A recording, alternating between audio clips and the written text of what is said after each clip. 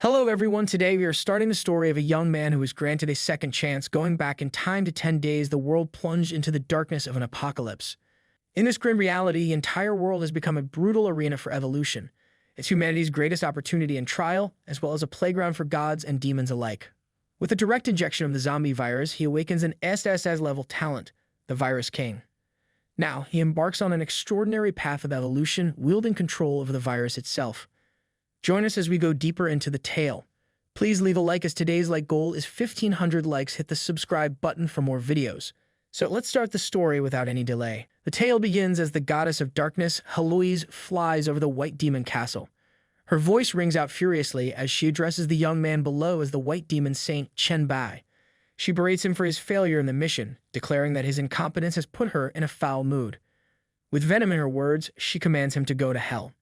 Tensing up, Chen implores Lady Goddess Heloise to wait, seeking another chance based on his past accomplishments. However, Heloise swiftly rebuffs him, asserting that lowly humans have no right to request opportunities. She declares that his white magic castle will be obliterated along with the darkness. Suddenly, black waves rise at the White Demon Castle, enveloping Chen from all sides and dragging him downward into the river of darkness. As he's pulled by the waves, he wonders how, despite nearly completing 100 tasks for the Lady Goddess, one failure means he's going to be wiped out simply because he's a lowly human. In a moment of defiance, he refuses to accept his fate and starts laughing hysterically. Just before being fully consumed by the darkness of the water, he defiantly shows his middle finger to Lady Goddess Heloise and shouts that he will fuck her no matter what. Within the darkness of the water, Chen is surrounded by endless blackness, sinking deeper into it. Suddenly, his hourglass locket activates and miraculously, Chen wakes up in his bed, still furiously shouting at Lady Goddess Heloise. Upon seeing his surroundings, Chen is shocked and begins to wonder how he isn't dead yet and where he is. After analyzing the room carefully, he realizes that it's his dorm room from his college days. He starts to wonder how he ended up there and why he wasn't killed by Lady Goddess Heloise. The decades of turmoil felt so real to him that he begins to question if it could have been a dream. Suddenly, his focus shifts to his hourglass locket and he notices something strange. He remembers that the hourglass was the item he obtained 20 years after the arrival of the universal will when the trial began. He also remarks that the hourglass is the most unique item he had ever seen. It couldn't display his attributes and couldn't be destroyed, so he always kept it with him. He carefully looks at the hourglass and wonders. He remembers that the sand was at the bottom and it wouldn't flow even when turned upside down, but now, to his surprise, it was at the top. So he interprets that time as reversed. Curiously, he checks the time and discovers that it's the day of June 5th, 2032, just 10 days before the arrival of the universal will and the start of the apocalypse. Chen reflects that in 10 days on June 15th, the universal will would officially arrive and begin the trail. During this time, more than 90% of humanity will perish and the deceased will transform into various zombies and monsters. All the conventional weapons will fail and the whole world will witness its demise in just one night. However, along with the dangers of the universal trial come opportunities. Those who survive will awaken innate abilities within themselves. Many magical equipment and items from various realms will also descend to Earth along with the universal will. These treasures garner the interest of gods who govern the rules of the universe, and since these gods couldn't directly intervene in the trial, they entice humans under the guise of protection, seeking to reap benefits from it. Ken reflects that in his previous life he wasn't strong enough, and after much struggle, he eventually joined under Lady Goddess Heloise's command. He desperately completed the tasks she assigned, striving to elevate his status. However, he never anticipated being erased simply due to one failed mission. As he glances at his mobile phone, breaking news flashes across the screen. The first headline sparks chatter about a new disease reminiscent of rabies or cinematic zombies. The second headline reports on patients at Jiangxing Hospital exhibiting erratic behavior, resorting to biting others. Lastly, a third headline describes an unbelievable event. A body undergoing forensic dissection suddenly awakens.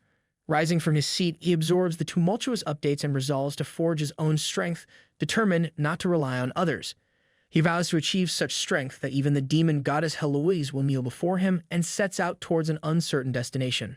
Along the way, Chen recalls that 10 years after the trial began, someone claimed to have discovered the only way to upgrade innate abilities. This person revealed that 10 days before the trial started, innate abilities actually became effective, and if one discovered and utilized their abilities during this period, it could upgrade them. Arriving at the hospital, Chen masks up and strides in with a clear strategy. Reflecting on his past life, he recalls his E-ranked virus resistance innate ability. He now believes that to upgrade his ability, he must use the virus to trigger and strengthen it in advance. Inside, he overhears a doctor and nurse discussing the unprecedented disease. The doctor marvels at the unfamiliar symptoms, while the nurse likens the patient to a scene from a movie. Approaching the patient's room, Chen observes the restrained figure and confirms its transformation into a zombie. Armed with a syringe, he moves to draw its blood, explaining to the zombie that its cooperation is vital for his training. With a sufficient sample secured, Chen anticipates triggering his innate ability. Following that, he checks the dormitory to see if anyone is around and realizes it's empty. He deduces that everyone is gone as they had stayed up all night. Preparing to inject the zombie's blood into himself, he hesitates briefly, knowing that if the theory is wrong, he might die. Yet brushing aside the consequences, he plunges the needle into his arm without hesitation. Reflecting on his struggles before the reset, enduring decades of weakness until finally making progress, he fears squandering opportunities if he remains feeble, despite knowing the future. Death seems preferable to restarting and remaining weak. As the blood courses through his veins, he collapses suddenly. Upon awakening, he finds himself back in the White Demon Castle, confronted by Heloise urging him to relinquish resistance and embrace the darkness. This time, however, Chen rises defiantly, vehemently declaring his intent to conquer Heloise. He then asks himself how he could fall here. Back at the hospital, Chen regains consciousness, walking strangely. Some people enter the room and are stunned to see Chen, his nerves seemingly protruding from every end, with blood coming out from his eyes and mouth. Recognizing Chen Bai, one of them anxiously queries him about the situation. Chen, momentarily stunned by the boy's presence, joyfully asks if he's back. With a nod, the boy agrees. Chen then excuses himself to wash his face, which the boy acknowledges with a simple okay. In the washroom, he gazes at his reflection, a smile spreading across his face as the theory proves true. The zombie virus didn't claim his life, and his innate abilities successfully upgraded. Wondering about the level of his newfound power, he is startled to hear a voice congratulating him on being chosen as a pioneer and receiving the title of Pioneer and Awakening in advance. Hearing this, he realizes it's the voice of the universal will, and he feels happy that he has successfully awakened. He commands the interface to display the title information, and a screen materializes before him, detailing the privileges of being a pioneer. It states that individuals who could discover, utilize, and train their abilities before the trial began were eligible for this title. Notably, it enhances their attributes by 5% and boosts experience gained by 10%. Moreover, pioneers have the advantage of awakening the attribute panel in advance. Reading this, Chen feels delighted about the percentage boost, realizing it's a perfect title for him. Then he commands to open the panel of the innate ability, where his ability level shows as SSS, indicating he possesses a great amount of power within himself. It's revealed that the virus monarch reigns supreme as the mightiest skill in the virus element, capable of absorbing, utilizing, manipulating, transforming, and creating viruses. Chen reflects on his current abilities, noting that he can only absorb viruses with a limited range. Realizing the need for a significant virus supply to enhance his power, he heads back to the hospital. However, his return is met with chaos as people rush towards him, some pleading for help while others warn of a zombie outbreak signaling the end of the world. Recalling crucial information from his past life about peculiar incidents in Jiangxing before the trial, Chen recognizes the sealed hospital as the source. Ignoring bystanders' inquiries, he charges towards the zombie-infested area. As he absorbs the virus, his virus monarch talent skill begins accumulating points which could be used to strengthen abilities. After absorbing one zombie, he relentlessly pursues every other undead, boldly declaring that no zombie can evade him. Meanwhile, on the 4th floor of the hospital building, zombies relentlessly pound on the restroom door where Liu Feng, the hospital director, and nurse Sui Xin are trapped. Liu Feng grimly admits to Sui Xin that escape seems impossible. The door won't hold much longer, and they are doomed. He then turns to Sui Xin, his eyes filled with lust as he laughs. Sui Xin, crying and wondering what to do, suddenly notices Liu Feng's strange behavior and asks what's wrong with him.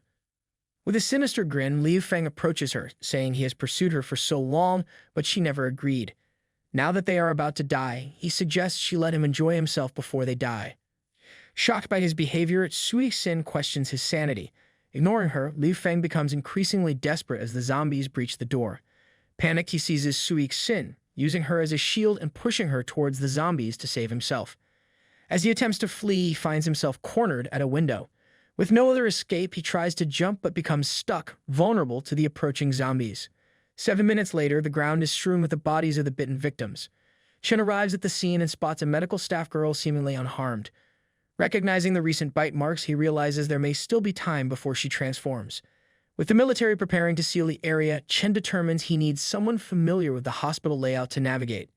Resolute, he decides to extract all the virus from her to halt the transformation. In a swift motion, he drains all the virus from her, saving her from turning into a zombie. Moments later, she regains consciousness, confirming Chen's success. Sui Xin expresses her gratitude to Chen for saving her. He remarks that it seems she hasn't completely lost consciousness. Sui Xin confirms with a yes, indicating her awareness of what had transpired. Chen then informs Sui Xin that he requires her assistance with something urgent. Agreeing to help, Sui Xin requests a change of clothes first. Chen, sensing the urgency, grabs Sui Xin's hand and begins to pull her, insisting there is no time for that. He implores her to lead him to the area in the hospital with the highest concentration of viruses. Sui Xin complies and then guides him to the laboratory, where most viruses are stored and tested. Chen collects some viruses, assuring her it should suffice. He combines them in a beaker, surprising and alarming Sui Xin. The concoction includes hepatitis, influenza, herpes, and HIV viruses, each contributing varying virus points based on potency. After absorbing all the viruses, Chen's next goal is to strengthen the zombie virus with them. He reviews his options on the point screen: Ancestor virus, Decay virus, T-virus, Coxy virus, and Dark Light virus. After careful consideration, he selects the Dark Light virus for upgrading, explaining its focus on devouring and evolving. Suddenly, Sui Xin alerts him to approaching zombies at the laboratory door. Chen instructs her to stay put and confronts the zombie, swiftly absorbing its virus. Observing Chen's actions, Sui Xin becomes perplexed.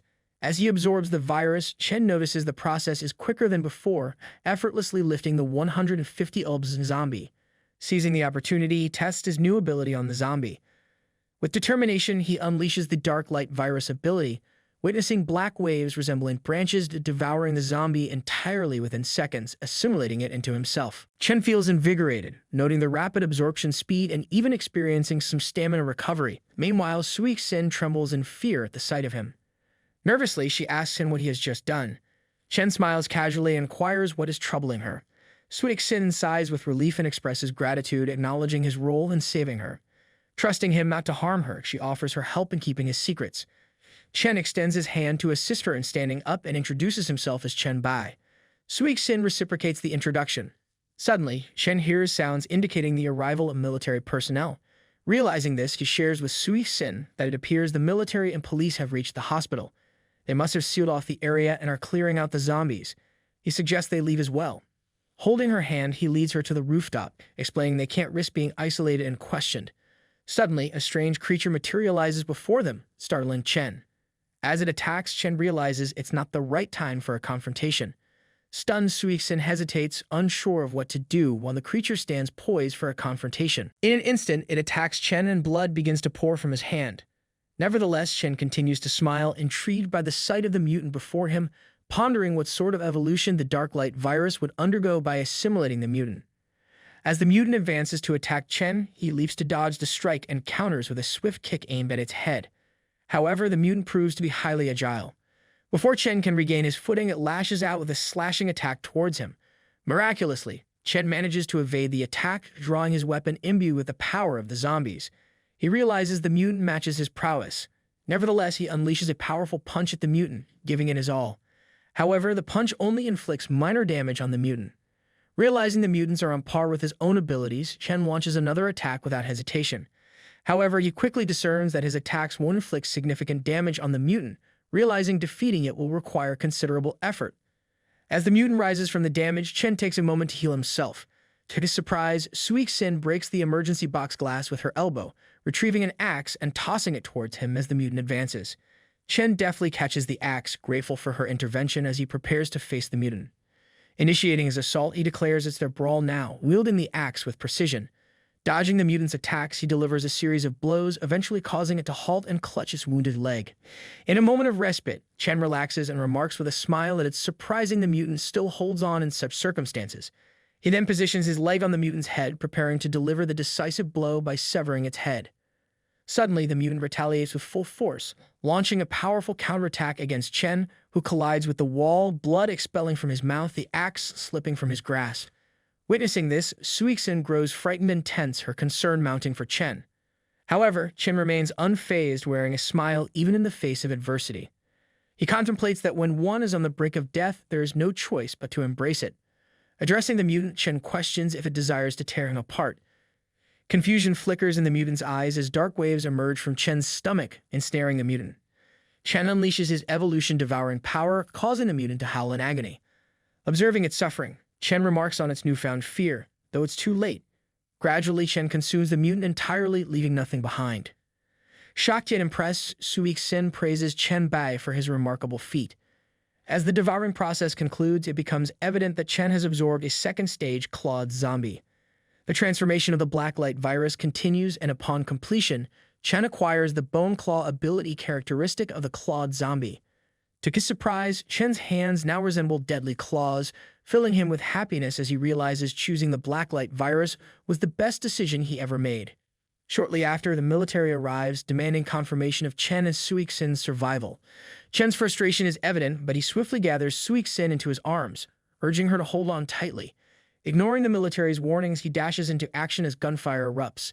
Sui Xin directs him towards a safe passage leading to the rooftop. Despite being struck by bullets, Chen remains focused, silently enduring as they push forward. Finally, they reach the rooftop, where Chen kicks open the door with a powerful blow. Catching his breath, Chen turns to Sui Xin and asks about her home. Sui Xin quickly provides her address: Rongfeng Neighborhood, North 4th Road, Nanbei Street. Chen nods in acknowledgement, then swiftly sprints and leaps off the rooftop. Sui Xin, stunned and fearful, instinctively wraps her arms around Chen Bai as they plummet. Minutes later, they arrive at Sui Xin's house. Upon entering her room, Sui Xin points out the bathroom and offers to assist Chen in cleaning his wounds. Chen reassures her, explaining that the bullets had not lodged inside and his injuries had already healed. He encourages her not to worry, indicating that he is fine. Sui Xin insists, her concern overriding any sense of embarrassment. Chen acquiesces with a nod and removes his shirt as she requests. As she examines his wounds, Sui Xin feels a bit flustered. She points out the remaining marks and traces of wounds on his hand, urging him to take a closer look. Glancing at his chest and stomach, Sui Xin suggests Chen inspect those areas as well, claiming they haven't healed properly. In truth, she finds herself drawn to him, particularly mesmerized by his defined six-pack physique. In a lighthearted tone, Chen teases Sui Xin, jokingly asking if he would immediately recover if he ate her and playfully questioning if she's willing to sacrifice herself for him. Feeling flustered by his banter, Sui Xin awkwardly responds that he wouldn't eat her, suggesting he would have done so already if he intended to. To her surprise, Chen draws close and whispers in her ear, revealing that her assumption was incorrect. He confesses that he hadn't eaten her earlier because the circumstances hadn't been suitable. Taken aback by his revelation, Sui Xin finds herself speechless. Suddenly, Chen removes the torn cloth from her body, indicating that now the environment is conducive to his earlier suggestion. He once more asks if Sui Xin would be willing to sacrifice herself to help him recover. Though Sui Xin doesn't explicitly say yes, she diverts the topic, suggesting they clean up instead. Interpreting her response as an indirect yes, Chen understands her reluctance due to embarrassment.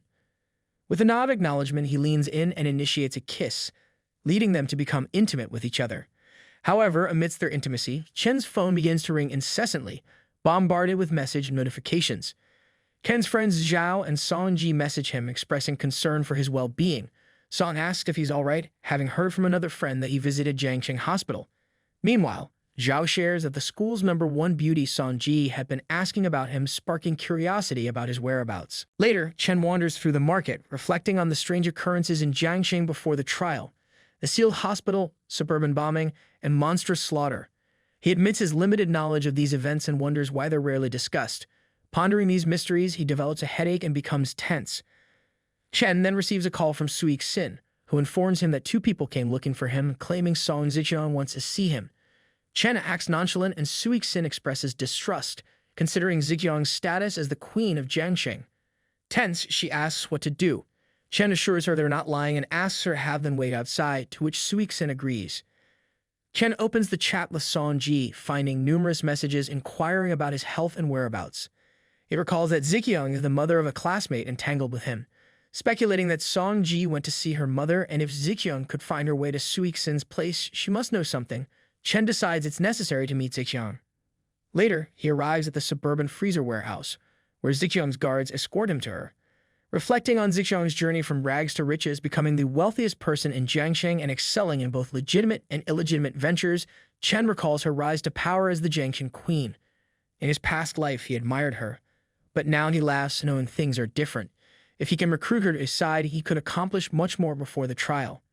They halt at the Suburban warehouse corridor where Ziqiang stands with her secretary, Ms. Lang. When Chen arrives, her bodyguard informs her of his presence. Ziqiang apologizes for summoning him, explaining her inability to leave. Chen inquires about the specific matter she wishes to discuss. Surprisingly, Ziqiang steps closer to him and adjusts his attire, explaining that she called him because Sanji had returned home, expressing concern about his absence at Jiangcheng First Hospital and asking for help. She also admits curiosity about the man who could make Sanji so nervous.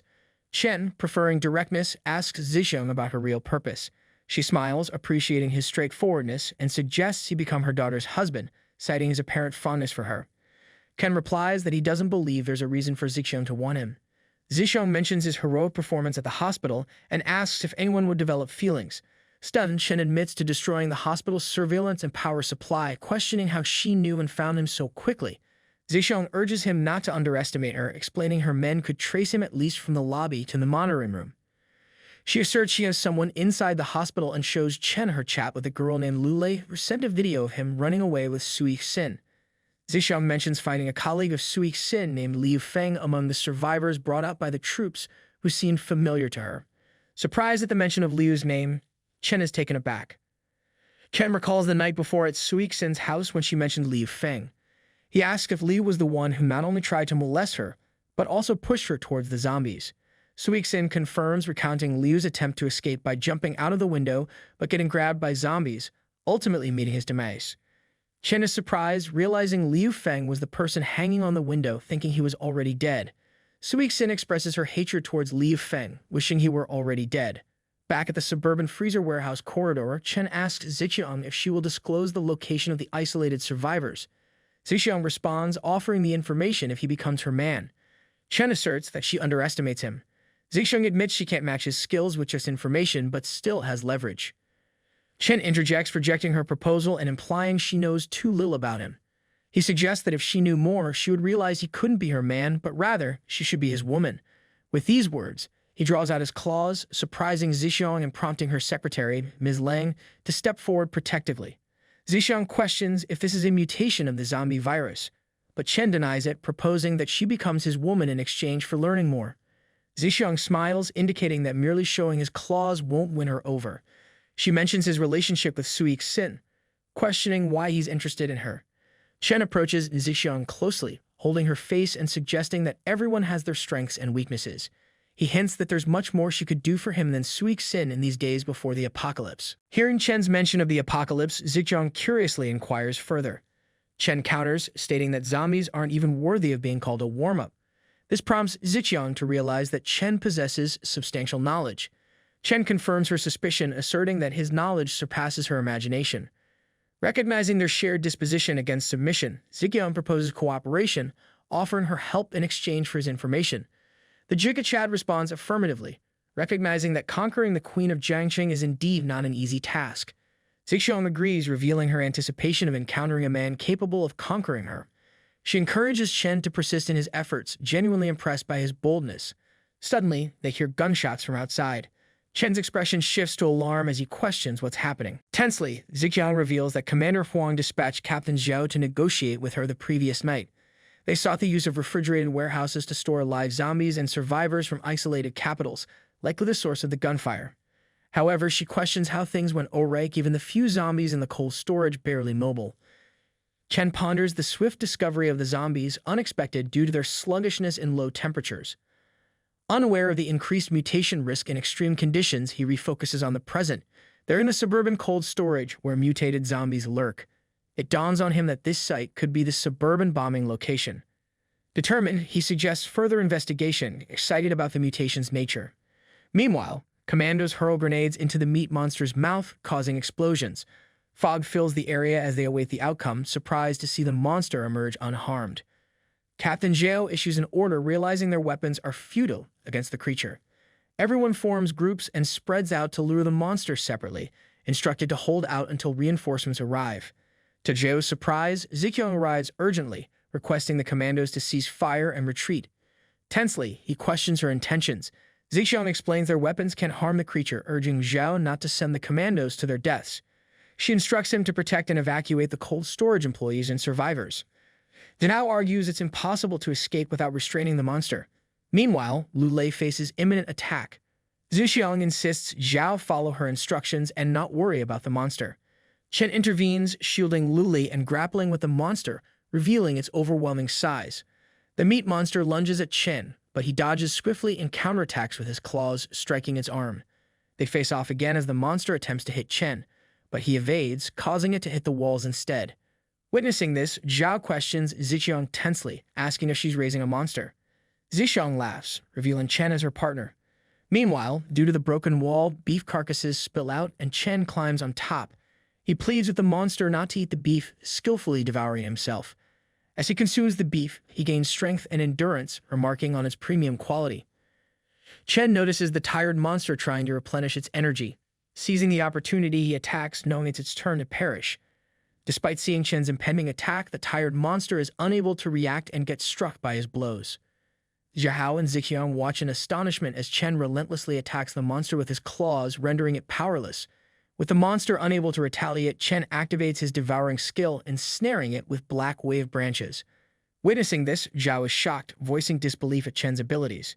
Meanwhile, Chen continues to devour the monster slowly. Zhao attempts to request a missile launch, but Zixiang intervenes, urging him to remain calm. She reminds him of Chen's assistance and warns against rash decisions, emphasizing the potential consequences. 10 minutes later, every commando aims at Chen, shields raised. Captain Zhao orders everyone to stay alert with loaded bullets. Zixiang reminds Zhao of his earlier restraint, which he reaffirms. Meanwhile, Chen increases his power, unlocking his new talent, Virus King, and gaining 500 virus points. Devouring a rare mutant enhances his abilities, including a new one named Heavy Hammer.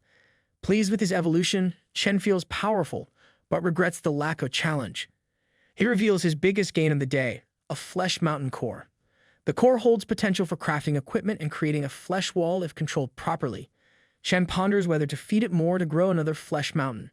His thoughts are interrupted when Zixiang calls him, prompting him to conceal the core. Zixiang introduces Chen to Lu Lei, a well-known journalist and internet celebrity. Chen asks if she secretly filmed him in the hospital, which she confirms with gratitude for his rescue. Chen modestly dismisses it, then asks if she captured his battle with the Meat Mountain mutant on camera. Upon hearing this, Lu Lei becomes a bit tense and apologizes, explaining that it's a professional habit of hers.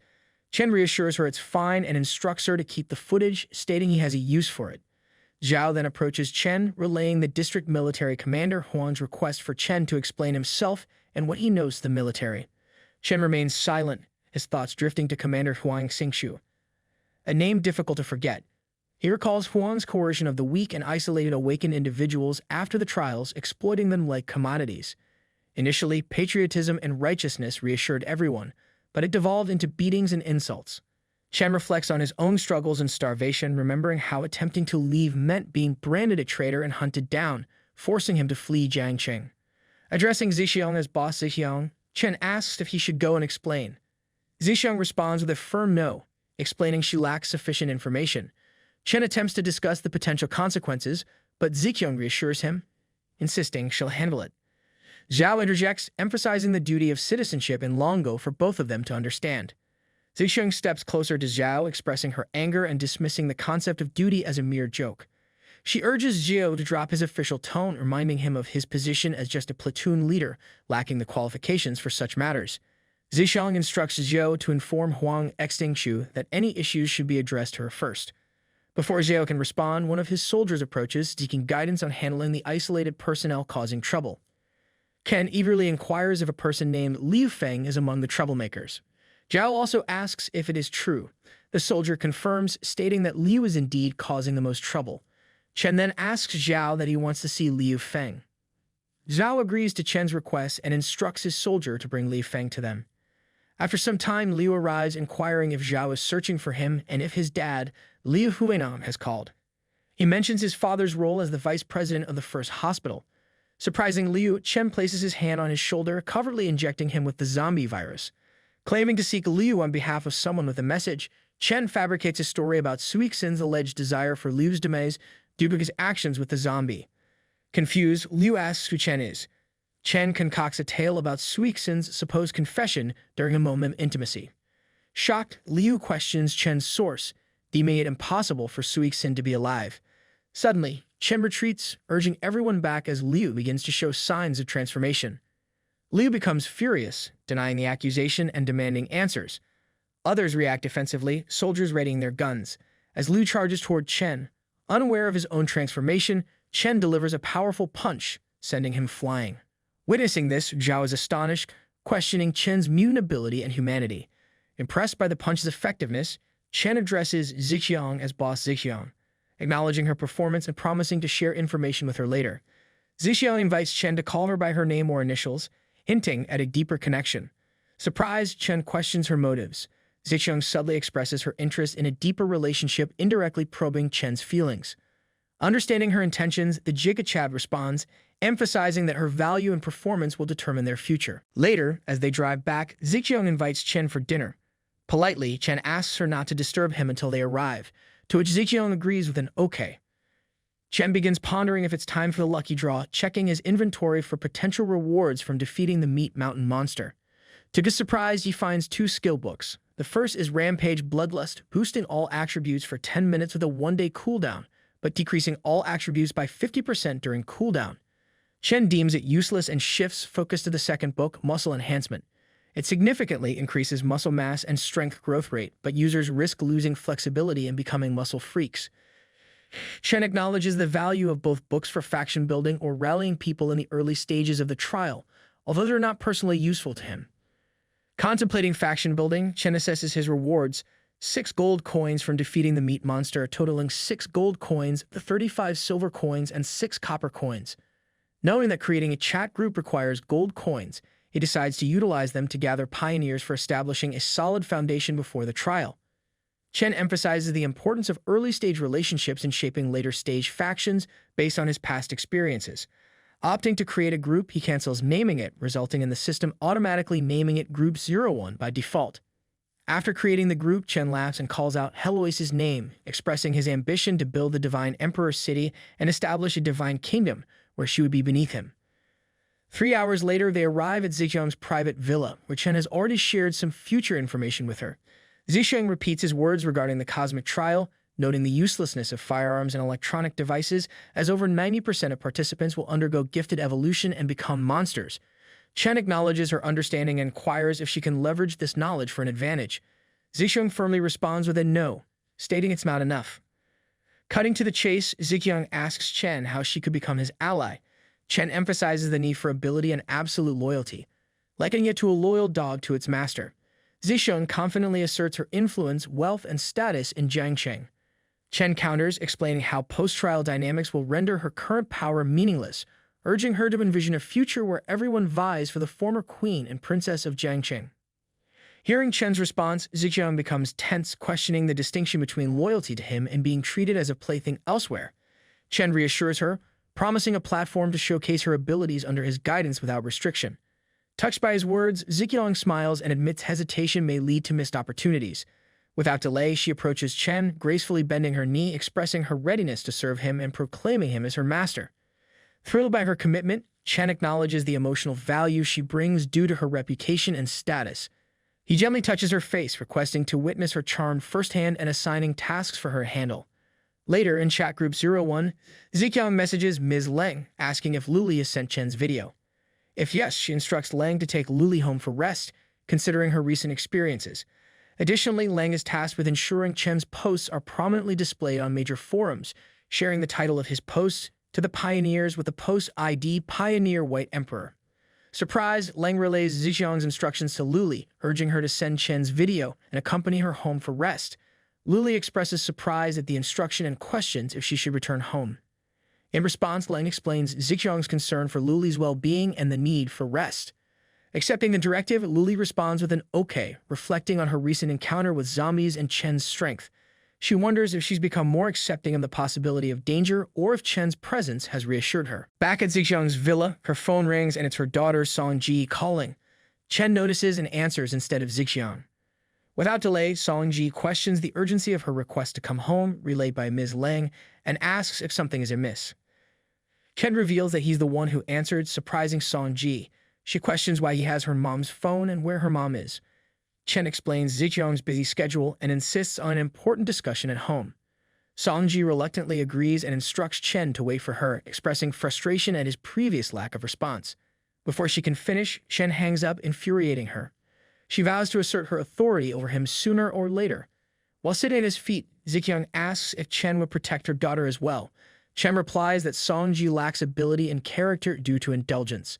However, with more effort from Ziqiang, he can ensure Sanji won't become a monster during the trial. Ziqiang expresses gratitude for his assurance. Later, Ziqiang and Sanji travel in a car to the Suburban secret warehouse. Overhearing her mother's conversation about Chen, Sanji questions Ziqiang's trust in him, finding it absurd. Ziqiang explains she stopped Sanji from seeking Chen due to her doubts and warns her to remain obedient and silent after they exit the car. Sanji agrees compliantly. Meanwhile, at the Suburban secret warehouse, Ms. Lang reports to Chen that she scouted all rumored locations of zombies and monsters in the city the previous day, finding only this warehouse. She explains it used to be an underground casino, now occupied by about 160 zombies who were former gamblers, without any special zombies like the Meat Mountain. Chen acknowledges this and considers the idea of a zombie slaughterhouse. However, he dismisses it due to the difficulty of eliminating the Meat Mountain in indoor hospital settings and the remote location of the secret warehouse, making it hard for news to spread if something happened. Chen confirms with Ms. Lang that she visited all the places rumored to have zombies but only found them at the secret warehouse. Ms. Lang responds affirmatively. By this time, Ziqiang and Sanji have also arrived. Chen begins to speculate that someone is collecting zombies and that the location where these zombies are being kept could be a zombie slaughterhouse. He notes that the military only dares to contain a few dozen zombies at most, but this person aims to gather all the zombies and monsters. Finding this prospect very exciting, Chen openly questions whether the anonymous individual is a curious adventurer or a pioneer with insider information. Chen directs the workers to open the warehouse door, unleashing a swarm of zombies. He swiftly defeats them, impressing Sanji and capturing Sui Xin's recording. After dispatching the zombies, Chen absorbs the virus from them, earning the title of Zombie Hunter and enhancing his attributes. He unlocks the serum formula in the talent tree, recognizing its vital importance in combating the zombie threat. Gathering everyone, Chen reminds Ziqiang of their pre-trip conversation about zombie combat strategies. Ziqiang confirms while Sanji watches in disgust as the zombies are eliminated. Ziqiang explains the necessity of using cold weapons to minimize the risk of mutation during the trial and ensures everyone's safety. Chen holds up a zombie, inviting everyone to showcase their talents. Ms. Lang volunteers first, surprising everyone by swiftly dispatching the zombie with a brutal body slam and neck snap. Impressed, Chen commends her speed and precision. Ziqiang steps up next, attacking a zombie with a baseball bat. While she knocks it down easily, Chen notices she lacks the strength to finish it quickly, requiring multiple hits. Sui Xin follows, using her knowledge of anatomy to overcome a zombie despite her lacking strength. Chen acknowledges her effort. Handing the bat to Sanji, Ziqiang encourages her to face the next zombie. However, Sanji panics, unable to fight, and ultimately fails the challenge by wetting herself without even trying. Chen remarks on her failure. Chen beckons Ziqiang for a discussion, expressing suspicion about Ms. Lang's findings regarding the rumored zombie locations. He tasks Ziqiang with a thorough investigation. Ziqiang agrees and inquires about Sanji. Chen, disappointed, stresses the importance of everyone's progress, especially Sanji's. He emphasizes the need for efficient training, prompting Ziqiang to arrange practice for her. Tense with anticipation, Ziqiang mentions Chen's unresolved virus issue. Chen hands her a paper containing the serum formula, surprising her. Upon reading it, Ziqiang comments on its complexity. Chen explains its significance and the option to generate the formula with the provided materials. Ziqiang expresses gratitude for Chen's trust and vows to safeguard the formula while completing the task diligently. Chen acknowledges, instructing Ziqiang to proceed with her work and arrange for someone to send him back. Ziqiang confirms and suggests Ms. Lang as the messenger. Alone again, Chen checks his mobile, feeling tense at the mocking responses to his post. Amidst the negativity, a private message from someone named Shil catches his eye. Shil reveals himself as a fellow pioneer and inquires about Chen's knowledge. Realizing the potential for valuable connections, Chen asks about Shil's talent. Shil responds with an S-level mental control ability. Chen shares information about the communication features unlocked by the pioneer, directing Shil to chat group 001 for basic information. He invites Shil to reach out with any further questions after reviewing the materials. Shil joins the group using his real name, Han Xiao. He then messaged Chen, asking if he can invite someone. Chen inquires about the person Xiao wants to invite. Xiao responds that it is someone named Shuchuan. Hearing this name, Chen is stunned, recognizing it as that of the emperor-level powerhouse known as Sui Xin. Excited at the prospect of such a powerful individual joining the group, Chen tells Xiao that he can invite any other pioneers he comes across. After this exchange, Chen has a hearty laugh. Eventually, Shuchuan joins the chat group. On the same day at 7:30 p.m., Luli is on a call with Zixiang. Zixiang asks if there are any results from the investigation into the collection of zombies. Luli confirms progress, attributing the actions to the forces of the Jiangqing Lord, who are funneling the zombies to the Manga container yard near the Jiangqing Wharf. She mentions dispatching someone for further intel, but they haven't returned, prompting her to proceed with the meeting. Suddenly, 2 injured men collapse before her, startling her. A man appears at the window, laughing ominously. Fearing discovery, Luli informs Zixiang tensely that she's been found out. Meanwhile, at Zixiang's mansion, Chen converses with Huai Liu, who seeks clarification on his talent's instructions. Chen agrees to help and requests the details. Huai Liu sends the term yin wood, prompting Chen to search for it on his panel. The search reveals that yin wood is the most yin of woods with an endless source of life. With yin's soul entering the body, it becomes the land of eternal life. Activating the wood body costs 1 spirit, while activating yin's soul costs 1 constitution. Chen notes that yin wood is an SS-level talent and informs Huai Liu that the cost of activating the ability is quite high. If his spirit is more than 3, it would cost a spirit to activate the wood body. Huai Liu thanks Chen for providing this information, mentioning that he has 5 spirits. Zixiang rushes to Chen urgently, prompting his concern. She explains that Luli discovered the zombies' destination at the Mankai container yard but was caught. The opposing party seeks negotiations. Surprised, Chen questions whether Luli was contacted or if she betrayed them. Zixiang denies the latter, asserting her trust in Luli's loyalty given their close relationship. She attributes the issue to the investigating team's actions. Determined to rescue Luli, Chen vows to intervene. Zixiang expresses gratitude for his commitment. Meanwhile, at the Mankai container yard, Luli is tied up by Xingmeng, a pioneer. He presents her with an ultimatum: submit to Zixiang or become his plaything. Luli struggles against her restraints as Xing approaches with a drink, warning her not to resist. Suddenly, Chen's voice cuts through, declaring that there is no grace in forcing someone to drink if the girl doesn't like it.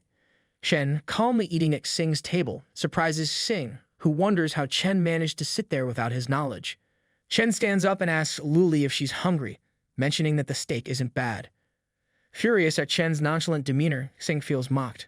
Chen then feeds Luli, who is embarrassed, and tells Xing that he's there to take Luli back.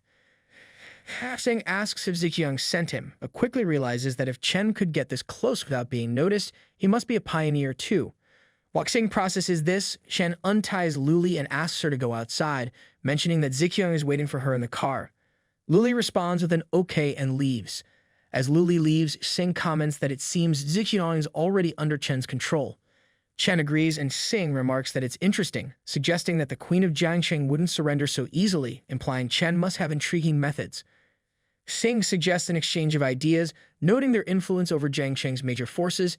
He has subdued the Lord, Chen the Queen, leaving only the commander. Xing proposes an alliance to make himself king, offering Chen a significant role. Despite the toast, Chen surprises Xing by declining the offer. Infuriated, Xing throws his glass and boasts of his S-level talent, challenging Chen to drink the punishment wine. Chen counters by revealing his investigation into Xing's activities, including the creation of zombies from living people. He deems Xing's power harmful and useless, asserting his SSS-level talent renders him unworthy of assistance. Xing laughs and draws his weapon, revealing his talent called Slaughter Progression. He explains that this talent allows him to permanently transfer parts of the attributes from his kill targets to himself, enabling indefinite growth. Xing boasts that this invincible top-level ability is still just a single level. He then challenges Chen, asking if Chen, with his supposed SSS-level ability, is afraid he will instantly become a god. The Jiga Chad responds calmly, saying he's close enough but can handle it. He muses that Xing's ability and unlimited growth pure combat skill resembles equipment in its nature. Enraged by Chen's nonchalance, Xing charges at him, shouting that he hopes to increase his attributes by killing Chen. Xing commands Chen not to disappoint him. Just as Xing lunges at him, Chen dodges the attack and activates his special hammer ability. Seeing Chen dodge, Xing realizes that Chen has a shape-shifting talent, finding it interesting but still underestimating his strength. Chen, however, remains cautious, recognizing that Xing hasn't fully explained his abilities, so he's unsure of their full effects. Xing attacks again with his claws, and Chen counters with his hammer hand. Their punches collide, creating a massive impact in their surroundings. The force of their clash reverberates through the warehouse, shaking the walls and sending debris flying. After that punch, Xing is momentarily pushed back but quickly recovers and attacks again. Chen counters with his hammer hand, but this time Xing stops the attack by grabbing Chen's hand. Xing taunts Chen, questioning his strength and demanding that he reveal his supposed SS talent. The Jigachad responds calmly, saying he's been using his skills all along and that Xing simply hasn't recognized them. Enraged, Xing dismisses Chen's words as nonsense and unleashes a full-power attack. Chen, feeling the pressure, braces himself but is sent flying into the wall by Xing's punch. Xing stands over him, declaring that Chen's strength, physique, and agility are all inferior to his own power. He accuses Chen of pretending to be strong and insists that Chen's tricks are meaningless in the face of his absolute power. Suddenly, Xing coughs up blood, clearly shocked and confused by what's happening. His status screen displays two notifications. The influenza virus and encephalitis B virus have exceeded his immunity limit, reducing his physical strength by 3, his agility by 5, and his overall strength by 2. Additionally, Xing receives a negative buff, causing fear of light and water, as well as slowed thinking and movements. Struggling to understand what's happening, Xing hears Chen remark that his physique is indeed impressive, as it took a considerable amount of time for the viruses to take effect. Chen then asks Xing how it feels to have so many illnesses. Furious, Xing shouts that Chen is a sneaky bastard and goes to attack him. However, Xing's weakened state allows Chen to easily defeat him with a hammer hand. Chen retorts that he isn't sneaky, as he had already warned Xing about his various attack methods, expressing pity that Xing didn't believe him. He then devours Xing's entire body. A system alert appears, indicating a whole evolved human has been absorbed, completing the Black Light virus's initial awakening, significantly increasing Chen's attributes. Additionally, a notification shows him that his Black Light devouring ability has evolved, allowing him to view part of his target's memories with a low probability of obtaining their mastered skills. Seeing this, Chen feels happy as the attribute bonuses provided by the Blacklight virus have changed from active use to permanent attribute bonuses, a huge benefit for him. He checks how many attributes have been added and finds that it's 20% more strength, 20% more spirit, and 100% more regeneration, on top of the previous bonuses of 30% more strength. Picking up Xing's claw, Chen realizes that they can no longer play around with ordinary people, as those with basic attributes below 5 are too fragile for him now.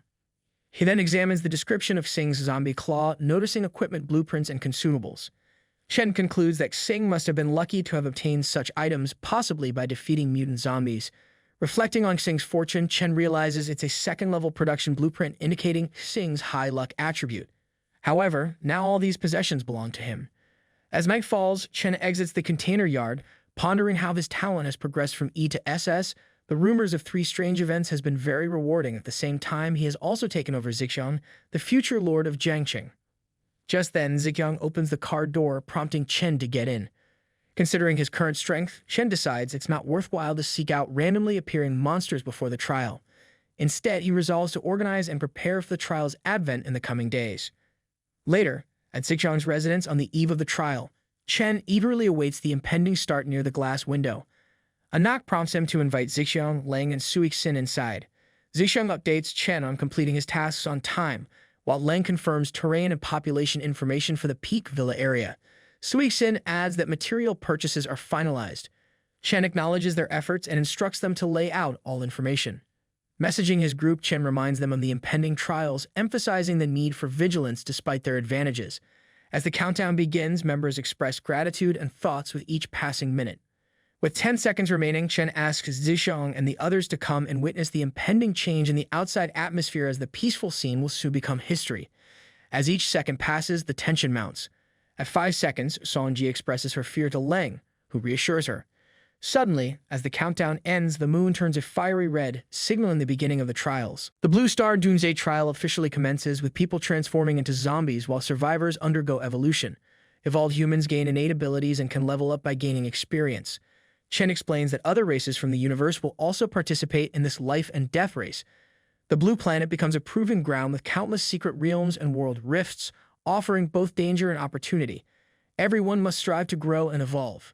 Suddenly, Chen notices his locket shining and receives a notice that the hourglass of time has been recognized and bound. Confused, he wonders what has been recognized, then recalls everyone else in the room and grows tense, not wanting anyone to know about the hourglass.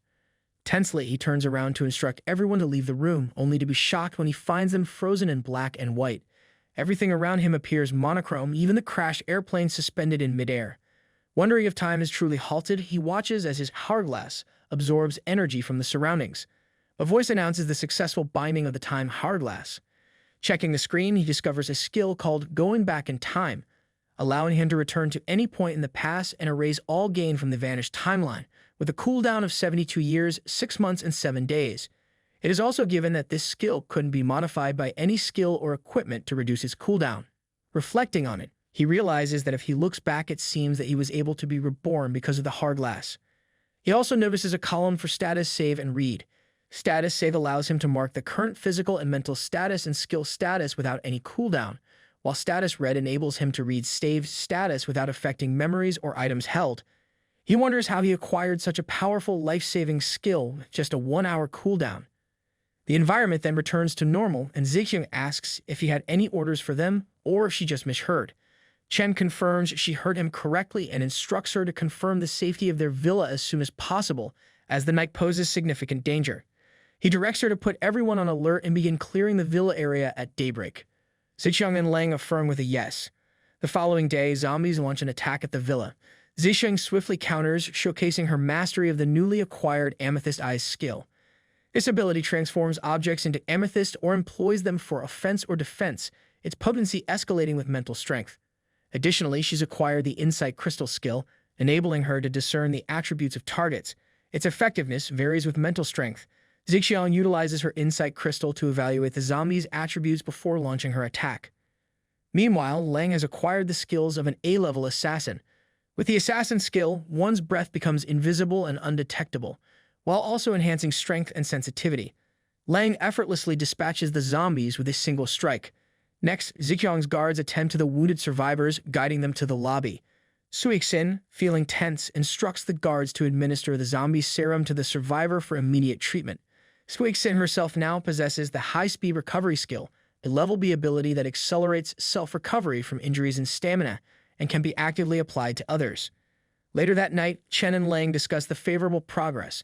Lang confirms that everything is proceeding smoothly thanks to Chen's prior arrangements, with no unforeseen incidents thus far. Chen informs Lang that he's entrusting the remaining tasks to her, citing more pressing matters on his agenda. Although surprised, Lang acknowledges his decision with an okay. Chen then leaps into the sky, soaring with such speed that it creates a rush of air. Moments later, Chen races towards a destination through Jiangxing Mountain Road.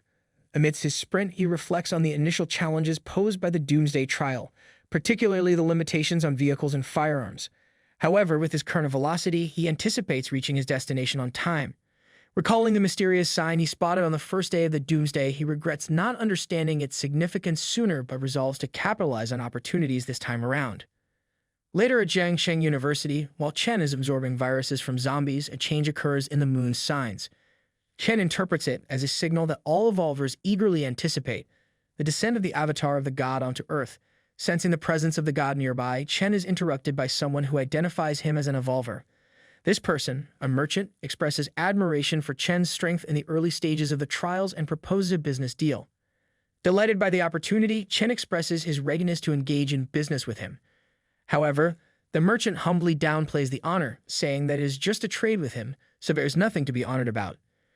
Chen expresses that he's had the honor of hearing about him and eagerly anticipated their meeting after seeing his symbol. He then bows down in front of the merchant, addressing him with reverence as the kind, fair, generous, rich, and powerful god of trading, Lord Lido. Hearing this, Lord Lido appears in his true form and tells Chen that he is flattered by him and sees their meeting as destiny, so he decides to gift Chen a special reward as a meeting gift. Lido gives Chen a card explaining that it is a gold membership card to the Goblin Chamber of Commerce, which grants a 12% discount on every item purchased. Chen, seeing this, reflects on how in his last life he had been immune to compliments and praise, so it was good to be quick on the uptake. Chen takes the card with gratitude, acknowledging Lido's generosity and kindness, and Lido mentions that since Chen is willing to trade with him, he will show him the products. Chen observes the first item, the Thunder Walker Scroll, an S-grade item known for harnessing the power of thunder, boasting potent combat abilities. Priced at 500 gold coins, it's a formidable choice. The second item, Reaper's Touch, is equally impressive, an S-grade legendary sniper rifle exclusive to firearms professions. Chen is taken aback by these offerings and reflects that the Thunderwalker profession scroll is from his previous life, indicating it was purchased from there. He acknowledges Leto's vast collection of profession items, explaining that he wants all of them but apologizes for being unable to afford everything at the moment. Understandingly, Leto mentions that he knows evolvers wouldn't have much currency at the start of the trials. He reassures Chen that his products are of value and encourages him to work hard to achieve wealth. Anticipating future meetings, Leto turns to leave. Chen stops Leto and shares that he has heard the gods couldn't participate directly in the trial and need to invest in evolved beings to make a profit. Chen then asks Leto if he intends to invest. Leto gets impressed with Chen's insight and knowledge and asks if Chen wants his investments. The Giga Chad responds by mentioning that he has heard Leto possess a treasure highly regarded by the gods, suggesting Leto to invest that in him, promising he won't regret it. Leto responds by emphasizing that an investment must yield profits, something coveted by all gods. He questions Chen's ability to offer more than it's worth and expresses reluctance to engage in a potentially loss-inducing venture. Chen, demonstrating his evolved form with the hammer hand and claw, urges Leto to consider his capabilities. Impressed by Chen's SSS-level talent, Leto admits it's tempting but hesitates to invest heavily early on. To Chen's surprise, Leto agrees to give him a chance, advising him to cherish the opportunity. Leto mentions that if it weren't for the fact that Chen was gifted and didn't have the aura of other gods, he wouldn't have agreed.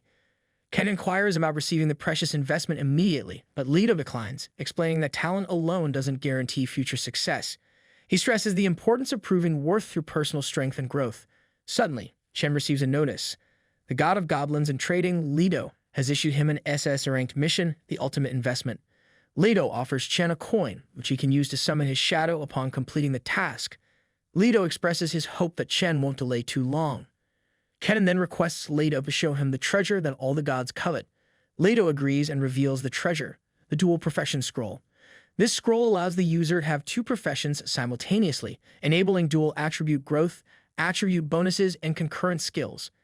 Chen is stunned by this revelation, pondering if it's truly a dual profession. Leto confirms the transaction's conclusion and prepares to depart. Before leaving, he remarks that his day's harvest has been pleasant and expresses hope for Chen's task completion. After Leto's departure, Chen checks his mission panel to review the task details. The description states that to secure the most valuable investment from the god of trade, he must prove his worth by locating a special copy of the secret realm in Jiangxing University, defeating the creature inside, and obtaining a part of its body to present to Leto. Chen notices in the reward area that the reward will be decided by Leto. Impressed, Chen thinks that Leto truly embodies the essence of a god of trade. He reflects on Leto's good reputation from his previous life, surmising that he wouldn't suffer any loss if he didn't perform well. Chen then wonders about Jiangxing University, contemplating whether it had a secret realm in its early days. If true, it must have been well hidden as he had never heard of it before. He begins contemplating where to start looking first. Meanwhile, in the gymnasium of Jiangxing University, a young man is bullying students. Tom the bully demands that students plead to be his servants in a manner that pleases him, threatening harm if they refuse. The students defiantly reject his demands, calling him names. Tom becomes agitated and threatens to harm them, reassuring them that he won't let them die easily. Lin Qi, one of Tom's comrades, tries to intervene, but Tom hits her too, telling her to stay out of it. Suddenly, an explosion erupts in the wall, causing everyone to tense up. Emerging from the opening, Chen confronts Tom, asking if he had beaten those students. Tom proudly admits to it, asking if Chen didn't like it. When Tom looks up, he's stunned to see Chen coming towards him furiously. The Giga Chad punches Tom with a hammer hand, telling him to go to hell. Seeing Tom in trouble, his friend tries to help by fighting Chen, but the Giga Chad swiftly defeats him as well. While overpowering them, Chen asks if anyone among them is from the medical faculty, as he's looking for something and needs assistance from someone familiar with it. The students replied with a no, mentioning that one was a civil engineer and the others were foreign students. However, a girl named Jia points towards Lin Qi and recalls that Lin Kai is a medical student. Seeing this, Lin Qi gets tense and pleads with Chen not to harm her, insisting that she hasn't hurt anyone. Then Lin Qi starts saying strange things like how she likes the Dragon Nation and describes herself as having a passionate heart, which makes the other students laugh. Embarrassed, Lin Qi asks Chen to spare her, promising to do anything in return. Jia reiterates that Lin Qi hasn't done anything wrong and has even tried to stop the two guys. The Giga Chad responds that he understands. Outside, Chen instructs everyone, except for Lin Qi, to leave. He tells them to follow the trail of zombie corpses to the Jiangxing City East Mountain Villa area and report his name as Chen Bai. The people there will take care of them. Hearing this, they all become tense, expressing concern about the city being full of zombies and the distance to East Mountain Villa from the university. They fear they could die on the way there. Chen reassures them that he has cleared almost all the zombies along the way, so they don't have to worry much as they won't be in danger. He also mentions that since they are all survivors, they will be gifted evolvers too. Chen points out that if they are too scared to face the zombies now, what will they do when the zombies and monsters start growing in numbers? They will be as good as dead. Hearing this, they all are stunned for a moment. Jia thanks Chen as she understands what he is trying to say. Then, everyone leaves from there. Lin Qi asks Chen why she can't leave with the others and why he's keeping her there, but Chen doesn't respond. Feeling embarrassed, Lin Qi wonders if Chen is keeping her there for romantic reasons, assuming students in the Dragon Kingdom love foreign girls like her. She concludes that Chen must be the same. Lin Kai then asks Chen not to use violence against her, saying she'll be his wildest horse. Chen smiles and clarifies that he isn't interested in a horse with 1,000,000 riders. He reminds Lin Kai that he needs someone to help him find something in the medical department. Lin Qi feels embarrassed and apologizes, admitting she was so scared before that she didn't hear anything. Then she furiously shouts at Chen, saying he can't insult her like that, claiming she hasn't been ridden by thousands of people.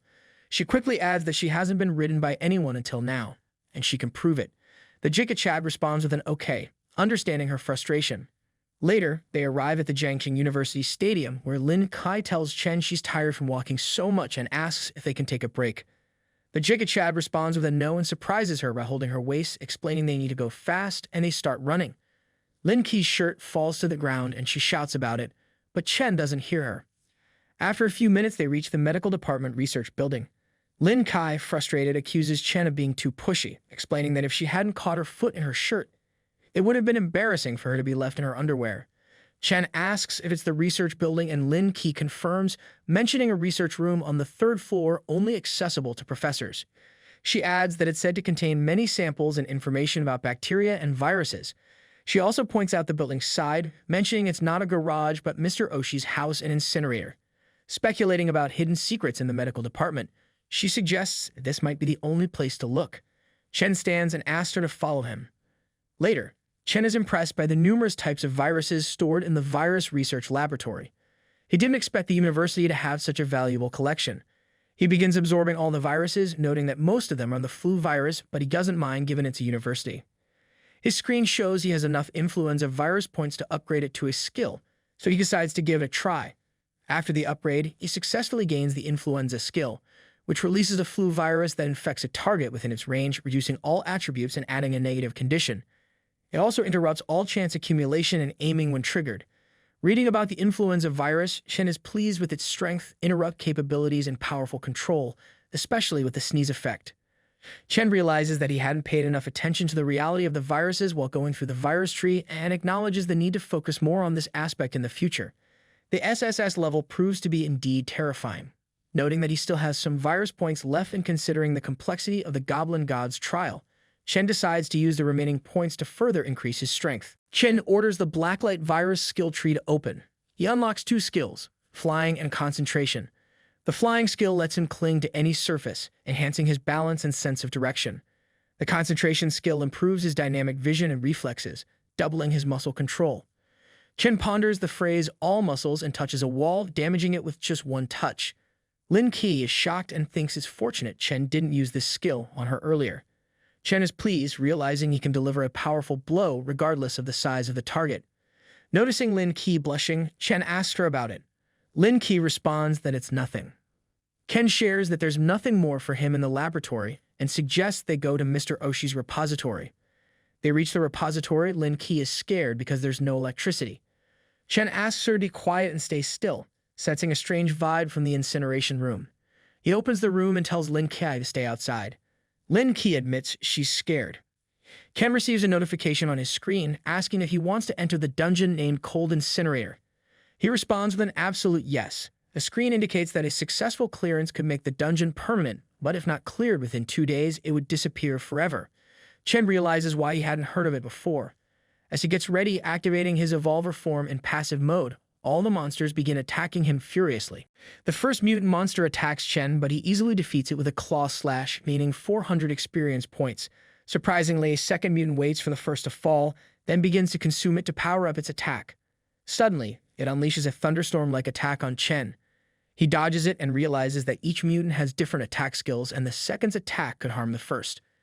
Despite the situation, Chen remains unfazed as the attack poses little threat. He retaliates with a powerful hammer hand punch, defeating the mutant.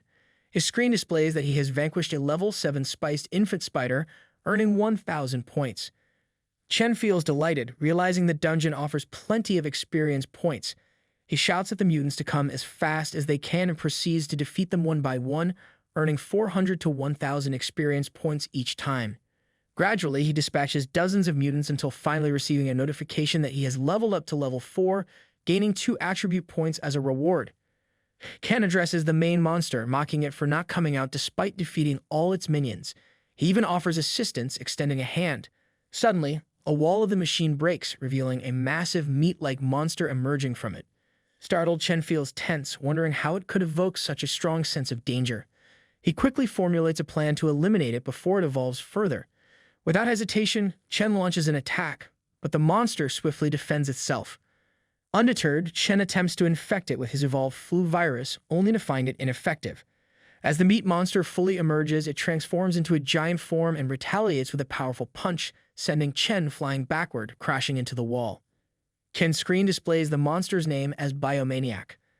Undeterred by Biomaniac's fury, Chen defends himself and counterattacks with all his power. However, Biomaniac swiftly regenerates, recovering from the onslaught. Despite the intense battle, Chen seems oddly happy. He explains that since his rebirth, he hadn't been able to fight with all his might, but now he's thrilled to unleash his full power against Biomaniac. Chen also mentions that in a few more days, his hands and feet will become rusted, revealing his plan to use Biomaniac to restore some of his strength. The fight continues relentlessly, with Chen launching attack after attack while Biomaniac continuously heals himself. After an hour of non-stop combat, they are still locked in battle. Chen is amazed by Biomaniac's seemingly infinite regeneration, wondering if there's any limit to it. He activates his Hourglass status read ability. Chen declares his determination to test whether Biomaniac is truly immortal or not. Another hour passes, and this time Chen calmly observes that Biomaniac is taking longer to heal. He begins to wonder if there's a limit to Biomaniac's regeneration, questioning whether the monster will eventually stop healing altogether. Another hour elapses, and this time Biomaniac's size has significantly diminished, leaving the monster lying on the ground. Chen, feeling a twinge of sadness, urges Biomaniac that he isn't done playing with him yet. The fight continues at a slower pace, and after yet another hour, Biomaniac lies motionless on the ground, no longer glowing and reduced to the size of a small piece of meat. Chen observes this and realizes that Biomaniac isn't going to recover anymore. With determination, Chen decides it's time to end the chapter of Biomaniac. He stomps on Biomaniac, crushing it into pieces. As the dust settles, the screen reveals that Biomaniac was a level 8 boss, and Chen has gained a hopping 10,000 points from defeating it. Furthermore, Chen levels up, reaching level 5. He receives a notification that the dungeon has been successfully cleared, and he now has the option to exit any time. His screen presents him with an intriguing question, whether he wants to upload the clearance video as a paid guide. Chen agrees to the terms, requesting to hide his appearance, name, and ID. Meanwhile, at the villa, Zhiqiang is getting a healing massage from Sui Xin. Suddenly, she gets shocked to see an announcement in the chat group. A person named White has uploaded the clearance video of the nightmare-level mystery dungeon called Incinerator, with a viewing price set at 1 copper coin. Both Zhiqiang and Sui Xin are filled with curiosity and decide to watch the video together. Meanwhile, other pioneers also tune in from wherever they are. One girl is stunned by the speed at which Chen fights the monster. She has to slow down the video to observe carefully. Some viewers are impressed by Chen's skills, while others grow tense witnessing the monster's rapid recovery speed, questioning whether it's wise for Chen to engage in such a battle. However, a child pioneer girl feels joy seeing that Chen has fully recovered after defeating the monster. Simultaneously, inside the cooled Incinerator dungeon, Chen absorbs the remains of the monster, and a notification shows him gaining 300 Blacklight Virus evolution points. Reflecting, Chen notes that the Blacklight Virus has its own evolution points, which he can only use to update its skills and abilities. Another notification appears, indicating that the Blacklight Virus has evolved, increasing the speed of recovery by 300%. He has also acquired the Biomaniac skill, Cell Regeneration, Grade A. This skill allows him to regenerate a severed limb using stamina or energy as quickly as possible. Delighted to obtain this passive skill, Chen acknowledges the low probability of acquiring such skills. Excitedly, he then decides to inspect the items dropped by this nightmare-level boss. In front of Chen, 3 golden items hover in the air, gleaming with an otherworldly allure. As curiosity gets the better of him, he grabs the first item, a golden scroll. The description reveals its dark nature. The Biodemon Professional Scroll, A-level and unique. It's an ominous profession feeding off other living beings to enhance itself, with the unsettling ability to stimulate its own cells, boosting strength and recovery. Of course, there's a catch. A little too much absorption might lead to disintegration or some uncharted genetic mutation. The scroll casually mentions that the consequences are unknown, which is probably code for you might want to think twice. To wield this power, one needs to be at evolved level 10 and physical level 15, a requirement that suggests this isn't for the faint of heart. Chen examines the item in his hand, weighing its potential. He recognizes it as a unique A-class profession with both risks and rewards, but he already possesses the Blacklight virus, a formidable power on its own. Deciding to move on, he picks up the next item, a golden test tube.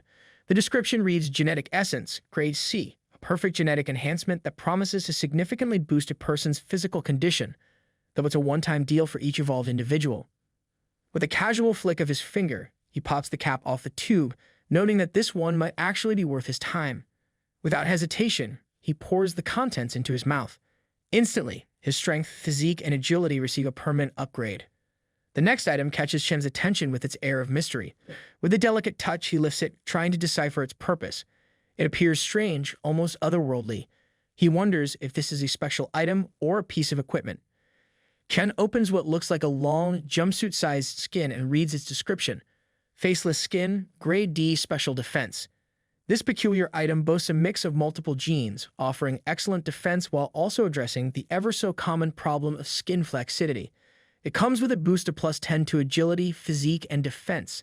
As if that weren't enough, it promises body modeling, with prolonged use potentially improving one's shape and has better effects on women, or so the description suggests. What really seals the deal is its dynamic nature.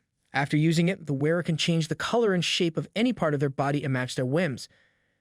It's like having a built-in makeover machine, except it's a skin suit.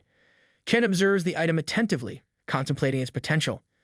After a moment of silence, he muses that the description of this dynamic skin seems a bit ambiguous. He ponders its true nature, wondering if it's meant for body modification or simply serves as equipment. Holding the skin aloft with his purple aura, Chen examines it closely, trying to unravel its secrets. Then Chen accesses his inventory, recalling that he also picked up some items from fallen monsters earlier. These turn out to be common equipment pieces suitable for use as internal armor. Not bad at all. Among them, he finds a skill book, and with a hint of excitement, he selects it. Reading its description, he learns that the skill book offers a power called Activate Cells. This ability boosts cellular activity for a short period, significantly enhancing recovery capabilities, but comes with a cooldown of 10 hours. There's a caveat, though. If one already possesses the advanced version of this skill, cellular regeneration, this skill book becomes redundant.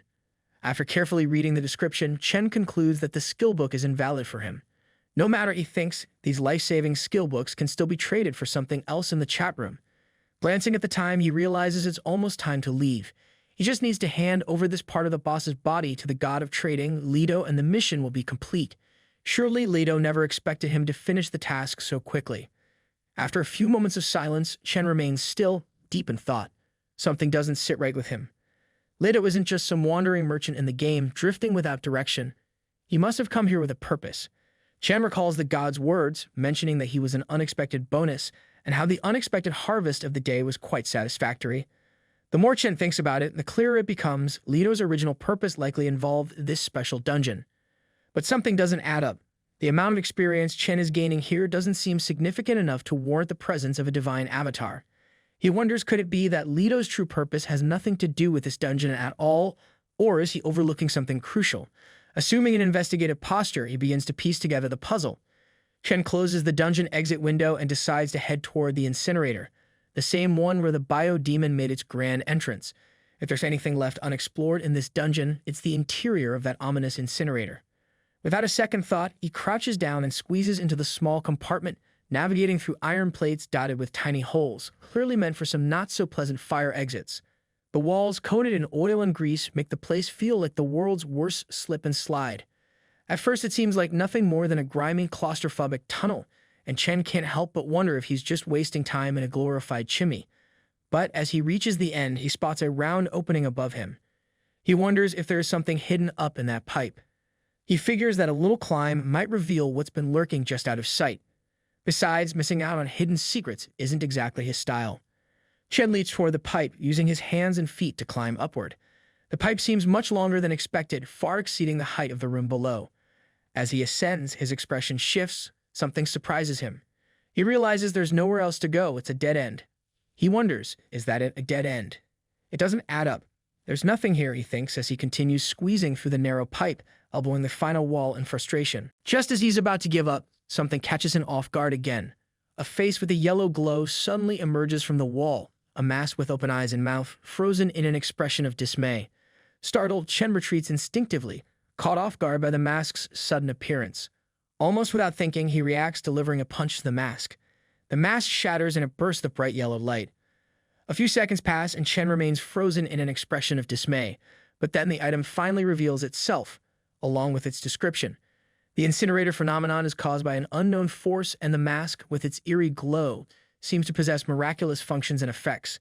The mask glistens brightly as Chen examines it, its features twisted into a face full of panic and terror. Chen stretches out his hand and picks it up, noting the unsettling way it's labeled. Unnamed with a question mark. It seems more likely to be a fragment of an SS-class item or even a god-tier relic. Incredible, he thinks. This must have been what Ligo was after all along. He reflects that now he has to find out a safe way to keep it hidden. He gazes at the mysterious mask in his hands, and a mischievous smile spreads across his face. Some time passes, and night has already fallen outside the medical university building.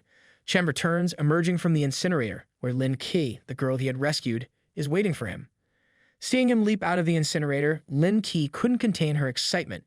She mentions having watched his video, her enthusiasm bubbling over as she declares she loves him. Meanwhile, Chen, ever the pragmatist, is more interested in something else entirely. He asks her if she has any copper coins.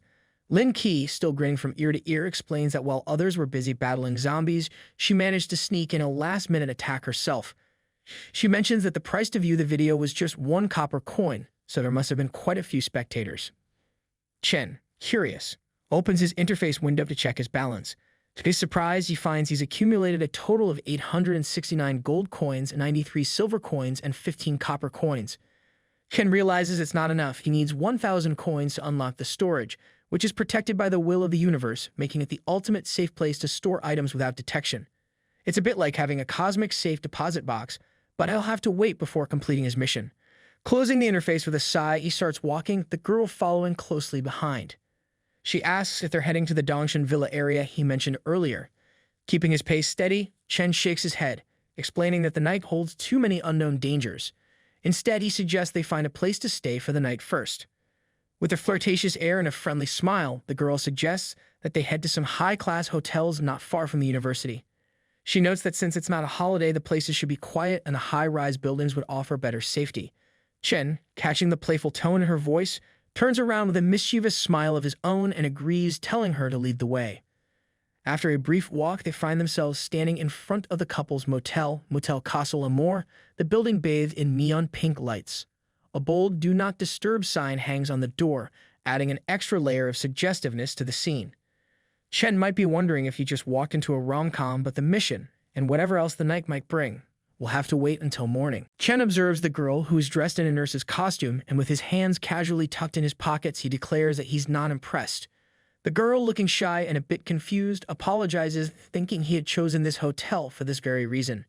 Chen, with a smug smile, claps his hands and admits that while he wouldn't mind seeing a little show, he's not fond of what she's currently wearing. The girl, trying to salvage the situation, covers herself with her hands and decides to change. After a quick search around the pink room, she returns dressed as a police officer, spinning handcuffs in her hand, clearly trying to strike a balance between playful and commanding. But Chen, ever the critic, shakes his head, insisting she still doesn't have the right spirit. She returns next in a teacher's costume, but that doesn't meet his standards either. He finds it not well behaved enough. Determined to find something that pleases him, she changes into a schoolgirl outfit, but this only earns a dismissive comment from Chen, who finds it boring noting that she's already a student. He wonders if there's anything more interesting in this costume parade. Just when it seems like nothing will satisfy him, she appears in a captural costume, complete with a tail and cat ears. With a flushed face, she tries to seduce him, asking if this will do. After a moment of silence, Chen approaches her as she lies on the bed. He finally approves, saying it's not bad, and playfully declares that she'll be his little pet for the night. Later that night, Chen quietly gets up from the bed, leaving Lin Qi sound asleep. He mutters to himself about activating the storage function. The system responds with a notification, describing the feature. The storage space is now open, costing 1,000 gold coins. It allows Chen to choose a successor and cannot be detected by any skill or ability, ensuring absolute privacy and secrecy, all protected by the will of the universe. The system urges careful use. Without hesitation, Chen stores the mysterious mask in the secure space. After getting dressed, Chen leaves the motel, determined to continue with the next part of his mission. Finding an appropriate location, he pulls out a coin and tosses it into the air. The coin spins, creating a bright yellow star-shaped portal. As it forms, the system notifies him that he's invoking the god of goblins and commerce. The portal glows before Chen, who remains standing, lost in thought. A saying from his past life crosses his mind. Emotions are part of the currency when dealing with Lido.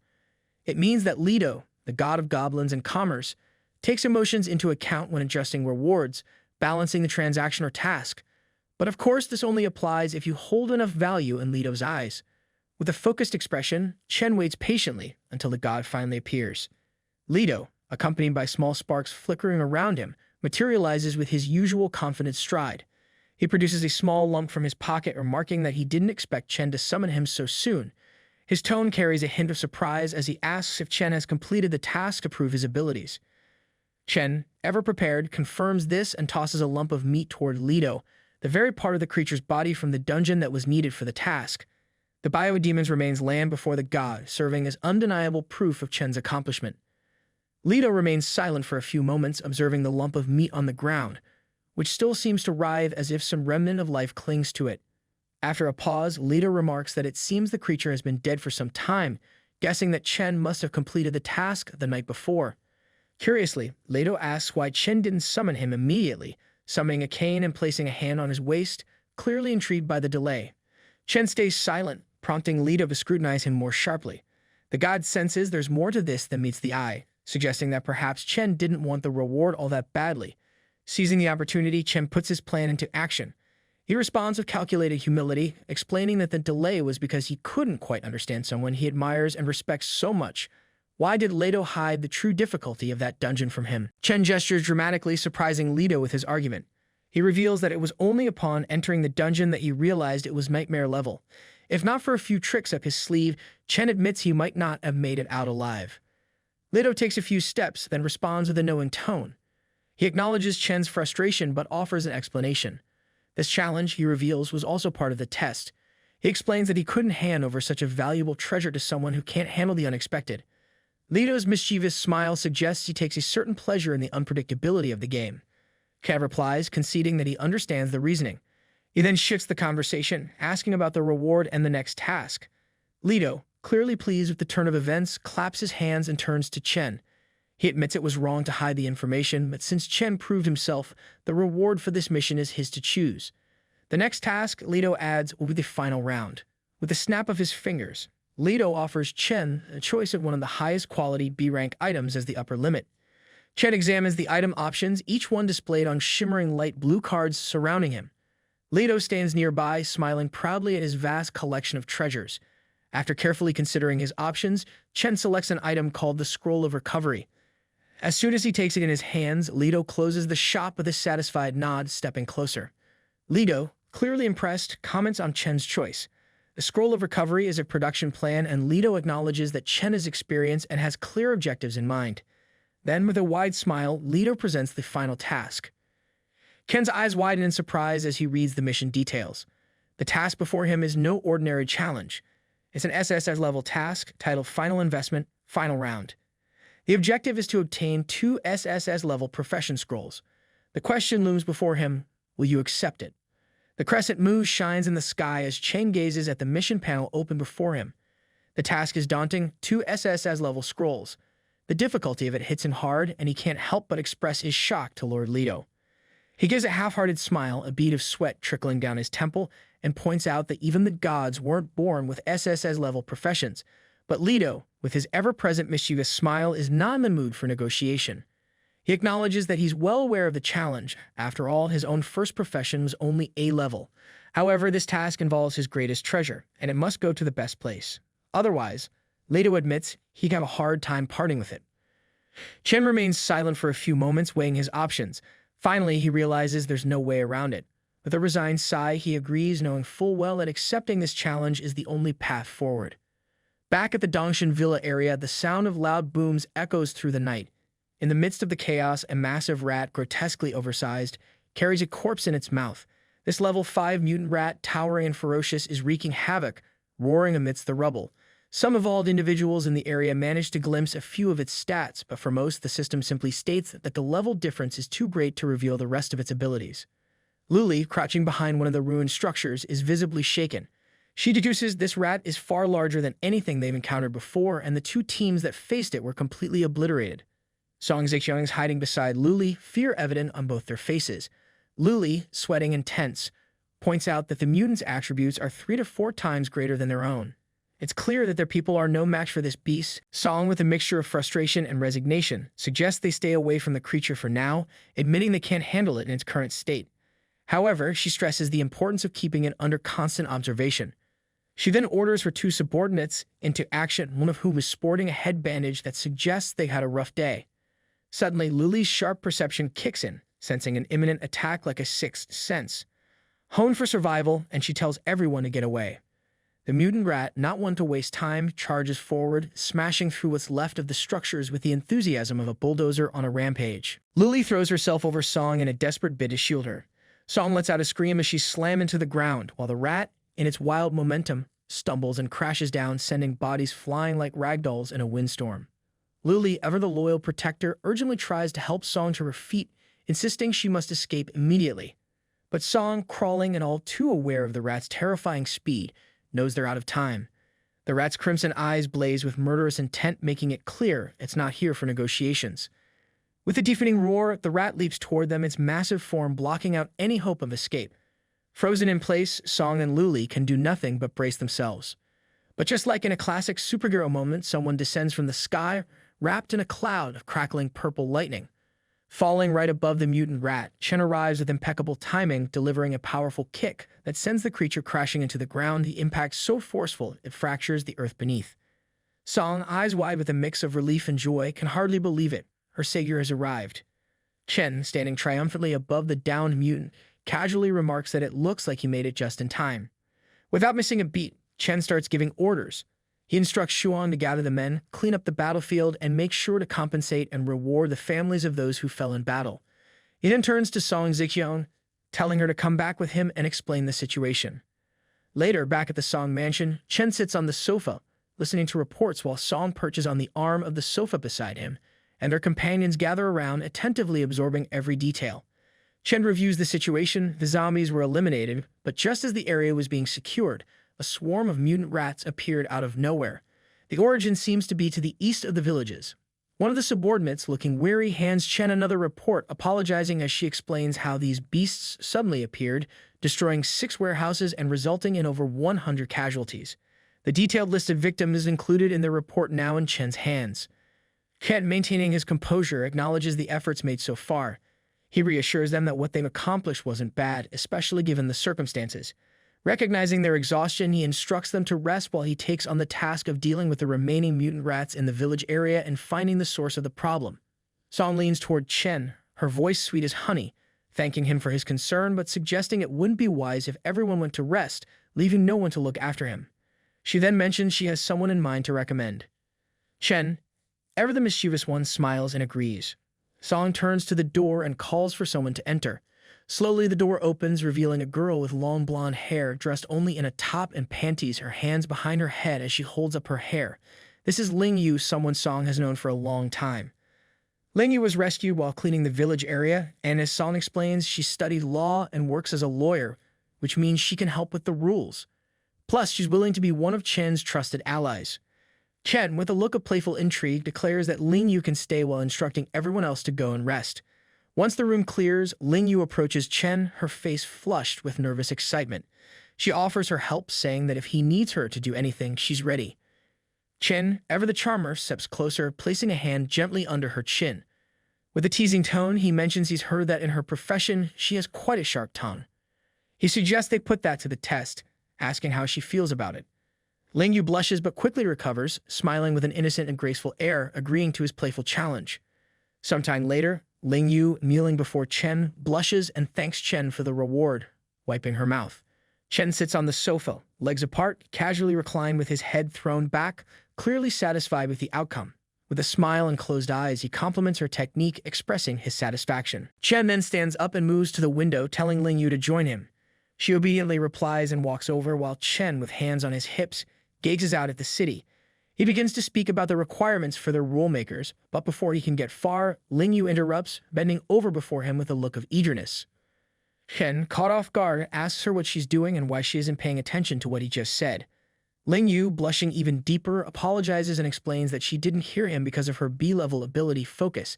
This ability allows her to increase the speed of her thinking and the sensitivity of her senses when she's deeply focused on something, whether it's thinking, feeling, or doing. However, the downside is that it blocks out all other external information. Chen takes a few steps, clarifying his earlier request. He explains that he called her over because from this vantage point, she can see all three areas of Dongshan, the upscale residential zones on the slopes, and the neighborhoods in the lower part of the mountain. He needs her to draft different rules tailored to these distinct areas. The girl turns around and confidently replies that she can handle it, asking if there are any other requests. Chen, with a mischievous smile, tilts his head and touches his chin, then mentions a simple request. He's curious about her abilities and wants to see just how far her senses can be stimulated when she focuses on her feelings. Blushing once more, the girl leans against the window, saying she's ready. She activates her ability, Focus, preparing herself for whatever Chen has in mind. It seems like this is turning into a very hands-on demonstration of her capabilities, with Chen eager to see just how far her talents extend, both in rulemaking and beyond. The next morning in the sewer exit of Dongshan near the river, Chen stands before a group of his subordinates, gesturing as he speaks. He explains that he discovered this location the previous day through architectural plans and traces of mutant rats. This sewer entrance is the den of those very mutants. With a decisive move, Chen places his foot on the sewer entrance, emphasizing the importance of what lies ahead. Song, his assistant, and several other disciples stand by, listening intently. Chen continues, acknowledging that while he could clear out the den on his own, his goal is to cultivate strong, reliable, and secure individuals who can protect everyone in his absence. He wants them to grow quickly, to be capable of handling such threats without him. That's why he selected this group and brought them here, to give them the opportunity to improve and prove themselves. Chen turns to face the group, his expression serious as he addresses them. He tells them to become the backbone of the village area and asks if they're ready. In response, everyone kneels, shouting in unison that they are. Chen laughs, scratching his head, and finds it amusing that some of the men call him Master. He tells them to stand up and suggests they call him Brother Baya from now on instead. The group stands, and the men respond enthusiastically, agreeing to the new title. Still chuckling, Chen shakes his head and steps into the sewer water, making his way toward the entrance grates. With a firm grip, he breaks the iron grates with his hands, opening the way forward. He declares that it's time to begin, and as he does, the system chimes in, announcing the activation of a special task, the sewer dweller. Chen looks around and asks if the others received the task as well. Song, standing beside him, confirms that she did, and her bodyguard chimes in, explaining that the task involves killing all the mutant rats and the Rat King, as well as investigating the source of the mutant rat swarm. The reward will be determined based on how well they complete the objectives. One of the subordinates also speaks up, confirming that they too received the same task. Chen leads the way through the dark sewer, with the group following close behind. Some of them carry torches, casting flickering light along the damp path. Song, glancing around, comments on the darkness, expressing relief as she had the foresight to have torches made. Chen, always one to find the silver lining, notes that the sewer is actually cleaner than he expected. The water runs blue, and the walls are surprisingly not as filthy as one might think. Just as they start to relax, a growling sound echoes from the end of the corridor. Chen quickly raises his hand, signaling the group to be cautious. Moments later, a horde of enraged rats appears, rushing towards them, leaping over the water with unsettling speed. With a grin of excitement, Chen activates his claw and hammer fist ready for the fight. He remarks on the sheer number of them, clearly energized by the upcoming battle. Song, never one to shy away from action, moves ahead to join the fray. Chen advances, tearing through the rodents with fierce efficiency, his companions following closely, cutting down the creatures. As they continue the onslaught, Chen reminds them to stay focused, urging them to follow his lead and ensure none of the rats are left behind. After the battle ends, a water fills with the bodies of the slain rats, piling up in the murky depths. The bodyguard, ever cautious, pokes a pipe to ensure the creatures are truly dead.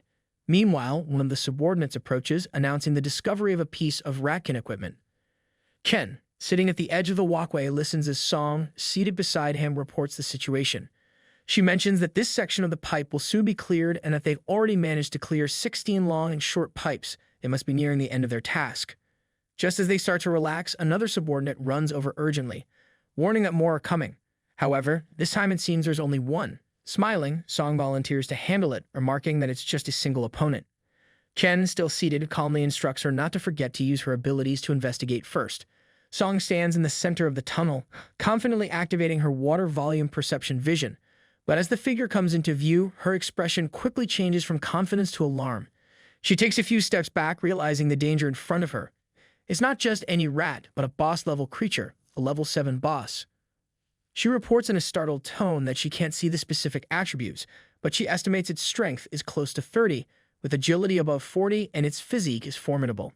Sensing the imminent danger, Chen swiftly activates his purple claw and leaps toward the creature, passing by Song, who shouts a warning, urging him to be careful. But her concern is quickly proven unnecessary.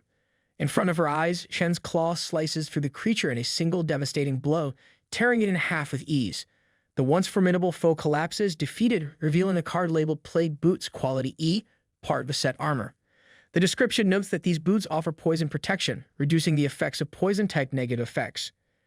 Standing atop the fallen giant rat's body, Chen watches as his arm returns to its human form. With a mix of surprise and amusement, he comments on the unexpected drop, a set item from the Rat King. He quickly equips the boots, and as he admires them on his feet, he notes that although the quality is relatively low, collecting the full set would make it several times stronger than ordinary equipment of the same level. With the Plague Rat King now defeated, Chen turns his attention to the remaining task, investigating the cause of the mutation. The battle may be over, but the mystery behind these mutant rats still needs to be unraveled. Chen stands up and descends to join the group. As they move through the pipes, Song beside him voices her confusion about why they haven't encountered more rats after passing through 5 pipes.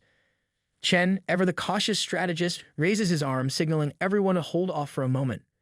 He follows a trail of green mist, and as he advances, his system kicks into high gear, absorbing an unsettling variety of viruses, spores, bone spines, decomposition, mutated green spores, and black plague. With each step, the virus points in his system climb higher, like a twisted video game where the prize is more germs. Normally, a few viruses in a sewer are par for the course, but these strains are far from ordinary. Their sheer variety and intensity hint at something far more sinister, capable of endangering even an evolved being like Chen. He realizes that the source of the mutation must be close, probably lurking just around the next ominous corner.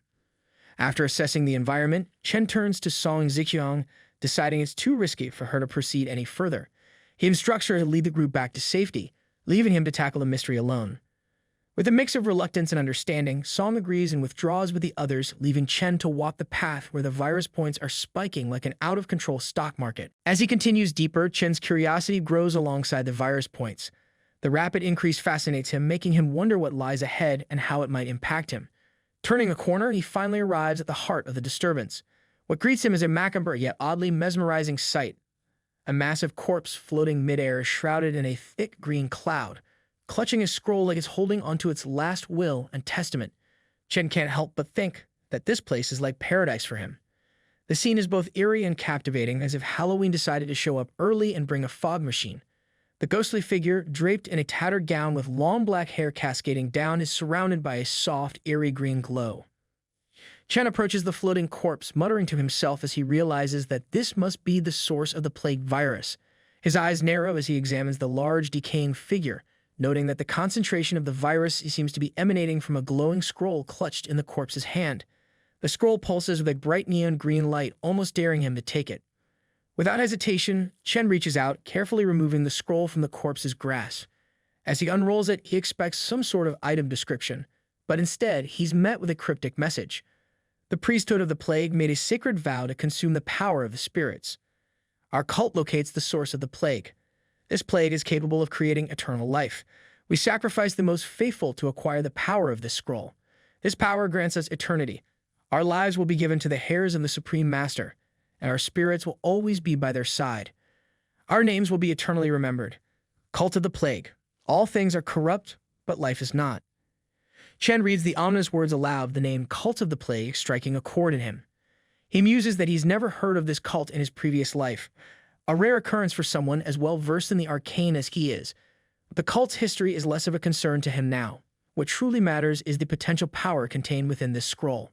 No matter what mysteries this cult held, Chen knows that by absorbing all the viruses from this scroll, his strength is poised to make another qualitative leap.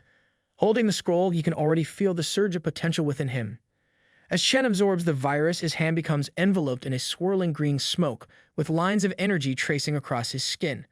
But suddenly, something goes awry. His arm reacts violently, transforming into a mass of purple tentacles that stretch and wriggle uncontrollably. Confusion and pain wash over him as he grits his teeth, trying to make sense of what's happening while clutching his own shoulder in an attempt to contain the chaos. A spiral of purple and green smoke forms, swirling around his arm as he struggles to endure the overwhelming strain of the absorption process. Just when it feels like he might lose control, the floating corpse that had been ominously suspended in the air suddenly crashes to the ground, lifeless once more. In that instant, Chen's arm returns to normal, the tentacles receding as if nothing had happened. His system immediately chimes in, informing him that the special task, the sewer parasite, has been completed. Chen receives 2,000 experience points, and the system initiates a random reward draw. Moments later, the system congratulates him on obtaining an item called Wall of Flesh. As the notifications fade, Chen notices a small blue and green mark now etched into the palm of his hand. Curious, he focuses on the mark, and the system provides another notification. Plague mark, proof of a central member of the Cult of the Plague. Granted from the terrifying levels of disease, this mark changes with interaction with other plague marks. Chen stares at the plague mark on his hand, still trying to fully grasp its significance. Just as he's piecing things together, a new and unexpected notification appears above his head, catching him off guard. The notification reads, "Not corrupted by the plague, obtains the plague mark and triggers conditions for subsequent tasks." The task Cult of the Plague has been issued with a difficulty level of SSS. Chen looks up, feeling a mix of distress and intrigue. An SSS-level task is no small matter. Above him, a translucent lilac window appears, displaying the task details. The Cult of the Plague, in their quest to receive the true god they have prophesied, wishes for the ancient goddess to be reborn and to arrive in this world. Devoted followers possessing the plague mark hold the qualification to become the true god described in the prophetic books. As a member of the Cult of the Plague, you must accept your mission. Prove that you are the true god in the prophetic books. Task goal is to find a plague bringer, and the task rewards are unknown. Chen reads the task details carefully, realizing this mission is tied to divine power. The weight of the situation sinks in as he understands that becoming the god of the plague could grant him the power to stand against his archenemy, Heloise, a formidable foe who has haunted his thoughts for far too long. The thought of facing Heloise head-on fuels his determination. To do so, he must embrace this new path and find the plague bringer. In front of Chen, a large portal materializes, its center swirling with a purple and lilac vortex that seems to pulse with energy. As he approaches it, Chen muses to himself, wondering if this is the generation of a new dungeon. Reaching out to the vortex, he triggers the system, which promptly informs him. The plague sewer dungeon of the Hell Cult is being generated. Time remaining, 29 days, 23 hours, 59 minutes, 59 seconds. A grin spreads across Chen's face as he absorbs the information. A Hell-level dungeon even more challenging than the nightmare level of the Incinerator is in the works. With a generation time of 1 month, it's clear that this dungeon won't be a walk in the park. The difficulty level promises a formidable challenge, and Chen can't help but feel a thrill at the thought of what lies ahead. Deciding to bide his time, Chen makes a mental note to return in a month. For now, he has other preparations to make and plenty of time to gear up for what is sure to be one of his toughest tests yet. Meanwhile, Song stands in front of another vortex at a different location, inspecting the portal. As she touches it, the system informs her that the East Mountain Sewer Dungeon has been generated, featuring a normal difficulty with a recommended level range of 1 to 10 and an entry limit of 3 times per day. Chen arrives walking through the tunnel and comments that reaching level 10 is crucial for everyone to evolve. Song turns to him with a smile, pleased to see him back. She mentions that she's already sent someone to gather everyone to enter the dungeon in groups to maximize their chances for evolution, ensuring they make the most of the 3 daily entries. Chen nods, approving her initiative, and tells her she's done a good job. 20 minutes later, Chen stands in front of the vortex, gesturing as he addresses the group. He reminds them that the sewer dungeon space isn't fully open yet, so they should enter in groups of 4 to 8. He emphasizes the importance of prioritizing survival over everything else. First life, then profit. The group responds in unison, acknowledging his words. Chen then turns to the girls, telling them that the 3 of them will be coming in with him. However, he makes it clear that they're on their own. He won't intervene unless absolutely necessary.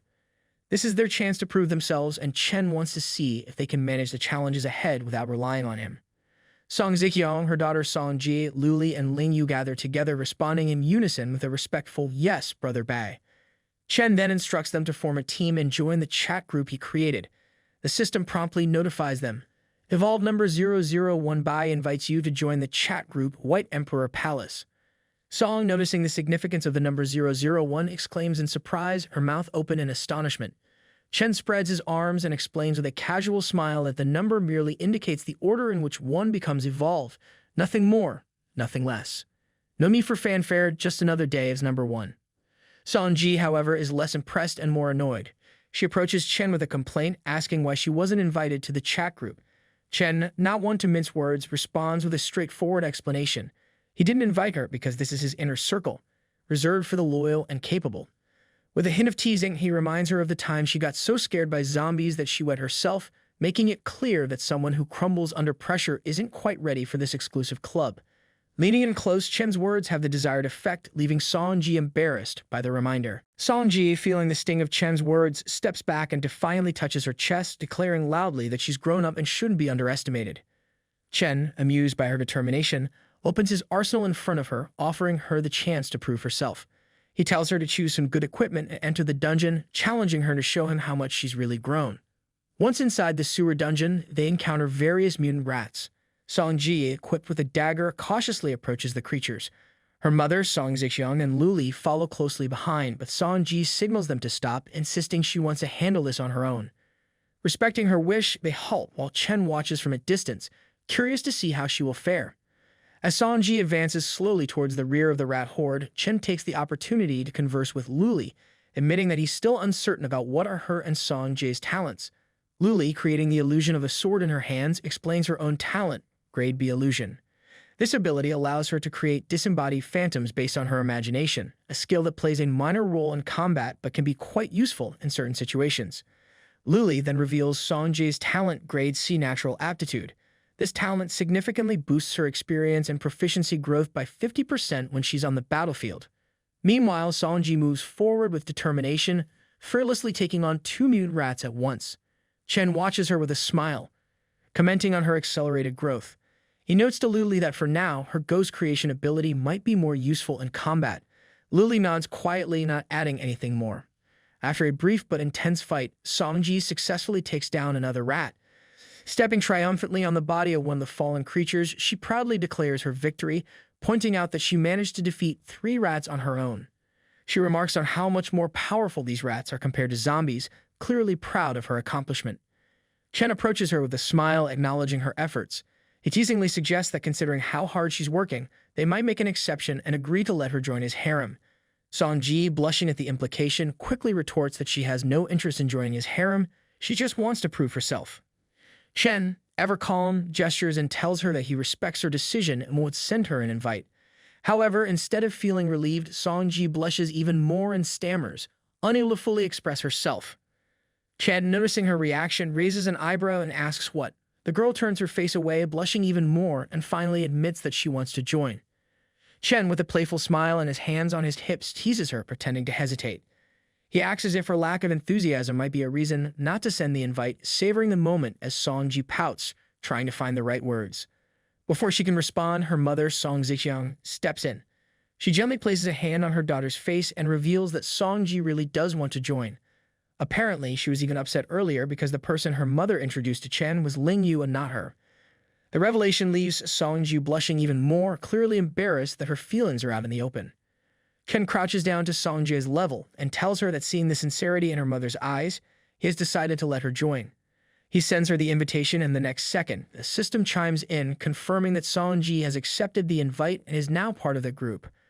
With a bright smile, she quickly turns and heads off to kill monsters, her earlier embarrassment giving way to determination. As she walks away, Chen can't help but chuckle, thinking to himself that this little princess has quite the attitude. Song Zixiang, standing beside him, reassures him that her daughter is just stubborn and that there's no need to worry. She even hints that after they complete their mission and return to the village, Songji will be calling him daddy without a second thought. Song Zixiang playfully touches Chen's chin, and he comments on how determined her daughter is. With a bit of pride, Song Zixiang agrees, saying that in a world that has changed so drastically, determination is essential. For Sanji, a young girl who hasn't faced many hardships, having someone like Chen to look up to is something special. In the luxury suite of a hotel, one of the awakened members of Chen's chat group is enjoying a moment of relaxation in the bathtub. The steam rises from the warm water enveloping her body, while a towel rests on her head. She sighs contentedly, thinking about how comfortable her life has become in the midst of the apocalypse. All thanks to the great advice from the group leader, Chen. Suddenly, a system notification pops up informing her that Chen has taken his companions to a higher level of the dungeon. Her eyes widen in surprise and admiration as she reads the message. Chen has cleared another dungeon again. She can't help but marvel at how amazing he is, especially considering she hasn't even set foot in a dungeon yet. As the notification mentions a video, she grumbles about the cost -10 copper coins but quickly decides it's worth it. She gets up from the tub, dries her hair, and clicks on the video. As the footage plays, she notices Song, Sanji, Chen, and Luli in action. Her initial excitement is tempered by some skepticism as she watches the group, particularly focusing on the women. Meanwhile, a muscular boy sits on a bench, casually holding a spear surrounded by the unconscious bodies of other defeated men. He's watching the same video on his device. He comments to himself that while these girls clearly have good talent, they're still too green when it comes to real combat. Growing impatient, he grumbles about wanting to see Chen in action instead. With a quick tap on his screen, he fast-forwards through the footage, eager to get past the preliminary skirmishes and see the real star of the show. The masked boy in a green hood, perched atop a building, notes that the monsters in the deeper levels of the dungeon are far too powerful for the group to handle, even with Bad's guidance. The challenge has clearly escalated beyond their abilities, and now the group leader is finally stepping in to take action. Another group member notices the boss's arrival, noting how formidable it appears. A strong black man in an orange tank top, clearly skeptical, questions the strength of the so-called Eastern inferior. Another man sitting below him dismisses any concerns, attributing their failure to find the dungeon to bad luck, and confidently claims that this Eastern challenger can't possibly be stronger than Tom, who boasts an S-level talent. However, Tom, sitting right beside him, quickly shatters that assumption. With a mix of surprise and resignation, he admits that the boss was taken down in mere seconds, making it clear that this supposed inferior is actually much stronger than he is. Lying naked on the bed, the blue-haired girl, fresh from her bath, reflects on the impressive feat she just witnessed by defeating a level 10 boss. The group leader's strength clearly knows no bounds, and his advice on women's fighting techniques is just as sharp. She can't help but feel a pang of envy for those lucky girls in his city, getting all that personal guidance. As her thoughts drift to Chen and the video she just watched, her hands slowly glide over her body, lost in the moment. Meanwhile, in the office of Song Zixiang's villa, Chen is busy giving instructions to Song Zixiang. He points out that once everyone clears the sewer, there will be a lot of low-level equipment up for grabs. Chen stresses the urgency for Song, Lingyu, and Luli to collaborate swiftly in establishing rules for the base's economy and equipment trade. With time ticking, their coordination is crucial. Song, standing before him, listens intently, prepared to execute the orders without hesitation. Chen then directs her attention to a table where several items are arranged, noting that he has something special for her. With a nod, Song approaches and picks up the first item, a meatball-like object that appears rather strange at first glance. It's marked as flesh and blood wall material, something that can be cultivated by devouring flesh and blood. It's stronger than any wall they could build and also has a strong deterrent effect when used correctly. Song then takes the second item, a shiny purple scroll. By reading the scroll, one can return to the marked city with its effectiveness depending on the manufacturing materials. This is something that can save one's life. Song comments that with this they can become the sole ruler of Jiangche in a short time. Finally, she picks up the glowing golden jumpsuit, something that seems like it's straight out of a sci-fi movie. She reads that it can enhance body shape and allow the wearer to transform into any appearance. Song can't help but imagine the possibilities, though the idea of shape-shifting might take some getting used to. Chen sits back in his chair, a bit skeptical, and wonders aloud if this is really as important as the first two items. Song leans over the table, a playful and seductive expression crossing her face. She assures him that it is, reminding him that he's the true master of all this and anything that pleases him is top priority. Without missing a beat, Song playfully drapes herself across his lap. Chen, not one to be well-versed in women's clothing, hints that he's curious to see what surprises she might have in store. Blushing slightly, Song responds in a sweet voice, teasing that there are indeed surprises but not involving her directly. She adds with a mischievous smile that she plans to let Song-ji officially meet her daddy tonight. Promising to handle everything herself, she assures Chen that she'll dress Song-ji properly. She then tells him to wait for her return. Later, Chen carefully carries one of his concubines in his arms. She had fallen asleep after a night of pleasure, and with a gentle touch, he places her in bed alongside the other girls, all of whom are also sound asleep, exhausted, and clad only in their underwear after serving him. Turning away, Chen begins to dress himself, slipping into a gray overcoat. As he does, the system chimes in with a notification. Plague mantle equipped. Plague set 2 of 5 equipped. With a smirk, he starts to walk, musing aloud about the day's events. The sewer dungeon yielded only 1 piece of the plague set after 3 attempts. He calculates that if he can continue at this rate, 1 piece every 3 tries, he'll complete the set in just 3 days. In front of him, the inventory status window opens up, but something else catches Chen by surprise. A system alert notifies him that a member named Dreamy from chat group member 01 has initiated a private chat. Curious, Chen steps out of the main room where the other girls are resting and closes the door behind him. He then opens the message. The message reads that Dreamy has watched the group leader's strategy video and is impressed. She asks if he can provide combat guidance tailored to each person's talents and abilities. Admitting that she isn't very skilled in combat, she expresses her desire to receive his guidance as well. Reading her request, Chen considers it for a moment before replying. He explains that giving specific guidance requires a certain level of understanding about her abilities. He offers to help analyze her talent if she's willing to share it with him. If she prefers to keep her talent private, he suggests she can provide her attributes instead, though he cautions that attributes alone might not reveal enough for a thorough analysis. On the other side, the girl with pink pigtails, Dreamy, quickly types back, saying if it depends on her talent details, she'll send it to him right now. Chen waits for the response, musing to himself that he's never heard of Dreamy in his previous life, but considering that people in the group are pioneers, her talent shouldn't be anything ordinary. However, what he sees next completely exceeds his expectations. Ken's eyes widen in surprise as he reads the details in front of him. Dream Butterfly, Dream Points 31. It's astonished by the SSS-level supernatural ability with infinite growth potential. This kind of skill can't possibly be something obscure. He realizes that she must have been someone who died early in his previous life. Quickly, Chen responds, noting that SSS-level talents are extremely complex and asking for more details about the effects of her abilities. The girl responds without hesitation. She explains that Dream Butterfly allows her to enter a dream world identical to the real world and even enter other people's dreams. Additionally, she can retrieve certain things from the dream world. She goes on to describe dream weaving, which lets her adjust anything in the dream world, though she can only alter a few things at the moment. To dream with her, others must be invited into her dream world by creating a dream totem. Ched reads everything and then smiles, thinking to himself that as long as the real body isn't discovered, this ability is practically invincible. Dreamy then suggests an idea, proposing that she could send a dream totem in the form of an image to invite him into her dream world for guidance. However, Chen immediately refuses, noting that he would have no protection in her dream. But the girl isn't so easily deterred. She quickly counters, suggesting they sign an evolutionary contract, promising not to harm him in any way. Chen is taken aback, his thoughts racing at the mention of an evolutionary contract. He knows that such a contract, recognized by the will of the universe, would cost at least 10 gold coins. Curious, he quickly questions her, wondering aloud why, if she has the means to get 10 gold coins, she would still need to ask him for combat advice. Dreamy replies confidently, explaining that she can kill monsters in the dream world, and they will also die in reality. Additionally, she can use dream weaving to adjust the drop rate of monsters in the dream, which is how she has enough gold coins. To sweeten the deal, she even offers to give Chen additional rewards, sending over 2 special items, 1 D level and 1 F level. Chen examines the items. He seems impressed by the girl's incredible ability. He muses that her talent might even rival his own Virus King.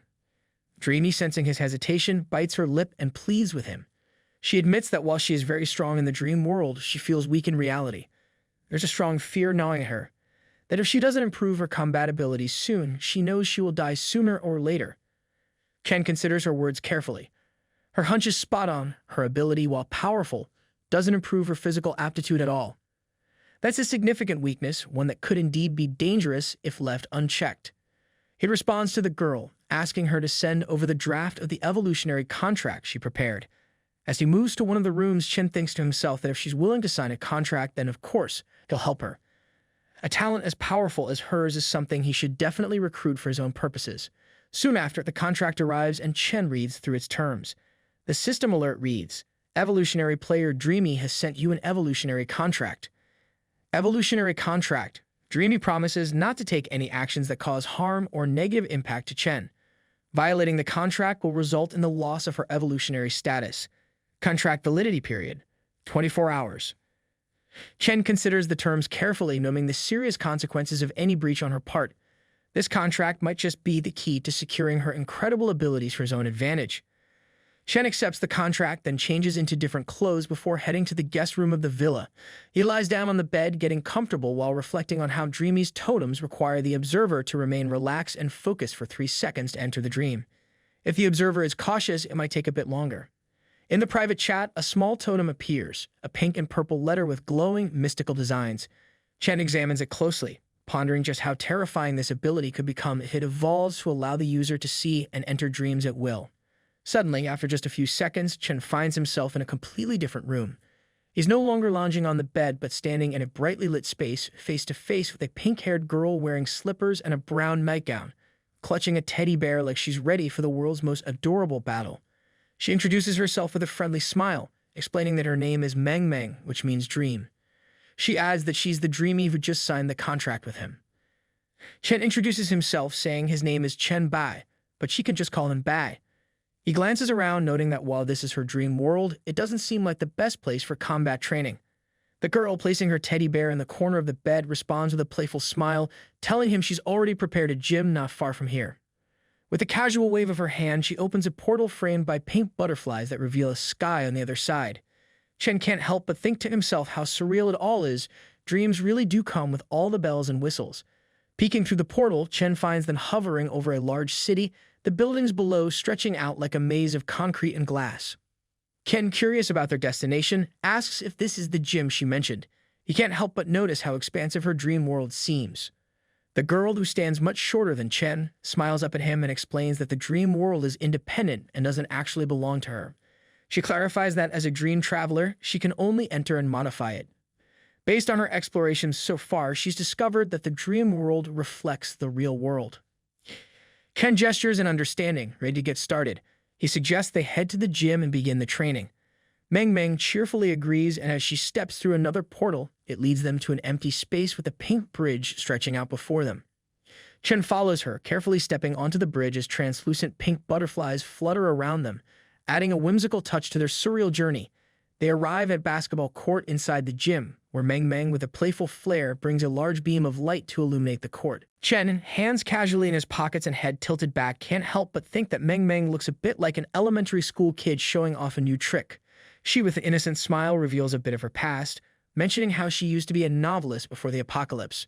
Chen can't help but think that's quite the career pivot, from writing stories to navigating dream worlds. Taking a seat at the edge of the court, Chen gets ready for the training. He knows Meng Meng wants to strengthen her abilities in the real world, and the best way to do that is through combat. He tells her not to rely on her dream world tricks this time.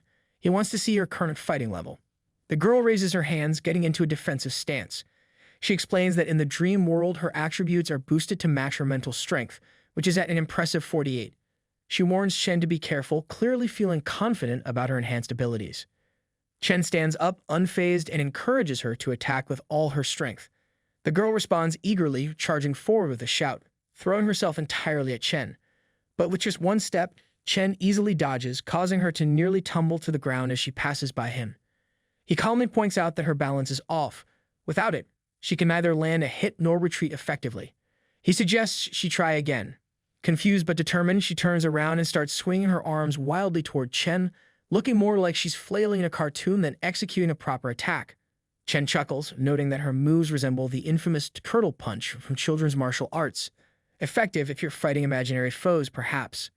As she stumbles and falls again, Chen dodges her attack effortlessly and begins instructing her, demonstrating some precise punches in the air. He emphasizes that balance is key. A punch that leads you off kilter is the weakest. Next, he advises her to focus on the target, aiming where she wants to strike instead of flailing randomly. Lastly, he tells her to keep an eye on her opponent, not just get lost in her own attack. Chen launches a quick attack at the girl and she falls back, unable to keep up with his speed. He then walks over, offering a hand to help her up, and calmly tells her that he now understands her current level. He reassures her, saying that if she focuses on the 3 key points he mentioned earlier, she'll be fine. He adds that his punch speed didn't even exceed 20 and she still couldn't keep up.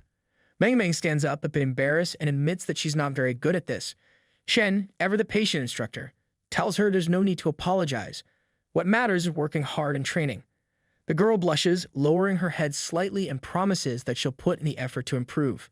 7 days later, back at Dongshan Village, Song leans on the sofa, recounting the latest events to Chen. She informs him that all the laws have been posted, and there are people stationed in front of each panel to explain them to the residents. Chen, sitting on the sofa, nods in approval, acknowledging that the Dongshan area is back on track. He then mentions that he's been busy cleaning up the Dongshan area over the past few days, but now that things are in order, he's leaving the management to Song. With a hint of finality, he adds that he'll be heading out early tomorrow, leaving the village in her capable hands. Song leans in at a hint of concern in her voice and asks if Chen is really leaving so soon. She expected him to stay a bit longer, especially since his plague set is still missing one piece.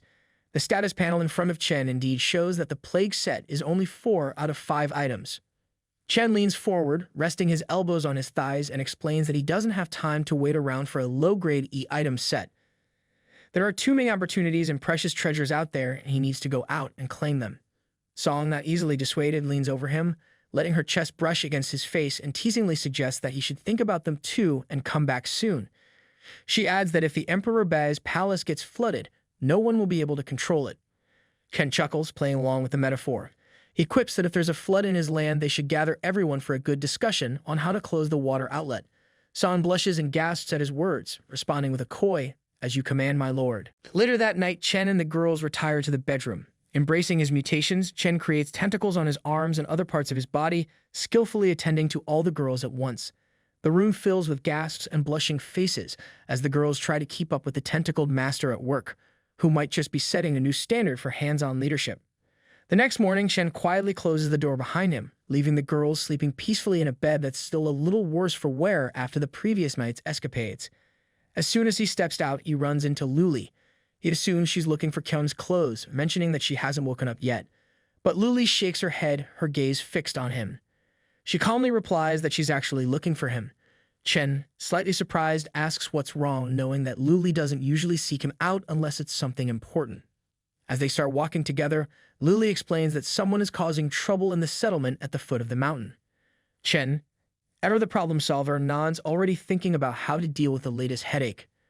Chen, walking with his hands casually in his pockets, questions why Luli is fetching him for this kind of issue. He mentions that the rules of Dongshan have already been posted, so wouldn't it be better to handle things according to those rules? Turning around, he gives her a curious glance, wondering why this situation requires his personal attention. The girl stops, clasping her hands in front of her body, and apologizes for bothering him. She explains that they already dealt with the situation, but someone mentioned that one of the troublemakers might be one of Chen's old classmates. Hearing this, Chen's demeanor shifts. He straightens up, the casual air replaced with a more serious tone, and tells her to take him there. Luli, catching his change in attitude, smiles and agrees, leading the way. As they descend the stairs to the base of the mountain, Chen follows closely behind. When they reach the settlement, they find police officers with shields and guns containing a protest. As Chen Bai descends the stairs, a boy with brown hair catches sight of him and shouts, "Chen Bai is here." "I saw Chen Bai." Luli, walking alongside Chen, explains that these are the people dissatisfied with the daily rate of 1 copper coin. They want safety and stability handed to them on a silver platter, without paying the price. Chen reaches the bottom of the stairs, and the boy continues shouting, calling out, "Chen Bai, it's me, Li Chen." Chen, ever calm with his hand still in his pocket, responds with a measured tone, acknowledging that he knows Li Chen. As he approaches, Chen gestures and asks why they're causing trouble, pointing out that the rules aren't strict. Earning a copper coin is as simple as killing a zombie. And for those who can't manage that, there are jobs in the settlement where they can earn money. The boy, clearly hopeful, points to the posters in response, arguing that it's not about the money. He passionately declares that in times like these, everyone should help each other, and now that Chen has the resources, he should be lending a hand to everyone. As the self-proclaimed president of the student council, he advises Chen to cancel these rules for the greater good, assuring him that everyone would appreciate it. Chen, lowering his head, lets out a light chuckle, clearly amused by the boy's naivety. He then replies with a touch of sarcasm, noting that he doesn't want to waste time on someone like Li Chen. Turning to the crowd, he firmly states the rules. If they don't accept them, they should leave now. And just to drive the point home, he adds that anyone who doesn't clear out within 3 minutes will be shot without mercy. Chen orders Luli to start counting down, and she promptly replies with a firm yes before beginning the 3-minute countdown. Meanwhile, Li Chen, clearly unfazed, laughs and declares that he doesn't need 3 or even 5 minutes. He's not leaving at all. He claims he's trying to save money for everyone, hoping that his efforts will earn their support and gratitude. One of the guards, clearly irritated by Li Chen's grandstanding, snaps back saying that a copper coin isn't a burden for anyone here. He points out that those who refuse to pay are either useless or just plain greedy, and the camp has no interest in protecting such people. Another guard, fed up with the spectacle, gives Li Chen a shove with his spear, taunting him by calling him trash for not even being able to kill a single zombie a day. The guard mockingly suggests that if Li Chen can't earn a copper coin, he could come work as his guard dog, promising to pay him 2 copper coins. A generous offer by guard dog standards. The situation escalates as another guard shouts for Li Chen to get out, reminding him that the camp was built by those willing to work and contribute, and that Li Chen has no connection to it. Irritated, Li Chen starts to sweat, the veins on his forehead bulging with anger. He glares at the guards and shouts, "You all of you." He then declares that he'll leave if he has to, but not without a final warning. He vows that Chen Bai will regret kicking him out of this cursed place. As Li Chen turns to leave, Chen steps through the barrier of guards and calmly tells him to wait. Li Chen, sensing a change, turns around laughing and asks if Chen is having second thoughts. But before he can finish his thought, Chen activates his ability, transforming his right hand into a massive claw. With swift, brutal precision, Chen tears through Li Chen's body, impaling him with the claw. The boy crumples to the ground, blood pouring out as Chen stands over him, coldly declaring that when someone harbors resentment against him and then boasts about it, they are indeed bound to regret it. Meanwhile, Luli announces that there's only 1 minute left on the countdown. The tension in the air is palpable, and one of the protesters, now drenched in sweat and trembling, drops to his knees, crying out. He pleads, saying that he's ready to abide by the rules of the settlement and is willing to accept the consequences for the trouble he caused. Desperation laces his voice as he begs for a second chance. Chen promptly withdraws his claw, leaving the man on the ground to catch his breath, now that he's had a very close encounter with a monstrous manicure. Chen, with a hint of amusement, acknowledges the man's quick thinking and tells him that with 5 copper coins, everything will be back to normal within a month. The man, clearly eager to avoid any more hands-on demonstrations, agrees enthusiastically, thanking Chen as if his life depends on it. Which, well, it kind of does. Seeing the first guy successfully negotiate his way out, the others quickly follow suit, dropping to their knees, bowing and offering up their own copper coins. It's a regular kneel and deal session, with everyone suddenly eager to be model citizens. Satisfied with their change of heart, Chen turns to Luli, handing off the rest of the work. He tells her it's in her hands now, and Luli, ever the cool and collected one, nods with confidence, assuring him that there's nothing to worry about. Chen can't help but think that if managing a post-apocalyptic settlement were this easy, he might just be tempted to start a franchise. As Chen walks away, his system alerts him to a new message from Meng Meng. Opening it, he reads that she's finding it tough to improve her skills in reality. Despite her high spiritual energy, she's got no offensive abilities, like having a state-of-the-art gaming console, but no games to play on it. Chen, taking on the role of mentor, advises her to be patient and take it slow. He promises to help her find some skill books that can enhance spiritual energy attacks. Meng Meng inquires Chen about his home, already planning a visit as soon as she can leave. Chen shares that he resides in Jiangcheng. Meng Meng, feeling a bit like they've won a small lottery, notes that they're practically neighbors and she lives in Wucheng. Ken offers to meet up with Meng Meng, thinking it might be nice to break the monotony. Meng Meng, thrilled by the prospect, eagerly accepts the offer, practically ready to roll out the red carpet. However, Chen's mind drifts to thoughts of his previous life, where Wucheng had been the location of an S-grade professional mission he once completed. While it wasn't an SS-grade mission, it still held significant value, enough to trade for the materials or information he needs. With that in mind, Chen decides that Wucheng will be his first stop. Meanwhile, in a hotel in Jiangcheng, 2 men engage in a tense conversation. Jiang Luping, staring out the window with a concerned expression, asks the other man, Song Ji, about their remaining food supplies. Song Ji, with a concerned expression, responds that they don't have much left and with 10 people to feed, their rations will only last for 3 more days. Jiang Luping mutters a curse under his breath, his frustration evident as he peers out the window. He's still fuming over that special zombie, the one that made quick work of 5 of their men as if it was all just a warm-up exercise. To make matters worse, this zombie seems to have senses sharper than a hawk on caffeine. Every time they attempt to move down to the 10th floor, the zombie seems to instantly become aware of their presence, making even the idea of escaping through the back door feel like a death wish. It's as if this zombie has a personal vendetta against their escape plans, turning what should be a simple getaway into a nerve-wracking game of cat and mouse. The mutant causing all the trouble is a big red titan, a formidable opponent that has them cornered. Sanji, resigned to their fate, mutters that they seem to be trapped. Just then, one of the girls with dark brown hair and wearing a red blouse rushes over to the window and points outside. She spotted something, or at least she thinks she has. Jiang Luping squints, trying to make out what she's pointing at. All he can see is a faint blur moving swiftly across the rooftops of the nearby buildings. Puzzled and uneasy, he wonders if this could be a new type of zombie. Jiang Luping, already halfway through pulling the curtains shut, warns that whatever this thing is, it can jump on walls, a clear sign of something extremely dangerous. He's not taking any chances, but before he can finish closing them, the girl stops him, her voice steady with an odd sense of calm. She insists there's no need to worry. She believes it's a human. Sanji, clearly skeptical, steps closer and questions how that could even be possible. Jiang Luping, not entirely convinced either, asks if she's sure she didn't make a mistake. The girl, Wei Shihu, meets their doubts with confidence, reminding them not to forget about her abilities. Beside Wei Shihu, her friend Zhang Yishui, with her black hair tied back and wearing a yellow crop top, stays silent, watching the scene unfold with cautious eyes. That is until Wei Shihu suddenly announces that someone, or something, is heading straight for them, leaping across the buildings with surprising agility. It turns out to be Chen, who's moving swiftly through the city, his keen senses picking up on the presence of the enormous red titan, ominously surrounded by a red cloud. Chen's eyes light up at the sight. This isn't just another obstacle, it's an unexpected reward.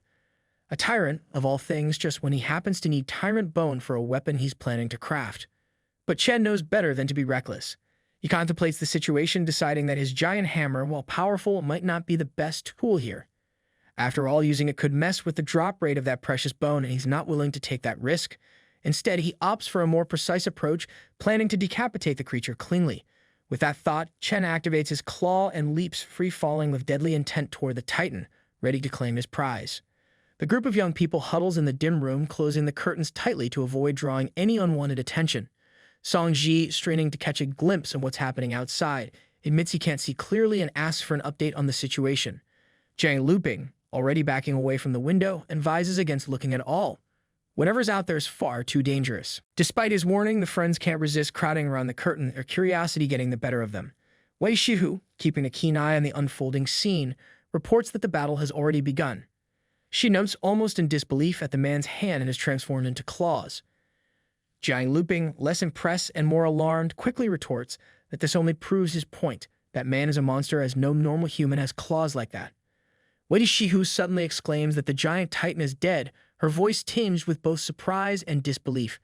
But what catches her attention next is even more shocking. She notices that the man is somehow absorbing the essence of the defeated monster. And then, with a gasp, she catches a glimpse of his face, the realization hitting her like a lightning bolt. Meanwhile, Chen stands triumphantly beside the fallen titan, his breath steady as the system feeds him the details of his victory. The reward is substantial. The system reports that he has slain a mutant zombie of the plague virus, an elite model with enhanced offensive and defensive capabilities, earning him a solid 2,000 experience points. The elite mutant's body has been absorbed, boosting his dark virus powers. The comprehensive plague zombie of the 3rd stage, with all dark virus abilities enhanced, has granted him 800 virus points and 500 special evolution points for the dark virus. The dark virus within Chen evolves, acquiring new forms, muscle augmentation, and a powerful shield. Suddenly, a surge of energy envelops his left arm in purple flames, and it gradually transforms into a large shield, while the muscles of his right arm are augmented with enormous strength. Chen then reads out the description of his new abilities. The muscle augmentation can boost any part of his body without the usual awkward side effects. No weird body shapes or uncomfortable changes. That's a relief considering he's not looking to turn into a muscle-bound giant with back pain. Then there's the shield, a magnificent defensive tool with a strength nearly double his base power. Chen can't help but feel a bit impressed with himself. This new power is definitely going to come in handy. Just then, Wei Shihu, full of excitement, pulls open the curtains and shouts Chen's name twice, Chen Bai, Chen Bai. Chen looks up puzzled as he sees the girl. For a moment, he wonders who she is and why she's so eager to get his attention. Chen Bai spots an open window on one of the upper floors of the building ahead. He scales the wall and slips through the window.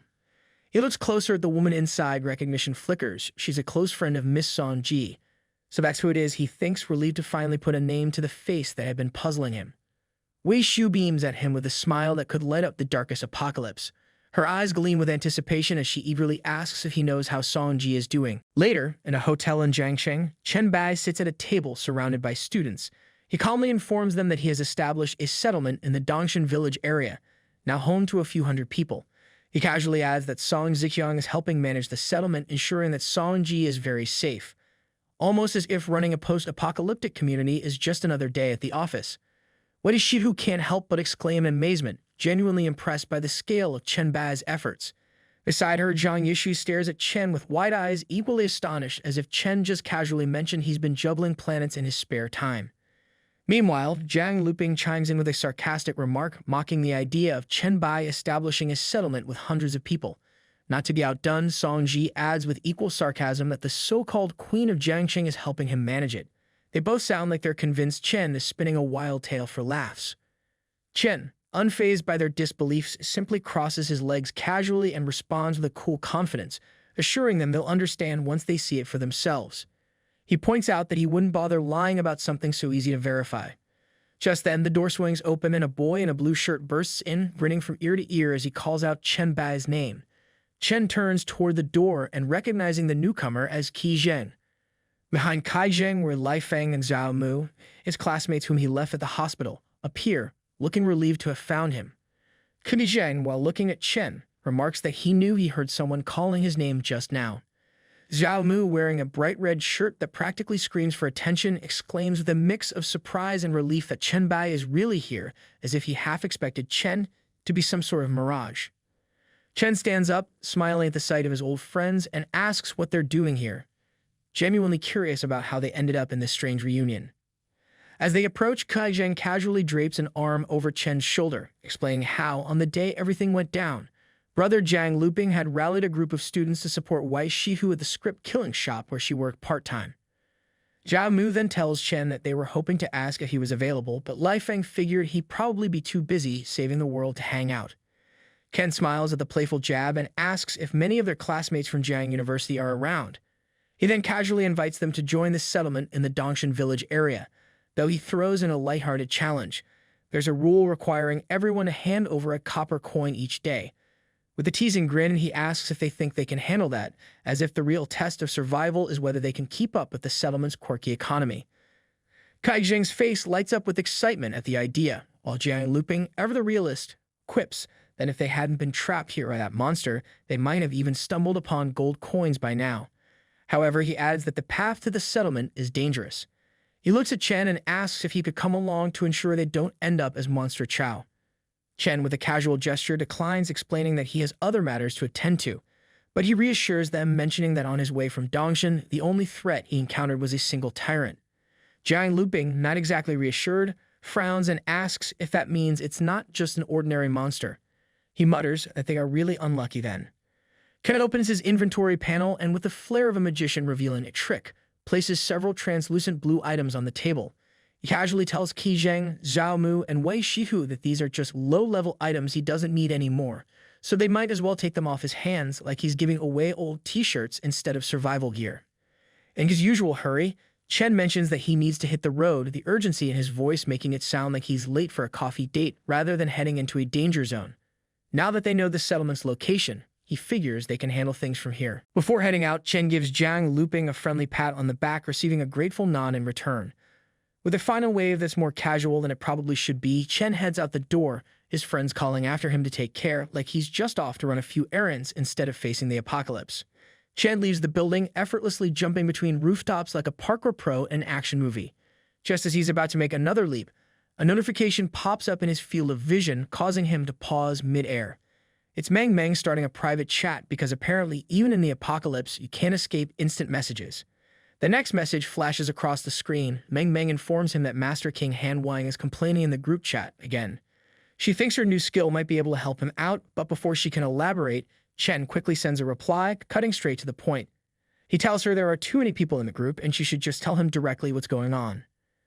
Chen wonders about King Han or perhaps Han Xiao, the name Meng Meng mentioned in passing. Meanwhile, back in the building, the students continue their conversation.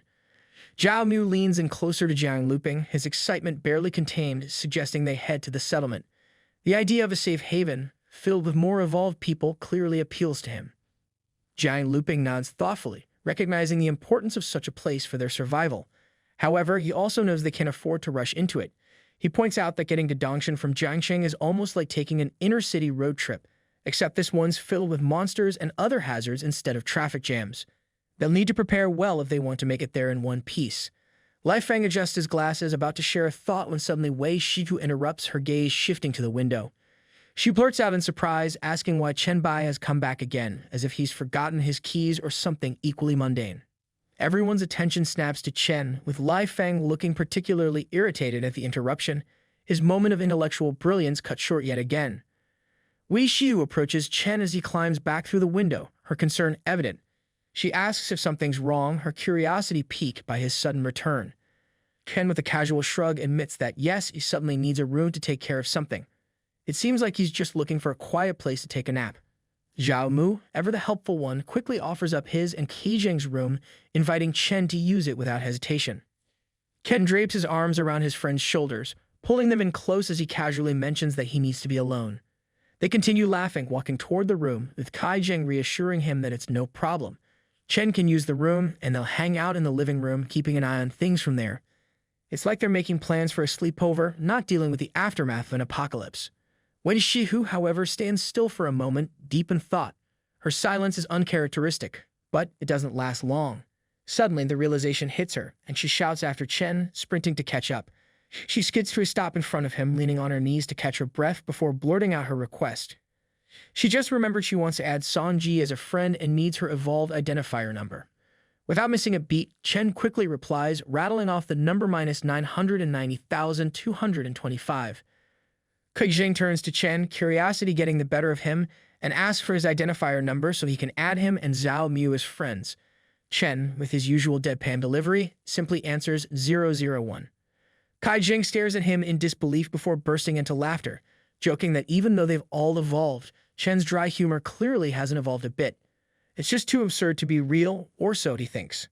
Meanwhile, behind him, Zhao Mu silently opens the friend request window, a knowing smirk on his face. He taps Qi Zheng on the shoulder, hinting that he should go ahead and send the request, promising that he's in for a surprise. Still confused but curious, Qi Zheng sends the friend request. His eyes widen in shock when the response pops up. Evolved number 001 accepted your friend request. For a split second, the reality of what he just saw sinks in, and then he lets out a scream, completely freaked out. Ken, who's long since grown used to this kind of reaction, just smiles, amused by the whole situation. He then gives Qi Zheng a playful nudge, telling him not to just stand there in shock. There's no time to waste, and they need to catch up. 10 minutes later, the group gathers in the living room chatting away. Zhao Mu and Qi Zheng are sprawled lazily across the couch, looking like they're in no hurry to get up anytime soon, while Wei Shifu absent-mindedly fiddles with her communication window from the armchair, lost in her own thoughts.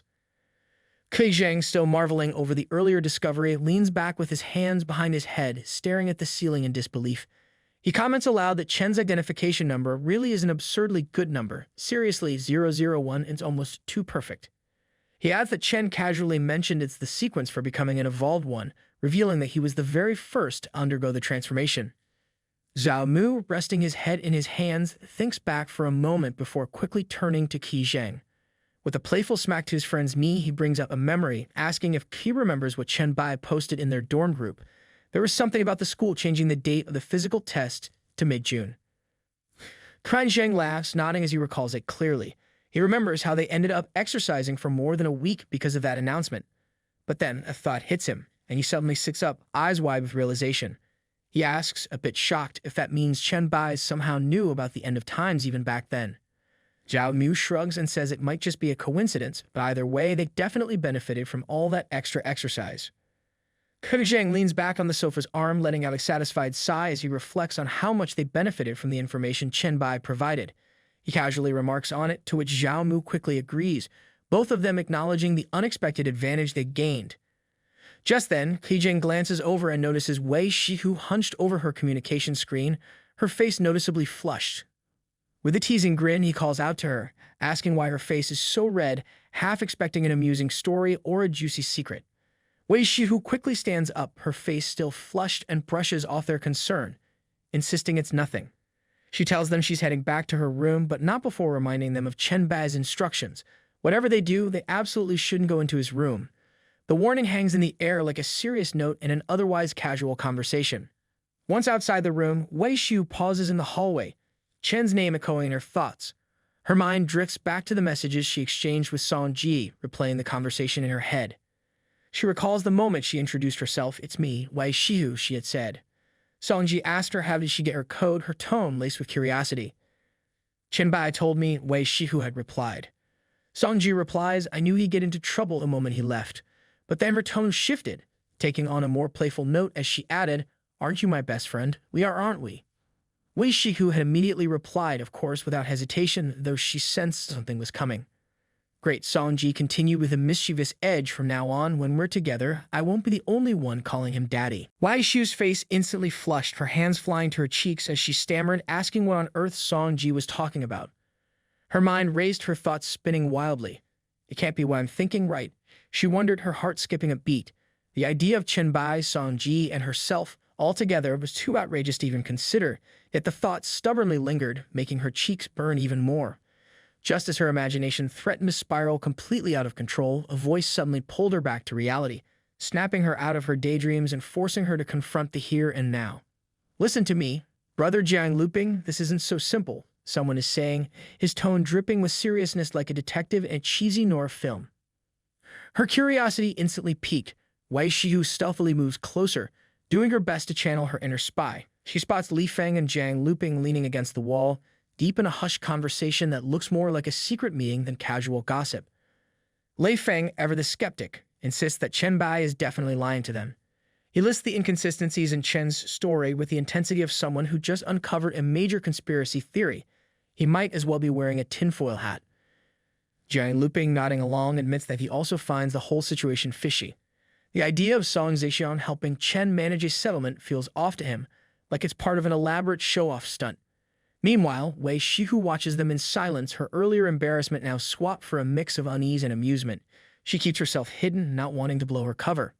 Meanwhile, back in the dream space within the magical city at Hanshou's house, Chen Bai arrives via the pink butterfly totem, his entrance as surreal as ever. He casually greets the group, mentioning that he had to take care of some things in the real world, which explains why he's running a bit late. Glancing around, he realizes he's the last one to arrive. Par for the course, but it does add a bit of dramatic flair to his entrance. He surveys the room. Meng Meng is comfortably seated on the sofa, her usual upbeat energy filling the space. Beside her is a boy in a hooded sweatshirt, his face partially obscured by the hood, giving off that classic mysterious loner vibe. Standing behind the sofa is another boy, this one in a green hood and sporting a gas mask that makes him look ready for either a toxic wasteland or an intense cosplay event. The boy on the sofa stands up, pulling back his hood to reveal himself. With a charming smile that could probably melt glaciers, he addresses Chen as Emperor Bai, introduces himself as Han Xiao, also known as King Han. He declares that he's finally found the legendary Emperor Bai. Then, with a playful grin, he adds that Chen Bai is even more handsome than he had imagined, 3 times more to be exact. It's the kind of compliment that might make anyone wonder if Han Xiao moonlights as a poet. Meng Meng, however, isn't having any of it. She crosses her arms and places her hands on her hips, clearly annoyed by what she perceives as blatant flirting. She protests, her tone dripping with exasperation, that Han Xiao really knows how to lay it on thick. But Han Xiao, unfazed and still wearing that disarming smile, responds smoothly. He insists that he's not just complimenting. He's telling the truth, as if stating a simple fact. The boy in the gas mask finally breaks his silence, introducing himself as Crow. He explains that Meng Meng mentioned she could bring one more friend to the group and he's here to round out the numbers. He then reveals that his talent is S-grade fear embodiment. Han Xiao, standing between Crow and Meng Meng, suddenly feels like the odd one out. With Meng Meng's SS-grade talent and Crow's S-grade ability, Han Xiao lowers his gaze, feeling a bit like the third wheel at a superhero convention. He sheepishly admits that his mental control talent is only grade S, making it the weakest in the room. The weakest in this crowd still means he's no slouch.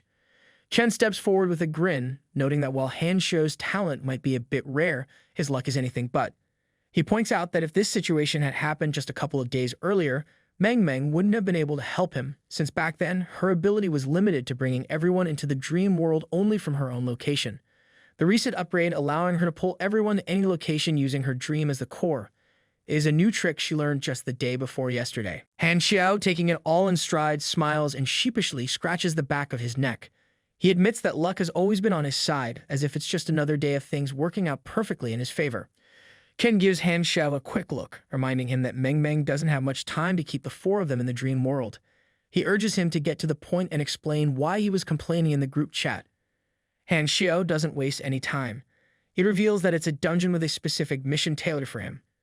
Promising to send a screenshot of the mission, he mentions that it's not nearby, so they'll have to talk while on the move. The mission description reads, Family Mystery.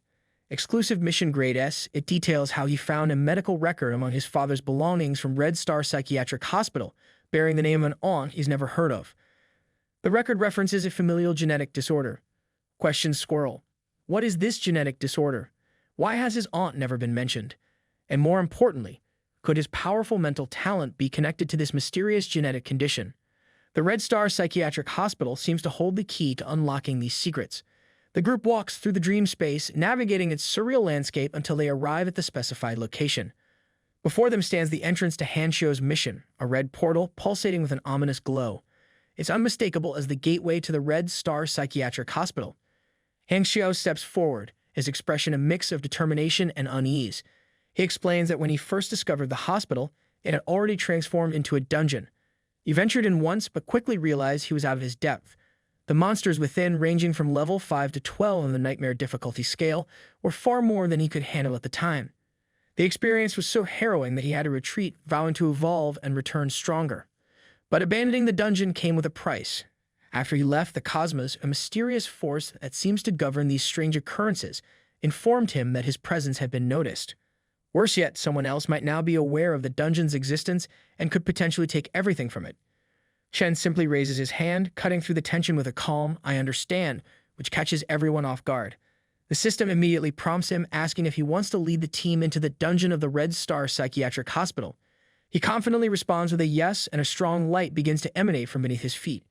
The group is then instantly transported into the dream space, now deep inside the eerie dungeon. They find themselves in the magical city, but this time it's twisted into the unsettling environment of the Red Star Psychiatric Hospital. The atmosphere is thick with tension, and the air feels heavy with the weight of unseen dangers. From a distance, Crow spots something moving. He squints and points out a little monster lurking in the shadows. Meng, usually so full of energy, hugs herself tightly as a shiver runs down her spine. She admits that she has a bad feeling about this place. Han Xiao reminds everyone that the monsters right at the beginning of this dungeon aren't to be underestimated. His warning is clear. They need to stay on their toes if they want to make it through this nightmare unscathed. Suddenly, a creature stumbles into view. A zombie woman dressed as a nurse, trembling with every step, awkwardly holding a syringe and groaning like she's got a bone to pick with gravity itself. This not-so-graceful figure is known as Monster Nurse. Crow strides forward, clearly unbothered by the nurse's lack of coordination. He gestures for everyone to stay back, determined to test this creature's strength. As if on cue, Monster Nurse hurls herself at Crow with the grace of a malfunctioning robot. But Crow is ready. He summons a massive scarecrow, radiating a green aura as he activates his signature move, Incorporation of Fear. The effect is instant. Monster Nurse freezes, her undead heart racing, eyes wide with terror as if she just remembered she left the oven on. Crow, not one to waste time, casually snaps his fingers and declares, Fear mode, right explosion. And just like that, Monster Nurse drops as if she'd seen her worst nightmare, a patient without insurance. The system informs Chen that a team member has just taken down a Monster Nurse, and the experience points are promptly shared among the group. Meng, observing from a safe distance, notes that this scene resembles the defeat of a classic villain boss. Han Xiao, momentarily stunned, silently marvels at the sheer power of the ability used. Chen crosses his arms, clearly satisfied, and gives a nod of approval. Just then, a translucent blue skill card gracefully floats down. The card reads, Sharp Screeching Thought Explosion, Level D active. It describes an ability that unleashes a mental attack through a sharp scream, causing mental damage within a certain range. Of course, the catch is that the sound is likely to attract every nearby monster, like announcing an all-you-can-eat buffet for the undead. Crow picks up the card, holding it up for everyone to see, and remarks on their good fortune in getting a skill drop. Chen, ever the leader, quickly decides that since both Han Xiao and Meng Meng have mental talents, they should determine who gets the skill. Han Xiao, with a casual shrug, steps back, indicating that he's not interested. He's more focused on gathering items for his exclusive mission, and besides, his talent already includes a similar ability. Meng Meng, not one to miss an opportunity, approaches Crow with a grin. She takes the card from his hand, clearly pleased, and thanks him without a second thought. Just as she embraces the card, her hair starts to dance in the air, charged with a strong pink and purple aura. The energy around her intensifies and the system chimes in, confirming that the skill Sharp Screeching Thought Explosion has been successfully learned. It's like watching someone unlock a new level in a game, complete with flashy effects and all. Chen approaches Meng Meng and gently touches her arm, encouraging her to use the newly acquired skill. Meng Meng flinches slightly, explaining that while the skill's damage range isn't impressive, the sound it produces is widespread and could attract monsters from even the farthest rooms. Chen, unfazed, reassures her that this is exactly what they need. Searching room by room is far too tedious. He assures her that everything will be fine. Meng Meng, blushing slightly, agrees. She then levitates, gathering her energy, and releases a sharp scream that resonates through the air, followed by a powerful explosion of pink aura that spreads throughout the place. The sound does its job, pulling monsters from every corner like a dinner bell at a very chaotic banquet. Chen watches the approaching horde with satisfaction, noting that this monster-attracting effect is working even better than anticipated. Han Xiao, noticing the sheer number of monsters swarming the area, feels a wave of apprehension and remarks on the overwhelming presence. As the zombies begin to crowd around the group, Crow quickly reminds everyone to stay sharp and not lose focus. The team moves into formation, but Meng Meng, visibly anxious, turns to Chen with concern.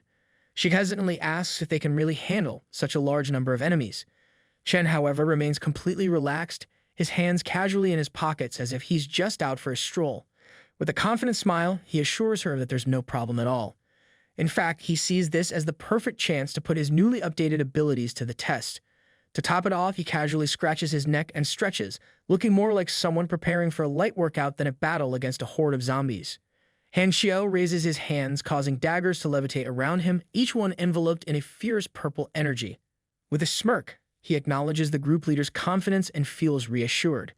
Ready for action, he flings the daggers at the undead with all the enthusiasm of someone playing a high-stakes carnival game. Every blade hits its mark, perfectly lodging into the zombies' foreheads like a grotesque version of Pin the Tail on the Donkey. Crow, not one to be outdone in the theatrics department, expands a dark aura from his feet, muttering the ominous words, source of fear, strangulation. As if on cue, black tentacles shoot out from the aura, snaking their way toward the zombies and wrapping around them like a particularly aggressive set of garden vines. It's all very horror movie chic. Then, just as things start to look manageable, the entire battlefield erupts in a massive explosion. Dust, fire, and zombie bits fly through the air like confetti at the world's most terrifying parade. It turns out that Meng Meng, in a surprising twist, has conjured a bazooka out of thin air and used it to blast the zombies into oblivion. The group can't help but exclaim in shock, their eyes wide as they take in the aftermath of Meng Meng's explosive handiwork. Meng Meng, clearly pleased with herself, bites her tongue to stifle a grin and enthusiastically suggests they do it again, like she's just discovered the ultimate party trick. Han Xiao, still processing the fact that a bazooka just appeared out of thin air, turns to her with a mix of admiration and mild disbelief. He comments on the sheer power of her ability to create things in dreams, marveling at the possibilities. Half-joking, he wonders aloud if Miss Meng Meng might one day be able to build a full-fledged Gundam. Crow chimes in with a confident definitely, as if it's only a matter of time before they're piloting giant robots. But as the excitement simmers down, Crow turns his gaze toward Chen, curiosity creeping in. He can't help but wonder why the group leader hasn't made a move yet. Meanwhile, Chen, always the calm and collected one, has already activated his claws and waits patiently, thinking that the energy has finally reached its limit. He can't help but mentally sigh about the cooldown on this skill. It's like waiting for water to boil. Charging it during battle feels like trying to run a marathon with shoelaces tied together. But now, with a grin that suggests he's ready to steal the show, he decides it's time to unleash. Chen plunges his fists into the ground, and with a subtle command, the earth beneath them shatters into countless jagged pieces, Black energy spikes burst from below, shooting up like deadly thorns on a rosebush from a horror movie. The spikes impale the zombies with ruthless precision, sending them to their final resting place in a massive cloud of dust. When the dust clears, what's left behind is nothing short of a forest of menacing spikes, as if the ground itself decided it was fed up with the undead. The group, now staring in stunned silence, can't quite believe what they've just witnessed. Meng, still wide-eyed, remarks on how incredibly powerful their master is, though she's clearly trying to wrap her head around the sheer scale of destruction. Crow, usually composed, is left stammering, trying to fathom how a single skill could wipe out an entire horde of zombies in one go. Han Xiao, never one to miss a dramatic moment, exclaims in awe, declaring this is the White Emperor Bai. Two more nurse creatures shuffle closer to Chen, their eerie movements catching Han Xiao's attention. Without hesitation, Han Xiao shouts and rushes forward, determined to take care of the last remnants of the horde. But just as he's about to spring into action, Chen calmly signals for him to stop, mentioning that these two are mini-boss nurses he intentionally left for later. With a casual wave of his left hand, Chen manipulates his energy, summoning tentacles that rise up and immobilize the nurse creatures mid-air like they're caught in an invisible net. Han Xiao, now frozen in his tracks, can only watch in stunned disbelief. He stutters in amazement, realizing that Chen has just captured them effortlessly.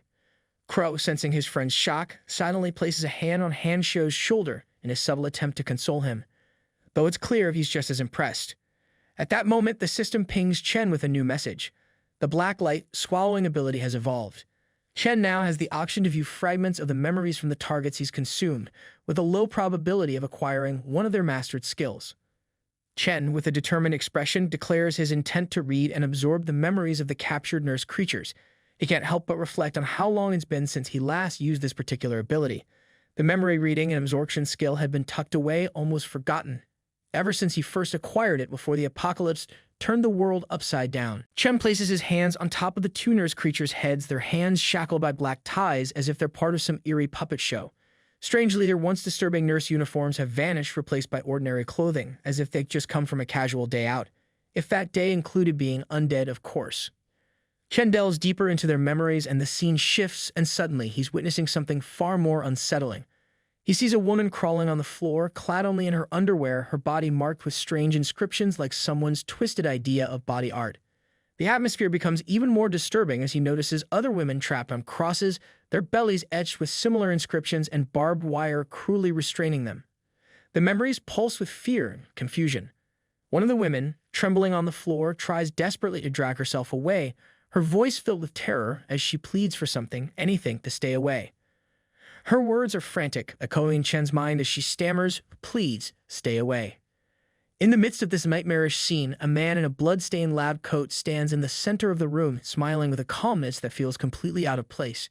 He addresses one of the nurse creatures by name, Nurse Kang, and tries to soothe her, telling her to calm down as if this whole horrific setup is just another day at the office. Just then, another scream of horror pierces through Chen's mind as he is thrust into yet another disturbing memory. The same man, now wearing glasses, appears again. He's calmly fixing a nurse's hair. He scolds her, frustrated that her mental strength is so weak, almost as if he's disappointed that she's not meeting some twisted standard. His voice drips with cold detachment as he laments that he was planning to offer her to the master, but now he deems her only fit to be the sacrifice for the following month. The memory shifts again, and Chen finds himself in a different scene. A red-haired nurse stands near a counter, turning to address another nurse. With a tone that tries to be comforting, she tells Nurse Wang not to be so sad, explaining that everyone is avoiding her because of what happened with Nurse Kang. Nurse Wang, a black-haired woman, responds with quiet resignation. She acknowledges that she too, like Nurse Kang, her words heavy with an unspoken sadness. The memory takes another dark turn, and Chen suddenly sees Nurse Kang, now tied to a hospital bed, struggling desperately against her restraints. She's in a state of pure panic, repeating the number 16 over and over again like a broken record stuck on a single haunting note. The significance of the number is lost in the chaos, but it's clear that whatever it means, it's driving her deeper into madness. Meanwhile, Nurse Wang lamented at the tragic fate of Nurse Kang. She reflects on how such a good and beautiful person could spiral into madness so suddenly. Chen, still holding Nurse Kang by the head, pieces together the fragments of memory with a sharp mind.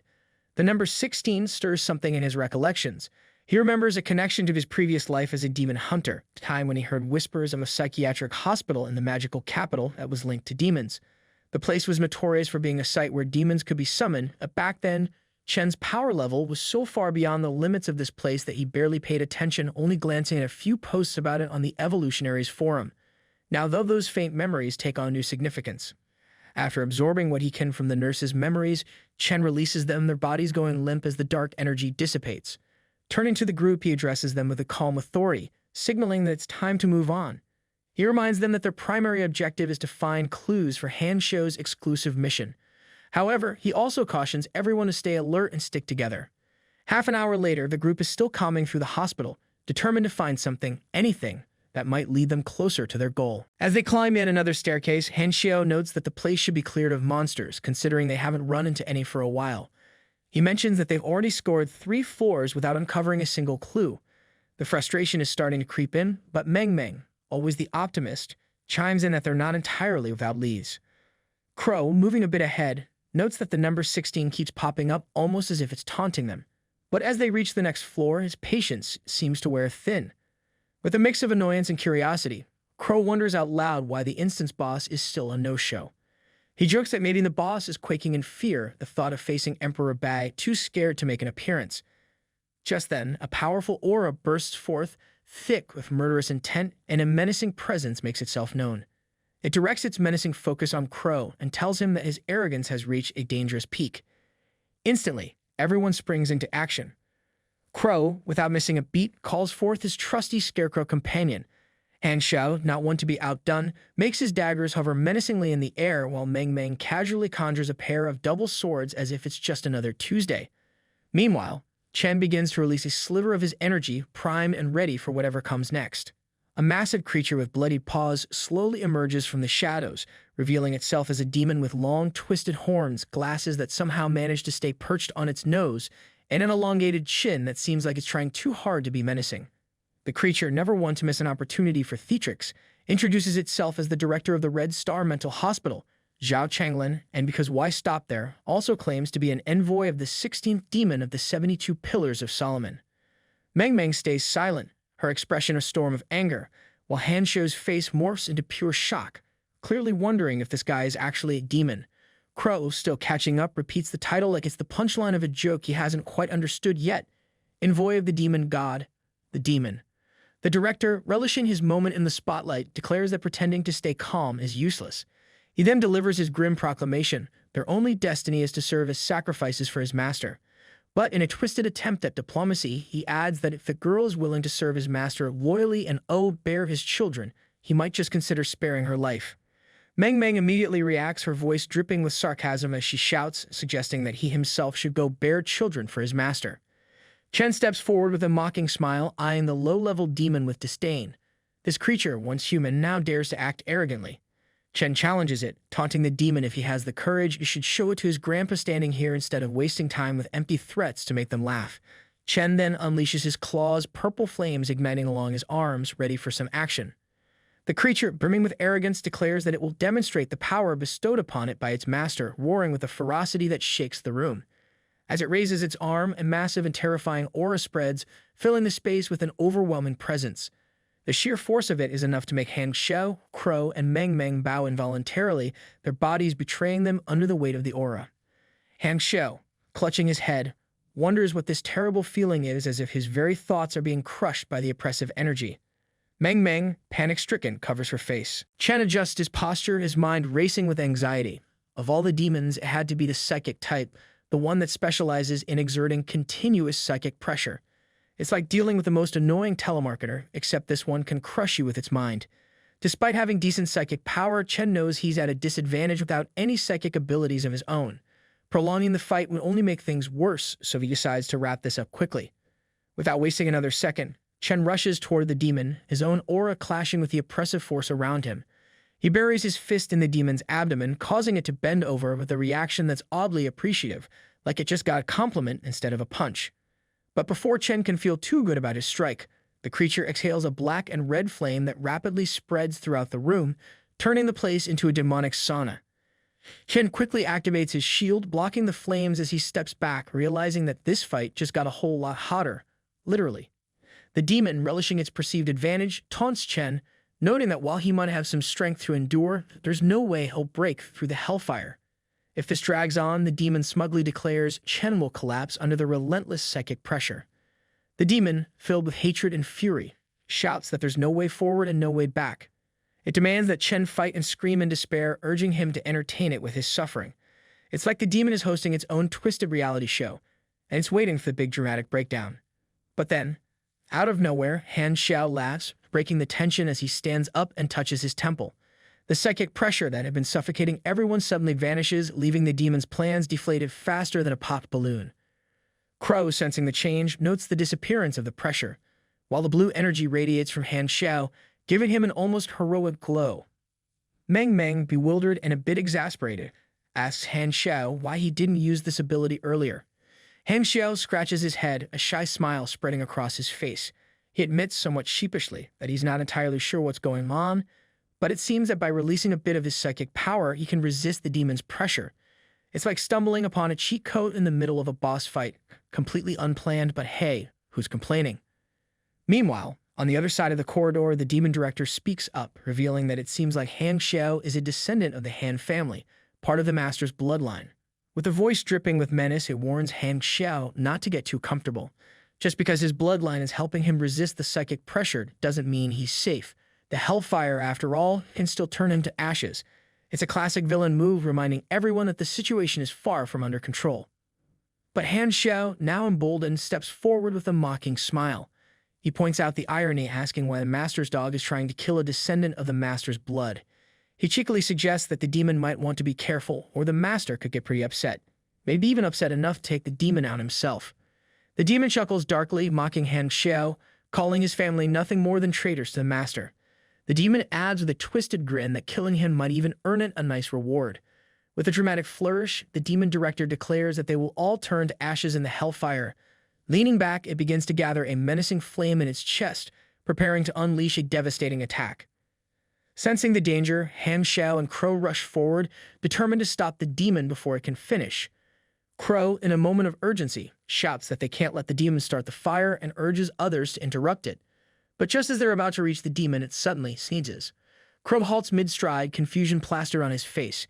He blurts out, asking if the old man has caught a cold, while Han Xiao, equally bewildered, stops in his tracks and wonders aloud if this is some new technique. Chen, standing with his hands on his hips and a satisfied smile, chimes in. He notes that it took a bit longer than expected for the effect to kick in, but it seems the demon's constitution isn't so bad, at least for a lower demon. The demon starts coughing uncontrollably, clearly taken aback and bewildered. Between fits of coughs, it demands to know what's happening. Chen strolls over with a calm demeanor and gets uncomfortably close to the demon. He casually explains that the skill causing this commotion is designed to make enemies sneeze continuously. However, he adds with a hint of satisfaction that he's recently given it an upgrade, suggesting that the demon's current predicament is just the tip of the iceberg. This skill is called the flu and lung infection, and according to the system description, it evolves from the basic flu skill to a more advanced lung infection. When unleashed on a target, the effect depends on the target's constitution, taking anywhere from 1 second to 10 minutes to hit the first phase.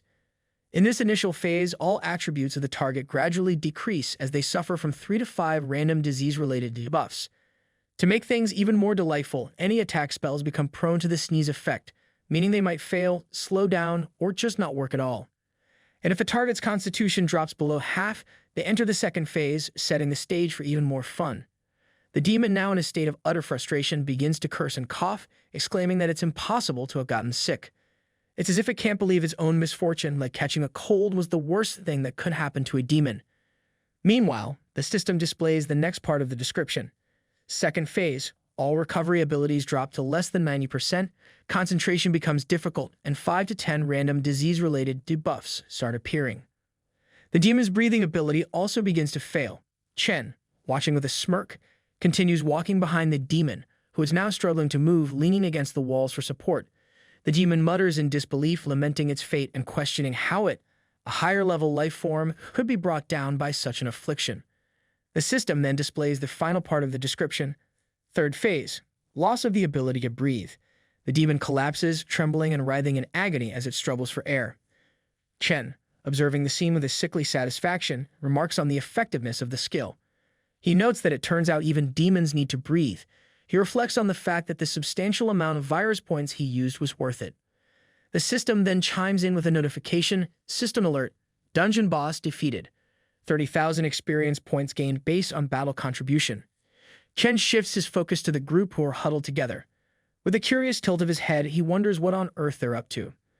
The entire group jumps as if caught in the act, quickly covering their mouths and trying their best not to breathe.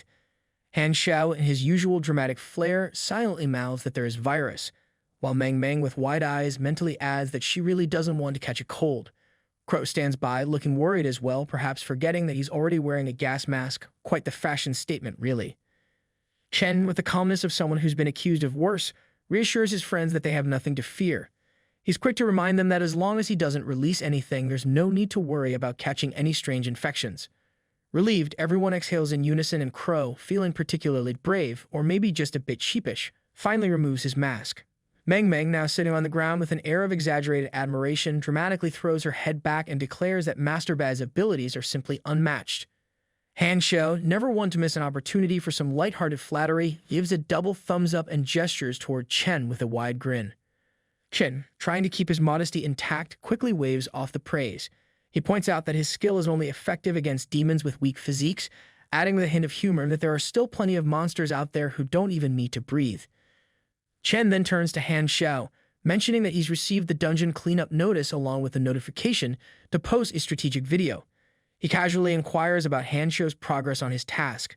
Han Xiao, a bit perplexed, checks his notification window and is surprised to find that it's still not completed.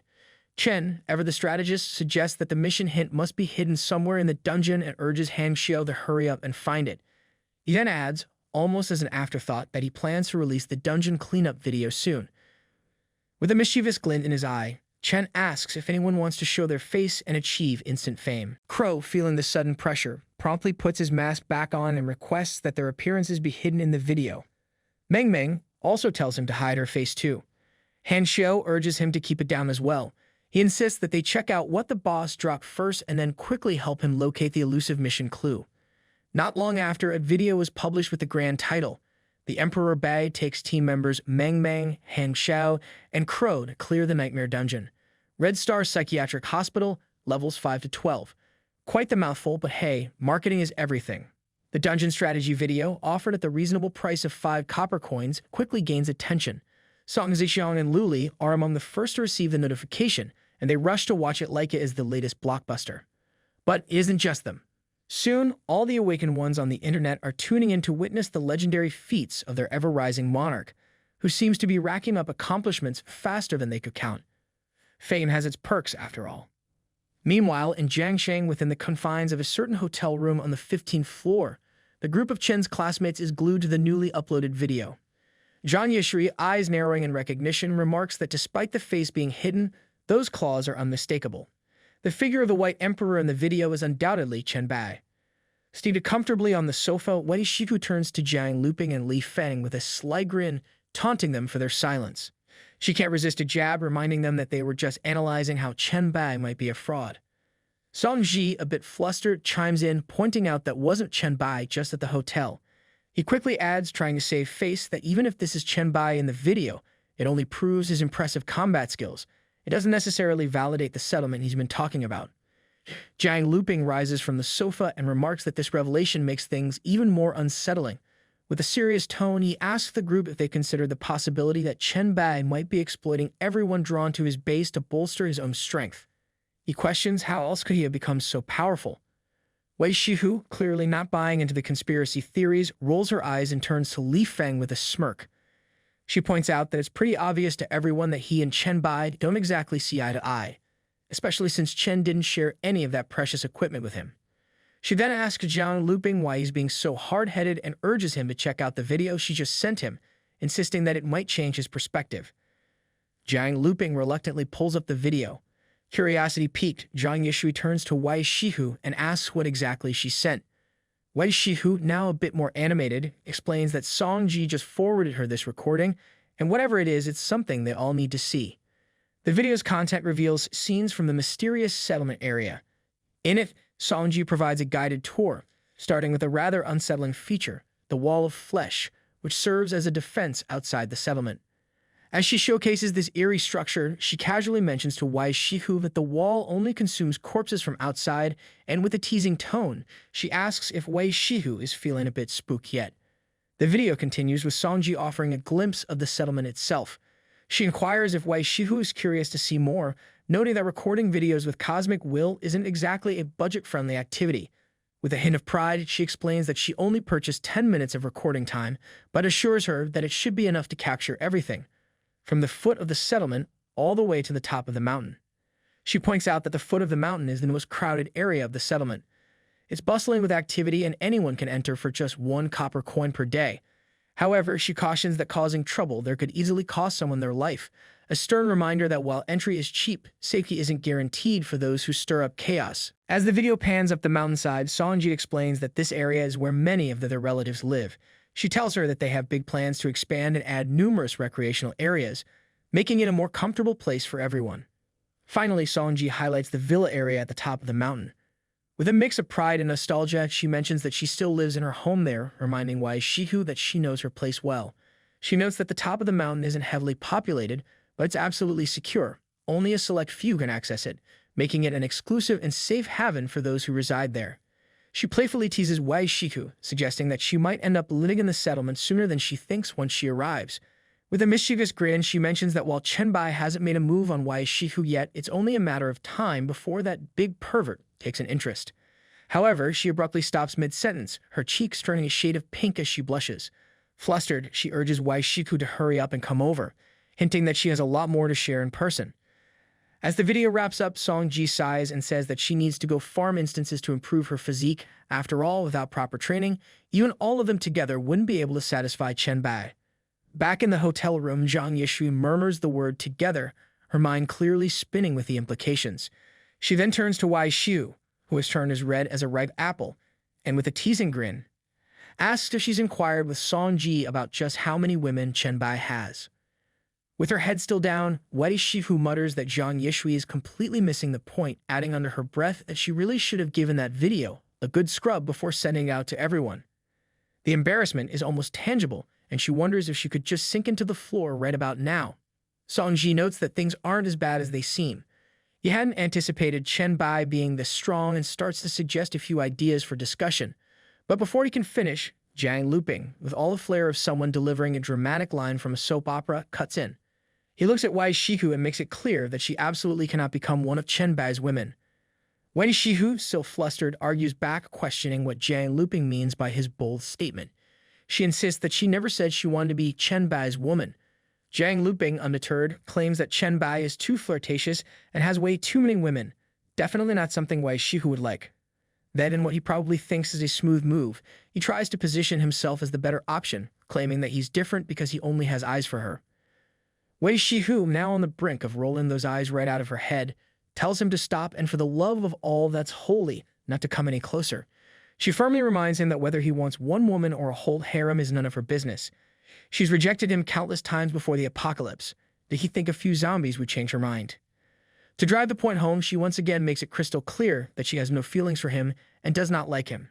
Meanwhile, in the dream space of Magic City, within the eerie confines of the Red Star Psychiatric Hospital instance on the 4th floor, Chen stands victorious, holding the severed head of the director demon he just killed with his flu virus.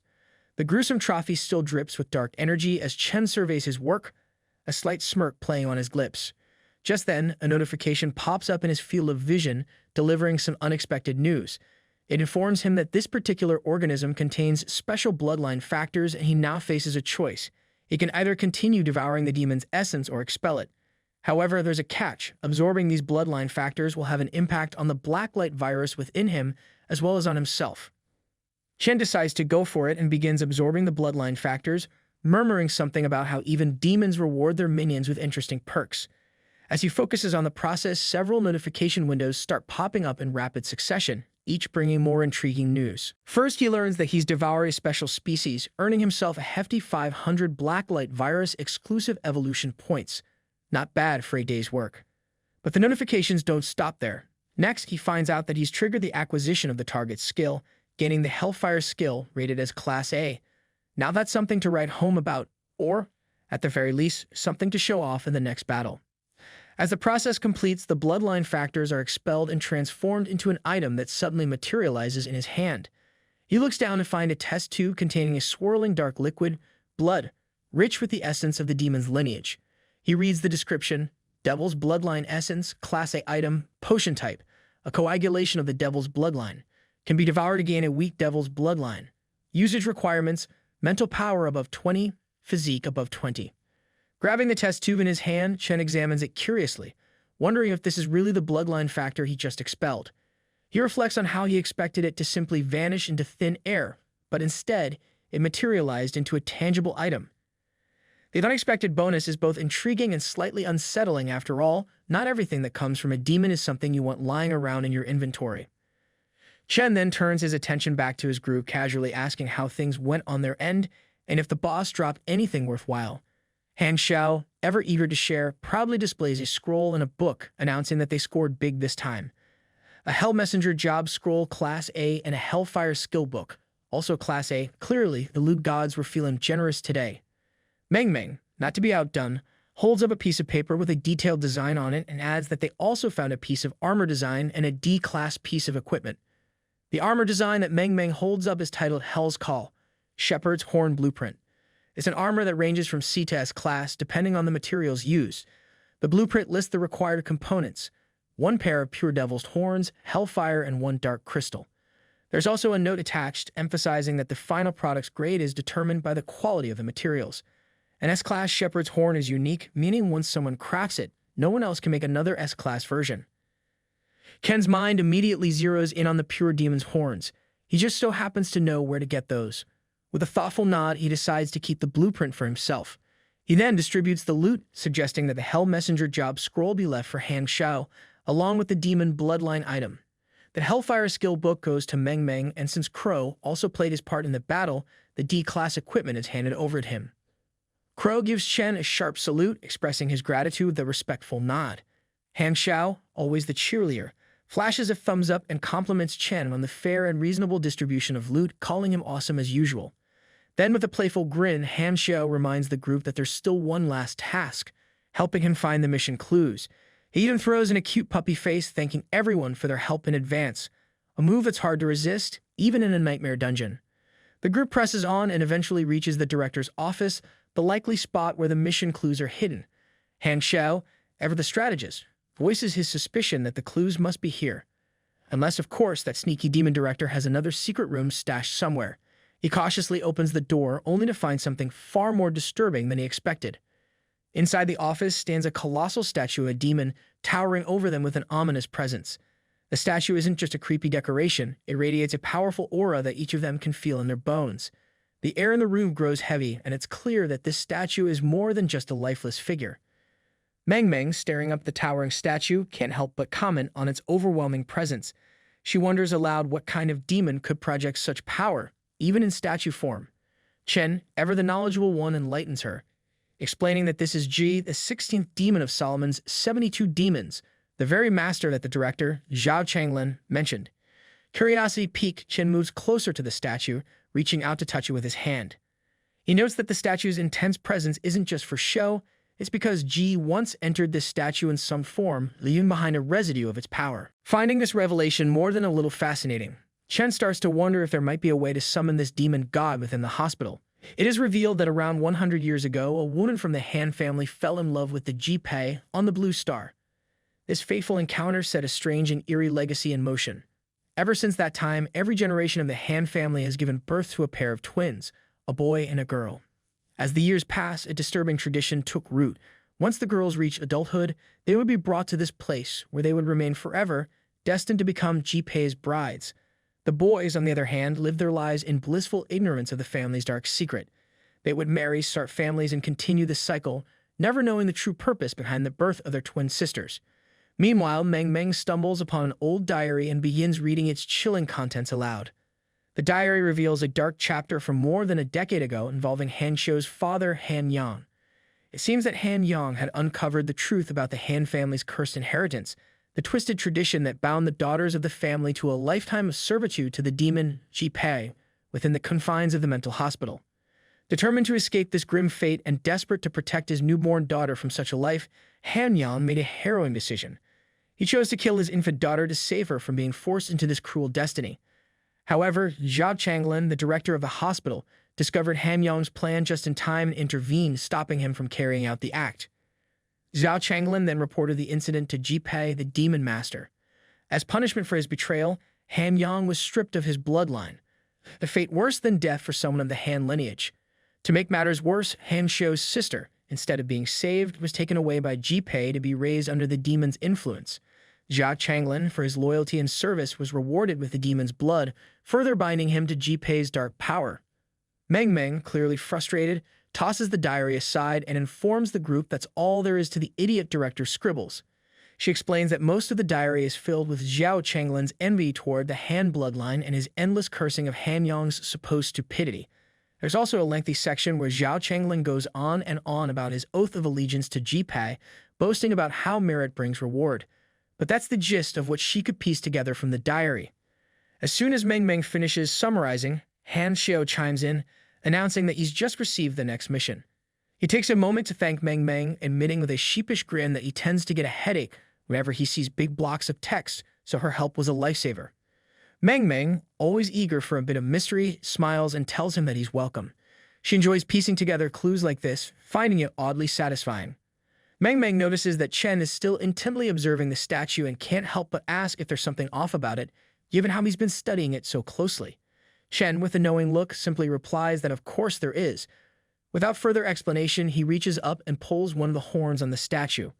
In the blink of an eye, a hidden passageway opens up right before them, revealing a secret hideout. The sudden reveal startles everyone. Crow, always curious, wonders aloud what they've just uncovered.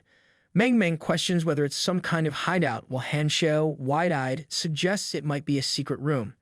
Without missing a beat, Chen steps forward, leading the way into the newly discovered passage. The others quickly fall in line behind him, eager to see what lies ahead.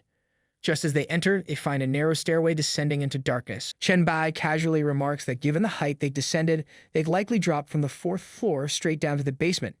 Han Xiu, ever the precise one, confirms it, saying they're at least 2 or 3 floors below the surface. Because, of course, Han Xiu is secretly a human step counter. Chen, leading the way with calm confidence, explains that they must be getting close. If he's right, they're approaching the very place where Zhao Changlin communicates with the Ji sect and conducts his dark sacrifices. Finally, they reach a large, heavy double door. Chen pushes it open, and the sight that greets them is nothing short of unsettling. A circle of inverted crosses and arcane symbols etched across the floor. The room feels thick with an ominous energy, and the group moves cautiously forward. Crow, with his sharp senses, comments on the overwhelming smell of blood in the air. Chen Bai crouches in the center of the eerie circle, carefully picking up an object from the floor. Meng Meng, ever curious, can't help but ask what he's found. Chen, in his usual cryptic fashion, stands up without saying much and simply gestures for the group to check their screens. Suddenly, the image of a golden medallion flashes on their screens. It's labeled as the core of the Hell Teleportation Array, a special item. The description that follows is nothing short of grim. The circle, marked with a hellish symbol, can be used to activate the Red Star Mental Hospital Dungeon and summon the Ji sect. The requirements are just the usual: sacrifice 16 lives along with their souls and blood. There's also a small catch. The demon summoned by this handy medallion will be restricted to level 12, thanks to the dungeon's difficulty level. But here's where it gets worse. After the summoning, the dungeon's difficulty will spike to hell level. Astonished by the discovery, Han Xiu blurts out in disbelief at the idea of summoning a demon. Crow, equally shocked, widens his eyes and comments on the level restriction. Unlike the others, Meng Meng reacts with unexpected excitement. She smiles brightly, practically bouncing with energy, and suggests that if they summon the demon and defeat it, they'd practically hit the jackpot. Always the optimist, even when faced with imminent doom. Behind her, however, Crow shakes his head in silent disagreement. Because somebody has to be the voice of reason around here. Chen Bai, ever calm, turns to Meng Meng and asks a simple but cutting question. If I'm level 8, what level are you all? Meng Meng's excitement fizzles as her shoulders drop. She, along with the others, sheepishly replies that they're hovering around level 5 or 4, some not even at 4 yet. Chen makes a slicing gesture with his hand, bluntly pointing out the obvious. Summon that demon and they're all going to die instantly. With levels below 10, no profession, and no proper equipment, he wonders where they found the courage to even think about fighting a level 12 demon. Confidence is one thing, but this is just reckless optimism. Han Xiao tries to lighten the mood, grinning as he points out that Chen Bai, the emperor, is with them. But Chen Bai humbly places a guiding hand on his shoulders and explains even with him present, it's not possible. The gap between a regular demon and a weak-blooded demon is vast. It's like comparing a kitten to a lion. Sure, they both have claws, but one of them will eat you whole. He advises them to turn back, focus on leveling up, and gain professions before even considering facing something that powerful.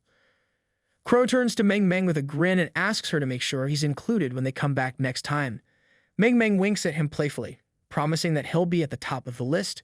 The group returns to the statue room, feeling the tension ease slightly. Meng Meng, ever practical, asks if this dungeon adventure is officially over or if anyone has something else they want to do. Han Xiao scratches his head, looking a bit puzzled, and admits there's something that's been bothering him.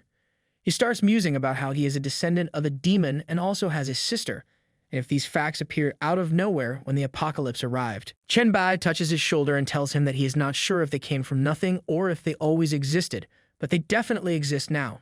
Chen then asks Han Xiao why he suddenly asked this, and if his father acted strange before the apocalypse.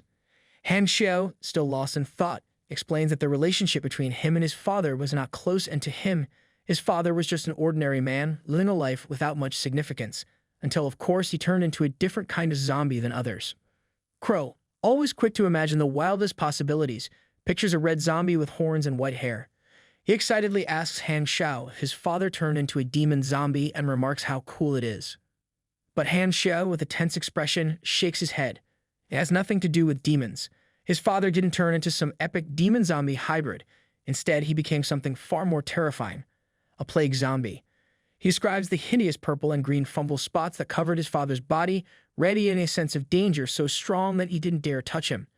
Faced with this horror, Han Xiao was forced to quickly master telepathy with his psychic powers. He explains that this was his father's last lesson to him, a grim final connection. Chen Bai turns to Han Xiao, intrigued by the mention of a plague zombie. Han Xiao explains that it must have been due to the chemical plant where his father worked. He mentions how his father wasn't the only one affected. His neighbors had those same ominous spots as well. Chen pauses, deep in thought, piecing together what he knows. He realizes that this chemical plant might be connected to the SSS-level mission of the plague sect. Chen then turns back to Han Xiao, expressing a strong interest in the chemical plant related to this strange plague. He requests that when he gets to Shanghai, Han Xiao takes him there. The boy, without hesitation, agrees because who wouldn't want to take a trip to a chemical plant possibly filled with zombie fungus? Crow, never one to miss a chance, raises his hand and asks Chen Bai for advice about his abilities. Chen, ever the patient leader, smiles and opens the floor for everyone to discuss their questions or share information. Later, as he thinks back on the day's events, Chen reflects that today's harvest has been quite fruitful. Not only have they discovered some valuable items, but he's also managed to pick up a few clues about the Plague Lord's mission. Meanwhile, back in Jiangsheng, inside the hotel room 1503, Chen Bai is resting peacefully on the bed, drifting in and out of sleep. However, the sudden sound of coughing jolts him awake. Startled, he looks around and is shocked to see his friends sprawled out on the floor of his room, coughing and struggling. Confused, Chen asks what's wrong with them. One of them tries to respond, but his voice is weak, barely audible. Chen quickly jumps into action, helping two of them to their feet and guiding them outside the room. The hero's work never ends, even when woken up from a nap. Once outside, Chen asks what's going on and reminds them that he had specifically warned them not to enter his room. He had released several viruses around the space as a precautionary measure to prevent any accidents, because clearly nothing says safety like booby-trapping your own room with viruses. As he helps one of his friends to the couch, the poor guy coughs out that he now has 20 diseases, each linked to negative buffs. As if catching a cold wasn't bad enough. The other, looking just as miserable, adds that he's been hit with 30 diseases and all his attributes have dropped to 0. 0. Not a great look for surviving in this world. Desperate, they ask Chen Bai if he has any antidote. Chen gets up calmly and reassures them, saying he has already removed the viruses from their systems. Their abilities will recover soon. He tells them to rest while he goes to find Jiang Luping. Just as he's about to leave, Wei Shidu approaches him with urgency in her voice. She warns him that Jiang Luping is actually here to kill him. Ken's eyes widen in surprise as he asks for the reason behind it. Wei Shidu explains that it all started when Jiang didn't believe the settlement Chen had mentioned was real. To verify, she asked Sanji to record a video and send it, but things went south quickly. She hesitates to continue, clearly uneasy about what happened next. Wei Shidu then adds that after she rejected Jiang Luping's romantic proposal, his anger shifted toward Chen. He stormed in, shouting that all their problems began when Chen arrived and the only solution is to kill Chen, claiming it would somehow fix everything. Solid logic from a man who's clearly had one too many bad ideas. Chen and Wei Shihu sit at a table in the room, glasses of water placed in front of them. Chen leans back in his chair, commenting on the absurdity of Jiang's reasoning, wondering aloud if he's just an idiot. Wei Shihu, agreeing wholeheartedly, calls Jiang looping an idiot as well. She shares how he used to threaten any girl he interacted with, including forcing her childhood friend to drop out of school. If it hadn't been for Sanji protecting her, she's certain Jiang would try the same manipulation tactics on her. She confesses how horrible it is being trapped in the hotel with him, making every day feel as long as a year. Luckily, she adds, Jiang's talents aren't strong enough to actually control her. Wei Shihu then looks at Chen with a glimmer of relief, saying how happy she is to see how strong he has become and that Sanji is still alive. It's the little victories in a world of plague zombies and bad decisions. After talking for a while, they hear Jiang looping, coughing violently in another room. Both Chen and Wei Shihu stand up, heading towards the door.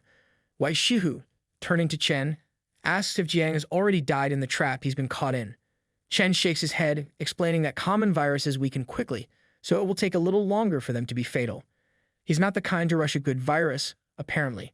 With a mischievous glint in her eyes, Wei Shihu says she has an idea. Chen, curious, asks what she has in mind. She leans in and admits she hates Jiang looping so much that she wants him to die with regrets. They open the door to see Jiang looping leaning against the bed, coughing hard, his eyes red and irritated. In a final act of defiance, the last thing Jiang sees is Chen and Wei Shihu sharing a kiss. Nothing like a little drama to seal the deal. Chen, always one to poke fun, asks Wei Shihu if a kiss is enough to irritate Jiang. She replies that it's more than enough, adding, "What else do you want to do? It's my first kiss, you know." 2 days later, Chen Bai finds himself moving swiftly through the watching mountainous forests just outside the city. He's leaping effortlessly between tree branches when his messaging window beeps. Song Zixiang is calling. As Chen answers, he asks what's up, his voice casual as ever. Sitting comfortably in an office chair, Song Zixiang reports the latest news. Their team has successfully picked up Wei Shihu and the others along the river road, and they're now on their way back. Chen Bai nods in approval, commending her for a job well done. Then, with a slight change in tone, Song Zixiang brings up something else. Apparently, there's a lot of buzz on the Evolved forum about a mysterious chat group full of experts. And the rumor mill is churning out the idea that Chen Bai is the owner of this group, because if anyone's running a secret club of apocalypse pioneers, it's definitely Chen Bai. The members, people say, are all individuals who awakened their abilities before the apocalypse even began. Sounds like quite the exclusive club. Chen, pausing on a branch, calmly responds, confirming the rumors. The chat group 001 is indeed his. He reminds Song about the post he asked her to promote, hinting that this was all part of a bigger plan.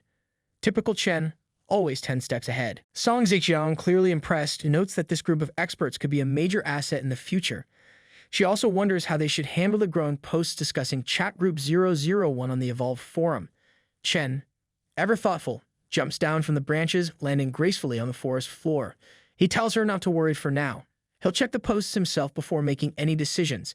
He just asks for the titles of the most discussed posts. Within moments, Song sends the list and the titles appear. One post claims that the so-called White Emperor already knew about the impending cosmic trial. Another post analyzes a video titled Bai, speculating that the experts are all members of the same chat group. Another curious title suggests that if there were monsters before the judgment, there may also be evolved beings. Yet another post from the owner of chat group 002 claims that chat group 001 was likely formed before the judgment. Looks like everyone's talking about it. Chen reads through them carefully, contemplating his next move. He thinks to himself that it's time to make chat group 001 famous. He then pulls up his messaging window, his mind already calculating the potential benefits of this sudden surge of attention. He knows that making chat group 001 famous won't just give them influence. They'll provide serious deterrent power. Because what's scarier than a group of elite pioneers? He says it will also foster a sense of unity among the members, making it a whole lot easier to recruit specialists in the future. Chen then continues walking through the forest. The vibrant, lush greenery around him slowly withers. The leaves crumple into brittle brown fragments and the trees twist into skeletal shapes. Before he knows it, the once lively forest is now a wasteland, completely desolate. The ground cracks beneath his feet and scattered skulls and skeletons litter the area like some macabre decoration. The sky above shifts into a blood-red hue, adding to the ominous vibe. And just when things couldn't get any more apocalyptic, a system message appears in front of him. You have entered the secret dungeon, village of the demon worshippers. Chen Bai smiles as he mutters to himself. He's finally found it, the secret dungeon where in his previous life he received the S-rank class transfer mission to become a demon hunter. It's always nice to return to a place filled with fond, murderous memories. As soon as he steps deeper into the cursed land, a task window appears before him. It outlines his objectives for the dungeon. First, he must interrupt the villagers' ritual to summon the demon. Task difficulty: C. Next, he's told to kill all the polluted villagers. Task difficulty: C. Then comes the kicker. His third task: to kill the demon summoned by the villagers and finish off any remaining polluted villagers. Task difficulty: S. Ah yes, because no dungeon is complete without a near impossible task at the end. Ken's mind drifts back to his previous life. He remembers a smiling young man named Chen Bai, who had roped him into this very dungeon before. Chen Bai had sold it as a simple job. Complete task 2, leave the secret dungeon and split the loot. He had even promised that anyone who didn't win gear would be compensated with gold coins, because nothing screams trustworthy like free money. In his previous life, Chen Bai fell for Brother Kang's lies. He too joined the team driven by the lure of those shiny gold coins, but things didn't go as planned. Brother Chang had intentionally made a mistake, allowing the villagers to summon the demon. Then, just as the chaos began, he led his team out of the combat area.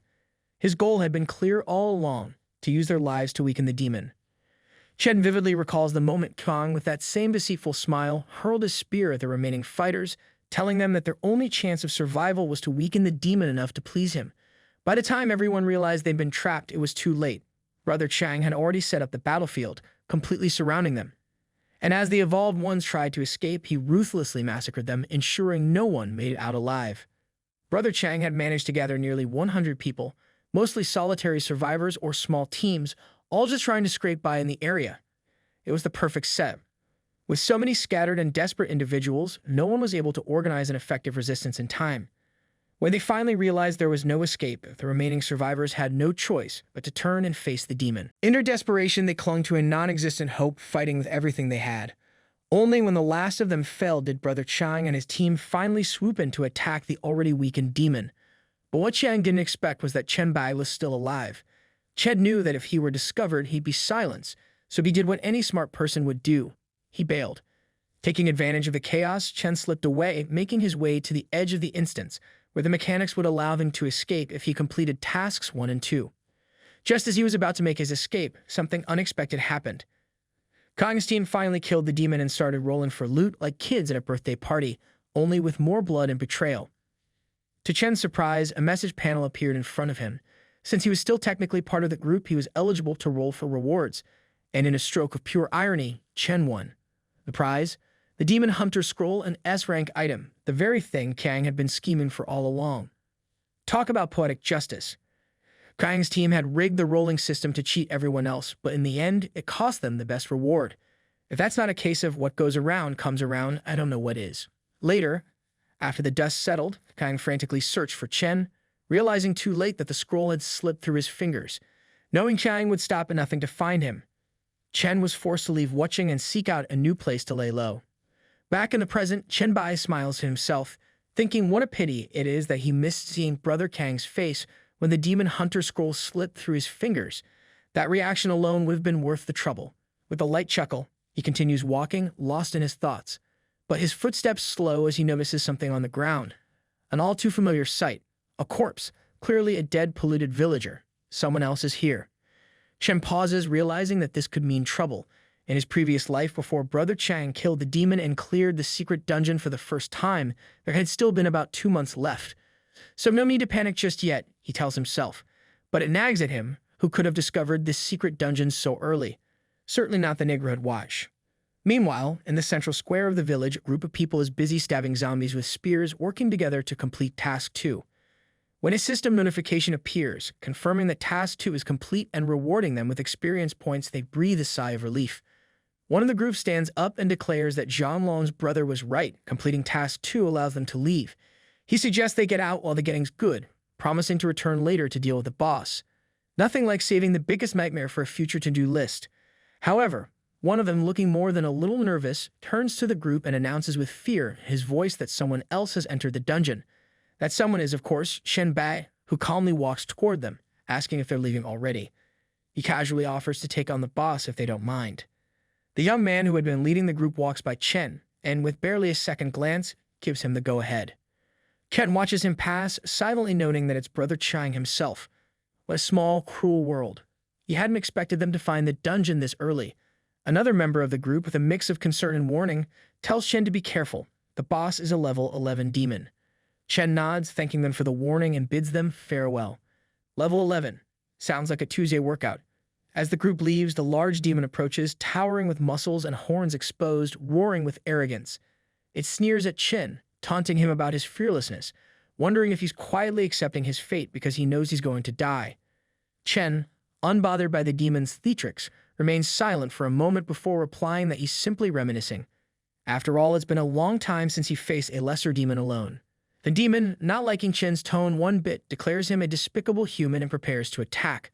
But before it can make good on its threat, Chen moves with lightning speed, slicing the creature with a series of quick cuts. Neon bruises bloom across the demon's skin as it reels from the unexpected blows. Turns out, demons don't handle rapid-fire humiliation all that well. Calmly, he remarks how after decades as a demon hunter in his previous life, he's lost count of how many lesser demons he's slain. Every movement, every weakness, and even the direction of each muscle fiber, they're all as familiar to him as the back of his hand. A lifetime of demon hunting makes dissecting these creatures almost feel like muscle memory. As the demon lays vanquished, Chen stands over it, feeling a rush of familiarity. His skills haven't deteriorated one bit. Like riding a bike, except instead of pedals, it's a sword, and instead of a road, it's demons. In the distance, Brother Kang's group erupts into excited chatter. One of them shouts that he's received the participation reward minus 5,000 experience and a lineage item, instant kill. The group is left stunned, barely able to comprehend what just happened. It's as if the loot fairy just dropped a present in their laps. Curious, one of Kang's men approaches the leader and asks if Chen absorbed the demon's body. Kang, clearly intrigued, tells them to check it out. The group heads back toward Chen, who turns to greet them with a grin. Because who wouldn't be grinning after making the demon look like a piñata? Noticing their return, Chen smiles and teasingly asks if they're here for a cut of the loot. Kang laughs, spreading his arms wide in a gesture of good-natured surrender, claiming it's just a misunderstanding. Yeah, sure it is. He tells Chen that he single-handedly defeated the demon boss, so how could he dare to take a share of the loot? Chen, however, isn't buying it. His expression remains serious as he thinks to himself how Kang knows exactly how to play things, but he's already seen through the man's true intentions. Fool me once, Kang. Playing along for now, Chen picks up some of the loot he's just acquired, holding up a few tantalizing items. He casually mentions that the demon dropped some pretty impressive stuff, including a B-level inferior demon lineage potion, an A-level lineage potion, and even an exclusive mission scroll for S-level demon hunters. He can't resist throwing in a little temptation, asking if they aren't even a little interested. One of Shan's subordinates, looking none too pleased, hands over a collection of vials filled with red liquid, acknowledging that these are the lineage potions everyone just received. Brother Kang, facing Chen, admits that it would be a lie to say he isn't tempted by the rewards, but he adds with a diplomatic flair that they aren't irrational people. The rewards for completing the task rightfully belong to Chen. Chen accepts the vials, his expression calm but his thoughts sharp. He responds that it sounds good, but quickly cuts through the pleasantries, pointing out that Kang didn't come back just to congratulate him. If there's something Kang wants to say, he should just get to the point. Chen's not one to waste time on small talk, especially when there are potential hidden motives involved. Kang, with his usual charm, gestures casually and claims it's nothing serious. He says he just wants to make friends and asks where Chen lives, mentioning that he's been clearing out the western suburbs of Wucheng recently. It would be unfortunate, Kang adds, if he accidentally invaded Chen's territory. Chen, however, isn't fooled. With a serious expression, he thinks about what Chang just said. The western suburbs, that's where Meng Meng lives near the sports complex. Kang's being polite on the surface, but it's clear he's fishing for information, trying to figure out what I'm doing in his supposed territory. Without showing his hand, Chen replies smoothly, assuring Chang that his settlement is in Jiangcheng, far from the western suburbs. As for that area, Chen says he only knows about the sports complex there. Let's see if Kang bites, Chen thinks to himself. Time to find out what they're really up to near Meng Meng. Kang, seemingly satisfied with the conversation, responds that his group recently took control of the sports complex in the western suburbs. They're now in the process of clearing the surrounding area. Kang, still trying to smooth talk his way into Chen's good graces, suggests they could become friends and help each other out. He compliments Chen's strength, hinting that he must have quite a bit of influence in Jiangcheng. Classic Qiang offering friendship while plotting something beneath the surface. But Chen Bai, still serious, isn't fooled for a second. The sports complex has already been cleared. He knows better. This so-called clearing is nothing more than a thinly veiled excuse for conquering territory and wiping out anyone in their way. Suddenly, it all makes sense. No one was there to help Meng Meng in his previous life because these very people probably cleared her too. It's all coming together, and it's not looking good for Khan. Just as Chen is processing this realization, a notification pops up. It's from Meng Meng. Chen quickly opens the message, which states that many evolved have suddenly arrived in her neighborhood. They're searching house by house, and she thinks they will find her soon. Chen responds that they're there to clear out zombies as well as the evolveds. He instructs her to keep them out of her house. He promises to be there soon. Trouble is brewing and there's no time to waste. Chen sighs, looking back at Chang. He mutters, "You really?" His patience clearly wearing thin. Without another word, he slowly releases his tentacles. The sight makes Gang tremble, stepping back in fear, his voice cracking as he stammers out a question. What is he going to do? Spoiler alert. Nothing good for Kang. Before Kang can react, Chen curses under his breath, launching his tentacles at the young man. The attack is swift and merciless, capturing Kang in an instant. Chen activates his evolution devour and memory reading abilities, wrapping Kang's body in a small cocoon. As the cocoon closes around him, Chen closes his eyes, focusing on the fragmented memories he's pulling from Kang's mind. Unfortunately, memory reading isn't as neat as a YouTube tutorial. The fragments are jumbled, and Chen can't pinpoint the exact location of the sports complex or any details about Meng Meng's attackers. With Shang fully consumed, Chen opens his eyes and turns to the rest of Kang's group. They're cowering in fear, their bravado long gone. Looks like Chen isn't the only one with strong survival instincts. Ken coolly announces that he'll need one of them alive to show him the way. He remembers the one who had warned him to be careful about the boss. It seemed like that guy knew a lot more than he was letting on. Time to do a little more digging, literally if necessary. Meanwhile, in Wucheng's western suburbs inside Building 16, Meng Meng clutches a baseball bat with all the strength she can muster. The sound of pounding on her door fills the room as someone shouts from the other side, demanding she open up. Because nothing says welcome like a countdown to invasion. Trembling, Meng Meng manages to shout back, telling them they're not welcome and to leave, warning that if they break in, she won't hesitate to defend herself. Outside, the man laughs and turns to his companions, amused by her defiance, because naturally, laughing off threats always goes well in horror movies. His two accomplices join in, mocking her, egging her on, and teasing her about what she could possibly do. They tell her to get ready because the brothers are coming in. These guys are really leaning to the whole creepy villain vibe. But Meng Meng, showing more strength than they expect, raises her voice in a fierce shout, demanding they leave. Her voice isn't just loud. It's powerful, pulsing with energy. The sound hits the intruders like a sonic wave, drilling straight into their ears. They scream in agony as blood flows from their ears, while Meng Meng, overwhelmed by the exertion, collapses to the ground, dropping the bat. She coughs, touching her forehead, her body trembling from the strain. A small trickle of blood runs from her mouth as she struggles to breathe. Not exactly a victory lap moment. She thinks to herself how this ability still demands a level of physical endurance that she doesn't quite have yet. It lasted just over a second, but it was enough to leave her throat ruined and most of her energy drained. However, there's now silence outside. She figures, with her mental strength, they must all be unconscious by now. Well, unconscious or in desperate need of an ear doctor. Outside, her guess is spot on. The three men lie unconscious in a pool of their own blood, except for one who, with the last of his strength before blacking out, manages to call for reinforcements. He sends out a message, warning his brothers that there's a girl on the 12th floor with powerful mental attack abilities. His team is all but dead, and they need to act fast. He's confident she won't be able to use her ability again for a while, giving them a window to take her down. Good luck with that. 10 minutes later, the banging on the door resumes. Meng Meng, still breathing heavily and feeling weaker by the second, realizes they're back. Her eyes darkening with exhaustion. Looks like she'll have to fight again. The door slams open and several men burst into the room, their twisted grins making her stomach turn. One of them makes a disgusting comment about how she's a beautiful girl, mocking her sweat and exhaustion, because nothing screams bad guy like being creepy and gross. As they taunt her, calling her sister and making vile comments about teaching her how to scream properly, Meng Meng struggles to crawl along the wall. Her mind races, and she realizes she has just enough strength left to invoke her Hellfire ability one more time. It's all or nothing. Summoning the last of her energy, she unleashes the purple flames of Hellfire, consuming the men in an inferno of destruction. Their mocking quickly turns to screams of agony as they are enveloped in the flames. But as the fire dies down, so does Meng Meng. She collapses onto the floor, gasping for breath, utterly spent. Her body feels like it's given out completely. She reflects on something her master once told her, that the 4 attributes complement each other, and having one too high without balancing the others is dangerous. Well, lesson learned the hard way. Just when she thinks it might be over, another group of men enters the room. They quickly size her up, and one of them mockingly announces that she's completely done for, because apparently bad guys never run out of reinforcements. They taunt her, telling her to kneel and beg or face death. Even in her weakened state, Meng Meng refuses to give in. She drags herself across the floor, every movement feeling like agony.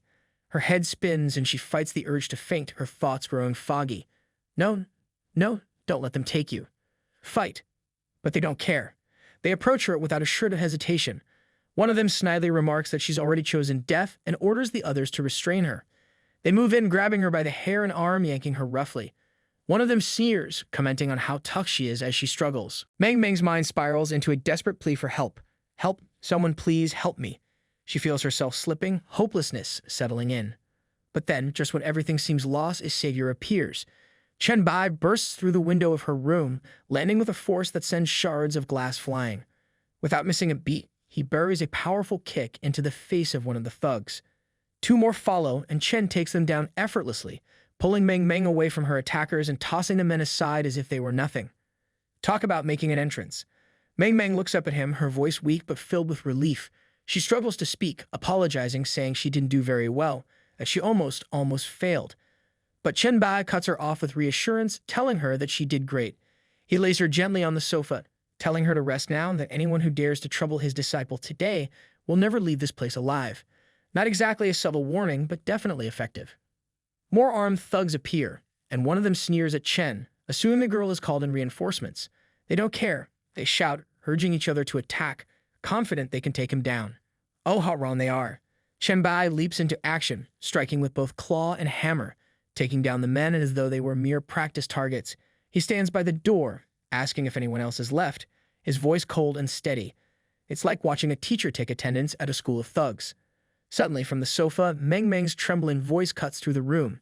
She's sweating, barely able to stay conscious, mumbling that she's struggling. Chen kneels beside her, recognizing the signs. Fatigue and the pressure of her mental strain are causing hallucinations. Poor girl, she's given it everything she's got.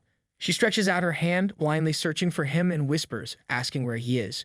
Chen takes her hand, gently assuring her that he's right there, telling her to hang on. Stroking her head, he tries to calm her. Because if anyone can bring comfort in the middle of chaos, it's Chen Bai. As he's tending to Meng Meng, a new thug bursts in, axe raised, ready to strike. Without even flinching, Chen Bai impales him with a tentacle, lifting the man to the ceiling. He reassures Meng Meng once again, telling her not to be afraid, that he will protect her. Because nothing says calming like impaling attackers left and right while offering gentle words of reassurance. Chen focuses his energy, planting his claw into the ground. Every time a new thug dares to enter the room, they're immediately impaled by another tentacle, as if the room itself has turned against them. All the while, Chen stays close to Meng Meng, his thoughts crystal clear. No one will hurt her. Not while her is there. An hour passes, and now Meng Meng rests with her head in Chen Bai's lap. He watches her, his expression softened as he thinks she looks much better now. The room around them is filled with the bodies of the fallen thugs, a testament to the chaos that had unfolded. As Chen reflects, he senses someone approaching the door. A young man enters cautiously, hands raised in a gesture of surrender, quickly identifying himself as an ally. It's me, Mr. Bai," he announces, his voice trembling slightly. Chen, ever calm, continues to gently stroke Meng Meng's hair as he responds, acknowledging the young man's arrival. He asks if this means all of Chen Yikong's forces have been wiped out.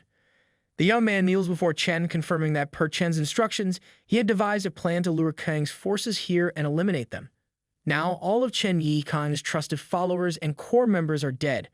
Mission accomplished, though it's not exactly a cause for celebration, considering the bloodbath involved. Chen then asks if the only ones left now are the young man's own followers and core members.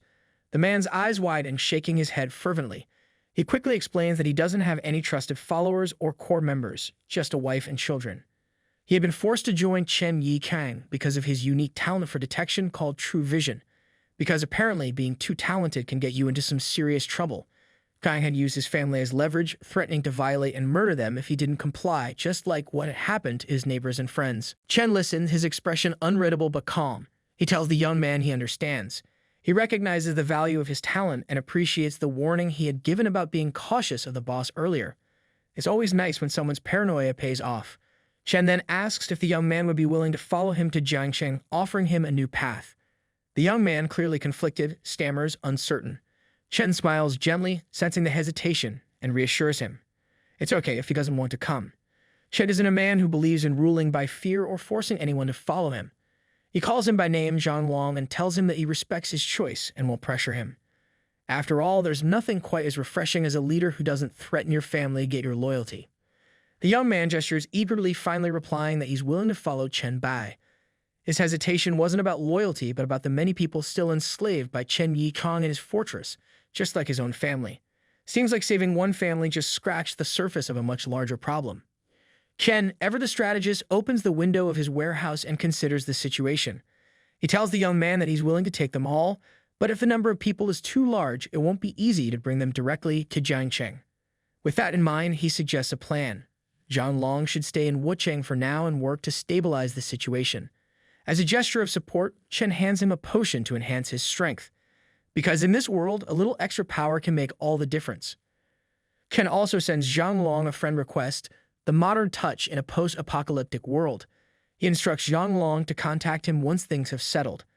At that point, Zhang can decide whether to remain in Wucheng and develop the area or join Chen in Jiangsheng, depending on how things unfold. Flexibility is key when rebuilding civilization. Zhang Long smiles, relieved and grateful, as he takes the potion, thanking Chen repeatedly. After Zhang Long leaves, Meng Meng continues to sleep peacefully on the sofa, her breathing finally calm. Chen Bai remains seated beside her, keeping watch as the room grows quiet once more. With the girl resting, Chen shifts his attention to his warehouse.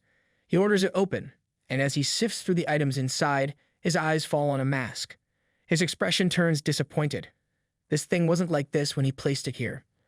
He remembers that when he got the potion for Zhang Long earlier, the items in the warehouse hadn't mutated yet, but now the profession transfer mission scroll and the demonic bloodlines he had placed inside seemed to have changed. Frowning, Chen starts sifting through the warehouse, muttering to himself. Looks like it's time to figure out what's going on with this mess. He decides to try moving the items around, his mind already racing with possibilities. Chen Bai's eyes narrow as he realizes what's going on. The mask seems to be fixated on the demonic bloodline potion. He holds a handful of potions and a thought hits him. Could it be that this mask wants to consume these? He reflects that these inferior bloodline potions are of no use to him, so why not feed them to the mask and see what happens? Holding the mask in his hands, he thinks about the value of this treasure. Even Lido wants to get his hands on this thing. Maybe feeding it will unlock some hidden function. Worth a shot. With a decisive nod, he pours the potions into the mask's mouth, which eagerly swallows them all with a glowing smile. 5 minutes later, the mask opens its mouth wide and lets out a burp. Chen, staring at it in disbelief, feels the disappointment sink in. He wonders if that is it. He sacrificed all those potions just for a burp. He mutters, annoyed that such high-level treasures amounted to nothing more than this. Great a treasure with table manners. But before he can fully process his frustration, the mask suddenly vomits a strange purple goo onto the floor. Chen looks down at the mess, bewildered. This thing uses the same mouth to eat and puke? Fantastic. As he kneels to inspect it, annoyance still bubbling under the surface, he picks up the small spherical blob of goo. Immediately, he realizes it's not just dirt. His eyes widen as a description message appears before him, confirming his suspicions. Ordinary demonic bloodline essence. Item type, potion.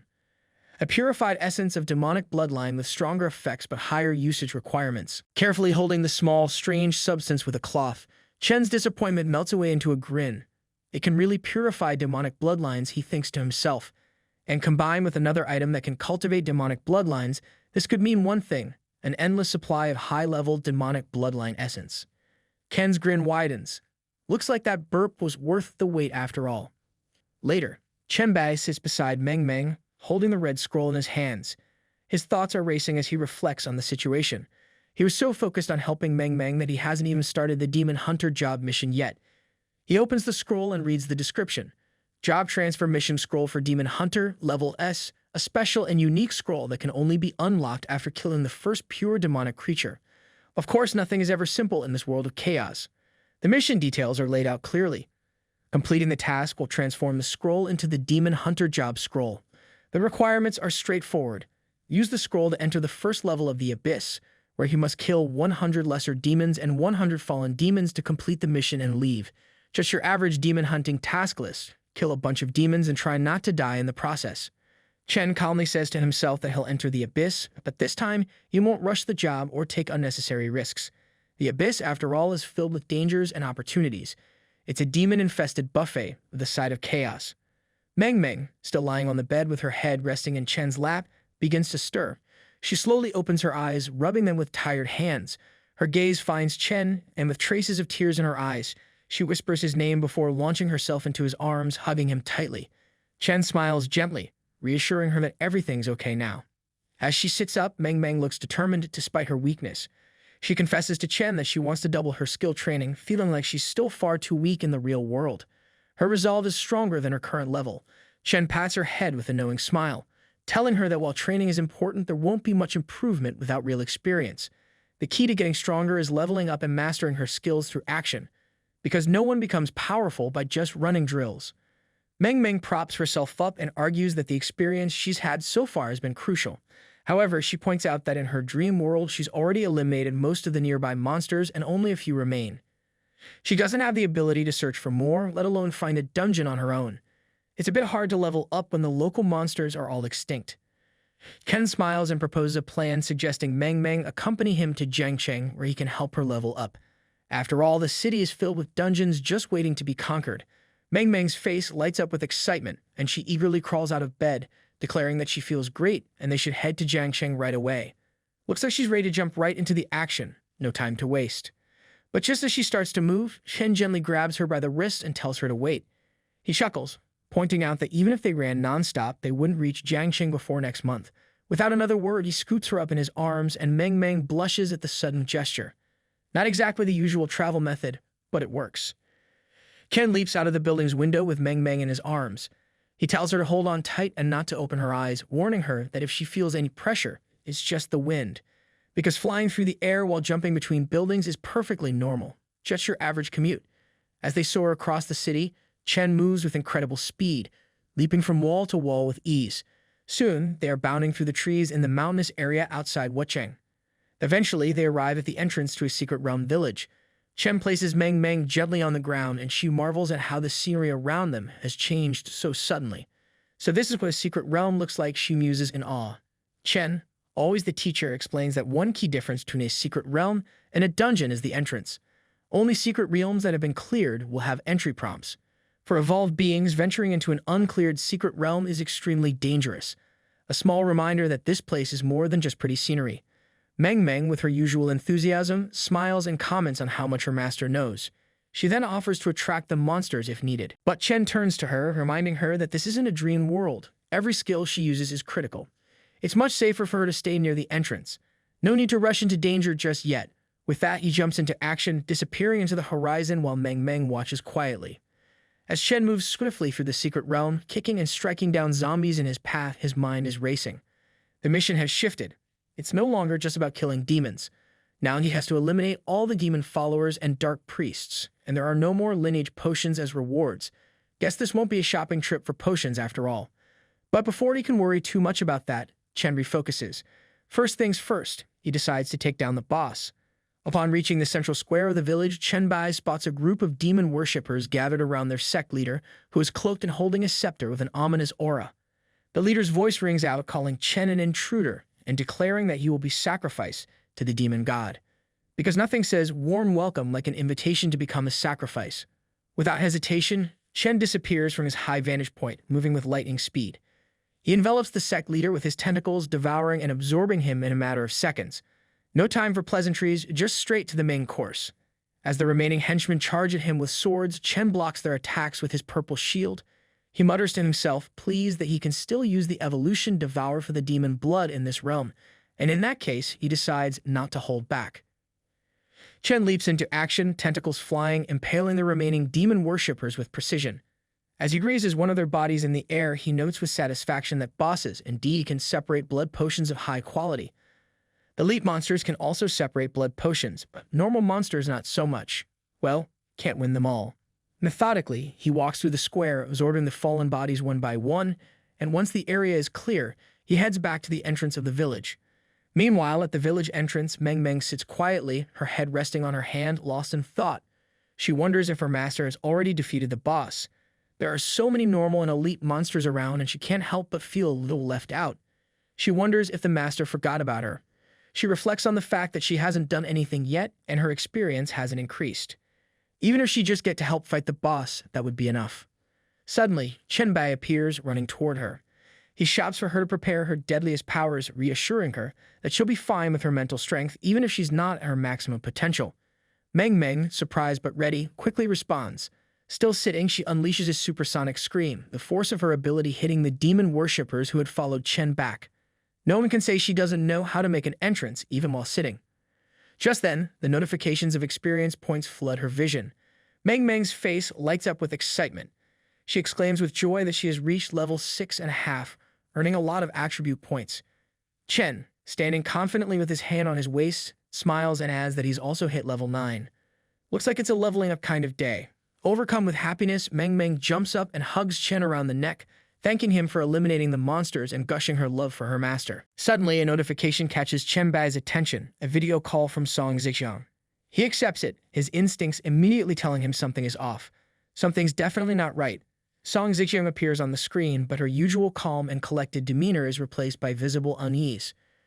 Chen, always quick to notice these things, asks what's wrong, his voice filled with concern. He notes that she doesn't look well and presses her to explain what happened. Song Zixiang, clearly troubled, responds that they need his help immediately. A goblin claiming to be the god of trading has arrived at the settlement. The words echo in Chen's mind, triggering recognition. Lido, the god of trading. He quickly asks how this goblin, Lido, ended up at the settlement. Song Zixiang, clearly shaken by the situation, hesitates before questioning if he knows him. Song Zixiang takes a deep breath and tells Chen Bai that she'll keep it brief. After staying in the settlement for just a day, Lido, the self-proclaimed god of trading, sought her out. He's willing to offer an A-class city-building order as an investment, a rare and valuable resource. However, the condition is that once the city is built, the best location must be reserved for the Goblin Merchant Guild, with a lifetime exemption from taxes. Classic Goblin making deals that sound too good to be true. Shen pauses for a moment, reflecting on the situation. A high-level city-building order. He knows how rare these are. City-states recognized by the will of the universe come with numerous functional advantages. This kind of investment brings nothing but benefits. No downsides, really. A goblin with an offer too good to pass up. Song Zixiang agrees with him, but quickly brings up the issue. There's still one problem. The city-building order can't just be used whenever they feel like it. It must be used immediately. This urgency presents a serious dilemma. Chen acknowledges the problem. He knows that the monster siege triggered by an A-class city-building order would be difficult, maybe impossible, for their current settlement to withstand. But he reassures Song Zixiang not to worry. He can return to the settlement within a day. Sometimes, you just have to jump into the chaos. Song Zixiang, still a bit uneasy, asks if she should delay Lido for a day or if Chen is ready to accept the investment. Chen, confident and calm, tells her that this is her investment and she can proceed. He's already accepted other investments on his end. Oh, and one more thing, he adds, give Lido some extra praise while you're at it, and feel free to mention my name too. Because when dealing with a god of commerce, a little flattery and name-dropping never hurt anyone. With that, Song Zixiang nods in understanding, assuring Chen that she'll handle everything and that you shouldn't worry. Chen Bai opens his warehouse, calling Meng Meng to his side. She rushes over immediately, eager to see what he has in store. Displaying an impressive lot of equipment, Chen gestures toward it and explains that it all enhances physical fitness. He instructs her to find what fits and boosts her physical capabilities as high as possible, because when the world is falling apart, a little extra muscle doesn't hurt. Meng Meng nods excitedly and says, "Okay, master." But curiosity gets the better of her, and she asks what this is all about. Chen explains there's an urgent matter in the settlement, and he's worried that if he travels at full speed, she won't be able to keep up. Speed's great, but not if you lose your sidekick along the way. Understanding the urgency, Meng Meng responds with an all right, and starts putting on all the gear that fits her. After a few minutes, she's decked out in equipment, looking more like a small armored tank. She proudly tells Chen that her physical fitness is now over 30, and she's got a solid amount of defense as well. Ready for anything, or at least ready to keep up. Chen gives her a nod of approval, stating that's enough. Time to move. Meanwhile, back at the Jiangxing settlement, Song Zixiang enters the reception room where the god of commerce, Lido, is waiting. The room feels tense with anticipation. She apologizes for keeping him waiting and informs him that they've decided to accept his investment. Big moves require careful steps, but Song knows how to handle negotiations. Lido, ever the smooth operator, compliments Song Zixiang on her capability and decisiveness. He remarks that it's no wonder she was able to establish such a large settlement at the very beginning of the apocalypse. What's even more impressive to him is her ability to manage thousands of evolvers in such an orderly fashion, a rare feat indeed, especially in a world overrun by chaos. Song Zixiang thanks Lido graciously for his praise, adding that her management and operational abilities, in her opinion, aren't even 1/10,000th of his skills as the god of trading. She humbly expresses that being chosen and invested in by him is an immense honor for their entire settlement. Flattery with a touch of truth never hurt a negotiation. Lido chuckles, calling her a modest little girl, but he seems more convinced than ever. He comments that with her abilities, he's becoming more and more certain she can turn their settlement into the best city-state for evolvers. He reminds her to take special care of the Goblin Merchant Guild once it's established in their city, because goblins need a prime spot too, obviously. Sitting on the sofa near Lido, Song Zixiang agrees, promising to take care of the guild when the time comes. Then, with a playful smile, she adds that there's someone in their settlement's management who's admired Lido for a long time. When this person heard that the Goblin Merchant Guild would be set up in the city, they immediately gave up their current expedition and are rushing back at full speed. Nothing like a little hero worship to get someone's attention. Surprised, Lido raises an eyebrow and asks who this could possibly be. He points out that not many evolvers are aware of his connection with the Goblin Merchant Guild, which makes this even more interesting. Song Zixiang drops the name with a slight grin, Chen Bai. She explains that Chen has also received investments from Lido before. Lido's expression shifts as he realizes who she's talking about. He murmurs to himself, shuffling through his deck of cards as if searching for something. After a moment, his demeanor changes again. He suddenly seems more calculating. He hands a card to Song Zixiang and tells her that if Chen Bai is involved, this situation requires a different approach. Because when Chen Bai enters the equation, things get a little more intense. Song Zixiang looks down at the card in her hand and is astonished. It's not just any card, it's the Golden City Building Order. Lido confirms it's indeed the S-Class Golden City Building Order, a far more valuable and challenging resource. He explains that given Chen Bai's involvement, the A-Class City Building Order might be too easy for him. An S-Class task might actually make him break a sweat. Lido then adds that if Chen Bai can make it back in time, their entire settlement could have a chance at something far greater. They might even be able to take down the monster siege triggered by the S-Class order. Just as Song Zixiang holds the card in her hand, a notification screen pops up in front of her, bringing with it a new layer of urgency. Lido has sent you a mission investment, S-Class Golden City Building Order. The mission description is simple yet daunting. After a one-day preparation period, all surrounding monsters will be strengthened and launch a relentless assault on the location of the city building order. The settlement must withstand the siege for 5 days to complete the mission. If successful, the area within a 10-kilometer radius from the city building order's location will be recognized as a city by the will of the universe, and they'll receive a golden grade city building reward. Talk about high stakes. The notification prompts Song Zixiang to either accept or decline. She glances at the map, noting that this S-Class city will be much larger than the A-Class city they were initially preparing for. More land, more power, more danger. Lido, watching her closely, comments that with the increased size comes increased danger as expected. He asks her with a mischievous smile if she still dares to accept the investment. Because who doesn't love a little challenge, right? Without hesitation, Song Zixiang replies with confidence, clutching the card in her hand. She's willing to accept, noting that with Chen Bai around, there's nothing she wouldn't dare to face. When you have a walking powerhouse on your side, the sky's the limit. One day later, Chen Bai finally reaches the grand terrace of the villa, carrying Meng Meng in his arms. The long journey shows on his face, but he remains composed as always. Song Zixiang stands on the terrace, waiting for his arrival with a mixture of relief and anticipation.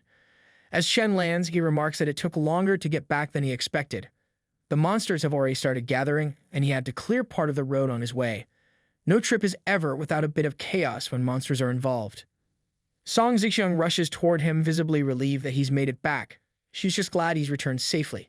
Chen nods, saying he'll go and put Meng Meng in the bedroom to rest, and then instructs Song Zixiang to brief him on the current situation. Time is of the essence, but first, priorities. Song Zixiang, already prepared, tells him they have less than 20 minutes before the siege begins. In the meantime, they set up 3 defensive lines according to the terrain. The area facing Jiangcheng has become their primary defensive zone, and Song Zixian explains that they've already prepared some defensive measures there. With only minutes to spare before the siege begins, every detail counts.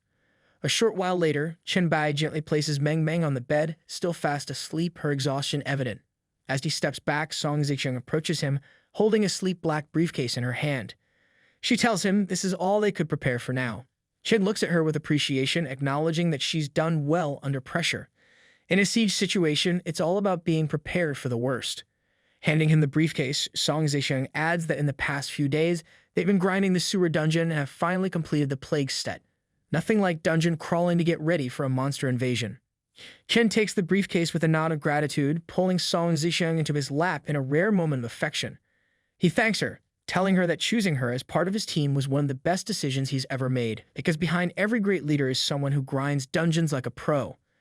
Blushing slightly, Song Zixian replies that being chosen by him is the luckiest thing that's ever happened to her. Flattery, but with sincerity. She admits she's a bit nervous about the upcoming siege, but jokes that seeing Chen still has time to carry a girl back with him puts her at ease. Because when you're calm enough to multitask even during a crisis, that's saying something. Chen smiles and clarifies that Meng Meng isn't just any girl, she's his disciple. He explains that her talent is no weaker than his own, making her vital to their defense. He instructs Song Zixian to bring Songji over to take care of Meng Meng and notify him the moment she wakes up. Meng Meng is the key to defending the settlement, and Chen makes it clear she shouldn't be neglected. Because in a fight like this, everyone's talents matter. Song Zixian, taking the seriousness of the moment in stride, nods and says she understands. Sometime later, Chen Bai leaves the room with Song Zixian at his side.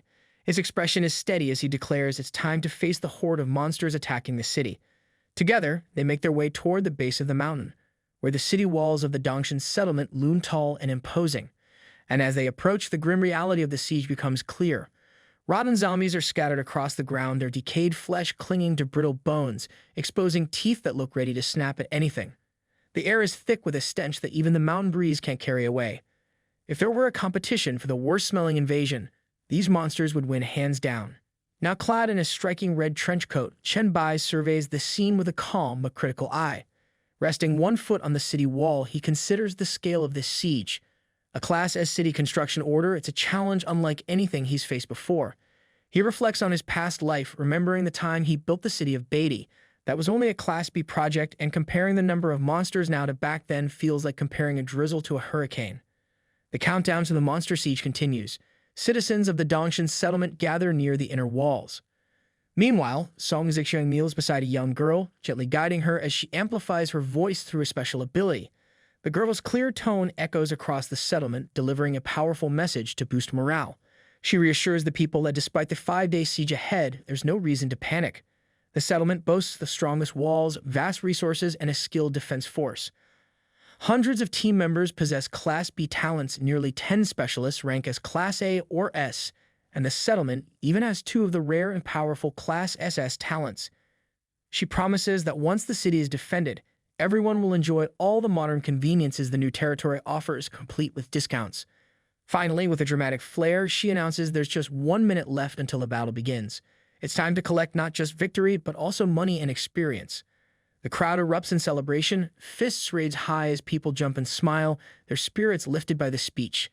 It's like a festival, except instead of fireworks, there are zombies lurking nearby. The mix of tension and excitement is almost surreal. Chen Bai turns to Song Zixian, offering her a well-deserved compliment for her inspiring speech.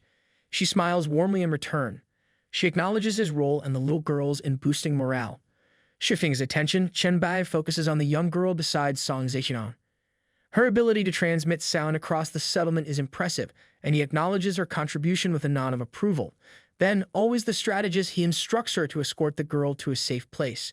After all of her job is done, and she doesn't need to be near the battlefield when the chaos begins. Next, Chen Bai directs his attention to Lu Lai, the tech genius of the team. He inquires about the live broadcast preparations. Lu Lai, ever efficient, steps forward with a confident smile. She explains that everything is ready, including a state-of-the-art controllable transmission camera gifted by none other than the will of the universe. Talk about VIP perks. Satisfied, Chen Bai glances toward the growing pile of zombies outside the walls. With the preparations complete, he signals for the broadcast to begin. Lule gives a sharp nod, and the announcement goes live on the forum, where it quickly garners attention. The notification announcing a live broadcast of the Jiangxing class as Golden City construction order sends ripples through the forum. Comments flood in almost instantly, ranging from skeptical to awestruck. Some accuse the post of being clickbait, grumbling about the gold coin fee to watch. Others lament their own struggles, sharing stories of settlements that only managed to achieve Class D construction orders.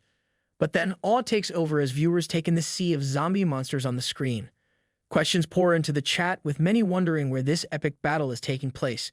Some even express a desire to relocate to the new city if the project succeeds. Of course, not all comments are constructive. One viewer injects a cultural stereotype, questioning why always East Asians are the ones getting such opportunities. Even in the middle of a zombie siege, cultural stereotypes can't take a day off. Chen Bai's team stays focused. The countdown continues, and the defenders of Dongshan's settlement brace themselves for the fight of their lives. One thing is certain, that this is going to be a battle worth watching, gold coin fee or not. The final countdown ticks away. 5, 4, 3, 2, 1, and the battle begins. Chen Bai, always composed, signals that it's time to face the monstrous horde. The beasts outside the city walls grow larger, stronger, and far more aggressive as the siege officially kicks off. The timer for the challenge displays a daunting 271 hours and 59 minutes. Lu Lai, standing behind Song Zixiong, observes the sudden increase in the monster's strength with surprise. She regrets not taking down some of the weaker zombies earlier while they were still manageable. But Song Zixiong, unfazed, already expects this development. She finds the silver lining. Stronger monsters mean better rewards. With their attributes now tripled, these creatures are worth triple the coins and experience. It's a high-risk, high-reward situation, and she seems perfectly fine with it. Chen Bai wastes no time and leaps into action, landing on the battlefield with precision. The impact of his landing sends stones flying into the air, each glowing with a faint purple light. With a practiced motion, he channels a play into one of the zombies, infusing its veins with a vivid purple hue.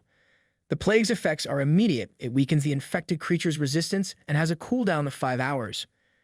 Chen Bai then uses the zombie itself as a weapon, hurling it toward others. The infected creature crashes into its kin, spreading the plague like a viral domino effect. The chorus of damage begins to eat away at the monsters, weakening their attributes with every passing second. The chaos spreads rapidly, creating a chain reaction that puts the horde at a disadvantage. From a distance, Chen Bai observes the results with a critical eye. While the ability doesn't deal high damage outright, its power lies in the infection and the weakening effect it spreads. He recognizes its potential to make the city's defense far more manageable.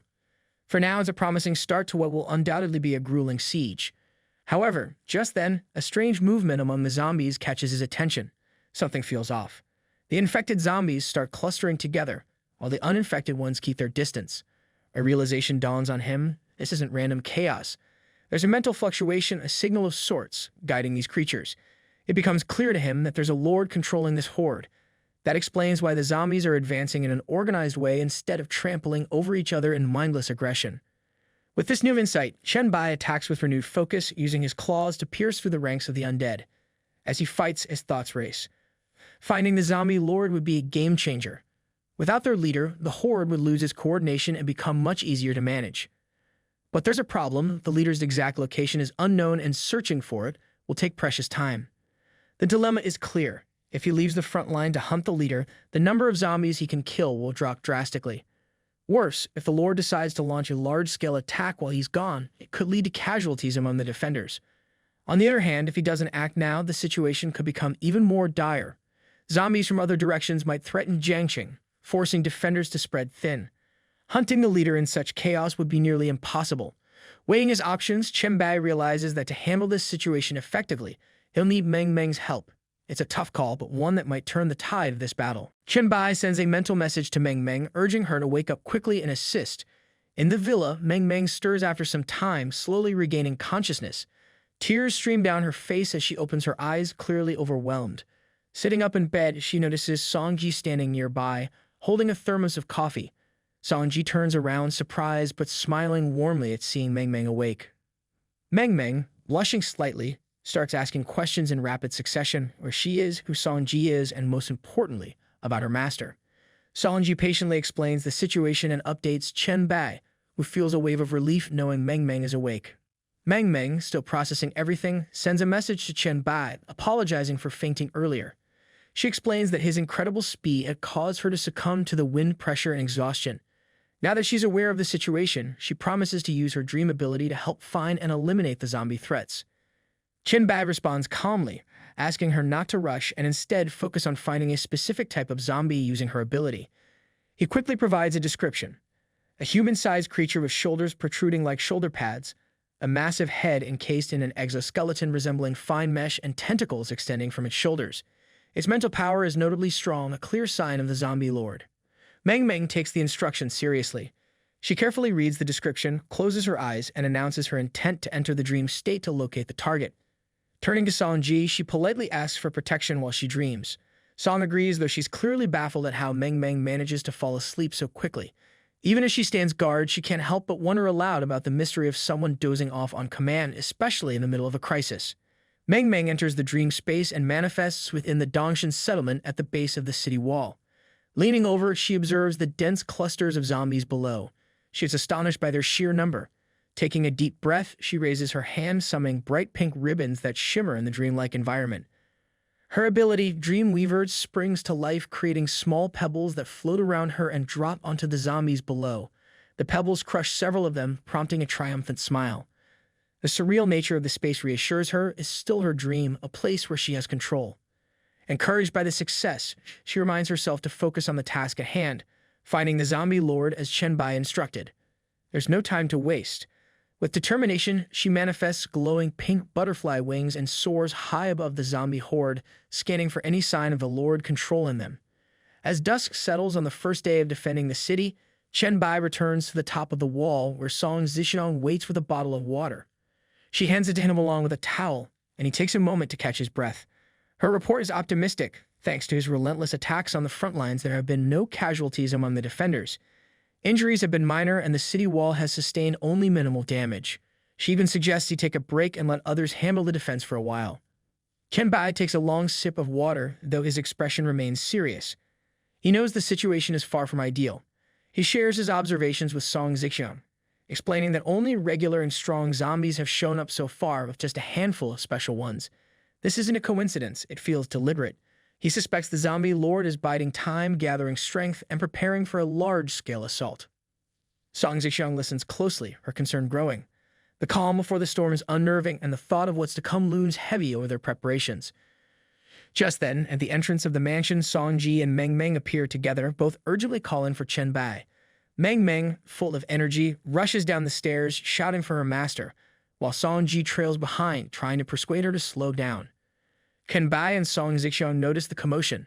Song Zixiang raises an eyebrow at her daughter's behavior, which seems oddly out of character, almost as if she's taken on a caretaker role. Without hesitation, Chen Bai instructs Song Zixiang to contact Lu Lai and interrupt the live broadcast. Song Zixiang quickly complies and informs Chen Bai that Lu Lai has already removed all the live broadcast drones provided by the will of the universe. Chen Bai nods with approval but remains serious as he emphasizes the importance of keeping Meng's unique abilities hidden.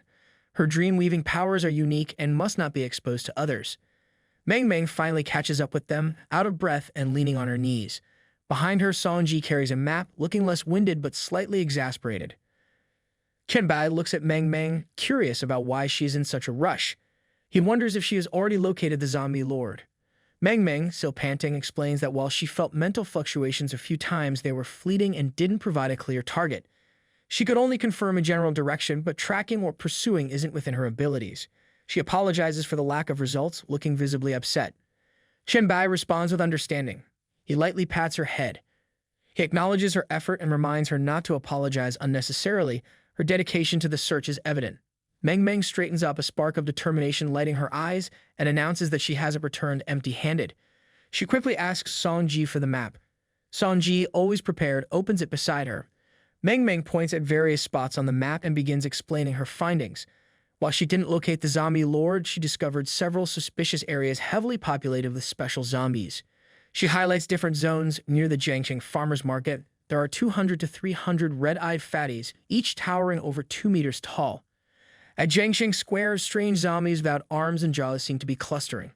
Meanwhile, the Riverside TV tower is swarming with fast zombies, and Rheinberg Commercial Street is packed end-to-end with brutish zombies sporting thick, powerful arms.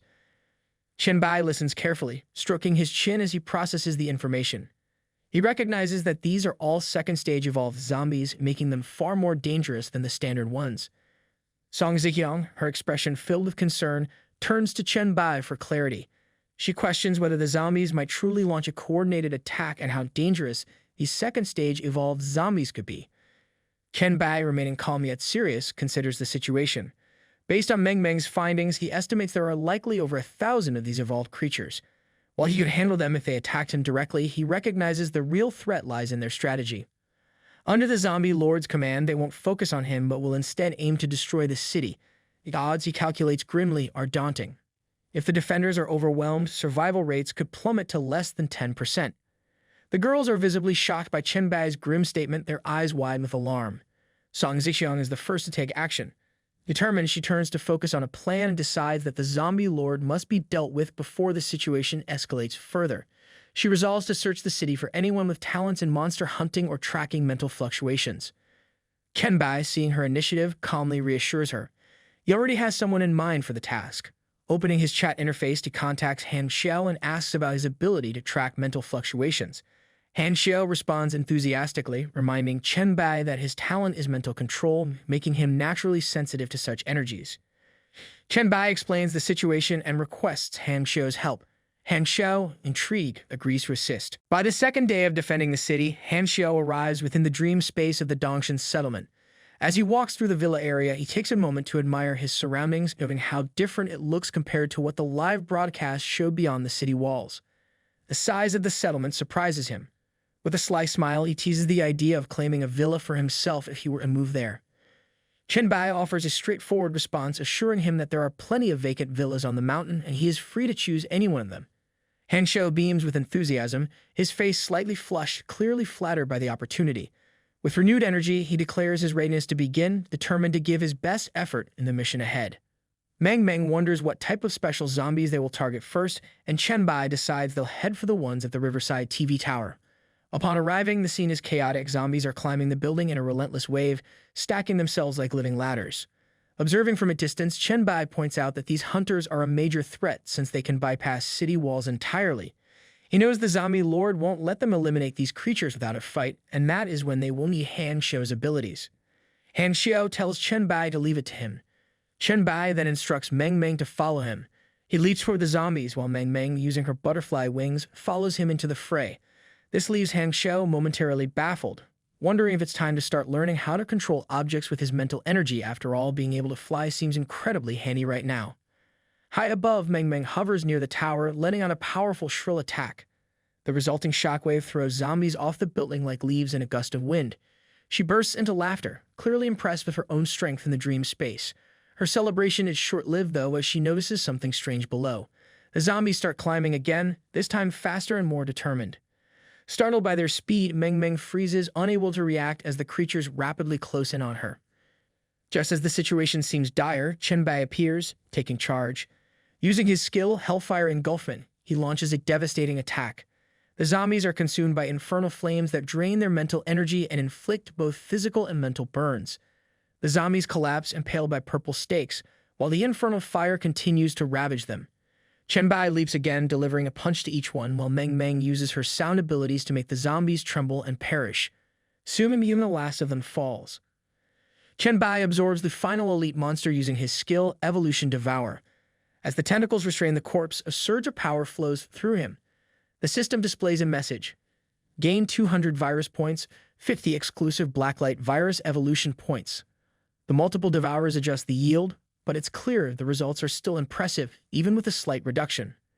Meng Meng, flapping her butterfly wings in the air, looks at the pile of defeated zombies and remarks that it's only the second day of the siege, yet so many elite evolved zombies have already gathered. Chen Bai, glancing at her briefly, and turns toward the city. He explains that speed-type zombies gather quickly, and these are likely the strongest ones from Jiangsheng and nearby cities. More will probably appear, but without the Lord's leadership, they'll scatter and become less dangerous. By then, he expects the Lord to be dealt with. Meng Meng positions herself beside him and asks if they should clear out another gathering point. Just as Chen Bai is about to respond, he notices something strange. A dagger suddenly flies in his direction, but he easily stops it between his fingers. Attached to the dagger is a small, rolled-up piece of paper.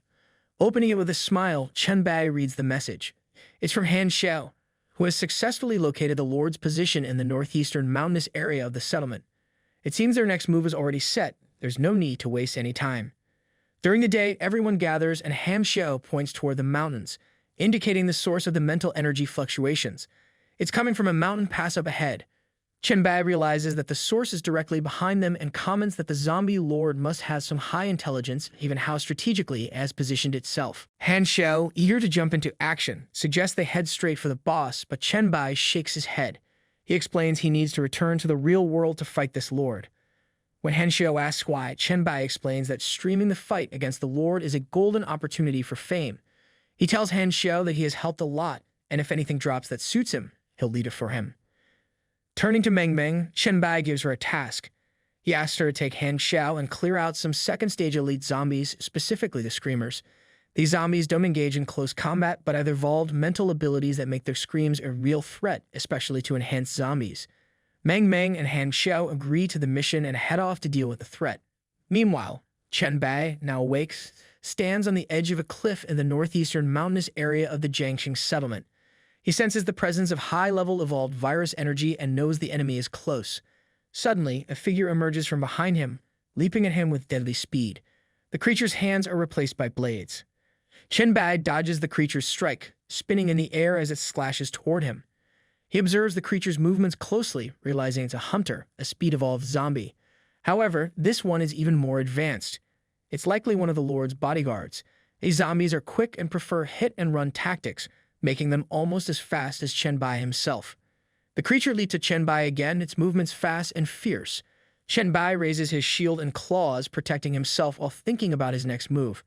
He knows he has to pretend to be weaker to trick the creature into attacking. If he doesn't, they'll keep using hit-and-run tactics, and that could drag on forever. The worst part about it is if the Lord escapes during all this, everything will fall apart. Just as he's preparing his next move, he sees another creature charging toward him. In a split second, he spins his current opponent around, making them collide with the new one. A loud crack of breaking bones rings out as the two creatures fall. Chen Bai wastes no time and crushes their heads, ending their threat.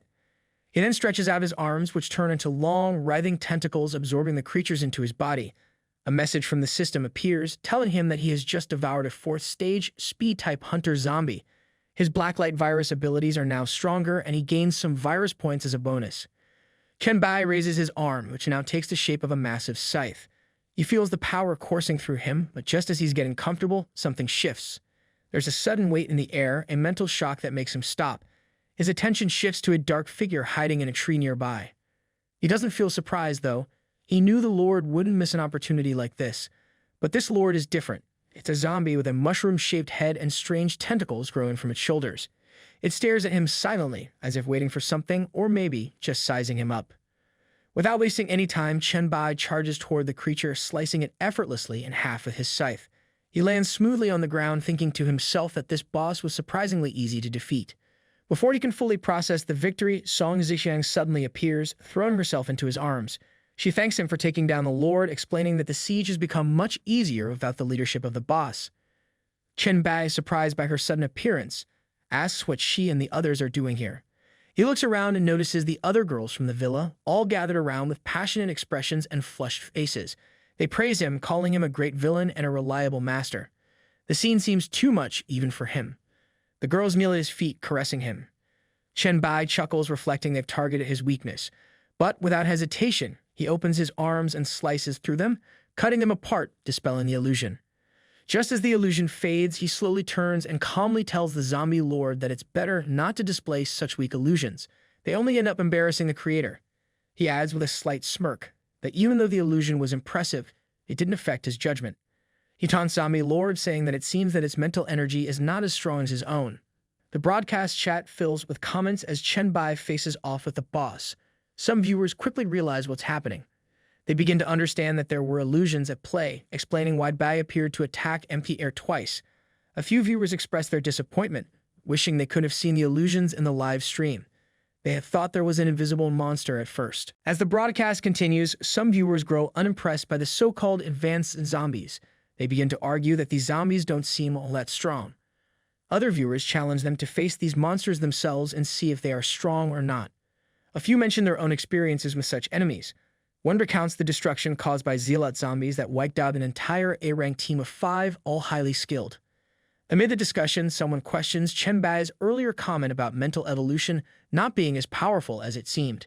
The chat fills with more skepticism, and a few viewers start to suggest that the entire siege might be a trap set by some strange forces from a distant place. Just then, a notice on the broadcast screen tells everyone to switch to stream room number 3, stating that the frontal assault is starting. Outside the settlement wall, a massive, fat, and furious zombie is on the charge, and as expected, the zombie is both huge and angry, and is throwing smaller zombies over the walls in an attempt to breach the city. Song Zixiang acts swiftly, shouting commands to those on the wall to stay alert and take down any zombies that get through. Inside the city, 2 evolved individuals work together. One with B-level talent fires arrows, while the other with C-level talent guides them. Their teamwork is efficient, taking down zombies one by one, but it's clear that no plan is foolproof. A screamer breaks through the defenses, and its loud, piercing sound creates panic. Defenders, unable to handle the noise, flee in all directions. The situation escalates quickly, and a new message emerges. The 4th section of the wall has been breached. The situation is chaotic. The battle is now happening on multiple fronts, and the pressure on the defenders is mounting. In the 4th section of the wall, zombies begin pouring in as they are thrown over the defenses. Song Zixiang reacts immediately, springing into action. With swift movements, she leaps for the screamer. Her amethyst spear cuts through the air, striking the creature directly and silencing its deafening cries. Meanwhile, Lu Lai continues her relentless assault, taking down a significant number of zombies with her weapon. She moves like a whirlwind, thinning the horde with every swing, her sheer determination making it impossible for anything to slow her down. The fat and furious zombie roars with a deafening intensity, baring jagged teeth that could make even the bravest flinch. The ground seems to shake from the sound, but Song Zixiang is unfazed. Calm and composed, she conjures an amethyst blade with the ease of someone who has done this 1,000 times. With a quick flick of her hand, the glowing blade cuts through the air, striking the zombie squarely in the chest. The impact is nothing short of spectacular. The blade triggers a powerful explosion that sends shockwaves rippling across the battlefield. The towering zombie collapses, its reign of terror brought to an abrupt end. Dust and debris settle, and the battlefield grows a little quieter, the defenders momentarily stunned by the display of power. Song Zixiang doesn't stop to celebrate. Instead, she turns to the defenders, rallying them with her unwavering confidence. Her commanding presence inspires the group, who are now recharged with determination. With renewed energy, they push back against the zombie horde, their defense holding stronger than ever. Meanwhile, the broadcast chat is in a frenzy. Viewers can't contain their excitement and admiration for Song Zixiang. Her strength and leadership have captivated the audience, some of whom are now fantasizing about joining the fight just to stand by her side. Others are simply awestruck, flooding the chat with praise and encouragement. The energy is electric as many shift their focus to Chen Bai, wanting to see how he fares against the zombie boss. Back in the midst of the action, Chen Bai is now exchanging blows with the tyrant tracker. The broadcast chat buzzes with reactions as the situation escalates. Viewers debate the identities of the zombies on screen. Some recognize the mutant evolution as a strength-type tyrant called a tracker, while others are clearly new to the battle, expressing surprise and curiosity. One chimes in to explain that Chen Bai himself names these creatures. One of them explains it for the newcomers to the stream that Chen Bai only started acting after the zombie lord called for the reinforcements. Critics in the chat call his approach arrogant, speculating that his delay could backfire.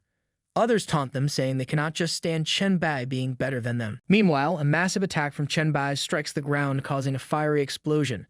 From the flames, a new challenger emerges, a zombie known as the Heretic. It charges directly at Chen Bai, ignoring everything else. The chat erupts again, with viewers identifying the Heretic on the same level as the zombie lord. Some wonder if it's an offensive type, speculating why Chen Bai seems to be ignoring it.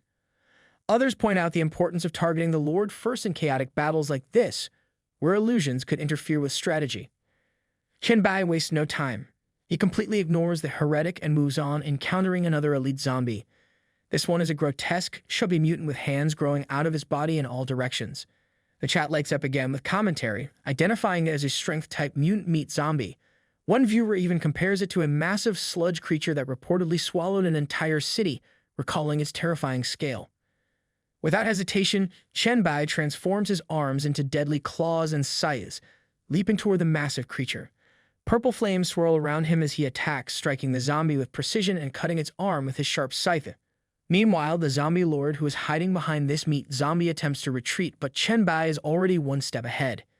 In a matter of seconds, he uses his scythe and slices the zombie lord in two halves. He taunts the zombie lord that it is too late to run now. The broadcast chat buzzes with activity, with viewers speculating about the lord's fate. Some question if the lord is truly dead, while others rush to check the front lines for signs. Reports confirm the chaos among the zombies. They're trampling each other, their movements uncoordinated and erratic. Without the lord's leadership, even the massive zombies have stopped their calculated actions, leaving the defenders with an easier fight. Suddenly, a gigantic hand flies toward Chen Bai. He notices just in time, dodging the attack with a swift jump. The blow lands on the ground, causing an explosion. From the dust emerges the gigantic meat zombie. It picks up the remains of the previous zombie lord and begins swallowing them. Chen Bai wastes no time. He leaps onto the creature's arm and sprints toward its torso. He asks the meat zombie who allowed it to eat his stuff. Then, with precision, he slices the creature cleanly in half once again, putting an end to its grotesque feast. The chat fiddles with questions about why Chen Bai isn't absorbing the monsters as he fights. Some speculate that it might be inconvenient during an intense battle, while others debate the differences between the weaker enemies he absorbed earlier and the formidable opponents he's now facing. Meanwhile, the tyrant tracker reaches there and launches a renewed attack. Chen Bai counters effortlessly with his scythe. Observing closely, he notices the creature's strength has diminished. The weakening effect of the infectious plague he had applied earlier is working as planned. Letting the tyrant approach, Chen Bai allows it to place its hand on him. He notes its resistance to the effects of the will of the wisp soul and decides to make use of this opportunity. Meanwhile, the heretic zombie also reappears, unleashing purple flames in every direction. Chen Bai, already prepared, swings the tyrant tracker into the flames, using it as his shield. Then, with a final decisive move, Chen Bai slices through both the heretic and the tyrant tracker with his scythe. Chen Bai retrieves his clothes and surveys the battlefield, where his enemies lie defeated. Above their remains, drops hover, glowing faintly. He gathers the loot, examining each item carefully. With a thoughtful expression, he notes to himself that the materials are unexpectedly good, better than he had anticipated. It seems the pieces he had been planning for so long have finally come together, and the quality exceeds his requirements.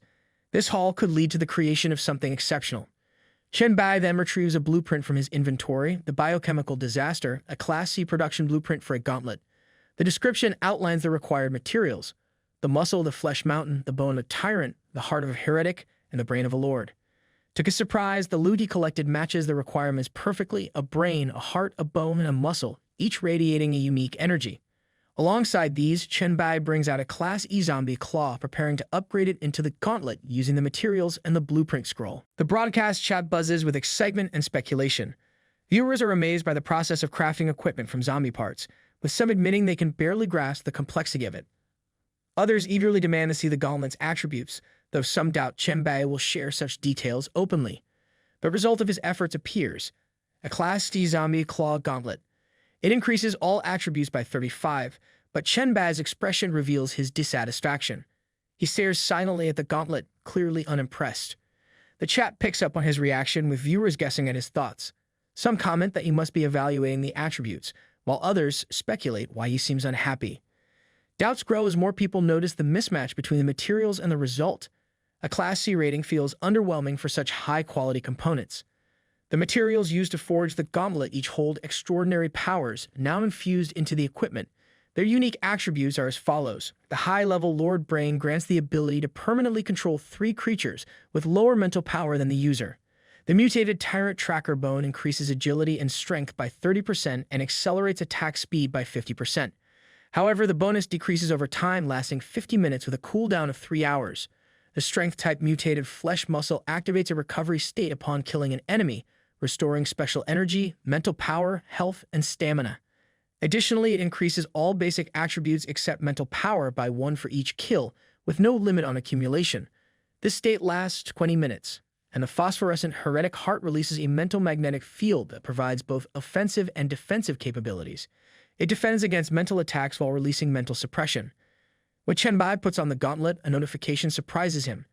The equipment triggers a rare forging effect, gaining the ability Disastrous Evolution. This unique trait allows the gauntlet to evolve into a growth-type soul weapon after killing 100,000 biochemical mutants and 100 high-level mutated enemies while equipped. The gauntlet glows faintly, signaling its potential. Chen Bai contemplates its immense power, noting its transformation into a growth-type soul weapon. Although the creatures used as materials have lost some key parts, their remaining energy still holds significant value. He wonders if this gauntlet could further enhance his blacklight virus, pushing his evolution to new heights. Extending his arms, Chen Bai unleashes his tentacles to absorb the defeated mutants around him. A series of notifications flood in as he gains thousands of virus points. His blacklight virus gains a new form called Whip in Hand, along with the abilities Heat Tracking and Virus Tracking. Additionally, his hammer form evolves, acquiring the powerful ability Earth-Shattering Smash. He examines his newly acquired whip form, watching as the weapon extends fluidly from his hand. Intrigued by its potential, he activates the Awakening panel to review the full abilities of his blacklight virus. Carefully analyzing his skill tree, Chen Bai decides to invest all his evolution points into further enhancing the virus. With this investment, the gauntlet now has the potential to evolve into a growth-type soul weapon with multiple new abilities. The anticipation of testing its full power excites him, and he clenches his fists, brimming with energy. Deciding to return to the walled city, Chen Bai activates his aerial dash ability. This skill propels him into the air, allowing him to leap effortlessly without needing any surface for support. By consuming stamina, he gains the agility to dodge or change direction midair with precision. Each consecutive use increases the stamina cost, but the ability highlights his exceptional mobility and control. With graceful, calculated movements, he maneuvers through the air, covering ground quickly and efficiently. Meanwhile, inside a villa room in the Jiangxing city settlement, Lu Lei coordinates the situation. Surrounded by screens, she monitors the battlefield while maintaining communication with Song Zixiang. Lu Lei notes that Chen Bai has completed his tasks and is now heading toward the city walls. To ensure every detail is captured, she adjusts the live cameras of the Cosmic Will to focus on the front line, ready to broadcast the next phase of the battle. Inside the medical tents behind the walls of the Jiangxing city settlement, Song Zixiang is receiving treatment from Sui Xin while listening to updates from Lu Lei. After confirming the information, she turns her attention to the nurse Sui Xin, who has been tirelessly working since the siege began. Song acknowledges her efforts and urges her to rest once the current wave of attacks subsides. Sui Xin, however, insists that she can keep going, pointing out that many were injured in the last major assault and need her attention. Song firmly reminds her that she isn't the only one with healing talents and that overworking herself could backfire. If she collapses, Baya would undoubtedly be upset, and without her skills during the post-siege celebration, the sisters would struggle to recover fully. Hearing Song Zixiang's words, Sui Xin's face flushes with embarrassment and she stammers a response. Before they can continue, a striking lady bursts into the room. It's the settlement's lawyer, and her expressions are filled with despair. She explains that although the zombie lord is dead and the main attack command has lost its influence, the danger is far from over.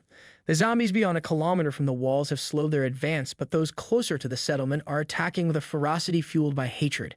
To make matters worse, the high-level mutated zombies gathered by the lord, despite being without leadership, continue to cluster together, posing a formidable threat. She explains that according to Shuai's complete observation, 3 sections of the walls are on the verge of being breached, with the most critical threat being a group of tanks gathering near sections 6 to 8 of the west wall. The settlement's firepower is insufficient to stop them. Song Zixiang immediately contacts Shuai, stationed at the observation point within the walls, to assess the situation. Shuai, despite her strained voice, quickly reports that Section 6 of the west wall is in critical condition. According to her analysis, it will only hold for another 3 minutes. The flesh wall being used to reinforce it is degrading faster than it can regenerate. Shui's eyes, glowing a vivid cyan, are bloodshot and bleeding from the intense use of her Class A ability, Omniscient Eye.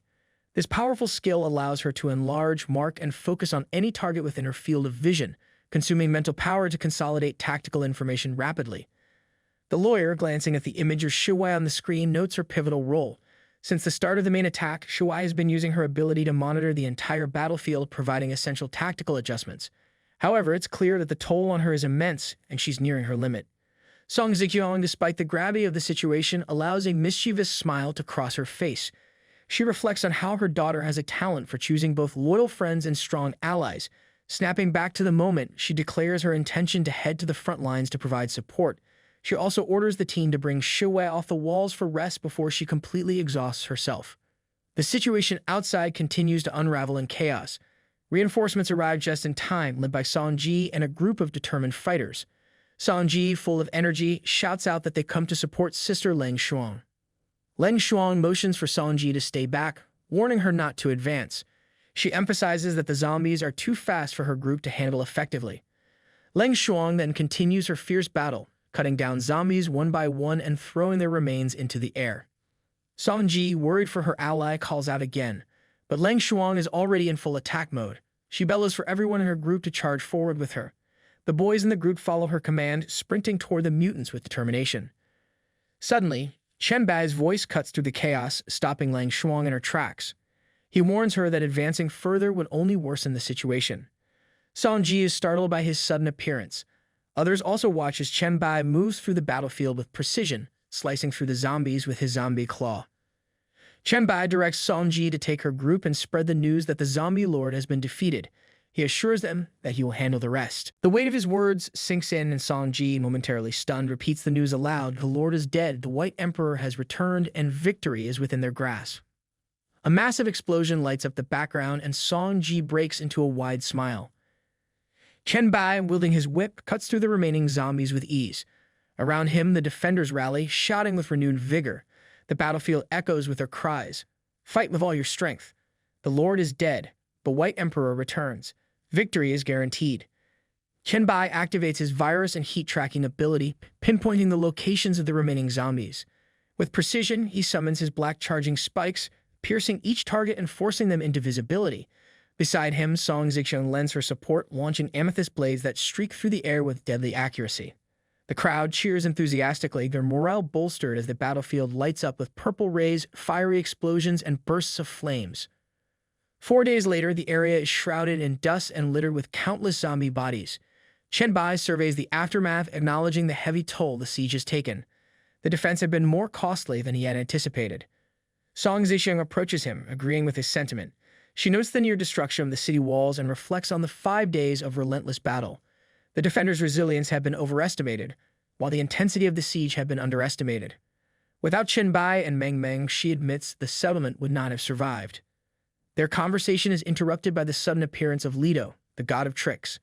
Wearing his signature mischievous smile, Leto remarks that they should be celebrating. Despite the battlefield's grim appearance, the death toll is remarkably low. He congratulates them on perfectly completing the mission and reminds them that it's time to build their city-state, the first of its kind since the descent of the Judgment. Just then, a notification appears above Song Zixiang's head. Cosmic Will Investment. The construction order for the S-level Golden City has been completed, and the task rewards have been distributed. Song Zixiang, confused by the message, wonders aloud if there's anything more to do. Leto, ever enigmatic, reassures her that their work is far from over. Chen Bai steps forward, gently taking Song Zixiang's hand, and invites her to accompany him to the location where she first activated the city construction order. Together, they descend to the foot of the mountain, where a brilliant Cheyenne core radiates an otherworldly glow. The sight draws the attention of the people, who gather around in awe and curiosity. The crowd murmurs, unsure of what they're seeing. Some speculate about its purpose, while others urge caution. When the core is touched, a message appears, identifying it as the heart of the city and declaring that it belongs to Lady Song Zixiang. The realization dawns on everyone: this core is the foundation of their new city-state, a symbol of their survival and future. The Emperor Chen Bai and Queen Song Zixiang arrive at the site together, their presence commanding attention. Chen Bai approaches with her hand in his, noting with curiosity that she had chosen this location for the city-state. Song, calm and composed, explains that she consulted a professional before making the decision. She points out the site's strategic advantages: a mix of mountainous terrain and a plain surrounded by mountains, ideal for key buildings and resources. Additionally, the city of Jiangcheng contains a large open plain and a river running through the settlement, perfect for transportation. Chen Bai, placing a hand on her shoulder, smiles warmly and acknowledges her meticulous planning. He encourages her to proceed with establishing the city-state. However, Song Zixiang hesitates and turns toward Leto, the god of tricks. She addresses him respectfully, expressing her wish for Chen Bai to become the lord of the city, despite the heart of city being her investment. Leto, ever casual, touches his hat with a mischievous smile and reassures her that her decision is her own. He reminds her of their agreement to establish the Goblin Trade Association in the city's central area. Satisfied, he gestures toward the glowing Cheyenne core and grants Chen Bai the authority to proceed. Chen Bai steps forward, extending his hand to touch the core. The light intensifies and a notification appears, asking if he wishes to activate the Heart of City. Without hesitation, he agrees. The core's glow expands, illuminating the surroundings with a dazzling light. Another notification emerges, prompting Chen Bai to name the first S-ranked city-state, He pauses for a moment, reflecting on the weight of this decision and the history behind it. After a brief silence, his expression turns serious. He declares the name, Baya City, a symbol of his past and his ambitions for the future. The naming of Baya City is successful. Then a brilliant glow emanates from the core before it merges seamlessly into the chest of Chen Bai. With this integration, the city's management panel unlocks, confirming his role as the lord of the city. The status of the city is revealed. The notifications list the following effects. The bearer of the heart of city is the lord of the city. Experience gain and drop rate are increased by 20% within the boundaries of Baya City. All attributes of the lord are increased by 100%. Hostile units within Baya City have their attributes reduced by 50%. Simultaneously, a notification appears for Song Zixiang. It declares that she has been granted the highest level of management authority by the lord of the city, Bai Di. Alongside this, her attributes receive an 80% boost within Baya City. The achievement is announced to all evolved beings, with Chen Bai gaining 10 prestige points. Within the city, the population erupts into celebration as another notification appears. It announces that all residents have been rewarded with 3 free attribute points based on their contributions during the siege. Cheers fill the air, with many shouting, "Long live Emperor Chen Bai! Long live the Queen!" Not everyone is entirely satisfied, though. Some mutter regretfully, lamenting that they could have earned more if they had worked harder or taken down more enemies. Still, the mood remains jubilant overall. Leto, the god of tricks, claps his hands with a wide grin, his laughter echoing through the crowd. He repeats his approval, clearly delighted by the outcome. Song Zixiang turns to him, curious if he has any news to share, but the god of tricks simply gestures with his usual enigmatic smile. He comments that with Chen Bai as the lord of the city and Song Zixiang holding the highest level of management authority, everything has gone exactly as planned. With a satisfied tone, Leto proclaims that this has been a perfect transaction. Everyone has received what they wanted, and his investment has reached a successful conclusion. Pleased with the outcome, Leto smiles and announces his departure. Before leaving, he reminds Chen Bai to complete the investment tasks he assigned as soon as possible. Chen Bai, aware of the immense difficulty of these tasks, remarks on their complexity. Leto only laughs, expressing his confidence in Chen Bai's abilities before disappearing on his next journey. After Leto's departure, Chen Bai hands Song Zixiang several scrolls, explaining that they are the rewards for completing the S-level Golden City construction. He asks if she has started any preliminary planning and suggests she arrange the construction projects in suitable locations. Song examines the construction plans and is immediately amazed by the scale and potential of what lies ahead. Chen Bai gently places a hand on her back, reassuring her. He explains that the vehicles, firearms, and other items produced through these plans can be tested and used to further the settlement's development.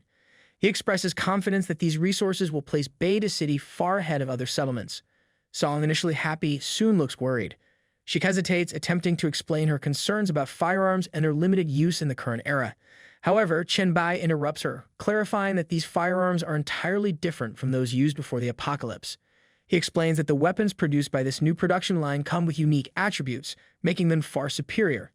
He encourages her to abandon pre-apocalypse assumptions and look forward to what the city-state can achieve.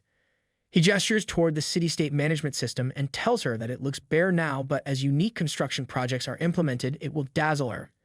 Chen Bai explains the incredible potential of the newly unlocked S-level construction projects. For example, the biological backup center can clone the user's body, effectively granting them a second life. The anti-gravity base, on the other hand, enables the creation of a city in the sky. These cutting-edge advancements are exclusive to S-level city-states, showcasing the immense power Baya City can wield. Hearing this, Song Zixiang smiles, holding the scrolls tightly. Confidence shines in her eyes as she acknowledges the city-state's bright future. She firmly believes Baya City will become the strongest among all settlements. Their conversation is interrupted by Meng Meng's enthusiastic voice.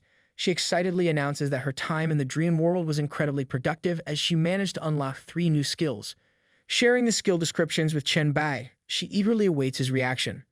The first skill, Enhancement of the Dream Totem. White noise allows the dream totem to emit various sounds that attract people into dreams.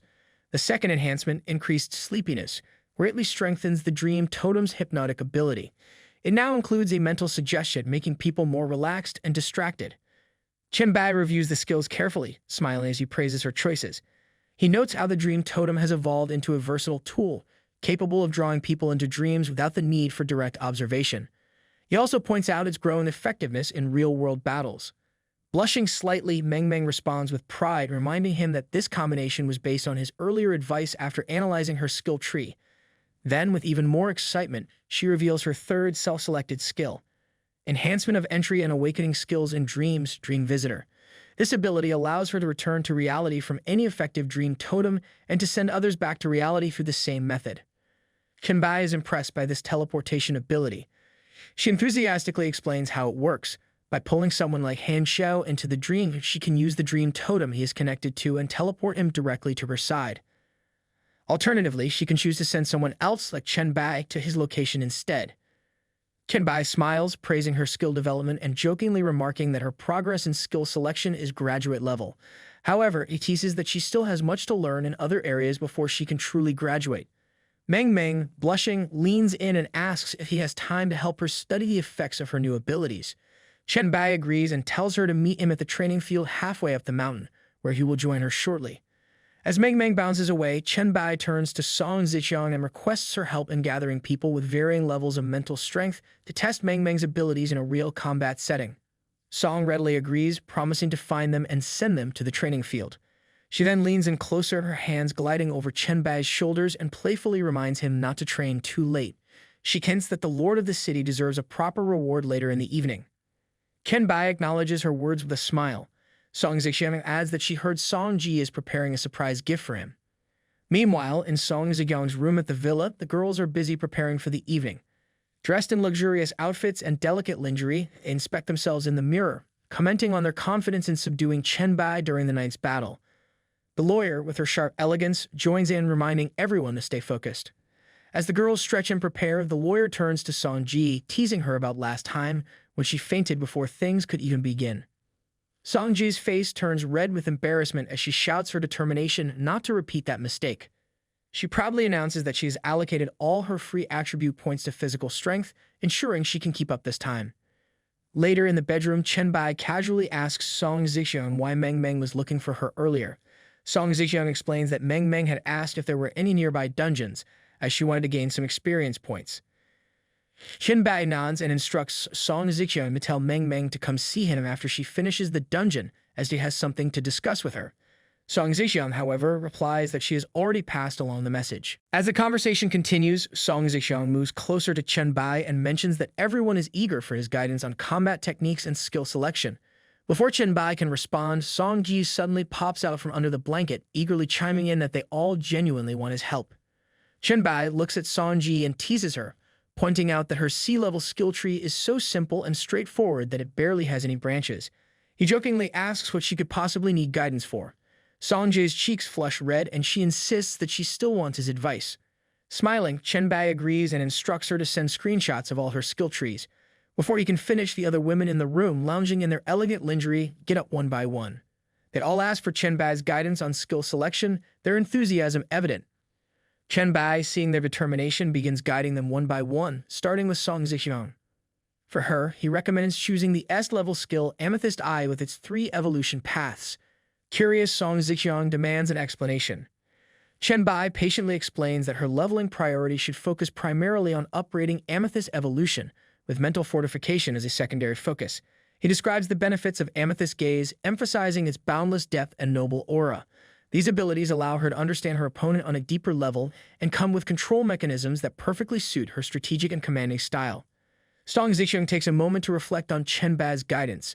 She realizes that choosing the Amethyst Eye skill set will grant her incredible control over her opponents.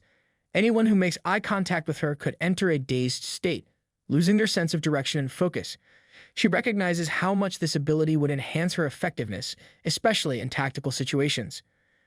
Chen Bai then calls on Shui, who blushes as she approaches him. Reviewing her skill set, Chen Bai observes that she has only 2 skill trees. He reassures her that having fewer skill trees isn't a disadvantage and can even lead to more focused growth. For Shui, Chen Bai recommends unlocking Threat Vision, a skill that highlights all targets within her view that pose a threat. He also advises her to invest in See What I See, an ability that allows her to share her highlighted vision with teammates. Chen Bai explains that these skills will position her as a god-level support in the future, someone indispensable in both battle and strategy. He adds that her base-level capabilities are already impressive, and these skills will only amplify her potential. Next, Chen Bai turns to Lu Lai, offering his guidance with her skill set. He begins by addressing her illusory image ability, revealing that it harbors a hidden game-changing skill.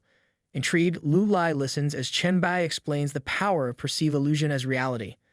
This unique skill has a fascinating effect. If an enemy fails to see through the illusion, it becomes real to them. For example, if they believe a nuclear bomb in the illusion is real, they will experience its effects as if it were an actual explosion. The skill lacks a conventional damage description because its potential is limitless. Anything imagined can manifest as reality for the target. Lu Lai is stunned by the revelation, struggling to believe the depth of this ability. Chen Bai reassures her, emphasizing the skill's unparalleled potential. With proper mastery, she could create scenarios so convincing that they alter the battlefield entirely. Next, it's Sui Xin's turn. Chen Bai reviews her abilities and advises her to distribute her points evenly across stamina, flesh, and mind recovery abilities. He explains that all of her skills primarily take effect on herself, enhancing her recovery capabilities before extending to others when actively used.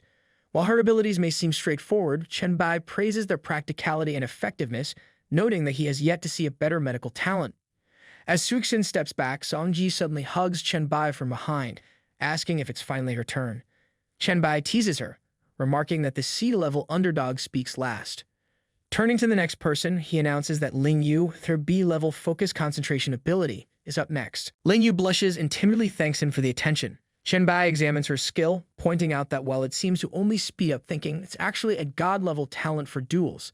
He explains that her ability allows her to set a target, accelerating her thought process while filtering out irrelevant information. This makes it incredibly effective for quick decision-making and precision in one-on-one battles. Chen Bai advises Ling Yu to select skills that enhance her ability to make judgments in combat and to dedicate herself to practicing against opponents with diverse talents. This, he emphasizes, will unlock the full potential of her ability. Ling Yu, overwhelmed with gratitude, kneels before him and playfully offers to show her appreciation for his guidance through action. Chen Bai snaps, cutting her off, and sternly reminds her to remain sane. He instructs her that she must learn to control when and on whom she focuses her ability. Without proper discipline, such a talent could easily backfire, becoming a liability instead of an asset. Finally, it's Sanji's turn. She steps forward eagerly, declaring that she's ready for her guidance. Chen Bai reviews her abilities and advises her not to miss any skill she can upgrade. He explains that once she is fully leveled, her abilities will grant her 10 times the comprehension, 10 times the learning speed, and 10 times the technique refinement. Her growth will outpace that of an ordinary person by a factor of 10. Playfully, Chen Bai teases her, saying that while her physical strength will never surpass his in this lifetime, she might just conquer him one day with her refined techniques. Sanji's cheeks flush bright red as she curses him for always teasing her. With a pout, she warns him that she'll bite him for bullying her. Amused by the exchange, Song Zixiang stands up and addresses the group. She reminds everyone that now, with Chen Bai's guidance for their future growth, they must work hard to ensure that any new members of Baya Palace won't look down on them. The group responds enthusiastically, pledging to give their best efforts. Chen Bai finds himself teleported to the Magic City, landing in Han Xiao's house, all thanks to Meng Meng's new skill. Han Xiao is visibly startled to see him there, clearly impressed that Meng Meng actually managed to pull this off. It's not every day you see someone casually teleport another person across vast distances. Meanwhile, Meng Meng sends Chen Bai a message letting him know that the teleportation was exhausting. The distance was much farther than she expected, and now she feels dizzy. Chen Bai reassures her, explaining that this is the result of her mental energy being drained too quickly. He advises her to take a break and rest up. After all, no one wants their teleportation expert fainting mid-task. Han Xiao, now recovering from his surprise, shifts the conversation to Chen Bai's progress. He asks how things are going with Baya City. Chen Bai shares that all the necessary planning and arrangements are complete, and everyone involved is working hard to make the city a shining success. It's a team effort, and the results are beginning to show. Then Chen Bai, always curious, turns the focus back on Han Xiao. He inquires about the rewards from the city-building process, specifically how many attribute points Han Xiao earned. After all, both Han Xiao and Meng Meng had fought several special zombies in the dream world, which should have yielded some valuable gains. Han Xiao, however, has a rather underwhelming answer, just 1 attribute point. He goes on to explain what happened during the zombie battles in the dream space. While they were fighting a group of screaming zombies, something unexpected occurred. All the zombies screamed together, creating a powerful mental shock. Han Xiao, who had been flying with mental power, lost control from the disturbance and ended up falling to his death. Chen Bai advises Han Xiao to avoid mentioning that he is from the 001 chat group. He jokes that he simply cannot handle the second-hand embarrassment if others were to find out. Han Xiao, however, isn't having it. He pleads his case, pointing out that only he and Meng Meng know about this, so there's no real risk of anyone else finding out. Besides, he's about to take Chen Bai to see the chemical plant, which is hardly an embarrassing outing. Chen Bai chuckles and waves it off, saying he was only joking. He tells Han Xiao to get ready so they can leave. Han Xiao laughs in return and agrees, lightening the mood. As they prepare, Chen Bai notices his hand glowing faintly with a purple aura shaped like a butterfly. His thoughts shift to the SSS-level mission, Plague Mark, which has been sending him warnings ever since his teleportation. It feels significant, and he can't shake the feeling that it has something to do with the chemical plant Han Xiao mentioned, the one supposedly infested with plague zombies. Meanwhile, Han Xiao stands by the window and signals for Chen Bai to take off from there. Later, as they make their way toward the chemical plant, Chen Bai's mind races. He reflects on how quickly he rushed to the Magic City as soon as order was restored in Beatty City. His curiosity grows, wondering what kind of incredible reward an SSS-level mission might bring. Chen Bai takes out the mysterious mask he acquired some time ago. As he looks at it, he recalls how, back in Jiangshang, he had been too afraid to inspect it. The fear of the god of tricks, Ligo, discovering that he had secretly hidden it, kept him cautious. Now he marvels at its true potential. The mask has the ability to refine bloodline potions into an S-class essence, and its greatest advantage. It comes with no usage requirements. It's a rare find that could tip the scales in his favor. Meanwhile, Han Xiao points ahead, directing Chen Bai's attention to a factory shrouded in an eerie green mist. That's the chemical plant, he explains. It's unmistakable with its ominous glow and foreboding atmosphere. Curious, Chen Bai asks if Han Xiao knows anything about the factory's interior. Han Xiao reveals that he had some knowledge of it before the apocalypse.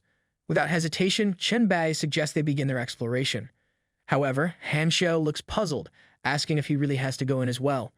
He hesitates, sharing his unease about the green mist and the fumble patches that make the area feel extremely hazardous. Chen Bai reassures him with a confident smirk, explaining that as long as Han Xiao stays within 10 meters of him, he will be perfectly safe. To sweeten the deal, Chen Bai adds that he'll also take Han Xiao to visit the place where his father worked. There's a good chance it might trigger one of Han Xiao's quests. Sighing, Han Xiao reluctantly agrees and pulls out a mask to cover his face. Even with his reluctance, he can't help but feel slightly intrigued by the unfolding adventure. As they step closer to the plant, Chen Bai's hand begins to radiate an intense purple aura, brighter and stronger than before. Suddenly, a notification flashes in front of him. The Plague Mark mission is officially triggered, initiating a follow-up task called Plague Factory, Class A. The message explains that the factory has become a breeding ground for viruses and plagues due to a special data mutation. The objective is clear: find the source of the plague mutation. The rewards are tempting: 10,000 experience points and access to a powerful skill tree for bacterial cultivation at Class A level. Chen Bai reflects on his recent progress. Since reaching level 10, his talents have significantly improved. Although the details are vague, his ability to control viruses feels sharper and more potent. Chen Bai starts absorbing and refreshing himself in the green mist, looking surprisingly at ease. Meanwhile, Han Xiao can barely contain his disgust, covering his mouth with his hands as if the air itself might poison him. Chen Bai, on the other hand, feels great. He knows that all the microorganisms and viruses within 10 meters are now under his complete control, and it's almost refreshing, like a toxic spot treatment. Han Xiao watches him in disbelief, marveling at how Chen Bai can actually enjoy himself in such a terrifying environment. Chen Bai jokes about the comment, wondering aloud if Han Xiao means he's a bit twisted for liking this. Before Han Xiao can respond, he notices something, his eyes darting to a massive mosquito lurking nearby. He points it out to Chen Bai, clearly alarmed. Chen Bai barely spares it and glances before transforming his arm into a scythe. With incredible speed, he dashes forward and slices the mosquito in one swift motion. It falls to the ground, lifeless. Chen Bai mutters something about hating mosquitoes, as if that weren't obvious from the sheer efficiency of his attack. As they move closer, Han Xiao spots a peculiar green mushroom nearby. He points out that the mosquito had been guarding it and suggests it might be some sort of valuable dungeon material. Chen Bai, however, quickly warns Han Xiao not to go near it. He adds with a dark sense of humor that if Han Xiao insists on lying down next to it, inhaling its spores would likely start the poisoning process from his lungs, which might be less painful than having it begin from his hands. Han Xiao jumps back from the poisonous mushroom, clearly shaken. Chen Bai steps forward and carefully plucks the mushroom, examining it closely. He identifies it as a fusion of plague viruses and bacteria, something rare and potentially dangerous. To Hanshou's absolute horror, Chen Bai starts eating the mushroom like it's a casual snack. Hanshou's jaw drops. He can't believe what he's witnessing. Chen Bai calmly reassures him, explaining that he's immune to such toxins. As if to confirm this, a notification pops up in front of Chen Bai. It announces that he has absorbed the lethal fungus virus fusion and gained 150 virus points. Chen Bai seems pleased. He notes that the virus content in just one bite of this mushroom is equal to taking out several elite zombies. Without hesitation, he eats the rest of it. Another notification appears, showing that he's gained an additional 350 virus points. Chen Bai suggests they head to Hanshou's father's factory to explore. Hanshou nods in agreement and follows. The two soon arrive at the dormitory of the plague factory employees in Magic City. Hanshou takes his time checking all the areas where his father used to work, but comes back disappointed. He reports to Chen Bai that there doesn't seem to be any follow-up clues for his quest here. Chen Bai listens and then suggests that they move on to investigate the source of the plague together. However, he sternly warns Hanshou that if he tells him to run, he must leave immediately, without hesitation.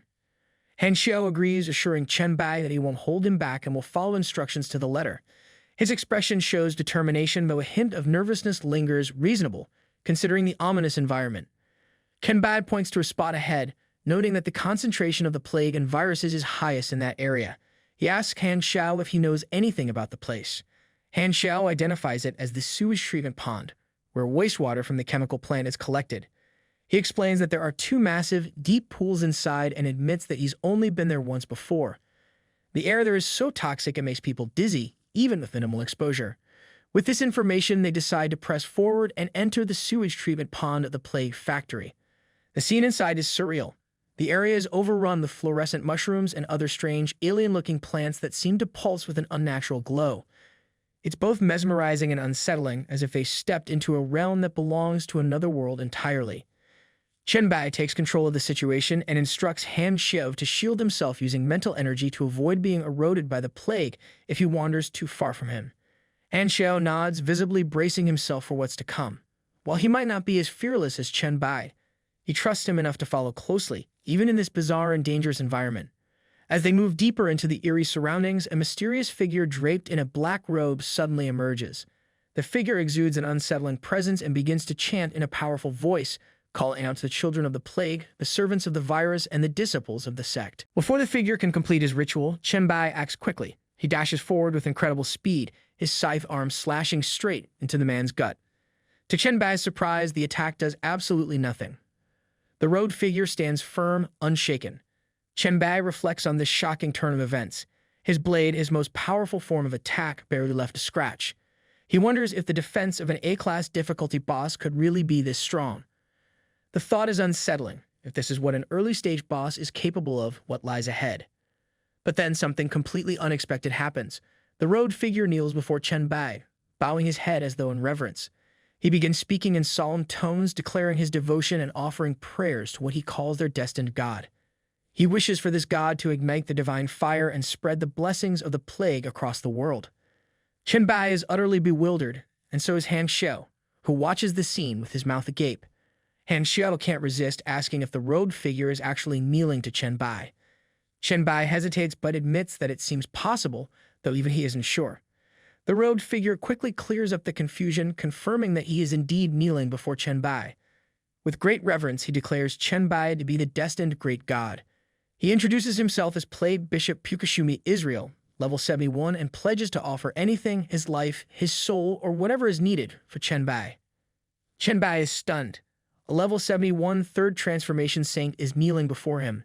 This is beyond anything he expected. In his previous life, Chen Bai only managed to reach level 79 himself, and he knows how powerful someone at this level is. To encounter such a figure at the early stages of the trial is almost unthinkable. He reflects on the gap in power and the mental perception he gained when Meng Meng became his master. Back then, his mental perception was merely D-class. Yet here he is, standing in front of someone vastly more powerful, able to perceive their name and rank. He realizes how unprepared he truly is for this level of interaction. Chen Bai looks at Pukashumi and asks if he is truly the god destined for him. Pukashumi confirms this without hesitation. He explains that the high priest sacrificed his life to guide Chen Bai's emergence for the sect. Since Chen Bai received the mark of plague at the very beginning of the trial, it is undeniable he is the god of plague they have been waiting for. Hearing this, Chen Bai reflects on what this means. In previous lives, he often heard that the most valuable aspect of high-level talents was their exclusive opportunities, unique chances that only they could access. It seems this is his own exclusive opportunity as the Virus King. The title God of Plague feels far more powerful and significant than anything Hanshio's bloodline story could offer. Curious, Chen Bai asks Pukushumi what the sect can do to assist him. Pukushumi explains that they paid a great price to enter the trial early, all for the purpose of aiding him. He considers it a great fortune to have met Chen Bai so soon. He reveals that every member of the plague sect who enters this realm brings a treasure corresponding to their strength, specifically to support Chen Bai. However, there's a catch. Pukushima apologizes, explaining that they cannot simply hand over all the treasures at once. This is due to the cosmic will, an invisible force that could detect and interfere if they make things too easy for Chen Bai. Hearing this, Chen Bai nods in understanding. He doesn't seem too bothered by the restriction, knowing that these opportunities are still in his favor. Pukushumi expresses gratitude for Chen Bai's understanding and then asks what type of treasure he desires. Chen Bai doesn't hesitate.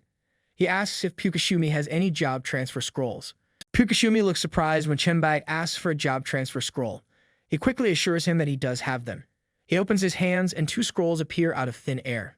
The first scroll is marked S-Class Plague Knight, while the second is S-Class Insect Master. Before Chen Bai can respond, a 3rd scroll appears above Pukushumi, glowing with a radiant red light. Pukushumi introduces this scroll with great reverence, calling it the sect's most precious treasure, an SS-class profession, Son of Doom. Hanshio's eyes widen in shock at the mention of an SS-class profession.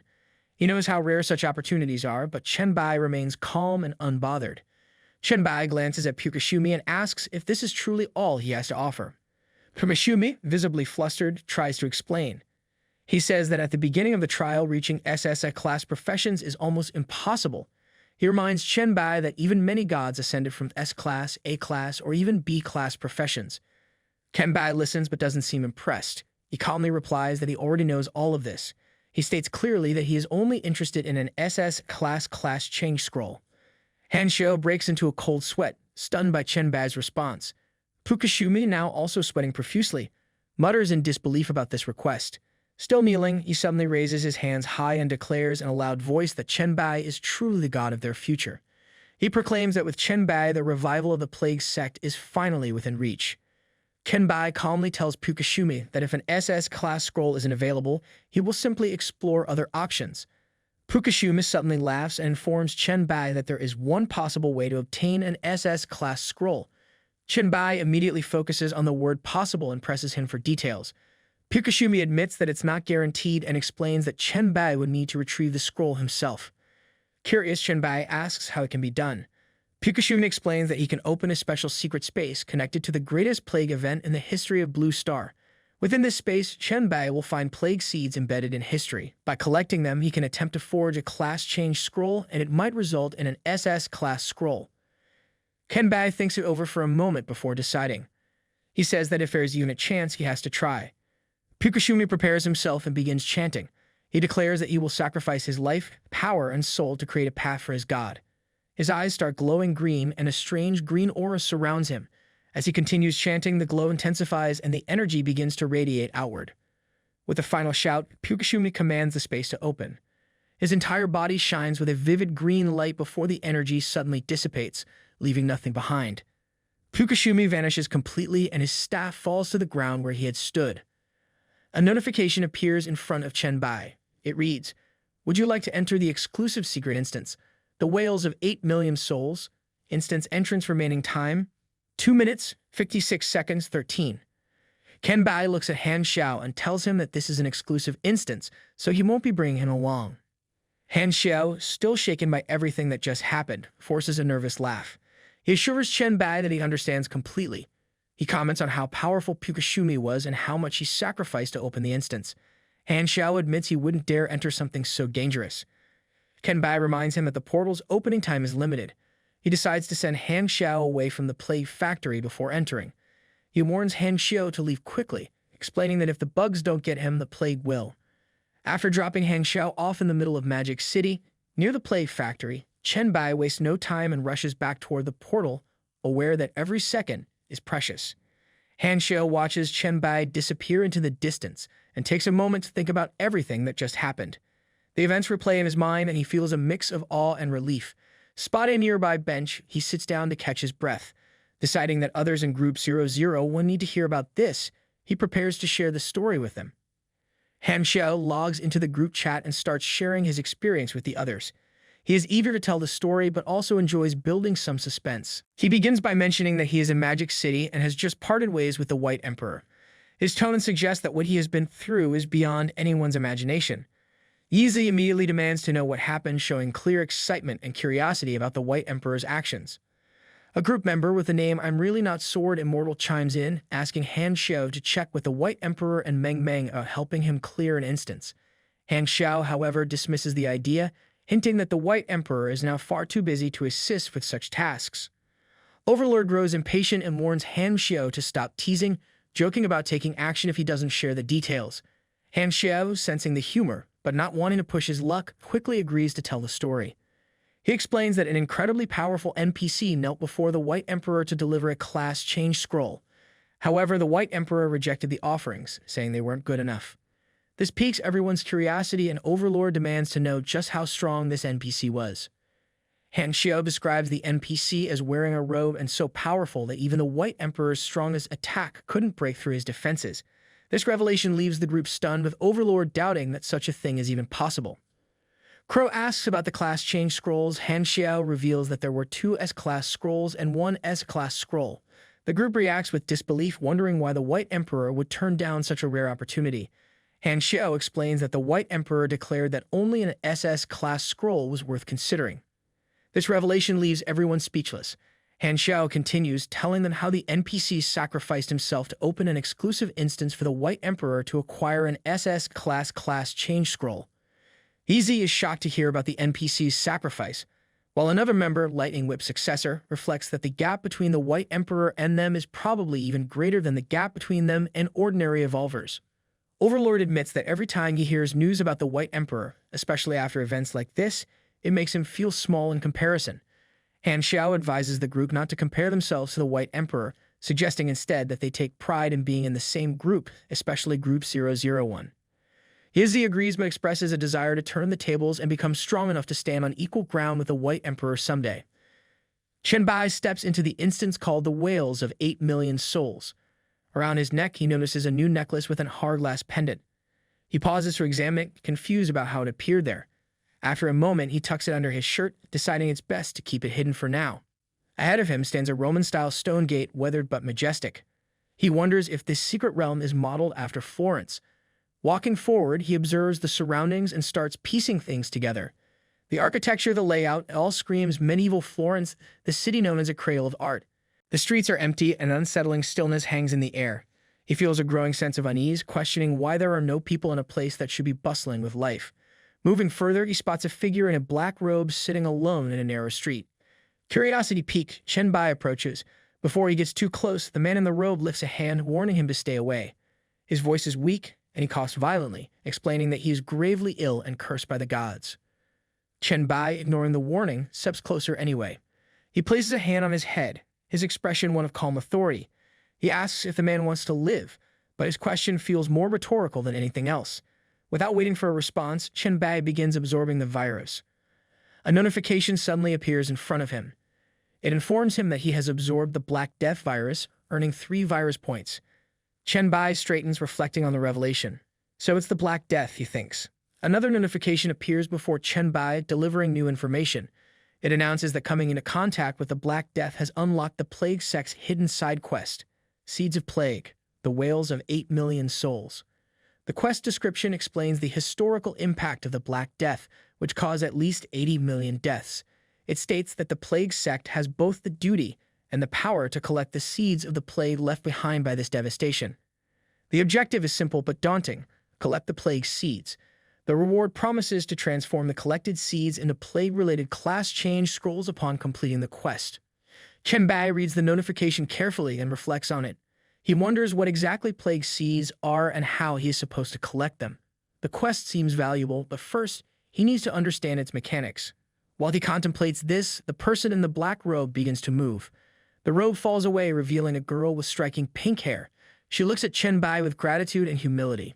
She thanks him repeatedly, calling him a messenger of the gods and praising him for driving out the plague from her body.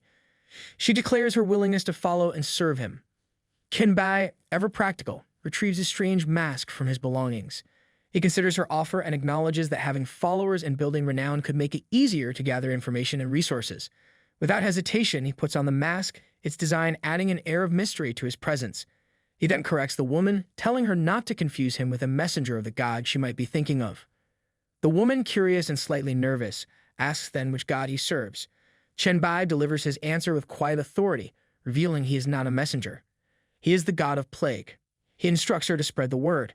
He tells her to inform everyone that he has the power to eliminate their plague and that they should come to Lord's Square to find him.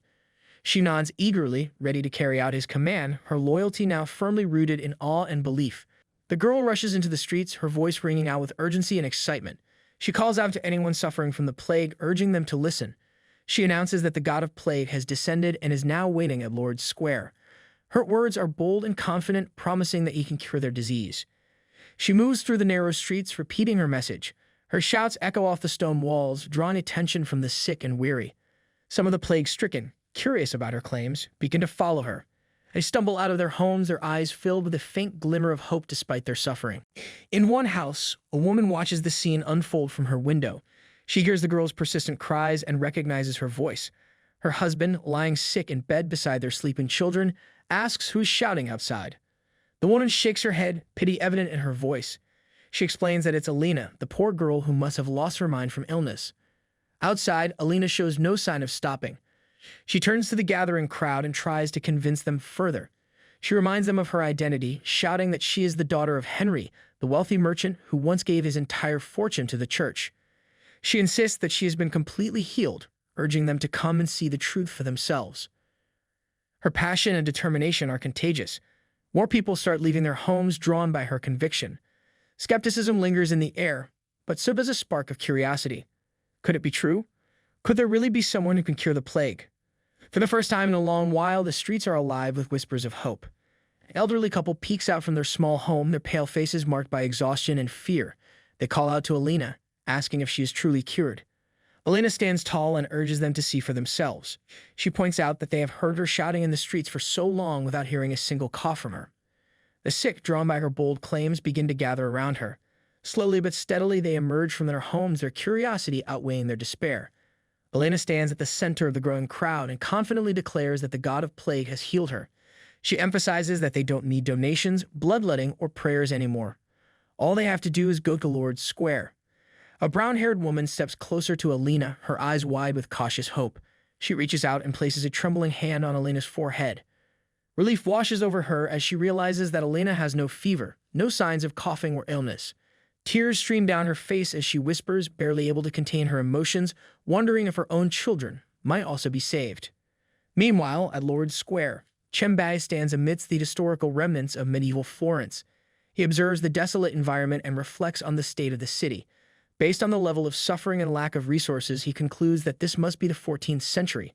He recalls the staggering impact of the Black Death during this time, a plague that claimed 25 million lives in Europe alone and 80 million globally. He wonders if the plague sea he is tasked with collecting could be here. If not, he must search the entire globe.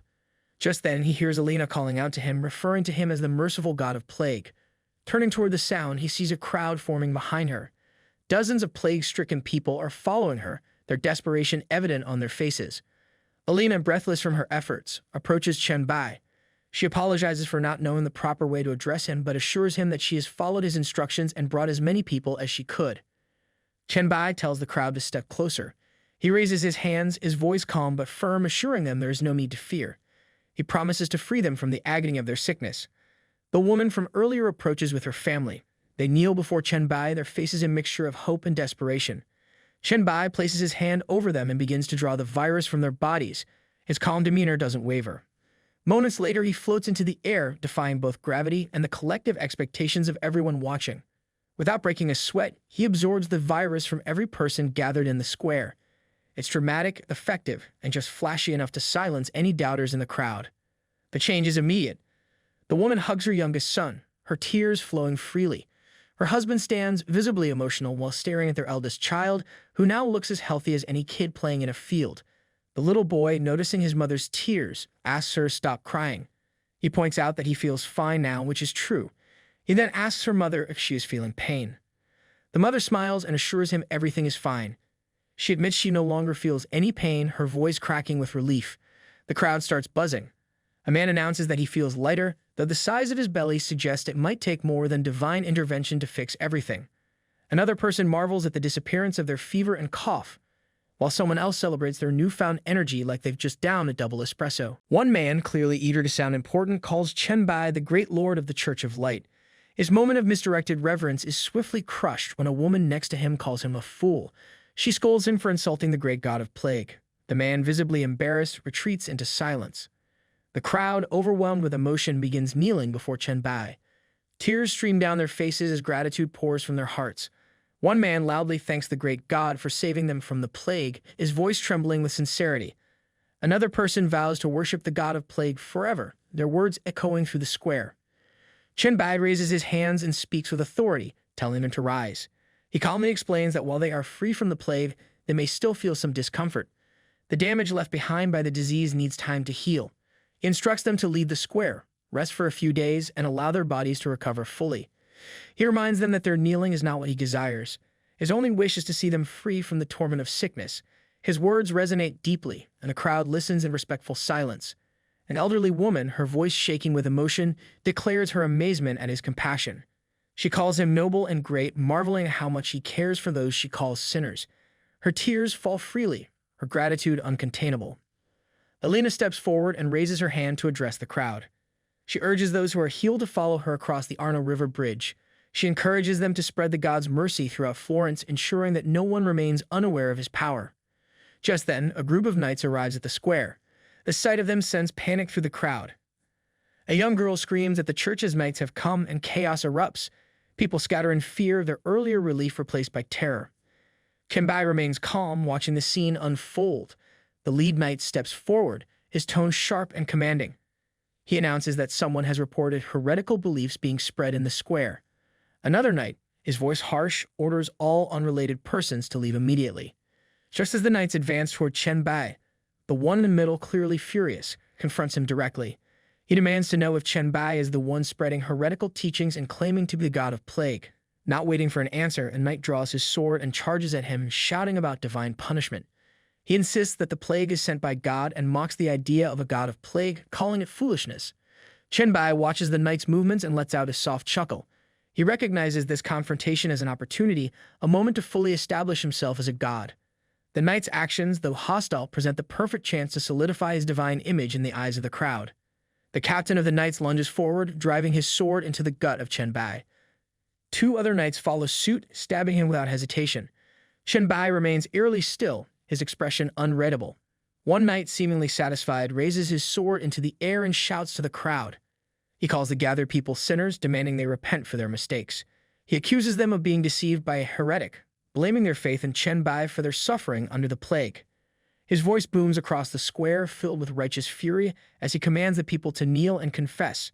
The crowd, frozen in fear, looks on in disbelief. One of the knights suddenly points out to the captain that the man claiming to be a god is completely unharmed. The captain's confidence falters, and he curses under his breath, unable to understand how their swords had no effect. Chen Bai calmly removes his mask, revealing his face to the knights in the crowd. Before anything else can happen, Elena rushes toward the knights with a large stone in her hands. Her voice trembles with anger as she berates them for daring to attack Chen Bai. Just as she lifts the stone to throw it, Chen Bai raises his hand, stopping her in her tracks. He tells her that he is unharmed, his voice steady and reassuring. Alina, her face still flushed with fury, responds passionately. She proclaims that she understands now. The great god of plague, being divine, cannot be harmed by their weapons, but she cannot forgive them for their audacity. She urges Chen Bai to punish the knights for their ignorance, calling for divine retribution. The knights, their earlier bravado fading quickly, begin trembling. Their hands shake and fear is evident in their eyes. Chen Bai, however, remains calm and speaks firmly. He tells Alina that she is wrong.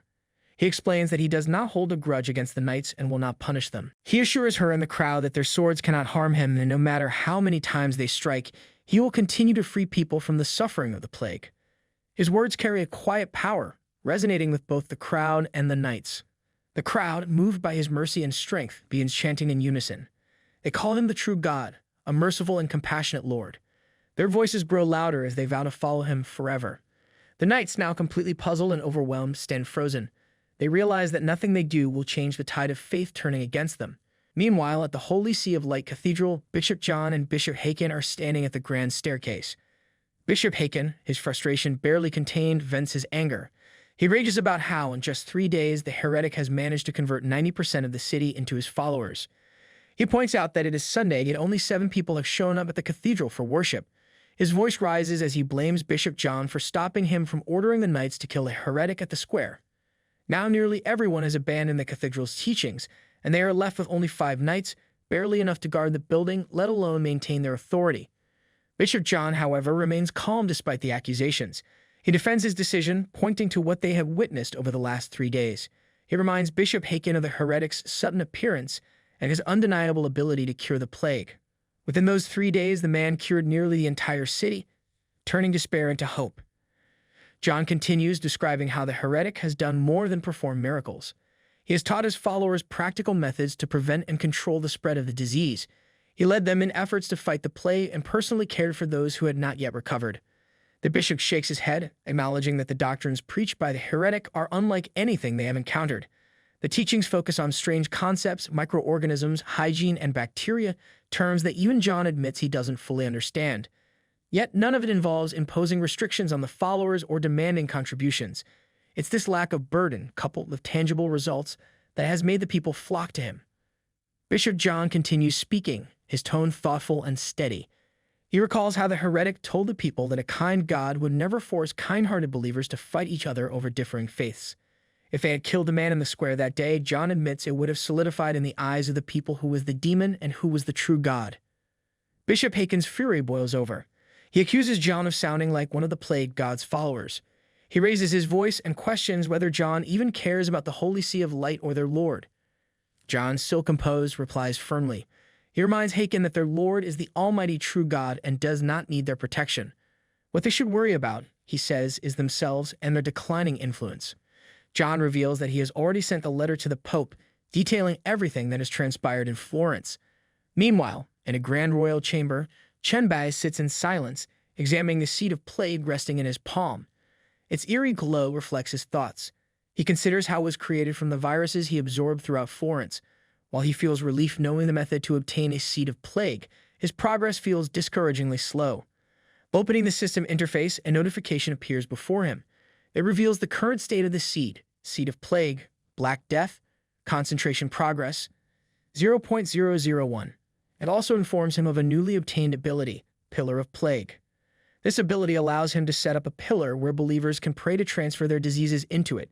The diseases stored within the pillar will then be converted into progress for the seed of plague. Chen Bai reflects on the notification, realizing that completing the seed will require far more effort than he initially thought. The slow progress means he will likely have to travel across the entire world, collecting more diseases and uniting more followers under his cause. Just then, Elena enters the royal room, her expression calm yet full of purpose. She informs Chen Bai that his loyal believers are gathered and waiting for him. Chen Bai nods, rising from his seat, and follows her outside. As he steps out, he is greeted by a massive crowd stretching as far as the eye can see. The sea of people chants his name and voices their reverence, their devotion unmistakable. Chen Bai observes them for a moment before addressing them with authority. He declares that the plague in Florence has been completely eradicated. However, he explains that his work is not finished, and that he must move on to other places to continue his mission. Before leaving, he promises to leave something behind for them. Raising his hand, he summons a glowing purple pillar of plague. The pillar materializes before the crowd, radiating a vibrant purple aura that fills the air with a sense of hope and awe. Chen Bai explains that the pillar has the power to cure any disease for those who pray before it. The crowd erupts in tears and cheers, overwhelmed by the miracle. The woman from earlier falls to her knees, calling it a divine blessing. Chen Bai silences them gently but firmly. He warns them not to become overly reliant on the pillar, explaining that its power will fade once he leaves this world. He reminds them to follow the methods he has taught for preventing and controlling diseases. His tone carries both encouragement and a sense of responsibility. He reassures them not to fear, emphasizing that diseases and living beings can coexist if handled wisely. With proper understanding and use, even harmful things can become tools for progress. Lastly, he instructs them to always remember the doctrines of the plague sect, leaving them with a legacy of knowledge and faith. Alina, her voice filled with emotion, assures Chen Bai that they will always remember his teachings and the doctrines of the plague sect. She declares their intention to build a cathedral in Florence to honor his deeds and spread the story of what he has done for them. Chen Bai smiles faintly and taps her head in a gesture of encouragement. He thanks her and entrusts the future to her and the people, saying it will be up to them to carry on his legacy. Turning back to the crowd, he wishes them a life free from the suffering of disease and bids them farewell with a calm yet commanding presence. As he walks away from Florence, the sound of the people's chants follows him, echoing even beyond the city walls. Chen Bai pauses for a moment, reflecting on the devotion of the people. He finds them amusing and pragmatic at the same time. The people of this era, so deeply tied to religion, are easy to sway when presented with miracles. This fanaticism, he realizes, works in his favor. Their belief will make it far easier to gather the seed of plague. The thought brings a quiet satisfaction as he continues on his path. Soon, Chen Bai ascends, breaking free of Earth's atmosphere. Hovering above, he gazes down at the planet below, its vast surface a reminder of how much work lies ahead. He reflects that the fame of being perceived as a god will naturally attract people to him. This attention will streamline his efforts to collect this seed of plague, reducing the time it would otherwise take. He acknowledges that without this method, gathering and concentrating the seed could have taken a decade or more. By using the influence of his divine identity, he can save an immense amount of time. Looking ahead, Chen Bai resolves to fully embrace this role. If being a god is what it takes to clear this dungeon and complete his mission, then that is exactly the path he will take. Days later, within the grand halls of San Pietro Cathedral in Vatican City, a young man kneels before the Pope. His head bowed respectfully, he asks why he has been summoned. The Pope, seated on his ornate chair, addresses him with a heavy tone. He speaks of the failure of the Eastern expedition, a defeat that he claims has disappointed the gods. He describes how the demon rode on the chance and released a plague to harm the people.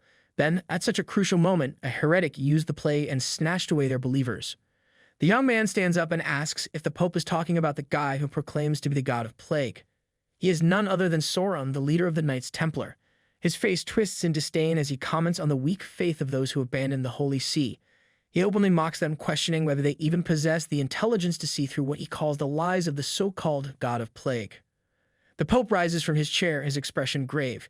He corrects Sauron, pointing out that after the heretic appeared in Florence, the plague was indeed cured. Sauron, startled by this revelation, hesitates. The thought of someone truly curing the plague stirs doubt in his mind, and he begins to question the situation. Before Sauron can voice his thoughts, the Pope cuts him off. He declares with certainty that the heretic is no savior but a demon. He explains that the demon released the plague and then withdrew it to make it appear like a miraculous cure. By doing so, the demon scammed the believers of the Holy See, leading them astray and using their suffering to prevent them from reaching heaven. Sauron listens, his initial arrogance now replaced by contemplation. Sauron grits his teeth, his anger barely contained. He curses the cunning demon, furious that it would dare to use such deceptive tactics to manipulate the people. The Pope continues with a commanding tone, informing Sauron that the heretic has now arrived in Vatican City. He reveals that he has already ordered the man to be brought to the plaza and has instructed the public to gather there as well. The Pope emphasizes the importance of making an example of the heretic in front of everyone. He orders Sauron to take the Spear of Longinus and eliminate the so-called demon in plain view. With zeal in his voice, he urges Sauron to act for their lord and the faithful, declaring it their duty to cleanse the world of evil. Sauron bows respectfully, his voice steady despite his fury. He proclaims his readiness to carry out the task, promising to kill the demon and reveal the truth to all. He invokes the protection of God as he prepares to fulfill the Pope's command. Meanwhile, a child leads Chen Bai to the Vatican Plaza. The child points to the expansive square and explains that it is the largest plaza in the Vatican. With an excited tone, the child adds that he will run ahead to tell everyone about the arrival of the plague god, mentioning how much the people have been waiting for him. Chen Bai thanks the child with a nod and encourages him to hurry. Standing there, Chen Bai reflects he finds the situation almost laughable, as after leaving Florence, every city under the control of Holy See had either blocked its gates or prevented him from entering. Yet here, in Vatican City, a perfectly healthy child had come to greet him and lead him to the plaza. The simplicity of the tactic strikes him as foolishly transparent. He walks up to the grand sculpture of the Holy Sea of Light and observes his surroundings with calculated calm. He senses the confrontation brewing. The plaza, the gathering crowd, the center of the church's power, it all points to one thing. They intend to kill him here. right at their home base. But this, too, is something he anticipated. A smile forms as he considers the opportunity presented. If they want to strike him down, this will be the perfect chance to deal with the Holy See once and for all. His confidence unshaken, he waits, eager to see the next move in this game. People start to whisper among themselves. One girl points out that the church is about to judge the heretic who is said to have cured the plague. She asks her friends if they believe he really can cure it. One woman standing nearby responds, saying it must be a lie. If the cure were true, the church would not judge him. Just then, the Pope and Soren arrive at the plaza. The Pope yells at Chen Bai, calling him a demon. He declares that the Lord has commanded that the heretic be destroyed here and now. Soren, holding the spear of Longinus, stands beside the Pope. He warns Chen Bai that there is no escape for him. Chen Bai looks around calmly, noticing that the Pope and the Templar Knights are present. He realizes they have planned everything, even setting up a stage for this moment. Chen Bai steps forward and addresses the crowd. He tells them that he has come to remove the plague from the world. He challenges the church, saying they are wrong to call him a demon and to blame him for the plague. The Pope responds strongly, claiming that the Lord has shown him the truth. He accuses Chen Bai of being a demon from the abyss who has used evil tricks to destroy people's faith in God. The Pope says that Chen Bai caused the plague to harm people, and that made it seem like a miracle when he cured it, leading them away from the true faith. In the crowd, a woman asks if Chen Bai really can cure the plague. A man nearby answers, saying he saw it happen himself on his way from Florence. Another woman, holding a baby in her arms, speaks out. She asks why the church does not let the heretic cure the plague before punishing him. She says her child is dying and hopes the heretic can save him. The Pope listens to the murmurs of the crowd. He realizes that the fear from the plague has shaken people's faith. He shouts at Chen Bai, saying that if he had only taken away the plague, the Lord might have spared him. But Chen Bai's true crime is that he secretly corrupts people's souls. The Pope says those souls will be condemned to hell forever. A man in the crowd hears the Pope and says that this is the truth. A woman beside him comments, calling Chen Bai a vile demon. The crowd begins to shout louder, demanding judgment and calling for Chen Bai's death. Soren, seeing the anger of the crowd, rushes at Chen Bai with the spear of Longinus in his hand. He yells that the followers of God are calling for justice and charges at Chen Bai, ready to strike. But Chen Bai stops the spear with just the tip of his finger. Soren is stunned by this and cannot believe what he sees. Chen Bai tells Soren to give up. He warns him that the spear has already made one mistake by harming the Lord's son. It will not make the same mistake again, so Soren should stop using it. Soren stands frozen, his mind racing. He wonders how it is possible for Chen Bai to stop the spear like that. Chen Bai looks around at the crowd, then turns to the Pope. He shouts that he has been wandering from Florence to this place why the church kept stopping him from ending the plague. Now, seeing the Pope's true nature, he understands. The Pope laughs loudly, mocking Chen Bai for suggesting that he is the demon. Nearby, a couple in the crowd whispers to each other, asking how it is possible that the Pope could be a demon. Chen Bai clenches his fist and says that whether the Pope is a demon or not will soon be clear to everyone. Without warning, he punches the Pope hard in the neck. The Pope is unable to handle the power of the punch. He is sent flying back, crashing to the ground. The knights around them quickly withdraw their weapons, shocked by what they just witnessed. They shout that Chen Bai has killed the Pope. Soren, enraged, curses Chen Bai. He realizes that he was tricked by Chen Bai's lies and distracted by his questions. Now he is certain that Chen Bai is indeed a demon. Meanwhile, standing before the Pope, Chen Bai tells him to reveal his true form, the form of the demon who took the Pope's place. Soren watches, stunned, as the Pope begins to change. His body twists and morphs, and what appears to be the true form of a demon starts to show. The Pope's head grows horns, dark and twisted. His eyes turn red, and his teeth grow long and sharp, like those of a beast.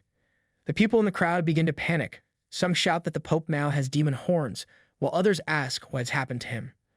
The Pope, now fully transformed into a monstrous figure, laughs like a demon.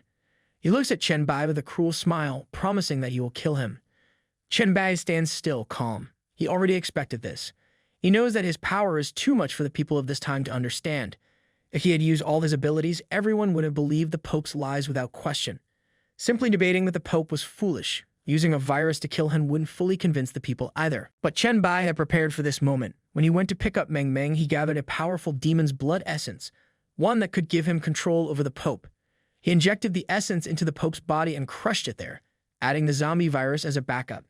This way, no matter what happened, the Pope would turn into a true monster in front of everyone, revealing his true nature. The monstrous Pope seems furious. He creates a fireball in his mouth and then spits it out, sending flames everywhere. The fire even hits his own knights and the ordinary people nearby. Panic spreads through the crowd. People start running in every direction, shouting that a demon is here and warning others to get away quickly. Chen Bai watches calmly. He understands that the demon horns and the fire are signs that the blood essence is taking effect. It is over now. The blood he used is powerful, but it has strict limits. Soon, the Pope's body will collapse under the strain of the demonic power. Sauron, standing in shock, sees the Pope's true form and exclaims that the bishop is truly a demon. Chen Bai addresses the crowd. He tells them that a demon from hell has taken the Pope's place, twisted the teachings of the church, and harmed the faithful. Now this demon dares to stop him from ending the plague and saving lives. This is a sin that cannot be forgiven. Chen Bai declares that today he will bring divine punishment to this demon. Chen Bai raises his finger, pointing at the Pope. He gives the order and the virus inside the Pope begins to take effect. In just a few seconds, the Pope's body begins to disintegrate, turning to dust before the eyes of everyone. Sauron, overcome with guilt and fear, kneels before Chen Bai. He declares that he, the commander of the Templar Knights of the Radiant Church, repents for his actions. He admits that he was deceived by the demon and committed the terrible sin of blocking Chen Bai. He says he is ready to accept whatever punishment is given to him. Chen Bai looks at Sauron and says that he admires his courage and devotion. However, he wants Sauron to understand one thing: God does not punish humanity. God does not care. Chen Bai stretches out his hand and explains that he has come to this world with only one purpose: to take away the plague. Sauron, now humbled, bows his head and agrees. He understands. He calls Chen Bai the great and merciful god of plagues. He says he will gather all the people suffering from the plague in the city and bring them to Chen Bai. After the Vatican is rid of the demon pope, the church quickly loses power. At the same time, the cult of the plague rises rapidly. Chen Bai's influence spreads across Europe. He no longer faces any major resistance in his operations. Everyone has heard of the god of plagues, and every city suffering from the plague prepares to welcome his arrival. Soon, pillars of plague are built in every city and village across Europe. But the work is far from over. Chen Bai knows the seeds of the plague are still growing and he must continue his journey. He travels across Africa, Asia, and Eurasia, meeting different races, religions, and empires along the way. 1 year, 5 months, and 12 days later, the seeds of the plague are finally complete. Chen Bai reflects on his long journey and realizes that he now only needs to reclaim the plague from the pillars. He thinks about the mission, and although it didn't have strong enemies, it was incredibly difficult. If he had known how long it would take to complete, he might have never started. The value of 1.5 years in the early post-apocalypse was far too great to waste. A notification appears in front of Chen Bai, asking him if he wants to collect all the plague seeds in the plague pillars. Chen Bai confirms, knowing that the time has come to complete his task. Meanwhile, in medieval Florence, Elena, now dressed in the attire of a priestess, kneels before one of the plague pillars. She says a prayer asking the great plague god for a smooth journey and for the completion of his plans. As she prays, she suddenly witnesses the pillar glowing with a purple light, the sign of the plague's power. Elena is awestruck by the sight. A man nearby notices her reaction and asks what has happened. He calls her High Priest Elena, confused by the strange event. With tears of joy in her eyes, Elena answers. She says that the god has finished his journey and is now returning to the kingdom of the gods. She tells everyone that it is time to recite the teachings they were given, so that everyone will know they have learned them well. As Elena begins chanting, her voice rises, reaching the ears of those walking through the streets of Florence. She explains the purpose of the plague cult, speaking to the people with passion and clarity. She says that the cult is not about death, disaster, or corruption. It is not about glorifying suffering or extinction. Instead, the cult's mission is to bring peace and happiness to the world. They seek to ensure that people are healthy and joyful. Elena continues, explaining that to achieve this, they must understand the plague. By understanding it, they can stop it from harming anyone again. She emphasizes that the plague god can help them control the plague, using its power to destroy sin and evil. She says that in the past, in their ignorance, people hurt each other. But now, by recognizing the plague and its teachings, they will no longer fight. Instead, they will live in harmony, free from the evil that once divided them. In the streets of Florence, people kneel in respect, their eyes focused on the glowing plague pillar. The pillar continues to emit the purple plague, the energy rising toward the sky in a powerful surge. Elena, still kneeling before the pillar, continues her chanting. She speaks of the future, where the followers of the plague god will fight side by side to control the plague. She promises that the plague will become their greatest weapon, a force that will protect life itself. With it, they will drive away the demons that have plagued the earth for so long. Meanwhile, across the globe, the same scene unfolds. People from every corner of the world kneel in front of their own plague pillars, repeating the same chants. From the scorching deserts of the Sahara to the high mountains of Asia, people everywhere unite in their devotion to the plague god. As the chanting continues, Elena's words echo through the air. The plague will strike fear into the hearts of bloodthirsty and cruel demons. It will bring destruction to those who oppose life. She tells the people that all things in this world will eventually decay and rot, but the billions of lives that now follow the plague god will work together to live forever, never dying. The chant becomes a powerful mantra, uniting everyone under the same belief. All things perish, but all living things will remain immortal. The words echo in the hearts of people from every land, their faith in the plague god growing stronger with every passing moment. The world is changing and they are ready to embrace it. Meanwhile, Chen Bai absorbs the plague energy radiating from the pillars around the world. He can hear the voices of the people chanting for him. The voices fill the air, repeating prayers, asking that the light of their Lord shine forever on the world. Chen Bai wonders if these prayers are sincere. He senses their faith, but he wonders if they truly understand what they are calling for. Just then, a notification appears in front of him, telling him that the mission is completed and that he is leaving the dungeon. As the words disappear, Chen Bai finds himself once again standing in the middle of the plague factory in the Magic City. The system informs him that the mission rewards are now being generated. A divine scroll materializes in front of him. It is the Life and Death Job Change Scroll, an SSS-level scroll. The requirements for using it say that the user must possess the talent Virus Monarch at the SSS level. Chen Bai reaches out and grabs the scroll, reading the description. He realizes that this is not quite the ability he expected. He truly wants to change his job, but the current mission from Lido requires him to see 2 scrolls, not just one for SSS-level professions. He thinks about it and realizes that now that he has 1 SSS-level job transfer scroll, he needs to find his second one. He remembers that the Abyss might have an SSS-level job transfer scroll, and that could be his next target. Suddenly, another notification appears in front of him saying that the mission Plague Factory has failed. Chen Bai is startled. He wonders what that means. Didn't he find the source of the plague in the factory? Why is the mission failing now? He pauses, thinking back. When he encountered Pukashumi, there was no message saying the mission was complete. He now understands why. The source of the plague, the mission's goal, had been altered by his very presence. After Pukashumi sacrificed himself, the source of the plague must have lost its power and died. Without that power, the mission couldn't be completed. Looking around at the poisonous mushrooms nearby, Chen Bai thinks that they must be connected to the plague's source. Chen Bai leaves the plague factory, stepping out into the open. And as he walks, his mind begins to wander. He wonders what is happening in Baya City right now. He hasn't been there in a while, and he's curious about the progress. Taking out his phone, he texts Song Zixian, asking about the current situation in Baya City and how everyone's strength is developing. Soon he receives a reply from Song Zixian. She tells him that the reconstruction of Baya City has officially started. She has already chosen a place to install the supercomputing core and set up the production line. After receiving Chen Bai's guidance a few days ago, everyone now has a clear direction. However, she adds it has only been 4.5 days, and since everyone is also working on rebuilding the city, their strength has not changed yet. Chen Bai is surprised by the mention of just 4.5 days. He clearly remembers spending 1.5 years in the dungeon. He wonders how this is possible. Then it hits him. It must be because of the hard glass of time. The hard glass had become part of him when it bonded with his body, appearing and disappearing with his consciousness. It must have been the reason for the time distortion.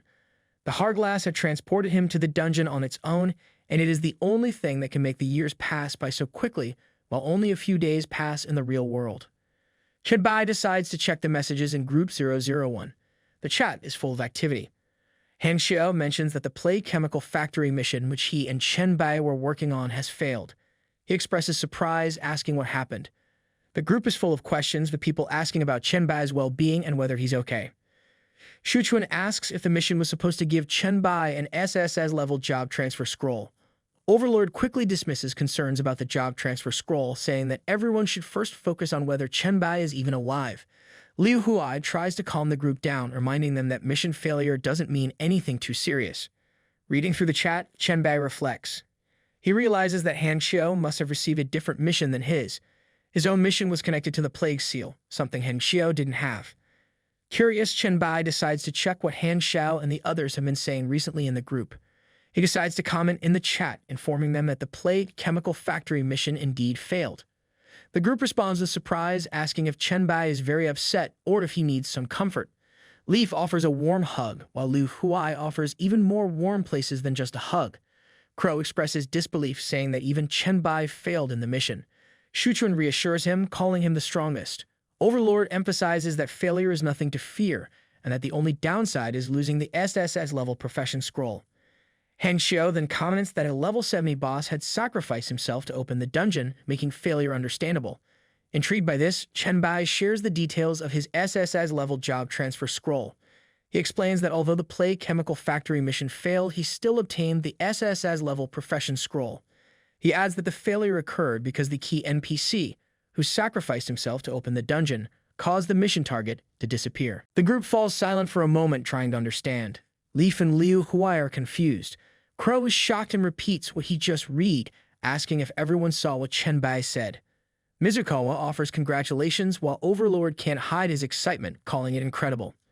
The chat buzzes with surprise and excitement. Everyone is amazed by the turn of events. Hang Xiao suggests upgrading their chat group to a league group. The group reacts with curiosity. Overlord doesn't understand what league means, thinking it might be related to the game League of Legends. Leaf excitedly mentions that after upgrading, they could announce the name of their alliance in speeches or messages. Liu Huai, who is reading about the benefits of upgrading chat groups, points out that it's expensive. Chen Bai replies that he has thought about this idea before but isn't sure if everyone in the group would be interested. He explains that a lead group would be more formal, focused on honor and glory, while their current chat group is much more relaxed. Chen Bai then initiates a vote, asking the group to decide if they want to upgrade. He suggests they take their time and not rush into a decision. If more than 2/3 of the group agrees, they will upgrade. Hang Xiao quickly agrees, adding that after the dungeon mission, he is inviting Chen Bai to come and rest at his place, offering his warm bed. Chen Bai jokingly refuses and asks Hang Xiao to show him a villa area in Magic City where he can rest. Han Xiao agrees and they make plans to meet.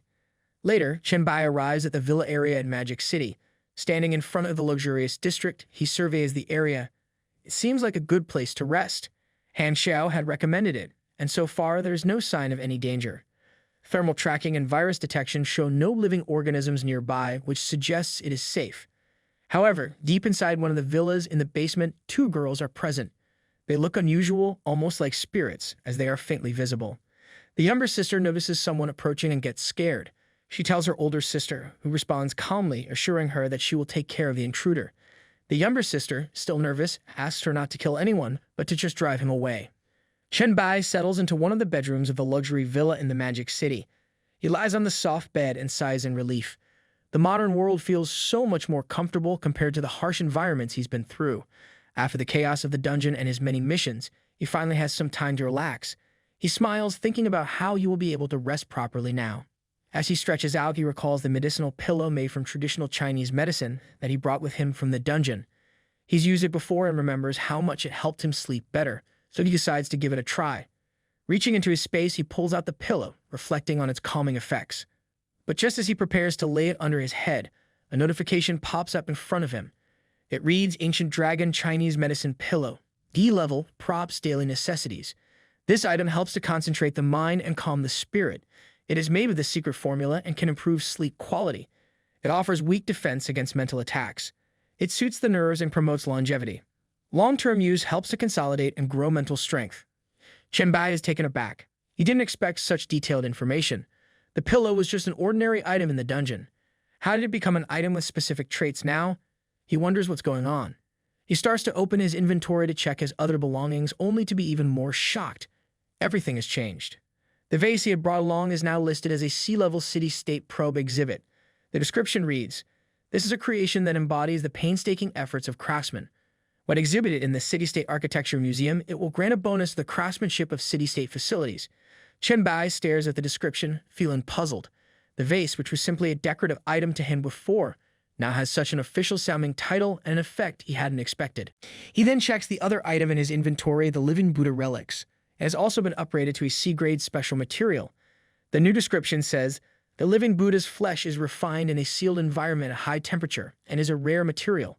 When carried, it increases luck by 1 and provides a defense against evil spirits, increasing it by 5. Chen Bai is even more surprised by this. The relics, which were just a curiosity to him, now seem to hold far more value. The gold coins he had collected from the dungeon have also been transformed. They are now labeled D-level, city-state prop exhibits. The description reads, "Weathered ancient coins. These coins have historical value. Exhibiting them in the City-State Architecture Museum will increase the income of city-state facilities. Chen Bai shakes his head in disbelief. He wonders how could something as simple as coins become so important. He moves on to the next item, the gold ring he had brought with him. Now labeled Eye of Horus Gold Ring, C-level, the description states, a ring decorated with the Eye of Horus, has a 5% recovery ability and can actively release a shield once. The shield is charged by moonlight. The ring seems far more powerful now, and its use of moonlight for a shield adds a mysterious touch. He wonders how the moonlight could be used in practical situations. Chen Bai is stunned. More than half of the items he brought out of the dungeon have now been transformed into actual, usable items with traits and characteristics. This is unlike anything he's ever heard of, items from dungeons evolving into real functional props. The concept seems almost too strange to grasp. How did this happen? And what does it mean for his future? He continues to scroll through his inventory, noticing that even the simplest materials have been upgraded into specialized items. He recalls something else he had brought back with him, the Spear of Longinus. This weapon, once handed to him by Sauron before he left the Vatican, had always intrigued him. A sovereign-level powerhouse from his past life had wielded this same spear. And now Chen Bai had his own version. He decides to take a closer look at it.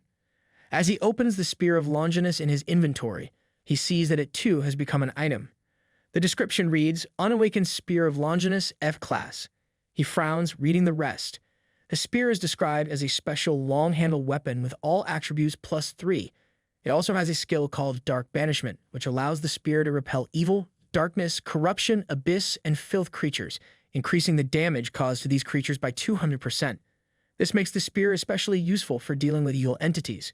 Furthermore, it has a dusty seal, which states that the spear will gradually awaken as evil creatures are killed.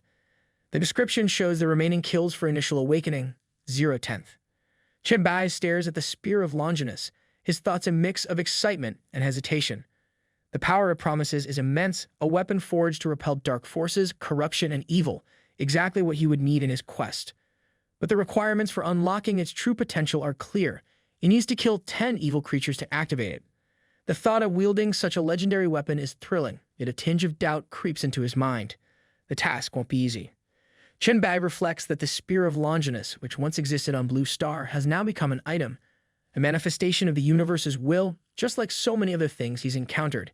He reflects that everything that has become an item has hidden unique characteristics. Even the spear now in his hands seems to carry a mystery. What's even stranger is that it's the only Spear of Longinus he's aware of. He wonders if Mr. Lorga, the sovereign-level powerhouse from his past life, could still have risen to power without the spear. It's a thought that briefly occupies his mind, but then something unexpected happens. A sudden sharp pain shoots through his palm, making him gasp. His hand feels like it's on fire. Without thinking, he tosses the spear onto the bed, trying to shake off the discomfort. His palm is now bright red, the skin inflamed. Chen Bai stares at it, bewildered. He inspects his hand more closely and realizes with a sinking feeling that the spear is rejecting him. His palm feels as if it's been burned by the weapon's touch. The intensity of the pain tells him that this weapon is not meant for him, at least not yet. He can't help but think that just as the spear repels evil forces, it might see him as one of those very forces, evil, dark, corrupted, abyssal, or filthy. That could be the only explanation for the painful reaction. The realization settles in. He cannot use the spear, at least not without suffering more severe consequences. The fact that the spear is only F-leveled makes it painful enough. If it were upgraded to S-rank, he fears it might literally melt him. Chen Bai sighs, rubbing his aching palm. He knows what needs to be done. The Spear of Longinus is too dangerous for him to wield in its current state. There's no need for him to risk his own well-being. With a final glance at the weapon, he decides he will leave it in his inventory, gathering dust for as long as it takes. That way, it will be one less thing in the world that could pose a threat to him. Just then, the door of his room suddenly opens. He is sure he locked it earlier. Without warning, a knife appears and flies straight at him. He grabs the knife in midair with his fingers, stopping it. Chen Bai senses that someone is trying to push the knife, but their grip is too weak for him. He thinks that he cannot see the attacker with either his virus detection or thermal vision. This means the person is invisible. It must be a spiritual being controlling the knife. Chen Bai assumes that the spirit is weak because it can only manipulate objects to attack. He guesses that the level of the spirit should be low. Chen Bai knows that he could use his hellfire to destroy the spirit, but that would also destroy the room. The knife slips from his grip and falls to the floor. He feels frustrated. With nearly 300 spiritual power, he only has one skill that can harm spirits. He knows he needs a better way to deal with this kind of attack. The knife attacks again, but this time Chen Bai lowers his head and avoids it. He thinks about his options and decides to check his system.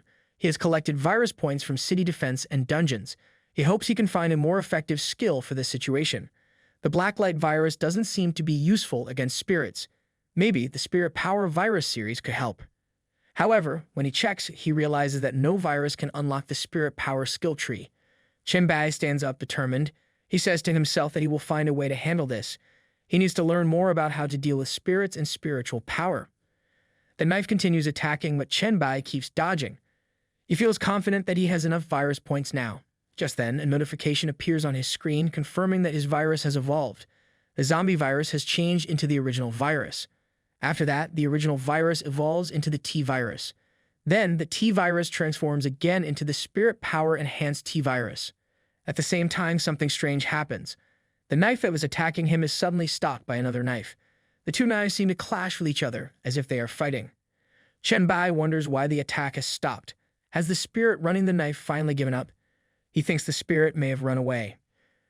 Curious about the spirit, Chen Bai decides to see what kind of spirit it is. Another notification appears, telling him that the exclusive skill for the Spirit Power Enhanced T-virus has been unlocked. The skills include Psychic Mastery and Psychic Perception. Additionally, the virus enhancement has unlocked a new support skill, Psychic Vision.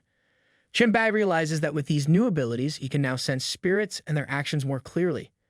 Chen Bai uses his newly unlocked Psychic Vision and looks closely at the spirits. He is surprised to see that there are two girls. The elder one is the one attacking him, while the younger one seems to be trying to stop her. The elder sister, named Yan Ke, is furious. She insists that her younger sister, Yang Su, let her kill him.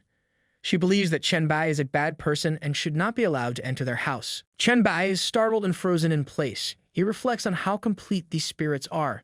They seem to have a high level of intelligence, and he realizes they are not low-level spirits. He wonders why the elder sister is using a kitchen knife to attack him.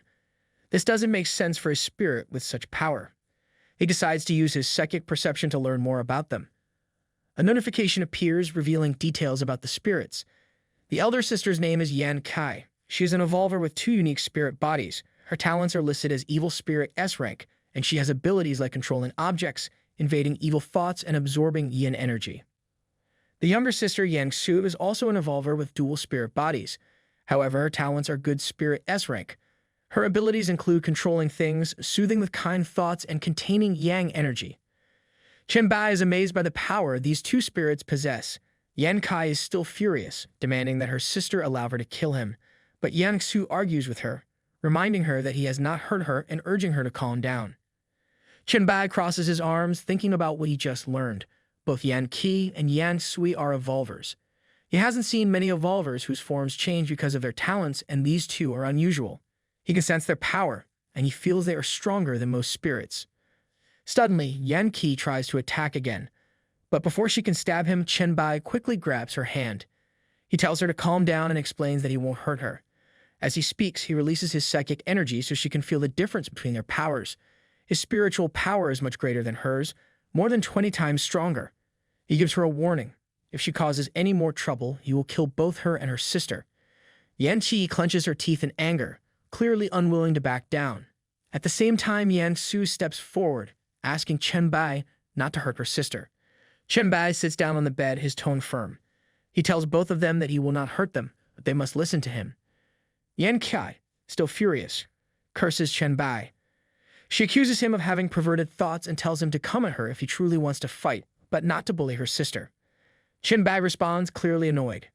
He says that if anyone has perverted thoughts, it's her, not him. Yan Qi grits her teeth, her anger growing. She says she will kill him if he doesn't back off. Chen Bai instructs both sisters to stay still. He tells them that he is going to ask them a few questions. He starts by asking if they know what happened to this world and if they can use the Evolver panel. Yang Sui answers first. She says that they both know what happened and that she has even read the Evolver forums. She also confirms that they can use the Evolver panel. Yan Kai responds quickly, saying that she knows very well. She adds that a lot of people have died and that many pets are gone now. She says it's a good thing they are gone. Chen Bai frowns and asks why they are only level 2. He wonders if Yan Kai is too scared to go out and kill monsters to gain experience. Yan Su steps in, explaining that it was her who stopped Yan Kai. She says that the monsters they face today were once humans. She can't bring herself to hurt them, especially since the monsters can't hurt them anymore. She adds that it's not easy for her to fight them when they were once people like themselves. Chen Bai calls Yan Su foolish. He warns her that sooner or later, someone strong enough to hurt them will appear. He asks how they will deal with them if they only stay at level 2. He stresses the danger of their power, explaining that it is tied to their emotions. If they let their emotions control them, they could become foolish and unpredictable. He tells them to close their eyes and focus. He wants them to feel their power and learn to control it. Then they should think carefully about what they need to do. Both sisters close their eyes and suddenly they start shouting.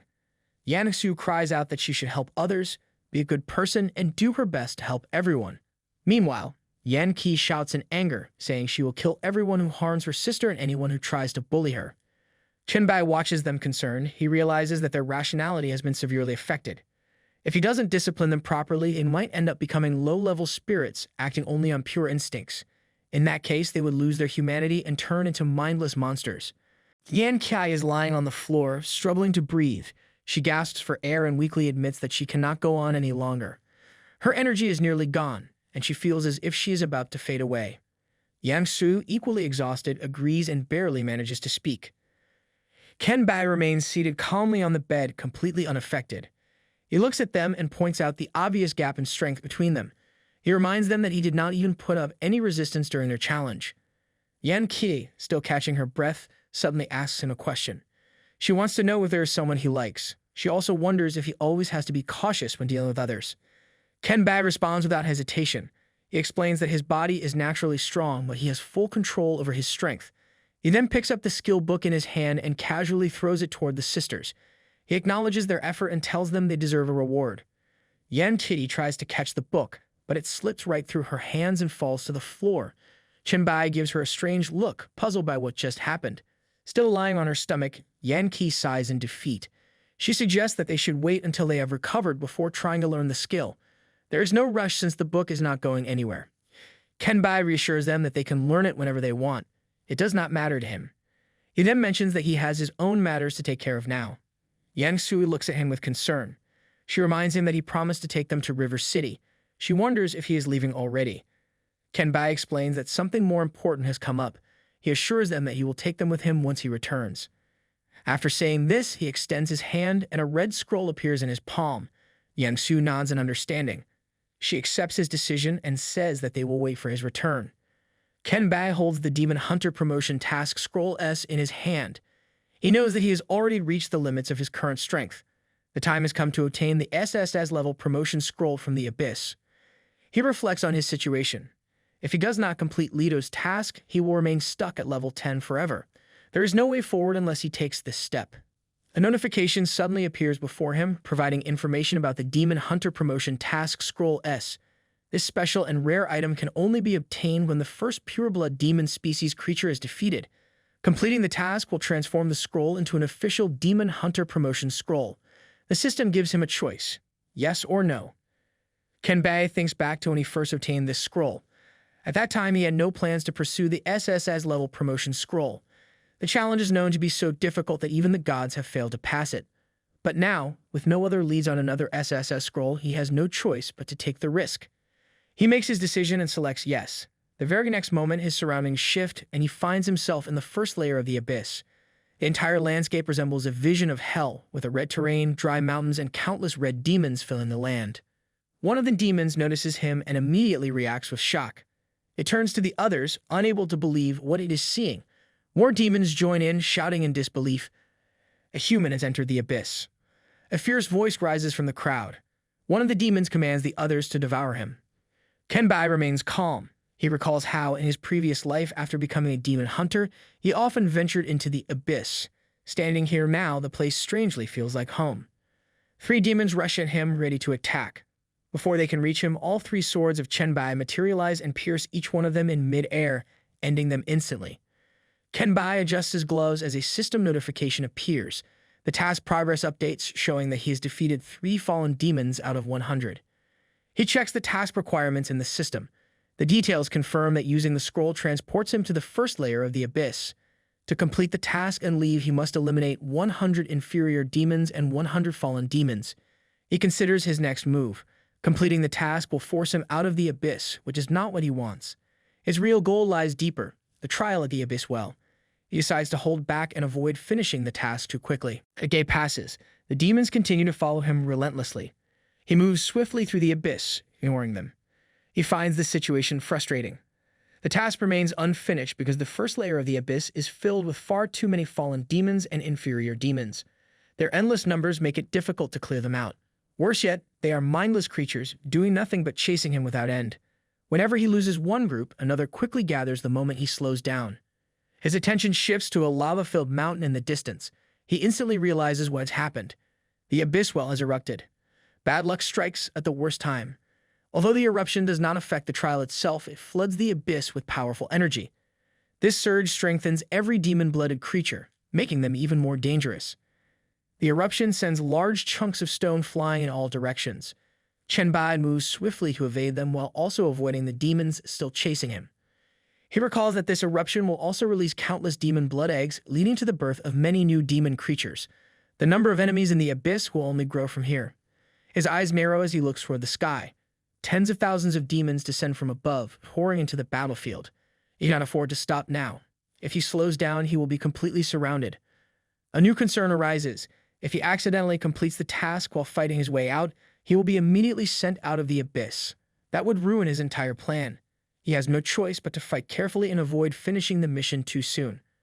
A sword suddenly flies toward Chen Bai, but he dodges it effortlessly without breaking his focus. A demon appears in the distance and lands on the sword, his sharp eyes locking onto him. With clear excitement in his voice, the demon declares in demon language that he has found himself a fine meal. This is Fergus, a level 16 demon warrior. Fergus addresses Chen Bai arrogantly, demanding that he kneel down and show gratitude. He claims that Chen Bai should feel honored, as he is about to serve as his next meal. Chen Bai studies Fergus carefully. A pure-blooded demon warrior is not something commonly seen in the first layer of the abyss. He immediately suspects that Fergus has come from a deeper level and asks him about it in demon language. Fergus confirms it with pride. He then expresses surprise that Chen Bai, who has done nothing but run away, knows so much about demons and can even speak their language. However, he dismisses this knowledge as meaningless, stating that food does not need to understand its master. Chen Bai remains calm and questions Fergus' claim that he is merely running away. He points out that only the low-intelligence, inferior demons and fallen demons are chasing him, hinting that there is a reason behind it. Fergus does not know the answer but offers to let Chen Bai explain before he dies. He cruelly adds that, out of mercy, he will start by eating his head first. Without hesitation, Fergus launches an attack, rushing straight toward Chen Bai.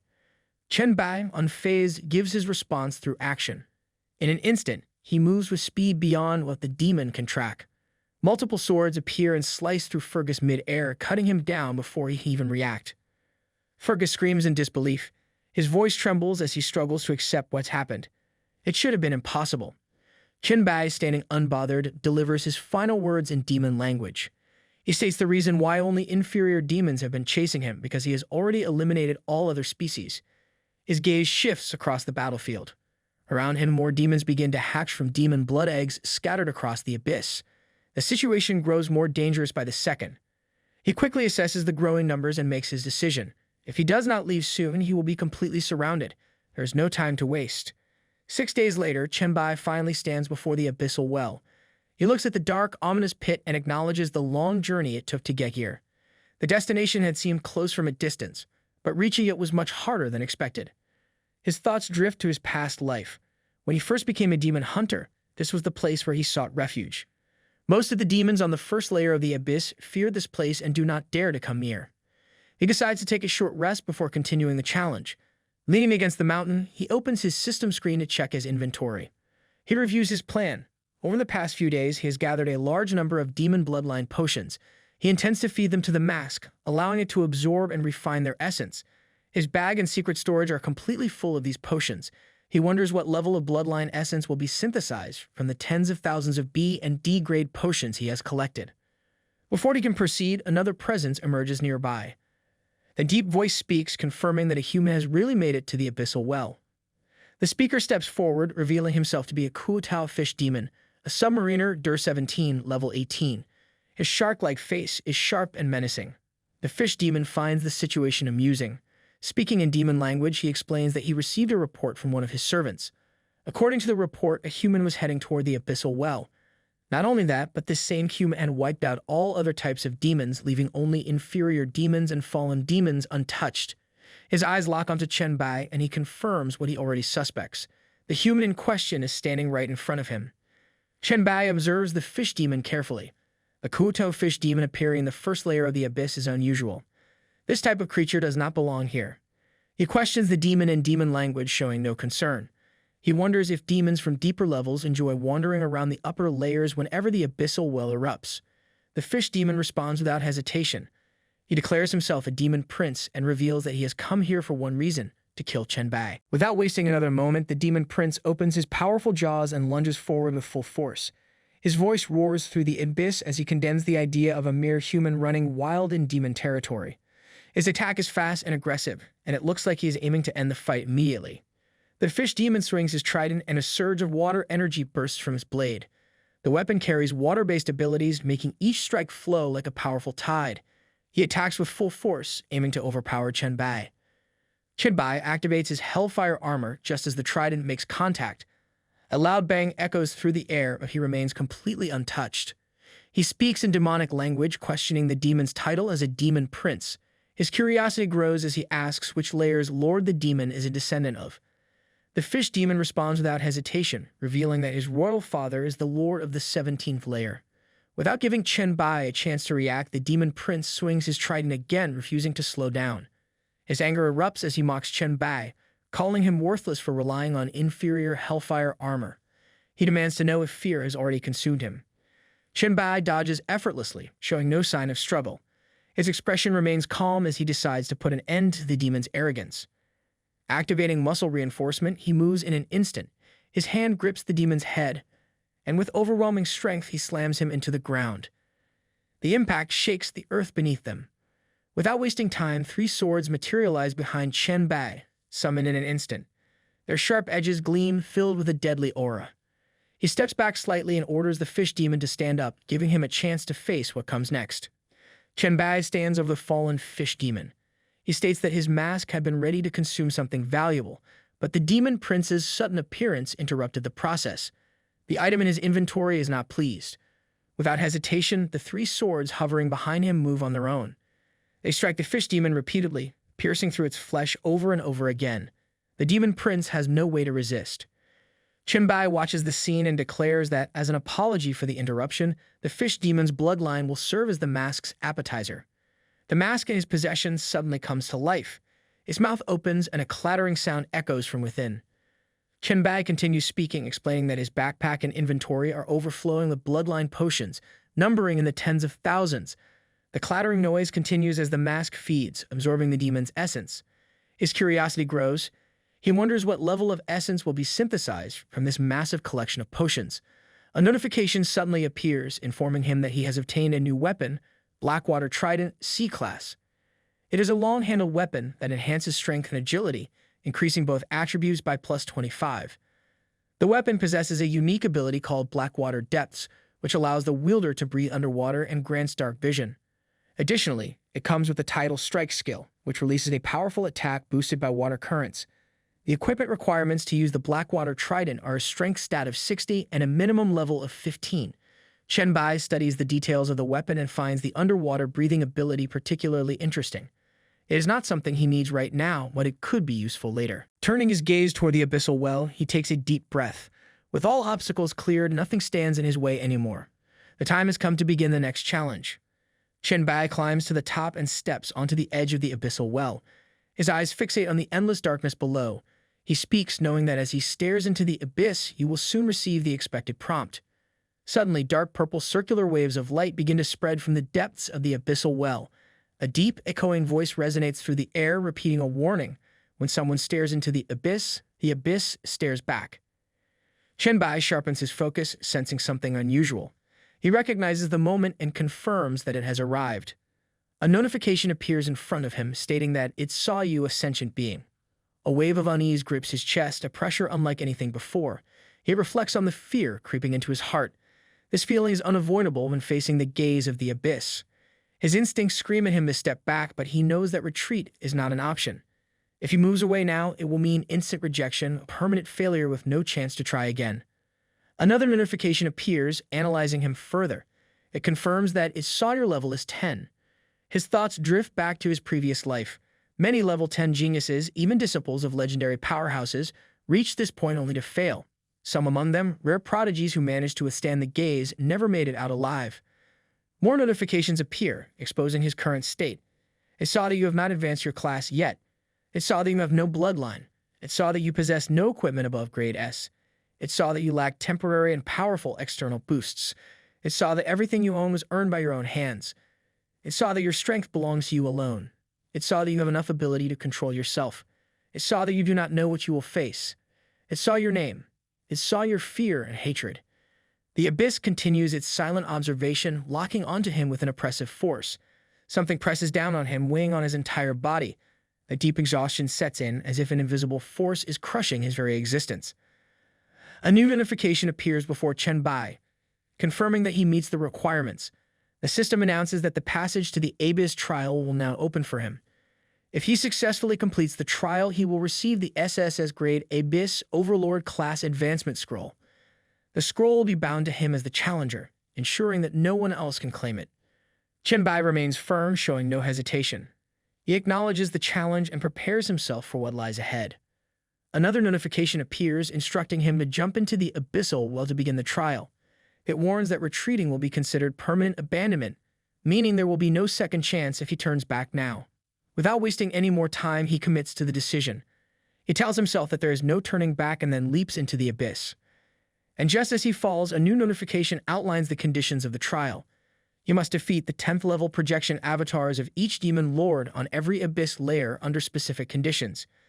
For each completed layer, he will receive a rest period ranging from 1 minute to 1 hour before the next challenge begins. If a layer does not currently have a demon lord, the projection of the previous lord from that layer will be summoned instead. His status will be fully restored before each battle. All items and skills will have their cooldowns reset. All equipment will be repaired.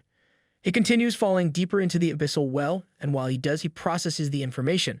The full reset on cooldowns is particularly significant. Even items with extremely long cooldowns, such as the Time Hourglass, which requires over 70 years to recharge, will be ready for use again. The endless descent continues, pulling him further into the unknown depths of the Abyss trial. Just as Chen Bai is about to hit the pit, a sudden notification appears, flashing with urgency. An error message fills his vision, stating that the trial challenger cannot be restored to their peak state. His mind sharpens, sensing something is wrong. He immediately reacts, hoping that no unexpected complications arise from this. A new notification follows, revealing that his return to the past skill has activated.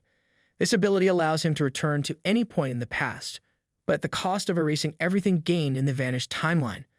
The system confirms that the remaining cooldown time is still locked at 72 years, 6 months, and 7 days. Unlike other abilities, this skill cannot have its cooldown reduced by any external effects, whether through skills or equipment. Chen Bai quickly realizes what has happened.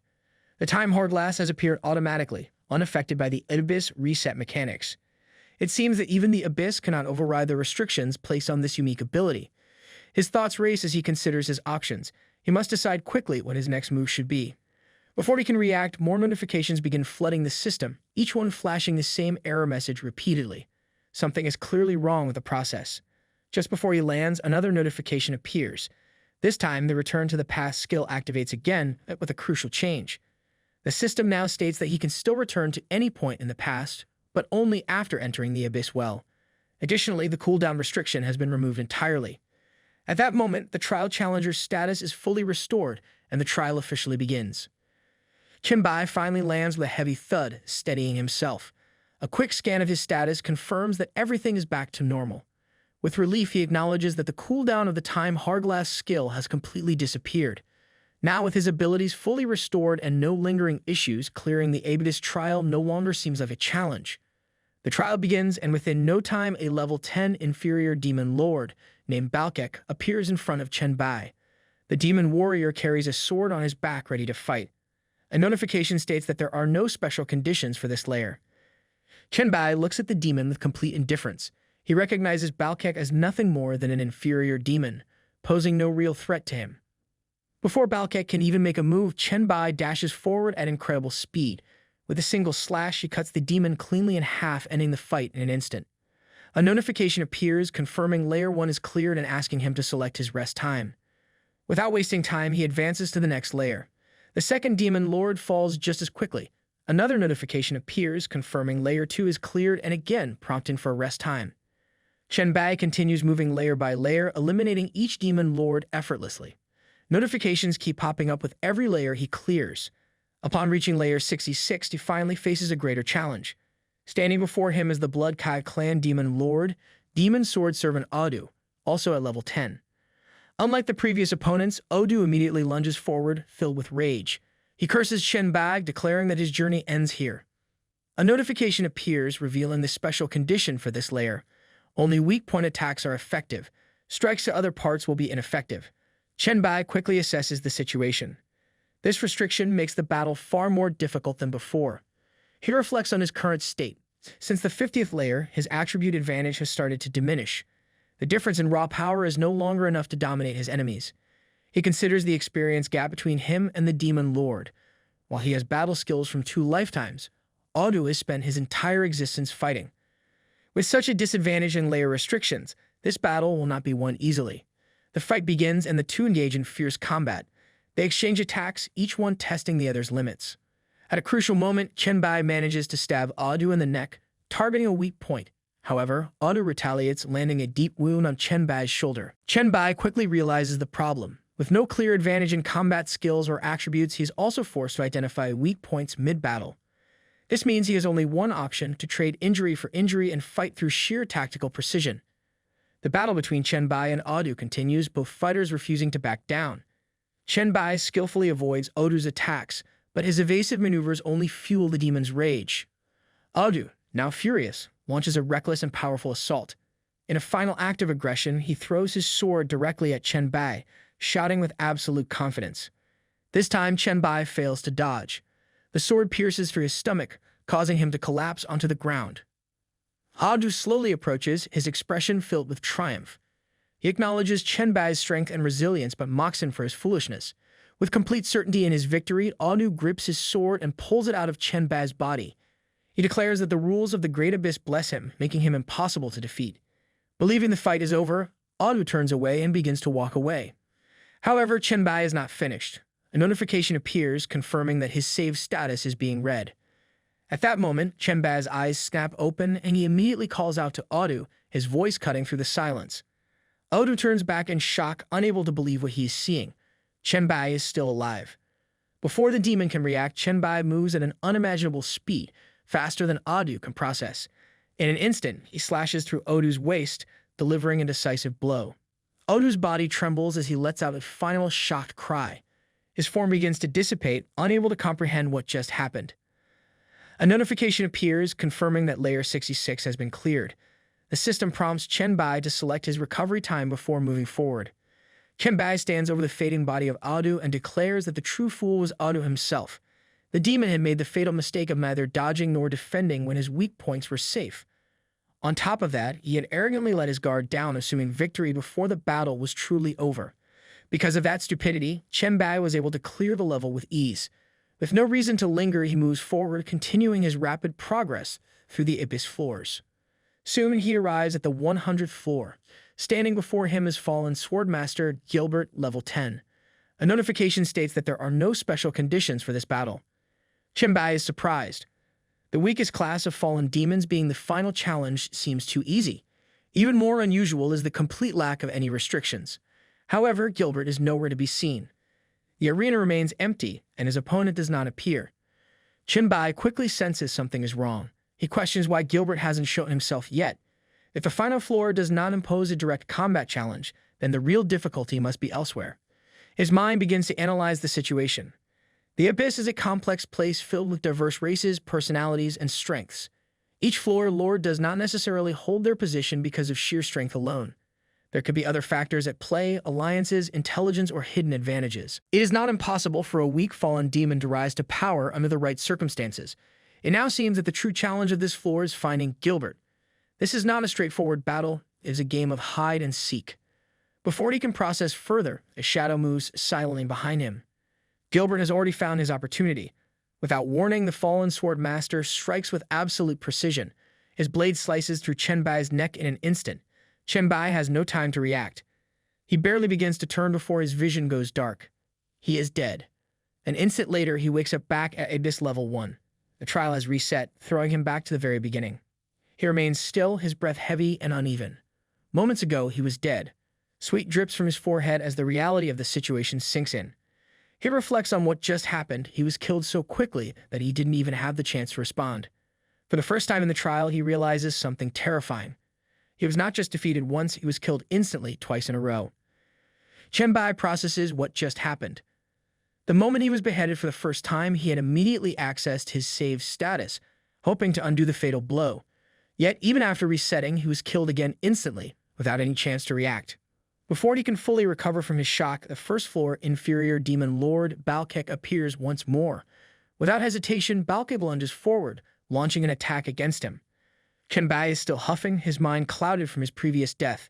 Despite being in a trance, his reflexes take over just in time. He swiftly grabs Balkek by the neck and slams him into the ground with overwhelming force. His breathing remains uneven as he tries to gather his thoughts. He reflects on the nature of his death on the 100th floor. If he had not activated Return to the Past at the last moment using his lingering consciousness, he would have truly died permanently. Realizing that he needs answers, he questions Balkek, demanding information about the fallen demon on the 100th floor. He asks if Balkek knows the current floor lord of the final trial stage. Still pinned to the ground, Balkek refuses to answer. Even in his weakened state, he remains defiant. His voice is filled with spite, making it clear that even if he knew the answer, he would never reveal it. Within moments, Balkek succumbs to his injuries, letting out a final cough before his body disappears. A notification appears, confirming that Layer 1 has been cleared and prompting Chen Bai to select his recovery time. Chen Bai takes a moment to analyze the situation. The demons in the Abyss trial are merely projections, and they are fully aware of this fact. Since they know they are not truly alive, they feel no fear of death and endure pain without hesitation. This realization forces him to rethink his approach. If he wants to gather intelligence about the 100th floor, he will need to change his strategy. Charging forward blindly will only lead to another instant death. He must find a way to uncover the truth before facing Gilbert again. Later, at the Abyss 72nd floor in the midst of the burning grasslands, Chen Bai stands over the floor's demon lord, who lies defeated on the ground with a sword piercing his body. Chen Bai takes this opportunity to question the demon, finding it unusual that a fallen demon, the weakest of demon races, has managed to rise to the rank of floor lord. Their base attributes are even inferior to humans, making such a feat seem improbable. The demon lord, still struggling, refuses to accept defeat. His voice is filled with defiance as he warns Chen Bai that his arrogance will cost him. No matter how strong he thinks he is, he will eventually fall to the hands of a fallen demon. Chen Bai presses further, doubting the possibility of a fallen demon lord existing in the deeper abyss layers. He demands to know the truth about the 100th floor. The demon lord finally gives in and confirms what Chen Bai suspected. Gilbert, the lord of the 100th floor, is no ordinary opponent. Unlike other fallen demons, Gilbert is a legendary figure, one who has mastered the Shadow Swordmaster class despite the limitations of his inferior bloodline. His power is so great that his Shadow Sword has even killed a demon duke. The demon lord speaks with certainty. Chen Bai will not survive against Gilbert. Chen Bai, now satisfied with the information, wastes no time. Without hesitation, he steps forward, lifting his left foot, and smashes the demon's head into the ground, ending him instantly. A notification appears, confirming that the 72nd floor has been cleared. The system prompts him to select his recovery time before advancing further. Chen Bai once again arrives at the Abyss, 100th floor, standing in the same place where he previously met his end. His mind quickly analyzes the Shadow Swordmaster's abilities. In addition to having a one-hit kill technique, this class is capable of using shadows to launch unpredictable and deceptive sword attacks. He recalls that the Shadow Swordmaster is a third advancement class of the Night Assassin, an S-tier combat specialization.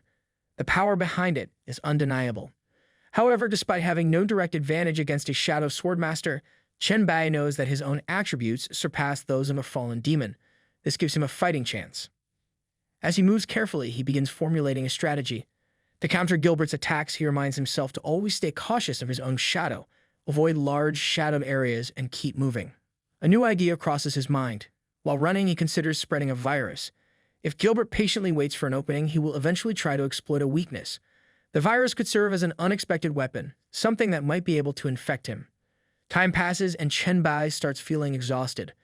The constant vigilance required to stay on guard against Gilbert is mentally and physically draining. He realizes that if he does not recover his energy soon, his focus will slip. His only choice is to access his saved status to restore himself. Before he can act, a sudden bright light flashes in front of him. The intensity is unexpected, making him question if this is one of Gilbert's tricks. A sense of danger rises in his chest. Something feels wrong. In an instant, a sword flies straight toward him, but he reacts just in time, dodging the attack. Immediately after, Gilbert emerges from the shadows, launching a full-force strike, meant to end the fight in a single blow. This time, however, Chen Bai is prepared. He is extra cautious, fully aware of Gilbert's tactics. As the blade swings toward him, he moves swiftly, raising his weapon and deflecting the powerful attack. For the first time, he successfully blocks the strike of Gilbert. The battle is no longer one-sided. Gilbert suddenly halts his attack. His stance relaxes, and he acknowledges Chen Bai's victory. He instructs him to sheath his blade, signaling that their battle has reached its end. Gilbert then reveals the true reason for his defeat. The trial's restrictions have prevented him from unleashing his full power, placing limitations on his abilities. However, even if he had been at full strength, it would not have mattered. Chen Bai's virus has already infected him. He explains that the last attack he just delivered was the final strike at his maximum strength. With his body weakening, he can no longer continue. Chen Bai is momentarily stunned. The battle had seemed far from over, yet Gilbert himself declares the fight is finished. Still uncertain, he questions the words of Gilbert, trying to confirm if this is truly the end. Gilbert responds with confidence. He acknowledges his caution, understanding why he hesitates to accept victory so easily. He then offers him a future challenge. If Chen Bai ever clears the full Abyss trial, he is welcome to return and face him again on the 100th floor under real battle conditions. However, Gilbert makes one thing clear. With Chen Bai's current strength, he is far from capable of surviving the true depths of the Abyss. Despite this, he looks forward to the day they meet again, expecting him to grow much stronger. His form begins to fade and his body dissolves into the air, leaving nothing behind. A notification immediately appears, confirming that the 100th floor has been cleared. The system prompts Chen Bai to select his recovery time. Chen Bai takes a deep breath, reflecting on Gilbert's words.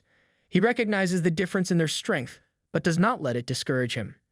Instead, he sees it as a goal to surpass. His eyes remain focused as he accepts the challenge. Next time they meet, he will be ready. When that moment comes, he will not rely on tricks. He will face Gilbert's swordsmanship head-on and prove his strength. At the 200th floor of the Abyss, Chen Bai steps into a magnificent palace filled with an elegant yet eerie presence. He calls out, addressing the lord of the 200th floor, expecting to begin the trial battle. Seated calmly on a luxurious sofa is fallen angel Lord Elmia, a six-winged fallen angel at level 10. A notification appears confirming that there are no special conditions for this floor. Chen Bai looks around and comments on the state of the palace, questioning why cleaning it up seems so troublesome. Elmia responds with an unexpected answer. She admits that she had originally intended to let him proceed immediately without a fight. However, curiosity got the better of her. Rising gracefully from her seat, she walks toward a dining table surrounded by sofas. She sits comfortably, exuding an air of casual authority, and invites Chen Bai to join her. Chen Bai approaches, his expression showing caution and curiosity. He wonders what exactly Elmia is interested in. She wastes no time and asks the question on her mind. How did someone with his level of strength manage to reach the 200th floor? She acknowledges that Gilbert, though a skilled fighter, is limited in his thinking, relying too much on practice and sneak attacks. Even if Chen Bai managed to defeat him, the challenges ahead will be much more difficult. Many opponents in the later floors will be far more complex and harder to handle. Chen Bai listens but does not reveal anything. As he reaches the dining table, he places his hand on one of the chairs and responds with confidence. Having wins is his greatest secret, and he cannot share that information with Lady Elmia. Elmia remains relaxed and makes it clear that she is not interested in uncovering his background. She simply feels bored after spending the day lying around. She then makes an offer if he sits down for a drink, chats with her about how he managed to make it this far. She will let him pass without a fight. Chen Bai reaches for the flask, pouring red wine into a glass while considering her words. He then asks her what exactly she wants to know. Elmia pauses for a moment, then brings up a specific opponent. She refers to the lord of the 105th floor, a slime monster she clearly finds disgusting. Chen Bai recalls the creature in question, flesh and blood aggregation Suburban, the level 10 demon lord of the Abyss 105th floor. His mind drifts back to the swamp-like battlefield where the fight took place. Suburban was not a normal opponent. His form resembled a mass of writhing meat, a pool of living flesh that spread across the ground like a sticky, pulsating swamp. Touching it meant certain death, as anything that made contact was immediately swallowed and dissolved. Chen Bai himself barely survived the encounter. The moment he touched Suruban, the creature devoured half of his body in an instant. Elmia listens with intrigue before asking the most important question. How did he manage to win? She raises her glass, proposing a toast. Chen Bai answers without hesitation. If Suruban enjoyed devouring flesh, then the only solution was to feed him. However, the process was brutal. His own body was not easy to digest, so he force-fed the monster hundreds of his own severed arms. Eventually, Suruban succumbed to severe food poisoning. Unable to process what he had consumed, the once fearsome flesh aggregation was reduced to nothing more than a puddle of rotting sludge. Elmia smiles at the unexpected strategy, admitting that she did not expect him to deal with Suruban so effortlessly. Chen Bai, however, clarifies that it was far from easy. The pain of repeatedly tearing off his own arms was excruciating. The battle may have seemed simple, but the sacrifice required was beyond what most could endure. Elmia, still enjoying the conversation, brings up another name, Fingo, the 136th floor demon lord. She refers to him as a smelly old creature, questioning why he ever bothered leaving the sea in the first place. Chen Bai immediately recalls the battle and admits that his victory was only possible because of a good piece of equipment that was gifted to him by Fingo's own grandson. Hearing this, Elmia laughs, clearly amused by how Chen Bai took advantage of the situation. Her curiosity does not stop there. She then mentions another opponent, the girl from the 153rd floor, pointing out that unlike Fingo, she had no place to hide. Chen Bai's mind shifts back to the 153rd floor, where he faced Hartley, the barrel-flaying spirit who ruled over the mountainside lava pool. He acknowledges that she was truly strong. During their battle, she had killed him 15 times in a row. Her extreme body temperature rendered his virus abilities useless, making it impossible to infect her. The lava-based form of her body made direct physical attacks ineffective. Even when she sustained injuries, she would simply retreat into the lava pool to recover instantly. The fight dragged on for 5 full days, with both of them continuously battling until the lava pool overflowed completely. Eventually, she became exhausted and her relentless aggression faded. Out of all the opponents he had faced across 200 floors, Hartley was without a doubt the toughest.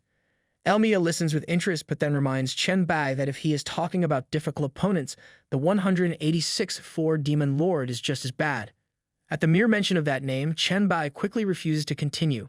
He insists that during such a pleasant conversation, there is no reason to bring up that memory. His thoughts briefly return to the 186th floor, where he encountered Amanda, the filthy queen, inside her massive, rotting pit. Unlike Hartley, whose strength was formidable, Amanda was simply disgusting. Among all the beings in the abyss, no one was filthier than her. She lived comfortably inside a giant pit filled with rotting corpses and excrement, thriving in the putrid stench. Chen Bai tried his best to erase the memory of that nightmarish floor, but now the mere mention of her name brings it all back. He sighs and sets his wine glass down, saying he cannot even now drink this wine. Elmia acknowledges that Amanda is not particularly strong, yet no demon dares to challenge her or seize her territory. The sheer disgusting nature of her existence is enough to keep others away. She then shifts her attention back to Chen Bai, noticing something peculiar. She points out that, despite all their conversation, he has not taken a single sip of his wine. Chen Bai remains calm and responds with a careful explanation. He states that he dares not drink wine infused with the spiritual power of fallen angel lord. If he did, it would mean certain death. However, in his mind, he reflects on the real reason. The thought of drinking reminds him of a previous experience, one where he died simply from consuming a drink. Knowing this, he has no intention of making the same mistake again. Elmia, still composed, smiles knowingly. She admits that he figured it out. Had he taken even one sip, she could have shattered him into pieces with just a single thought. It is a shame, she adds, because she would have preferred to defeat him without ever standing up. Chen Bai, seeing that she no longer has any tricks left, stands up and prepares for battle. He asks if they should begin the fight. To his surprise, Elmia simply refuses. She has no interest in moving. Her response leaves Chen Bai momentarily speechless. He cannot help but point out that she is extraordinarily lazy, perhaps more than any opponent he has faced before. Elmia, now completely disinterested, simply waves him off and tells him to leave. She announces that she is going to sleep, adding that even separating her projection requires physical energy. Her body begins to dissipate, signaling the end of their encounter. Before she vanishes, she gives one final warning. There are still many strong opponents ahead. Among them, there are 6 beings who hold divine names, making them far more dangerous than anything he has encountered so far. And just as she completely fades away, a notification appears, confirming that the 200th level has been cleared. The system prompts Chen Bai to select his recovery time. Chen Bai processes the new information, his mind racing the possibilities. The mention of 6 true gods holding divine names unsettles him. He selects 1 hour as his recovery time and immediately enters the recovery space where a countdown begins. Sitting on the bed, he takes a moment to reflect. Every true god holds absolute authority over the rules of reality. Facing them will be nothing like the previous battles. His only hope is that their abilities do not include instant death or complete erasure, and as long as he can use the hourglass to go back, he might stand a chance. Even if his opponent is a god, if given enough time, he will definitely find a way to kill him. Later, on the 235th floor of the abyss, the land stretches endlessly, covered in a vast wilderness. The air is heavy with silence, and an eerie stillness lingers in the atmosphere. Salisbury, the alien lord of the abyssal eye demon clan, is watching Chen Bai from a distance, was lying motionless on a mountain stone nearby. The single glowing eye of Salisbury is locked onto Chen Bai. A system notification appears, stating that the special conditions for this floor remain unknown. Chen Bai appears trapped under mind control, his body unresponsive and his expression vacant. His consciousness is locked within an illusion, his mind no longer his own. Salisbury observes with satisfaction. The human before him is now caught in an endless dream, unable to break free. His laughter echoes through the wilderness as he wonders what kind of sweet illusion Chen Bai is experiencing. Inside the illusion, Chen Bai sits on a throne surrounded by beautiful women, each one devoted to him. A young elf girl kneels before him, speaking with admiration and reverence. She pleads for his acceptance, declaring that he is her god. She offers her entire existence to serve him, claiming it would be her greatest honor to become his servant, tool, or even an object for his use. Chen Bai listens but remains unmoved. He tests her sincerity, asking what she would do if he ordered her to give up her power and die. Without hesitation, she insists on her loyalty, promising that she will prove her devotion no matter what. However, Chen Bai tells her to stop acting and adds that her words of loyalty are empty, nothing more than a desperate attempt to survive. Her ambition is too great for her to truly submit to anyone. In her life, the concept of loyalty has never existed. Chen Bai steps closer to the elf girl, lifting her chin with his fingers. He looks into her eyes and declares that he is willing to spare her life. She lowers her head and expresses gratitude, insisting that she would do anything for him. Without hesitation, Chen Bai hands her a collar chain and gives a command. He tells her to wear it and tie herself to the gate, serving as a watchdog. Her body trembles slightly. Chen Bai watches her reaction and throws the collar onto the ground. She does not move immediately. Instead, she stands silent and still, her head lowered in hesitation. His gaze sharpens and he questions her reluctance. He demands to know if she refuses his order. After a brief moment of hesitation, she finally picks up the collar, fastens it around her neck, and accepts her fate. She declares her complete submission, stating that serving as his dog is her greatest honor. In reality, Chen Bai remains seated on a rock, completely trapped in the illusion. His lips move slightly, murmuring words from his dream as if lost in deep conversation. Salisbury, the abyssal eye demon lord, stands before him, watching with amusement. He finds it entertaining to see Chen Bai lost within the dream, unaware of what is happening in the real world. Chen Bai, still under the illusion's control, continues speaking. He acknowledges the elf girl's response and remarks on how it suits her role. Salisbury smirks, impressed by how Chen Bai plays along with the illusion.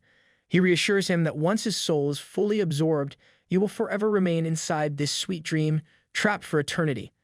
However, before Salisbury can make his move, 3 swords suddenly materialize behind him. Without warning, they pierce straight through his body. A notification appears, revealing the true special condition of the 235th floor, to see through and break free from Salisbury's illusion. Chen Bai opens his eyes and breaks free from the illusion. He acknowledges that the dream was beautiful, but it was not real. No matter how tempting it was, staying in it forever would be meaningless. Salisbury, now wounded, struggles to understand what just happened. He questions Chen Bai, demanding to know at what point he had seen through the illusion. The fact that Chen Bai had broken free without him noticing leaves him in shock. Chen Bai explains that identifying the illusion was not difficult. The reason is simple. Salisbury cannot simulate the true presence of a god. Perhaps his original form is capable of it, but here, in the trial, he is only at level 10.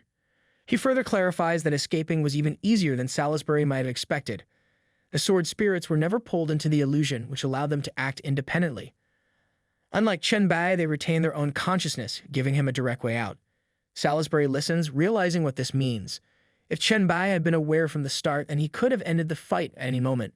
This leads Salisbury to suspect that Chen Bai allowed the game to continue, merely toying with him.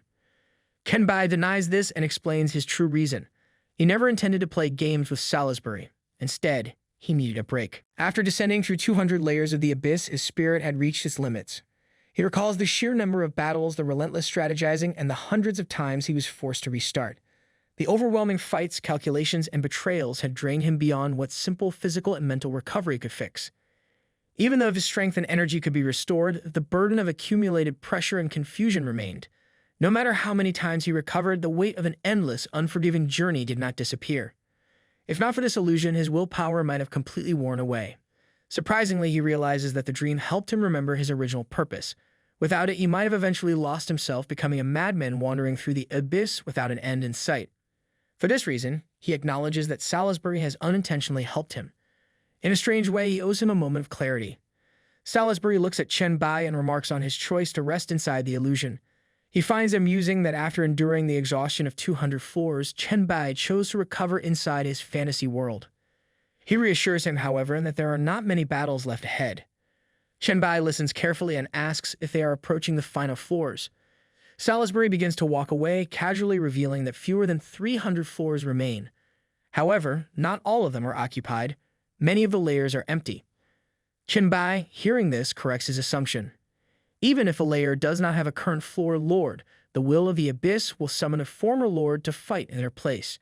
He recalls how the smoke demon from the 215th floor had previously ruled over the 192nd floor, proving that past floor lords are still active in the trials. He reflects on the fights he has already experienced, noting that he has faced the same type of enemies multiple times, as though their hands were being played like a repeated deck of cards. Salisbury quickly disagrees, shaking his head. He clarifies that some floors do not just lack a lord, they have been completely erased. In those places, nothing remains. He explains that during battles between truly powerful beings, entire layers of space collapse in the aftermath. The deeper the abyss, the more frequently this phenomenon occurs. Chen Bai listens and wonders if this is truly the case. If some floors no longer exist, then what lies ahead is even more uncertain than he expected. He expresses his appreciation to Salisbury, acknowledging the useful information. Before leaving, he adds that if he successfully clears the trial, he might return to visit Salisbury in the future. Salisbury bursts into laughter, clearly entertained by the idea. He assures Chen Bai that if he ever comes back, he will experience a flawless illusion, one so perfect that escaping it will be impossible. If he fails to break through, Salisbury will never let him leave again. A notification appears confirming that the 235th floor has been cleared. The system prompts Chen Bai to select his recovery time. Without hesitation, he chooses 1 second, refusing to waste any time. He clenches his fists together and prepares himself. His energy surges, and he declares that he will continue fighting while he is still in his peak condition. Another notification appears, informing him that the 236th floor has collapsed, automatically transporting him to the 237th floor. Before he can react, a second notification follows, confirming that the 237th floor has also collapsed, moving him straight to the 238th floor. Then yet another notification appears, announcing that the 238th floor has also been destroyed, forcing him into the 239th floor. Chen Bai takes a moment to process the situation. For the first time, he realizes that collapsed floors can actually be skipped. His thoughts race as he wonders how many floors will be skipped in total. A final notification appears, transporting him directly to the 279th floor. Chen Bai reflects on the significance of this. He has skipped 44 floors in an instant. The number seems unbelievable. He starts to question how so many floors collapse. If he ever gets the chance to look back, he might ask the fallen angel Elmia or Salisbury for an explanation. Just as his feet touch the ground, another notification appears. The 279th floor is revealed. His next opponent is the Bull Demon Lord, the Lord of Beasts. Baphomet, a special condition notification follows, stating that in order to defeat Baphomet, he must first navigate through a maze before engaging in battle. Chen Bai processes the name before him. Baphomet, the Lord of Beasts. Recognition flashes in his mind. He has heard of this entity before. Baphomet is known as the god of the Torn tribe, a sacred figure worshipped by the barbarian class. This means he is not just another floor lord, he is one of the 6 true gods that the fallen angels warned him about. He takes his first steps forward and immediately notices the change in atmosphere. The ground beneath him is dark and stained with blood, marking the entrance to the maze. The walls of the labyrinth rise high, casting deep shadows that make it impossible to see ahead.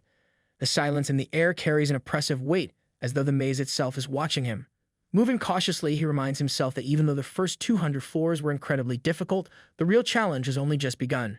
He recalls a warning: anyone who enters this maze will be attacked without hesitation. There will be no room for error. At that moment, a shift in the air behind him catches his attention. A beast emerges from the darkness, its red eyes glowing with hostility. Its horns curve like a markhor goat, while its face resembles that of a lion, filled with ferocity and hunger. Without hesitation, it lunges forward, aiming to strike Chen Bai before he can react. His head jerks in surprise, but his body responds just in time. His fist meets the creature's punch mid-air, and their power clashes like a thunderstorm. Baphomet doesn't stand a chance at that moment. The oversized goat flies backward like a sack of garbage tossed off a cliff. Chen Bai transforms his arm. Flesh twists and reshapes into a sharp curved blade, smooth and deadly. With a quick motion, he swings it across Baphomet's chest, tearing a deep wound. The beast crashes onto the ground, making the floor tremble beneath its bulk. Chen Bai looks down at the motionless monster. For a moment, it seems like the fight is already over. But then something strange starts happening. The body doesn't stay still. It begins to sink into the floor like it's melting into the ground itself. Chen Bai notices, but not fast enough.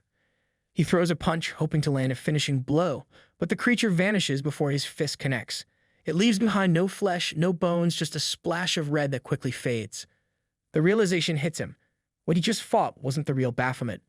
That thing turned into blood, most likely a clone, just a dirty trick made to waste his energy and slow him down. Typical coward move. This so-called beast lord hides behind illusions like a scared puppy in a costume shop. Chen Bai shakes his head. His knowledge about beast sovereigns is barely more than a few scattered stories, but now he knows one thing: he will have to learn fast or get left behind. After 10 minutes of walking through the dark maze, he steps into an ancient hall. The air here feels thick, like the place remembers pain.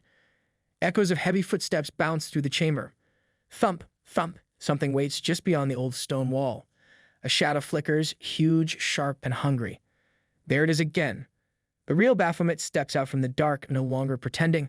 It charges like a wild animal with 0 brain cells, horns ready to stab. But Chen Bai plants his feet and grabs those ugly horns with both hands. The monster tries to push forward, but Chen Bai holds him in place. He doesn't waste time. His spiritual perception activates. A flood of information pours in.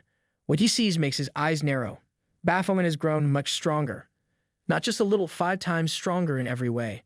Strength, speed, toughness, spirit. It's all multiplied. Turns out this oversized goat isn't just dumb, it's also cursed with an ability called Gladiator God Battle First Surge. Basically, the more it enjoys fighting, the stronger it becomes. Like a gym bro who grows muscles just by flexing in front of a mirror. 5 times is the limit, and this clown has already hit that cap. Chen Bai keeps his grip tight. This is no time for holding back. The real fight starts now. The Baphomet breaks free from his grip with a burst of power that shakes the ground. That blow isn't just strong, it's absurd. Chen Bai realizes something right away. This creature is only at level 2, and already its power feels unfair, like some cheat code comes to life. Chen Bai doesn't wait. He immediately uses his ground thorns technique, and as a result, thick dark thorns rise from the ground around him. They shoot up like angry spikes, piercing through the Baphomet from every direction.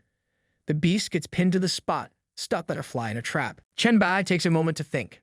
It makes sense now. When he first stepped into the maze, this thing must have been only level 1. That explains how he overpowered it the first time. Now things are different. Time keeps crawling forward. Baphomet doesn't just heal, it evolves. Soon it reaches level 3. Chen Bai lands a heavy punch straight into its stomach. The blow lands clean, but it does nothing. It's like punching a wall of steel wrapped in muscle. And the worst part? The creature is now even bigger. Every level up makes it grow like some sort of ugly bodybuilding contest with no off switch. The fight turns into a horrible game of hide and seek. They clash again and again. Baphomet keeps leveling up, refusing to go down. Eventually, it reaches level 4. This time it isn't charging, it just sits by a wall, calm and smug, like it knows how hopeless this battle is becoming. Honestly, it looks like a demon goat trying to act wise after eating half a gym. Chen Bai starts noticing something important. The deeper he walks into the maze, the stronger this oversized furball becomes. Every step forward means more danger. He does the math in his head. From level 1 to level 5, it's taken around 3 kilometers. At level 5, Baphomet's stats are ridiculous. Strength hitting 400,000, agility jumping to over 300,000, constitution through the roof, and spirit just as wild. And to make things worse, it has some fancy anti-magic ability like a final boss cheat. Chen Bai stands over the fallen beast, gasping for air. His body screams from exhaustion. This single creature at level 5 already matches him in raw power. That alone is bad enough. But then comes the real horror. He realizes this isn't the end. There are 10 levels total, which means he has to fight 10 different versions of this same horned nightmare. Each one stronger than the last. It's like a bad dream that forgot to end. Exhausted from the brutal struggle, Chen Bai drags his weary body onward and finally encounters the level 10 Baphomet. Chen Bai leans against a cold stone wall, every breath heavy and sharp, but he doesn't stop. Now isn't the time to give up. Not when things are just getting serious. After 30 minutes of endless fighting, Chen Bai finally crashes onto a cold stone slab. His body refuses to move any further. A sharp horn sticks out from his stomach, the pain burning like fire. He reaches for it, trying to pull it out, his face twisting from the agony. This fight isn't just hard, it's completely insane. Every time Baphomet levels up, its power shoots higher than anything he expected. It's like someone gave this beast a cheat sheet and forgot to tell him. A loud whooshing sound fills the air. Another Baphomet, now at level 7, comes flying toward him like a missile. Its eyes glow red, full of rage and ugly confidence. This thing clearly thinks it's invincible. Chen Bai's chest tightens, not just from fear, but from knowing he's almost at his limit. Pain explodes through his body again. He tries to analyze the enemy, but his spirit is drained. His spirit's sense doesn't work anymore, but his instincts scream the truth.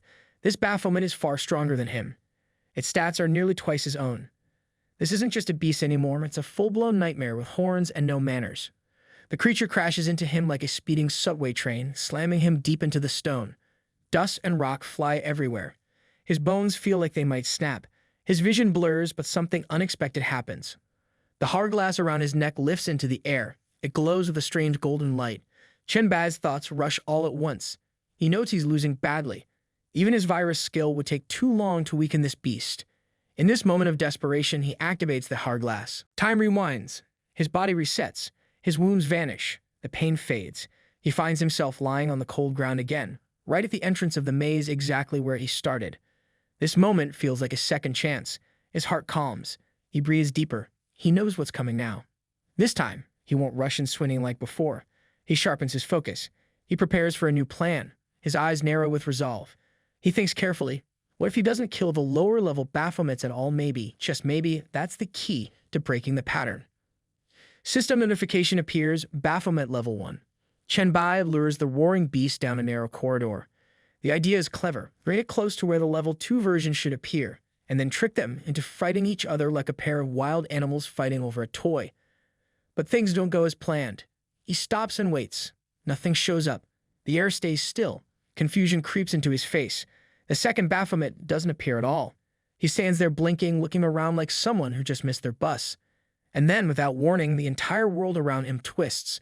The scenery warps, and he is yanked forward with insane speed, flying through floors like someone pressed the fast-forward button. In seconds, he passes the level 7 zone and ends up in a place he's never seen before. The maze looks unfamiliar. The walls feel darker. His eyes narrow with suspicion. He wonders if something very basic just broke the entire system. Could avoiding a fight with the first Baphomet really let him skip everything? That idea feels too simple, too stupid. But maybe that's exactly why it works. His thoughts are still turning when a shiver runs down his spine. Behind him, the air bends. Something massive appears, quiet but full of killing intent. Chen Bai turns fast, but not fast enough. A huge fist is already in front of his face. The monster wastes no time. It throws a brutal punch, starting a new round of chaos. Chen Bai doesn't hesitate. His hand flies to the glowing hourglass. He activates it in the nick of time. The power of time pushes him back. His heart beats like a war drum. That strike almost killed him. That thing moved faster than anything he could react to. He lands back at the maze entrance, cold sweat covering his skin. That wasn't just some regular brute. That Baphomet felt like a level 8 or maybe even worse. And this time, the lower-level versions didn't even show up. After being killed and dragged back through time again and again, the truth finally begins to click in Chen Bai's mind. The pattern isn't random. This labyrinth has only one Baphomet, just one. And it is always the same monster, growing, chasing, learning. If he kills it early, it doesn't really die. It just respawns deeper, with more strength. If he lets it live, it would relentlessly pursue him like a gym rat who got denied protein powder. A clear strategy begins to form in Chen Bai's mind. He imagines a mental map of the maze. Near the entrance, the Baphomet is weak, almost pathetic. Its stats are low, its attacks are sloppy, and its arrogance is bigger than its actual strength. That early version could be finished off easily, but the real problem begins later. The deeper it follows him into the labyrinth, the more power it stacks up, like some boss fight on steroids. Every few steps deeper, its attributes skyrocket. Strength, speed, endurance, all of them explode like fireworks. If he keeps moving forward without a plan, it's only a matter of time before the beast catches up, looking like a demon version of a gym influencer trying to trend on monster TikTok. Chen Bai knows what he must do. He has time. Not much, but just enough. That means one thing: he can finally make use of the virus. The Baphomet may grow stronger physically, but if its mind collapses from within, all that power becomes useless. He opens his system screen and studies it with care. What comes next might change everything. A new skill catches his eye. It came after unlocking telekinesis, but he never paid it much attention before. Now it looks like a game changer. This ability allows him to split his spirit into tiny worms, yes, spirit worms. Once these worms infect a target, the enemy's mental stability drops fast. Not just a small dip, but a full collapse. It creates a storm of negative emotions, the kind that messes up thoughts and leads to full-blown mental chaos. In extreme cases, it could even push someone toward total self-destruction. For the first time in a while, hope returns. This dumb, overgrown goat has been buffing itself with some weird, hormone-fueled battle high. But no matter how strong it becomes, if its mind falls apart, then it's just a walking bag of muscles with no control. Chen Bai realizes that these negative emotions can suppress the unnatural strength boosts of Baphomet. And once that happens, it's game over for this ugly beast. With confidence returning to his eyes, he steps into the maze again. His walk is calm. His mind is focused. Baphomet might be charging through the levels like some unstoppable gym freak, but now the tables have turned. This time, Chen Bai isn't running. This time, he's hunting. Chen Bai grabs the Baphomet by its horn and starts running like he's dragging a sack of potatoes. The creature struggles, but at level 1, it's too weak to resist. It probably still thinks it's scary with its big horns, but right now it's just a powerless goat with muscles that don't matter. Chen Bai keeps pulling it along the maze, speaking to it like it's some lost kid who needs encouragement to grow up. The sarcasm is thick. Eventually, they reach the center of the maze. There, without wasting time, Chen Bai finishes the creature off. The body drops, but the fight is far from over. The beast doesn't stay dead. It reappears almost instantly, reborn at level 2. Now it's bigger and louder, and the system shows all of its abilities have been multiplied by 3. The monster charges in full of pride, but it's still useless. Chen Bai easily dodges the attacks. Then something unexpected happens. The big scary goat starts coughing like it's got a chest cold. Panic spreads across its face. Its attacks stop. It starts to shake. Status info confirms it. This fool is infected with a lung disease. Every second, its stats drop lower, breathing becomes harder, movement slows down, and it can't stop coughing. On top of that, the mental worm in its head is driving it toward emotional breakdown. It's now both sick and sad, basically the weakest boss of all time. Baphomet stumbles and kneels, still coughing and cursing. Chen Bai watches with calm confidence. It all makes sense now. Leveling up didn't remove the infection or the mental damage. That's because its level up isn't healing. It's more like breaking a limit. But if the base is already cracked, then powering up only makes the crash bigger. Victory feels close. 1 hour passes, and in the maze center arena, Chen Bai grabs the wheezing beast and hurls it high into the air. He already knows what he's doing. Each level up gives it more strength, but doing it midair limits its ability to defend. He keeps doing this again and again, forcing level after level until the monster hits level 9.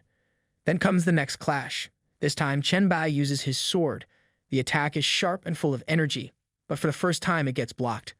Baphomet raises a giant poleaxe and meets the blow with a loud crash. The weapon shakes the arena. Chen Bai steps back, surprised. Just a moment ago, this thing was barely standing, and now it's matching his strikes. Rage pours out of the beast like smoke from a volcano. Its entire body glows red with fury. Its stats are now sky high, maybe even higher than before. But then Chen Bai looks at the system info again. The lung infection is still active. It never went away. He finally understands level 10 unlocks something else, an extra ability called Indestructible Body. No wonder the stats have jumped again. Something strange happens.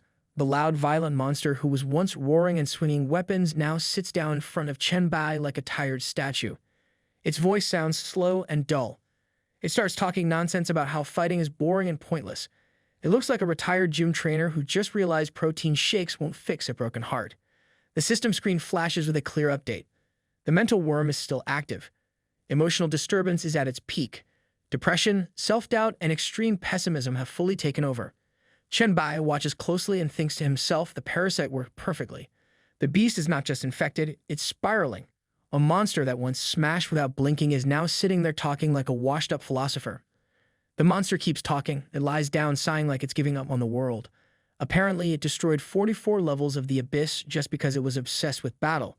Back then, it thought it was cool. Now it thinks it was just being stupid. For a creature that used to scream with bloodlust, it now speaks like a washed-up villain who regrets every decision. Chen Bai listens quietly, then plays along. He suggests skipping the fight and just letting him pass the level. To his surprise, Baphomet agrees. It no longer cares. It says its entire life has been nothing but battle and more battle. Now even living feels pointless, like it's just wasting oxygen with every breath. That's when the truth hits Chen Bai. This goat-brained lunatic was the one who destroyed those 44 levels. And now it's crying about life choices. He almost wants to laugh. The conversation keeps going. Baphomet reveals something important. It can be revived over and over again with full health, right here in this maze. Even if it dies, it will come back like nothing happened. Normally, that would be terrifying, but right now, it sounds more like a punishment. Chen Bai doesn't panic. He calmly points out that the same rule applies to him. If either of them dies, they both return. But Baphomet says something unexpected. It believes real victory comes when someone admits defeat willingly. Then it pauses, asking if Chen Bai thinks it's mentally broken now. The answer is obvious. Chen Bai tells him the truth, just a little twisted. Honestly, the beast has gone from being a muscle-bound monster to a dramatic wreck in record time. He reflects for a moment. That was way too close. If the beast had respawned with all its mental problems erased, it would have turned into an unstoppable monster again. And he'd be dead in seconds. Now Baphomet lies there like a tired old warrior who just wants to be left alone. It says it surrenders. It doesn't want to fight anymore. It wants to reflect on life, maybe find a new hobby, like gardening or goat yoga. A system message appears right after. Level 279 is complete. Chen Bai is now asked to choose his recovery time. Chen Bai finds himself back in the rest space. His body sinks into the soft bed, but his mind stays alert. That last battle nearly broke him. He thinks back to it, trying to measure the danger. The final stats of that horned maniac Baphomet were probably sitting around 3,000 per attribute. Compared to that, his own average stats, barely over 500, seem laughable.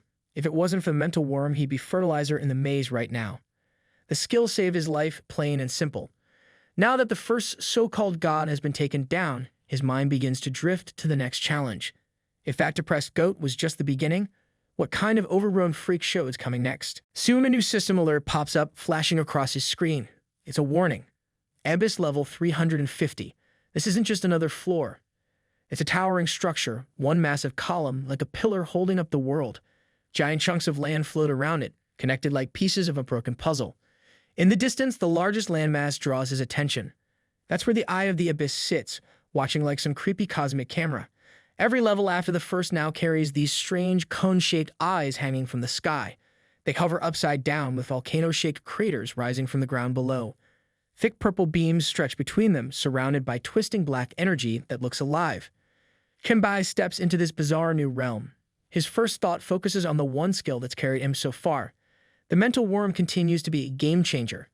Since clearing level 279, he's only had to retreat 3 times. For the Abyss, that's almost a miracle. But level 350 gives him a bad feeling. Something about this place feels heavier. Just when the thought finishes, a figure appears ahead. The system identifies it quickly. Level 350, Serpent Demon Lord, World Devourer, Winifred, level 10. And the special rule is to survive the 9-headed trial. Failure means death. Of course. Chen Bai doesn't even get a moment to process before the monster appears. The enormous serpent rises like a nightmare, its body coiling with power, and 9 massive heads swaying in the air like it's showing off. One of the heads slithers closer to him, smirking like it's already won. It makes a proud announcement, calling first dibs on killing him like it's some kind of party game. This thing is the second god, the legendary world devourer, a beast that holds the power of endless hunger. Chen Bai quickly accepts the truth. He knows almost nothing about this monster. No tricks, no background, no real plan. He's probably going to die. Several times. The ninth head of the serpent leans in close, speaking in a soft, almost flirty tone. It looks at Chen Bai with wide eyes full of fake curiosity, asking what kind of trial would suit him. Then it makes a weird comment about his appearance, asking him if he is the most handsome man among humans. Apparently, this snake has been spending too much time watching human romance dramas. Chen Bai keeps a straight face and responds with smooth charm. He compliments the snake like it's royalty at a beauty contest.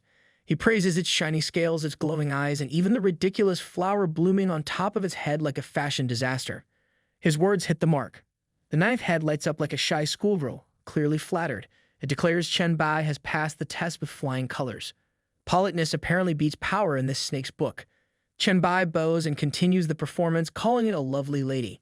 The head giggles, blushing like this is a rom-com and not a life-or-death trial. Next, the ninth head nudges the eighth awake. The eighth rises slowly, yawning like someone who overslept for class. Its test is the simplest yet. It asked a basic math question, something any 5-year-old would answer. Chen Bai says the obvious answer, and just like that, he passes again. This one reminds him of the fallen angel from level 200, fancy title, Zero Actual Danger. Now the seventh head speaks up. This one is different. It sounds like a hippie with too much love for flowers and sunshine. It says it doesn't like fighting and wants to come up with a better test, something peaceful. The voice drifts off, and before it can even think, heads 5 and 6 cut in. They're tired of waiting. Head 5 speaks first. It says it controls water. Head 6 jumps in, claiming it rules over fire. Both of them sound like angry siblings fighting over who gets the last cookie. Chen Bai asks what kind of test they have for him. But instead of a proper trial, the two heads start arguing. Head 5 complains that fire doesn't respect water.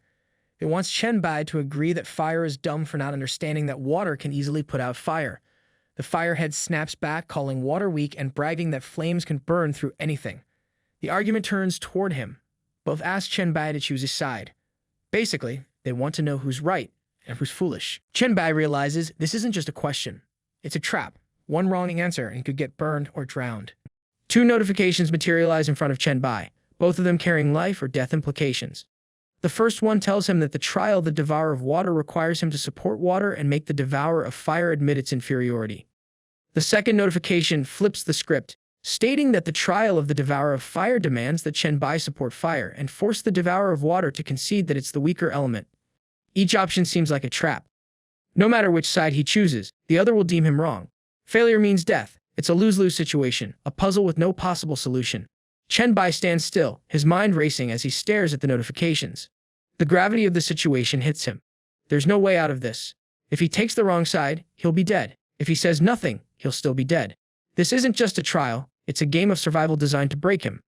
Head 5, annoyed at Chen Bai's hesitation, asks, with an almost condescending tone, why he's standing there looking so dumbfounded. It mocks him for not understanding something as simple as water overcoming fire. Head 6, completely oblivious to the predicament, chimes in and dismisses Head 5's words, claiming that it's obviously stronger. Head 6 questions whether Chen Bai is blind for not seeing it. And as the two heads squabble like children in a playground, Chen Bai begins to think of a way to break the deadlock. The puzzle before him seems unsolvable by ordinary means. The only way to break the impasse, he realizes, is to eliminate one of them entirely. Without hesitation, he swings his sword, hoping to cut through the tension. But his attacks fall short. His strikes miss, completely failing to hit their mark. Both heads look at him, wide-eyed and confused, as if they can't comprehend why a human is swinging a weapon at them. They're so caught up in their own self-importance that they didn't even see it coming. Head 5 stammers in disbelief, asking what Chen Bai is even doing, while Head 6, incredulous, demands to know why he's trying to attack. The other heads, clearly entertained by the spectacle unfolding before them, watch in amusement. Head 3, never one to pass up an opportunity to mock, calls the two heads retards, plainly unbothered by their lack of self-awareness. Head 4, ever the sarcastic one, chuckles at the situation, saying that it's no surprise Chen Bai would want to cut down these two fools. After all, they've handed him a dilemma that's impossible to solve. For a moment, Head 5 stays silent, perhaps realizing that it's been playing into Chen Bai's hands without even knowing it. Then, as if the weight of their foolishness finally hits, Head 5 speaks up. It understands now. The two-headed trial is designed in such a way that no matter how Chen Bai answers, it's a trap. He can't win. Either way, he's bound to lose. Head 6, unable to resist the urge to confirm its own brilliance, agrees with a smug sense of satisfaction. Yes, that's right. It's a foolproof plan, one that guarantees a trap no matter how Chen Bai reacts. Chen Bai can't help but chuckle, seeing the absurdity of it all. The villains, with all their power, had fallen into their own trap without even realizing it. It's almost laughable. Suddenly, Head 6, eager to end the awkwardness, declares that Chen Bai has passed the trial. He doesn't need to worry about it anymore. Head 5, now equally aware of the trap they've set, agrees. All Chen Bai has to do is pick a winner, declare which element is superior, and the trial will be over. Chen Bai shakes his head in disbelief. These so-called powerful beings are nothing more than childish and erratic entities. They act like spoiled children, constantly bickering about who is stronger. He can't understand how they got so caught up in their pride and stubbornness. Then, with a little smirk, he asks them if they care so much about strength and weakness, why haven't they ever competed against each other before? Head 5, trying to sound serious, explains that they are one entity, and if they went all out, it would be like committing suicide. Head 6 quickly nods in agreement, adding that if it weren't for this, it would have already turned Head 5 into a pile of ashes. Head 5 then throws back, claiming that if anyone should have been drained dry, it's Head 6. The argument continues like an immature spat between siblings, and it's all starting to feel ridiculous. Chen Bai, still calm, points out that this situation is the perfect opportunity for them to fight. After all, they've come to the trial as projections, nothing more than shadows. So, why not compete with everything they've got? It's a far better option than dragging him into their petty dispute. Besides, he knows nothing about them. Head 5, after some thought, agrees that this is indeed a good opportunity. It says this is the perfect time to teach Head 6 a lesson. Head 6, not backing down, sarcastically hopes that after it loses, Head 5 will finally learn to respect who's stronger. Just as the two heads are about to get heated again, Head 1 steps in. It tells them both to stop fighting, reminding them they can continue their argument after the trial is over. The two heads, acting like children caught in a tantrum, both reluctantly agree, calling Head 1 Big Brother, as if they were obeying a parental figure. Next, it's Head 4's turn to set its trial. It speaks with an air of mystery, explaining that its trial is simple. It was born wandering the stars and had never been to Blue Star before the cosmic trial began. It asks Chen Bai to tell it a story or shares some history about Blue Star. Head 7, not want to be left out, chimes in. It wants to know if Blue Star has any beautiful scenery or delicious food. It says that if Chen Bai can tell him about these things, he will pass its trial. Head 2, who seems to enjoy deep thinking, expresses interest as well. It asks if humans have any famous philosophers or thinkers. If Chen Bai can share their thoughts, it will consider him having passed its trial. These trials are a joke. One is asking for a history lesson, another is curious about food, and the third is interested in philosophy. They're supposed to be ancient, powerful beings, but they act like a group of tourists on a school field trip, eager to know what the world has to offer. Head 3 grows impatient with the others. It scoffs at the idea of a long conversation and demands to go first. It has no time for boring chit-chat. Without waiting for any response, Head 3 opens its mouth wide, and a dark hole begins to form. A powerful, ominous force starts gathering within, as if the very air around it is being sucked in. Head 3 bellows at Chen Bai, calling him a little brat, and warning him to brace himself. It claims that this move, the first skill it created after reaching level 10 and obtaining the power of devouring, is coming for him. Chen Bai has no chance to dodge, and the attack is going to hit him head-on. Chen Bai quickly realizes the seriousness of the situation. This head already has the power to create its own skill at level 10. No wonder it's considered a god. He doesn't hesitate and immediately forms protective layers around himself, drawing on his mental strength. He thinks about the nature of the attack. The flying speed is slow, and the devouring range is limited, but the suction power is enormous. He decides to block it using telekinesis first, hoping that this might help. The black hole continues to grow, expanding larger with each passing second. Chen Bai focuses harder, using all his telekinetic power to push against the pole, but it's not enough. The force keeps increasing. He starts wondering if this is the true power of devouring. The force feels far more intense than his black light virus, which only devours flesh and blood. This is something much stronger, something beyond his current capabilities. Head 3, clearly enjoying the show, launches the attack directly toward Chen Bai. It taunts him, boasting that this is just the initial version of its devouring bomb, and that it's still limited by its level 10 power. The head sneers, wondering aloud if Chen Bai really can't block such a simple attack. Chen Bai isn't fazed. With a calm mind, he transforms one of his hands into a shield, positioning it to absorb the full force of the attack. He braces himself for the worst, the energy of the black hole pressing against him. Head 2 appreciates the move from Chen Bai. It comments that Chen Bai is matching the speed of the attack, slowly retreating in sync, and attempting to use his regenerative abilities to feed the black hole's devouring power. It is commendable. Head 3 chuckles, recognizing the move. It praises the cleverness of Chen Bai, acknowledging that the human has figured out that the devouring skill has limits. But then, with a sinister grin, Head 3 adds that once the devoured energy reaches its maximum, the skill will explode in a devastating blast. The arrogance in Head 3's voice is like that of a kid showing off a toy without realizing how many times it's been played with and broken. Chen Bai, however, is focused, feeling the immense pressure on his shield. Suddenly, without warning, his shield cracks under the strain. A massive explosion follows, sending shockwaves through the air.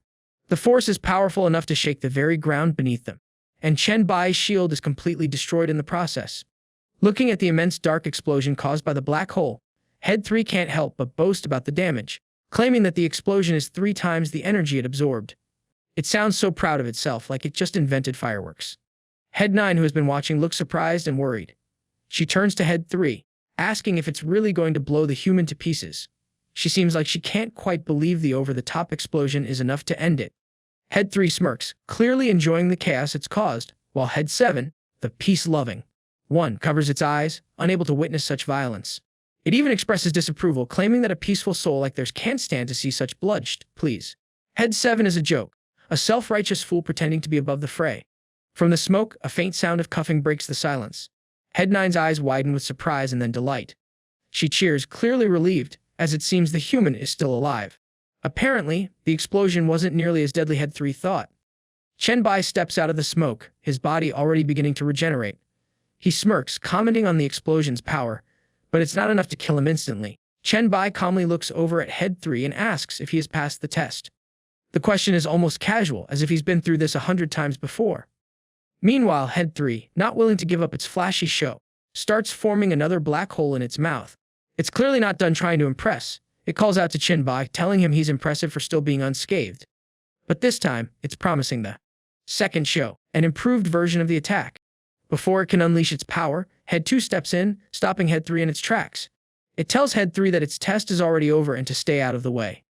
Head 3, somewhat disappointed, mutters to itself that it should have just used the improved version from the beginning.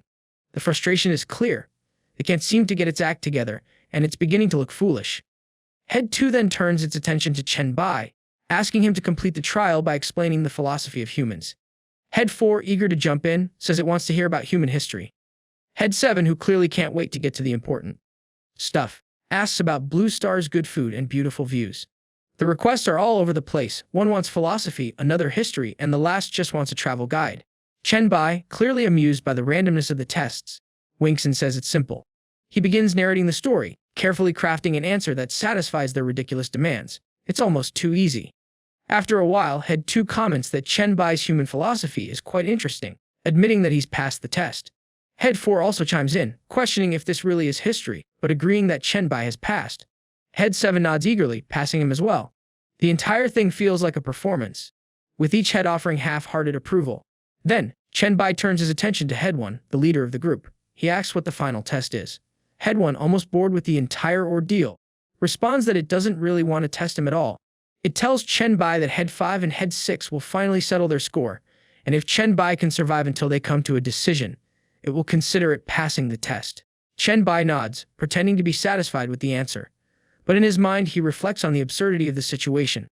The floor is massive, and he thinks he could easily just hide further away and avoid the drama.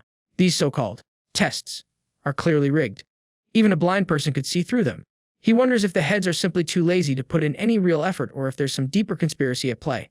On the 350th floor of the abyss, the heads of the serpent are deep in conversation.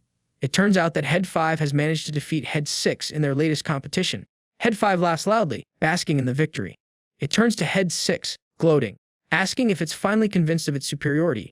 Head 6, clearly not thrilled about losing, brushes it off. It mutters something about how Head 5 at level 10 beating Head 6 at the same level doesn't really mean much. They were both young back then, and Head 6 just can't accept the loss. Head 5 continues to taunt, laughing it off with sarcastic remarks. It claims maybe its level isn't high enough, or perhaps the environment was bad, or maybe it just wasn't awake enough at the time. Every excuse imaginable is thrown out. It's as if Head 5 can't help but rub it in. Head 3, tired of the childish bickering, yells at them to settle down. It's already irritated. It knows that the second and fourth brothers didn't really put up a fight and let that human pass, but it's losing patience with the constant back and forth. It warns them not to test its limits any further. Head 4, attempting to calm things down, tells Head 3 that letting the human pass is actually a smart move. It's an investment. By letting the human through, they stand to gain more than they lose. After all, if he can pass the Baphomet's trial, there's a real chance he might clear the Abyssal trial and even become the Lord of the Abyss. The potential power of the human is something they can't afford to ignore. Head 2 adds its thoughts, building on Head 4's argument. Just think about it, an Abyssal Lord who owes them a favor, and who also has the power of devouring. The benefits could be enormous. The potential is staggering, and they all know it. Head 3, however, isn't easily convinced. It grudgingly admits that there might be some merit to the idea, but still doubts the human's ability to succeed. The wolf god on the 375th floor, with his mysterious ability to assassinate without a cost, is too dangerous. Head 3 can't imagine that this kid will make it through. Meanwhile, Chen Bai is on the 375th floor of the Abyss. Staring at the challenge before him, he has to assassinate the wolf god Yengdu, a level 10 entity. No special conditions to make it easier, just a straightforward kill. He reflects on the task at hand, knowing that an assassination is never simple. It's going to be troublesome, especially since stealth is required. Stealthy assassinations are exactly the kind of thing Chen Bai is worst at.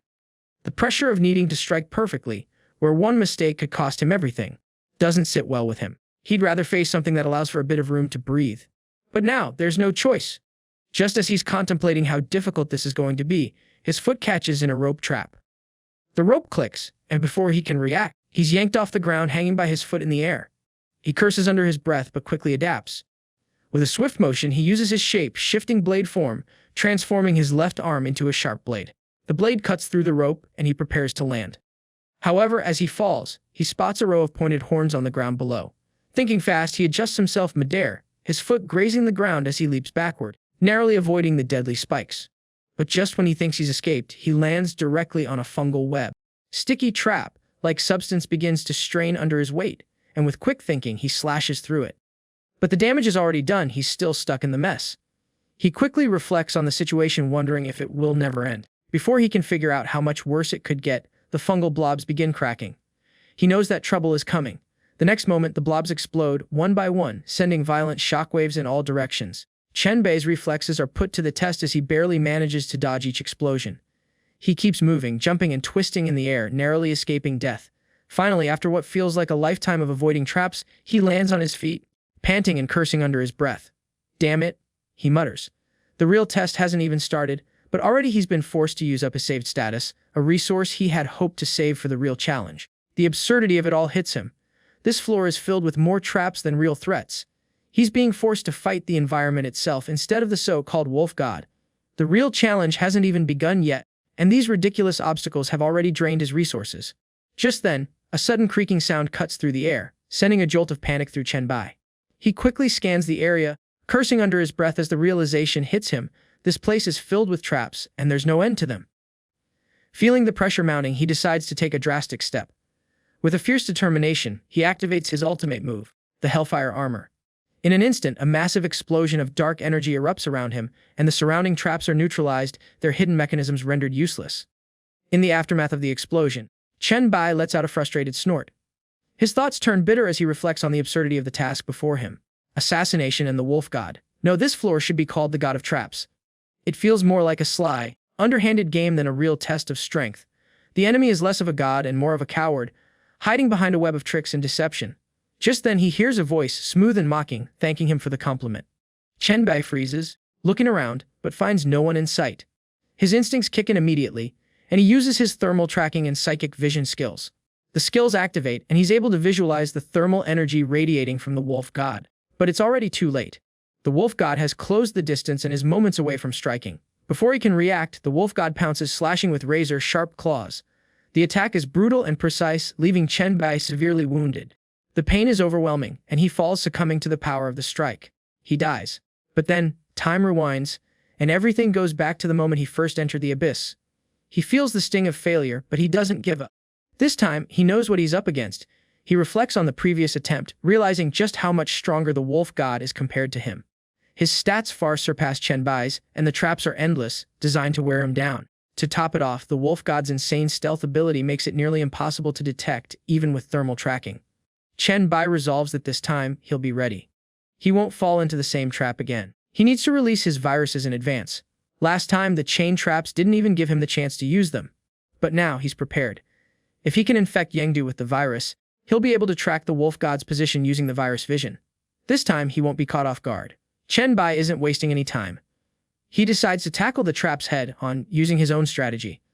With a determined look, he transforms his hands, turning them into powerful extensions of his will. He thrusts both hands into the ground, sending pulses of viral mana energy deep beneath the surface. The energy spreads, and soon, spikes of mana begin to rise from the earth. Every trap in the area is triggered by the energy, setting off a chain reaction of chaos. Chen Bai looks around in disbelief. The ground beneath him is teeming with traps, snare traps, beast traps, quicksand pits, flying leaf magic grass, explosive thorn trees. In just a small area, no more than a few dozen meters, nearly 100 different traps are set. Each one is unique, designed to take him down in a different way. The sheer amount of effort put into these traps is mind-boggling. It's clear that this floor was never meant to be fair. It's meant to wear him down, to throw every obstacle at him. But just when he thinks he's made some progress, he senses a shift in the air. He feels the presence of the wolf god behind him, and his heart races. The wolf god speaks, almost taunting him. He can tolerate the poison, but the forest of traps, that was a real pain. Before Chen Bai can even turn to face the threat or respond, the wolf god strikes. The attack lands squarely on his chest, and Chen Bai is sent tumbling, his body crumpling under the force. The world goes dark, and he dies once again. Time rewinds, but this time, Chen Bai is left in pure shock. He realizes that the wolf god has known everything from the very beginning. The god wasn't fooled by his traps, he was there, lurking, watching from the start. His realization is a cold shock to the system. The wolf god is far more dangerous than he first thought. Chen Bai quickly checks with his peripheral vision, using his skills to track the wolf god's thermal energy. He can see the god's presence clearly now, moving with deadly intent. The trap, however, is already set. The realization hits him hard. This isn't a simple fight anymore. The wolf god has outplayed him at every turn. He's been monitoring Chen Bai's every move from the shadows, and now, with the traps useless, the real fight begins. Chen Bai reflects on the situation, wondering how he can possibly deal with an enemy this powerful, this prepared.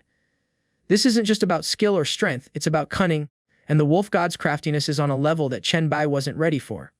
The question now is simple: how should he solve this? The usual tricks won't work, and every second counts. It's time to change the approach entirely. Before we continue, if you have liked this recap, hit that like button as today's goal is 1,500 likes. Also, consider subscribing with the notification bell on to get notified as soon as a new video drops onto the channel. You can also join the channel to support me financially and watch videos before public release. I'll meet you in the next video. Until then, thanks for watching. Chen Bai continues his attempts to assassinate the wolf god on the 375th floor of the Abyss, but with each failure the wolf god proves to be more than he bargained for. Time resets again and again, each time ending in failure. The 5th attempt ends in his defeat. The 8th attempt follows the same pattern. Chen Bai's strategies are too predictable, and the wolf god's counterattacks are far too fast and powerful. Chen Bai's frustration builds. He knows the wolf god's strength may not match Baphomet's, but it's still 3 times greater than his own. The traps scattered throughout the forest are lethal. One wrong step, and death is certain. It's clear that the only way to survive is to use his viruses, but every time the wolf god senses its stats dropping, it kills him immediately. Even his mental worm, which should sap the wolf god's will to fight, only seems to fuel its anger and impatience. The virus isn't working as he had hoped, and he can feel the mounting pressure. Determined, he leaps onto a nearby mountain, then starts jumping from one tree to another, his mind racing with thoughts of strategy. He knows there's only one way to win this. He needs to outsmart the wolf god, using the very traps the god created against it. He releases his virus pulmonary infection first, followed by the virus mental worm. His strategy is clear: use the flu virus and mental worm to wear down the wolf god's stats while making sure the traps buy him enough time. With his plan in motion, Chen Bai keeps dodging the traps. Every moment counts, and he knows that one misstep could mean the end. The forest is alive with danger, but he stays focused, determined to get the wolf god caught in its own deadly web. And then, just as he predicted, the wolf god appears, but due to the traps Chen Bai triggered, it can't attack directly. The wolf god is momentarily stalled, its ability to strike neutralized by the very environment it's created. Chen Bai reflects on the success of his plan. This is a small victory, but it's a victory nonetheless. He pushes forward, keeping his momentum. He knows he needs to continue dodging and strategizing, figuring out the locations of more traps. Each trap he learns about brings him closer to his goal. If he can drag the fight long enough, until their stats are more evenly matched, he's confident he can take down the wolf god.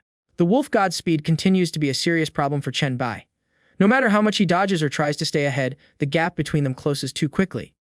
In an instant, the wolf god is on him again, its presence crushing down like an inevitable fate. The wolf god sneers, its voice dripping with menace, and in the blink of an eye, it pierces Chen Bai's back with its claws, killing him on the spot. Time rewinds. The 10th attempt begins. Chen Bai reflects on the situation, realizing that with each failure, he's able to move further along, getting closer to his goal. The advantage of time backtracking gives him a chance to adjust, to learn from his mistakes. His thoughts are clear. Yangdu, your failure is inevitable. But even as he tries again, the wolf god proves too much. Each time the outcome is the same. Chen Bai is overpowered, overrun by the sheer strength and speed of the wolf god. No matter how many times he backtracks, the result is always death. The 15th attempt ends in failure. The 23rd attempt ends in failure. Each time, the wolf god finds a new way to kill him, using a variety of methods to cut through his defenses. This time, the wolf god's approach changes. It rushes at him with even more fury, declaring its intent to torture him to death. Chen Bai feels the pressure building. He knows that the more impatient the wolf god becomes, the more likely it is to fall into its own traps. That's his chance. Chen Bai quickly adapts, transforming one of his hands into a shield just in time to block the wolf god's attack. The weight of the blow is immense, and he braces himself. His instincts tell him that this attack will be different. Here it comes, he thinks. The wolf god's killing intent is glaringly obvious. Just like the previous attempts, it can't control its rage and charges straight into the traps Chen Bai has set. The wolf god's blind fury works in Chen Bai's favor. The impact hits and the shield breaks apart under the force. Chen Bai is sent sliding backward, but he manages to stay on his feet. His arm regenerates almost instantly, ready for the next phase of the battle. Chen Bai reflects on the power of the punch. This time, the wolf god's stats are less than twice his own. It's clear that its strength has weakened, though it's still a formidable opponent. He wonders whether the wolf god will continue to force its way through the traps, or if it will bide its time, waiting for the current trap set to pass. The wolf god isn't backing down. Despite the damage it's taken, it leaps straight into the traps it created, seemingly unfazed by the danger. It charges forward, intent on attacking Chen Bai once again, but Chen Bai sees this as the perfect opportunity. The wolf god's stats are no longer a crushing force, its strength is diminished, and it's taken more than a few injuries. Now, Chen Bai knows he has a real chance to fight back. He transforms his hand into a long crescent sword, taking a combat stance that exudes confidence. He leaps into the air, cutting through the space between them with his blade.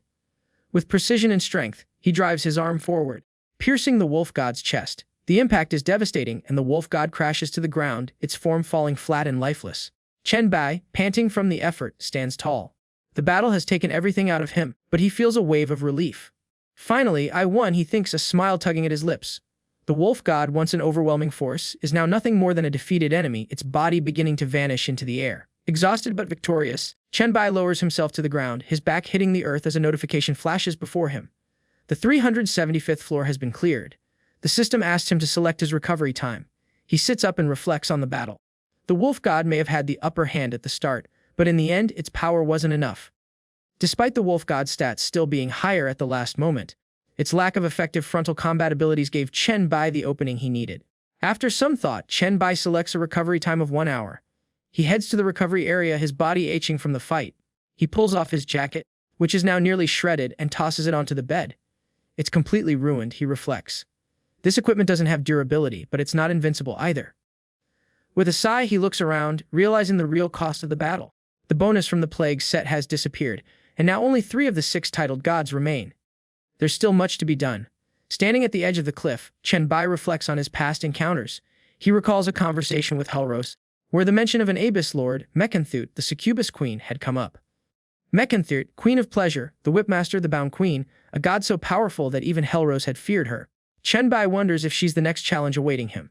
But as he surveys the scene before him, he realizes something far different is in store. The 400th floor is nothing like he expected. Instead of facing a seductive and dangerous god, Chen Bai watches in disbelief as an endless army of the undead rises from the ground. The sight sends a chill through him, but there's a flicker of realization. It's not the succubus queen, he thinks. It's an endless undead army. His mind works quickly, calculating the situation.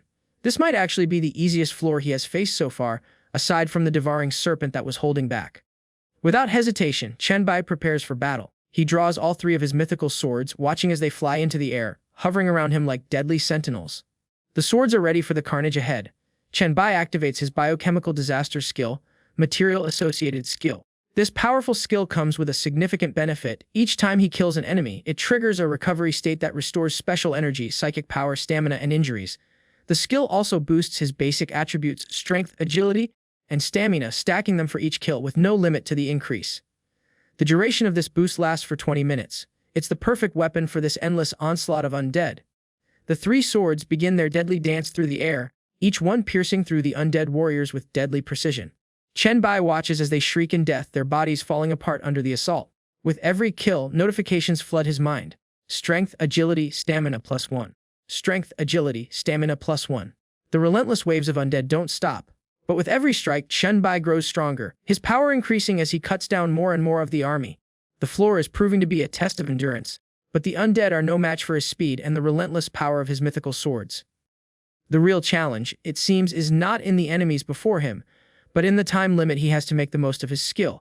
Every second counts as he piles up strength, stamina, and agility, knowing he must use every advantage before the skill runs out. Chen Bai charges forward, his three mythical swords slicing through the undead with ruthless efficiency. The swords work like extensions of his will, cutting down one enemy after another. This feels familiar to him, like the times he fought to defend a city. However, this time, there's no one to protect. His mission is clear: destroy. The newly acquired flying swords give him a massive advantage, enhancing his ranged abilities and allowing him to deal with enemies from afar. With each swing, his stats climb, and he's now able to keep them above 2,000, a clear sign of his growing strength. Determined to make this battle memorable, Chen Bai decides to finish it with style. He jumps from the cliff, activating his earth-shaking strike. The force of his landing sends shockwaves through the ground, breaking it apart and sending the undead flying in every direction. The scene is one of chaos and destruction, with the enemy forces scattered by his overwhelming power. However, just as the dust settles, Chen Bai senses someone approaching. He quickly activates his psychic shield, raising the barrier just in time to block the incoming attack. The force behind it is so immense that the shield cracks under the pressure, leaving him stunned. His head spins from the impact, and he realizes how close he came to being struck down. The attacker reveals itself: Rebirth, the leader of the undead, dressed in a black death robe. The dark energy surrounding him is almost suffocating, and Chen Bai feels an intense weight in the air. Chen Bai assesses the situation quickly. Rebirth's psychic spear is incredibly strong, and his own psychic energy is not currently buffed. He knows he needs to end this fight fast or risk being overwhelmed.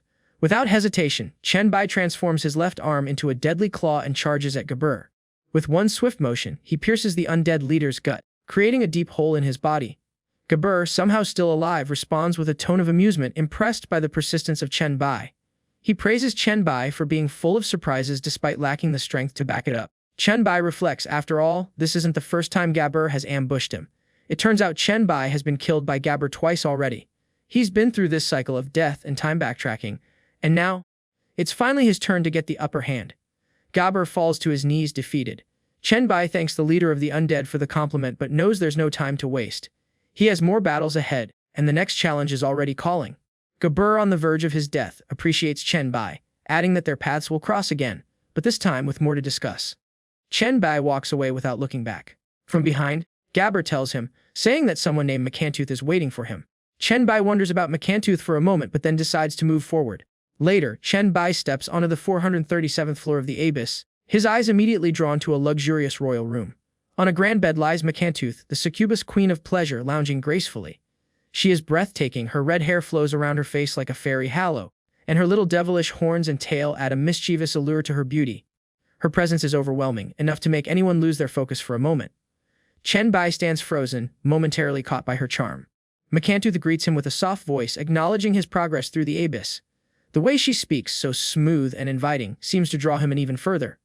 Chen Bai, however, quickly shakes off the effect. He reflects on the situation, realizing he's been captivated by her beauty. So this is Macantooth, he thinks. She's stunning, no doubt, but he can't afford to be distracted. The seductive aura surrounding her is dangerous, and he knows exactly what she is, a succubus, using her charms to manipulate and trap her prey. He must resist her tricks, or he'll fall into her grasp like so many others.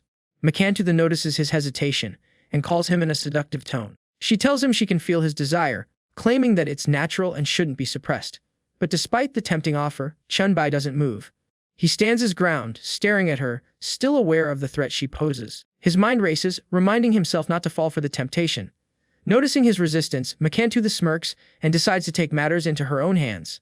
Slowly, she rises from the bed, walking towards him with a measured, confident stride. She teases him, claiming that his desire is so strong it's about to burst, and implies that it must be unbearable. With each step, her allure grows stronger, and Chen Bai feels a small part of him start to waver. She inches closer, running her tongue along her lips in a gesture meant to test his resolve. Then she demands that he kneel before her. She tells him that with his looks she could easily make him her pet, completely under her control. Chen Bai stands still, frozen by her proximity. She towers over him, ordering him to bow and kiss her feet. Her long whip hangs by her side, ready to leave marks on his skin, an intimidating reminder of her power. For a moment, he feels an overwhelming urge to submit, the seductive charm of the succubus nearly breaking through his defenses. Mechantooth promises that well-behaved, obedient pets will be rewarded by their owner. Chen Bai, still fighting his inner turmoil, feels his will begin to waver. Slowly, he kneels before her, his body betraying his resolve. Mechantooth's smile grows wider, pleased with his submission. She looks every bit the epitome of beauty, a being that embodies temptation in its purest form. With a mocking tone, she comments on how predictable males are, even though Chen Bai has lasted longer than most. Despite his endurance, she believes him to be just like the rest, lowly, willing to give up everything in pursuit of desire. Then, suddenly, Chen Bai finds himself at the restaurant of Hellrose. Beauty Queen Herlos is sitting in front of him by a dining table. Chen Bai stands beside her, and for a moment, everything feels familiar and comforting. He doesn't realize it yet, but he's caught in an illusion crafted by Mechantooth.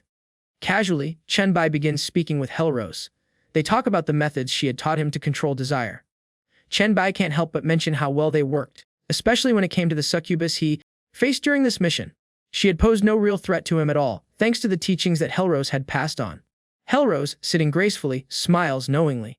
There's a flicker in her eyes as she explains that the method she taught was specifically designed to counter beings like Mechantooth, the goddess of desire.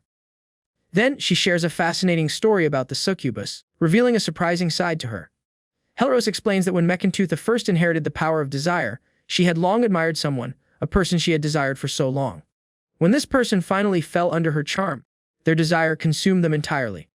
They made a fool of themselves, begging for affection in front of her, and the result was that Mechantooth's hopes for the opposite sex were shattered. This disappointment became a turning point for her. From then on, every time Mechantooth found someone she desired, she unleashed her full charm to test their will. According to Hellrose, very few have made it through this trial unscathed. Chen Bai is taken aback by the story. He had always thought of the goddess of desire as a calculating manipulator, but now he sees her in a new light. Mechantooth, the being who controls all desire, is actually an innocent and pure succubus, someone who was hurt by her own desires. He shakes his head in disbelief, unable to fully understand how such a powerful being could be so vulnerable. Hellrose, with a knowing smile, teases him. She suggests that if one day Chen Bai were to fall under the charm of Mechantooth, it might lead to something quite interesting. Hellrose has always seen Chen Bai as someone who would never submit to anyone, someone who would rather walk away than beg for something. She finds his resistance fascinating and enjoys watching him wrestle with his own convictions. A little defensive, Chen Bai insists that he isn't opposed to giving in, just not to someone like Mechantooth. He admits that he would stay loyal to strong and capable people like Hellrose. Hellrose asks him if he really means it. Chen Bai replies, of course. Chen Bai somehow realizes he is in an illusion, and all this is a trick of Mechantooth of trying to break his will and make him surrender. The pieces fall into place, and Chen Bai snaps back to reality. He refuses to submit to her charm, even as she attempts to lure him in. Without hesitation, he attacks, but Mechantooth easily dodges, her movements graceful and fluid. She's far more than just a pretty face, she's a deadly, powerful being, and she proves it with ease. In her hand, she holds a hunter's whip, and with a swift flick, the whip wraps around Chen Bai, halting him in his tracks. She mocks him, telling him that he can never defeat her. Kneeling before her, she promises he will find true pleasure only at her feet. The seductive tone in her voice is meant to break him, but Chen Bai refuses to bend.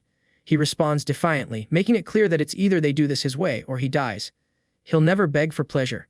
Mechantooth, unfazed by his defiance, smirks. She promises to see how long he can hold out before finally submitting to her will. She casually walks back. Her movements are slow and seductive. She then sits down in a very naughty position and tells Chen Bai that she is so lonely, and it would be nice if there was a good dog to play with. And that was it from today's video. I hope that you liked the video, and if you did, hit that like button as the goal for today is 1,500 likes. Comment next part down below to see what happens next. Also, consider subscribing with the notification bell on to get notified as soon as a new video drops onto the channel. You can also join the channel to support me financially and watch videos before public release. I'll meet you in the next video. Until then, thanks for watching.